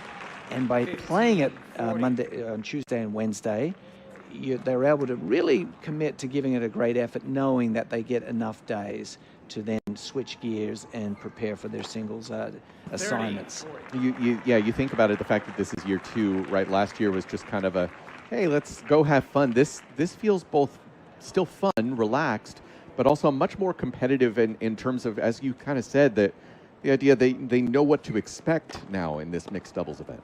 Yeah, obviously a lot of prize money on the line, so I mean it's always great incentive. But you're just seeing so much camaraderie from between the men and the women, the teams. Fantastic sportsmanship. I felt like that was what jumped out to me. There was just a little bit more tactical awareness, strategical awareness from our great singles players, doing a little bit more moving at the net, a little bit more poaching, mixing up I formation, a bit of serve volley. So all 4 teams definitely deserve to be in there. Monfils, Svitolina, what a great story there. The couple, I did not, Gael hasn't had a ton of success in doubles over his illustrious career. So I would not have really thought that they would be one of our semi-finalists, but obviously I underestimated the power of love, Mike. They came together and they will give it another shot tomorrow. Yeah, and I think that's what a great story, right? I mean, that's the thing, is you have so many fun little storylines, and really you've got these singles players and we all kind of know them, but this is such a different territory. It just allows for different storylines to come through, and just seeing the partnership of a married couple and how they interact and move together within a court, I think is fascinating. Oh, there was some priceless moments in their matches today. Gael made a couple of his patented gets from the far reaches of the court using his incredible athleticism. But there was a moment or two.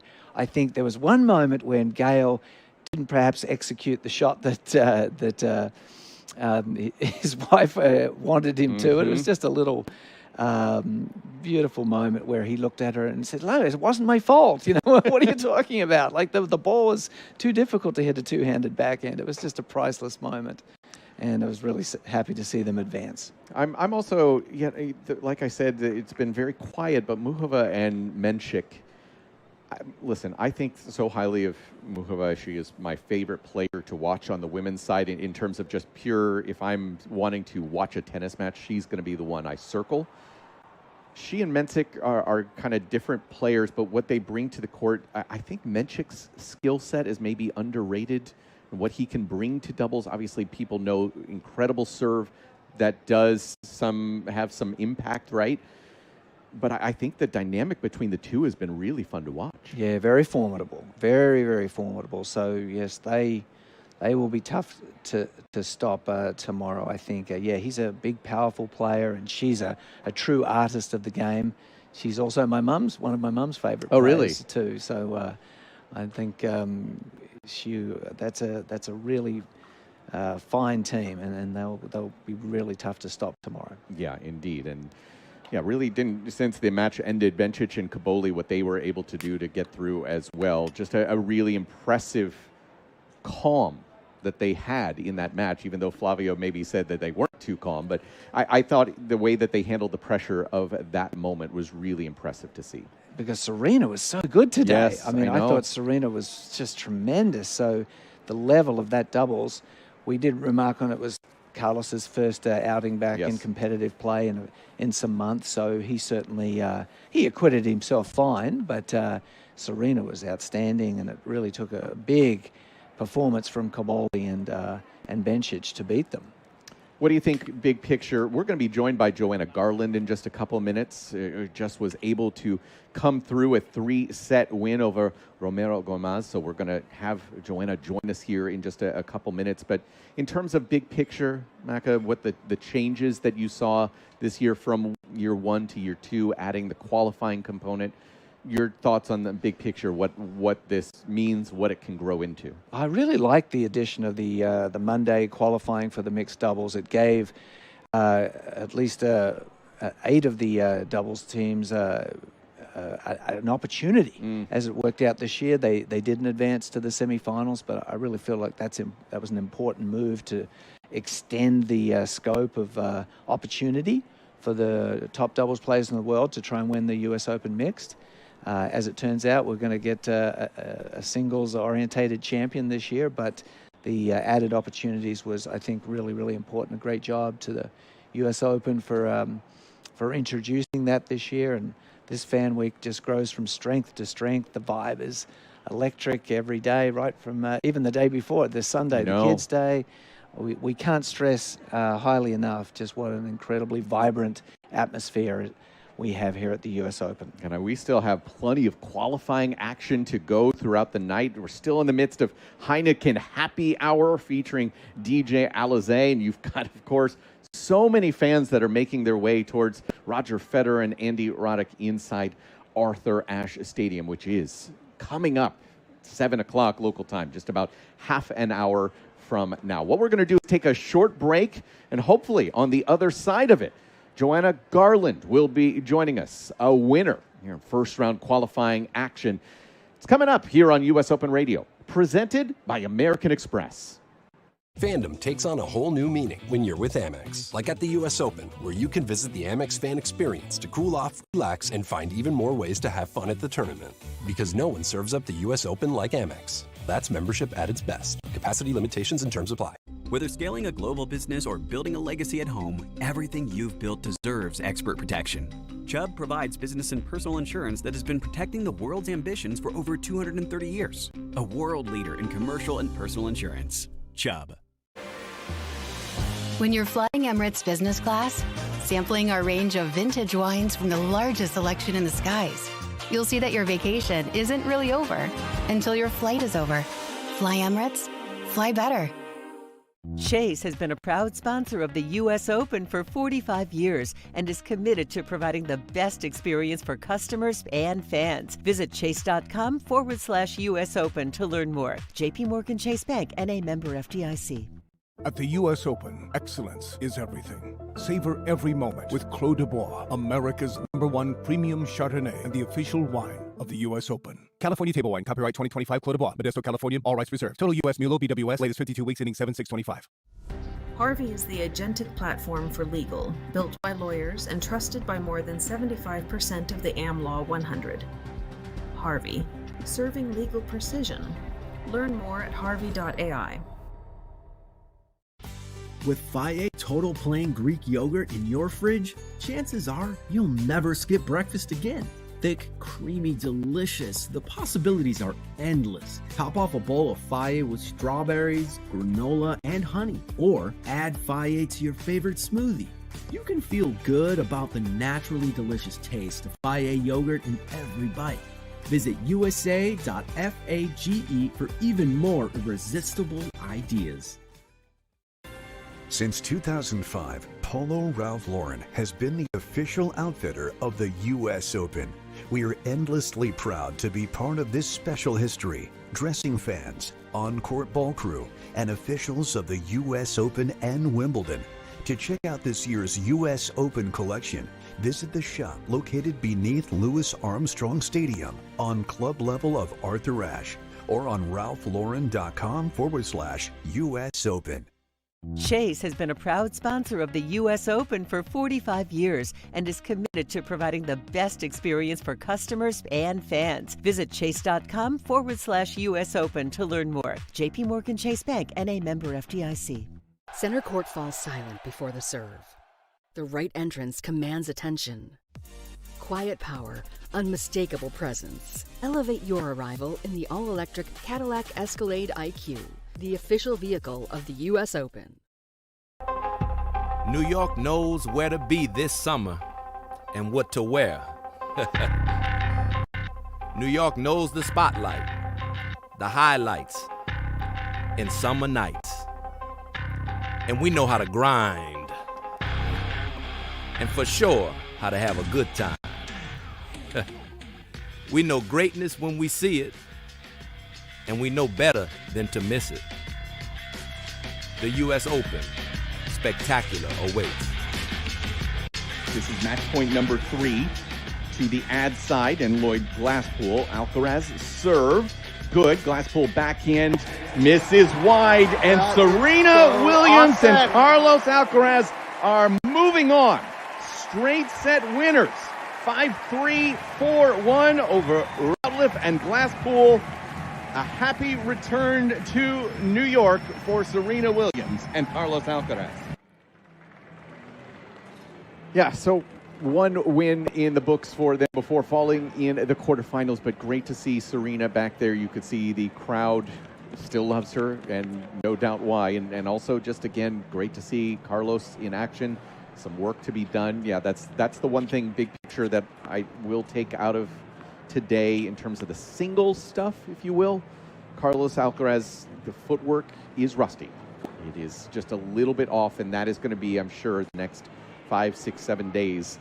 That's going to be the focus. Yes, he didn't serve particularly well, but singles and doubles movement is, of course, inherently different too. You know, there's a rhythm of a singles point, and in doubles sometimes the ball comes back at you quickly. You know, with that net player involved, and he was caught out a couple of times in those situations, not playing a lot of doubles. So hard to say. It was good to see him, you know, ripping through his shots. You know, he seemed to be pain-free and enjoying himself. He smiles all around. He and Serena had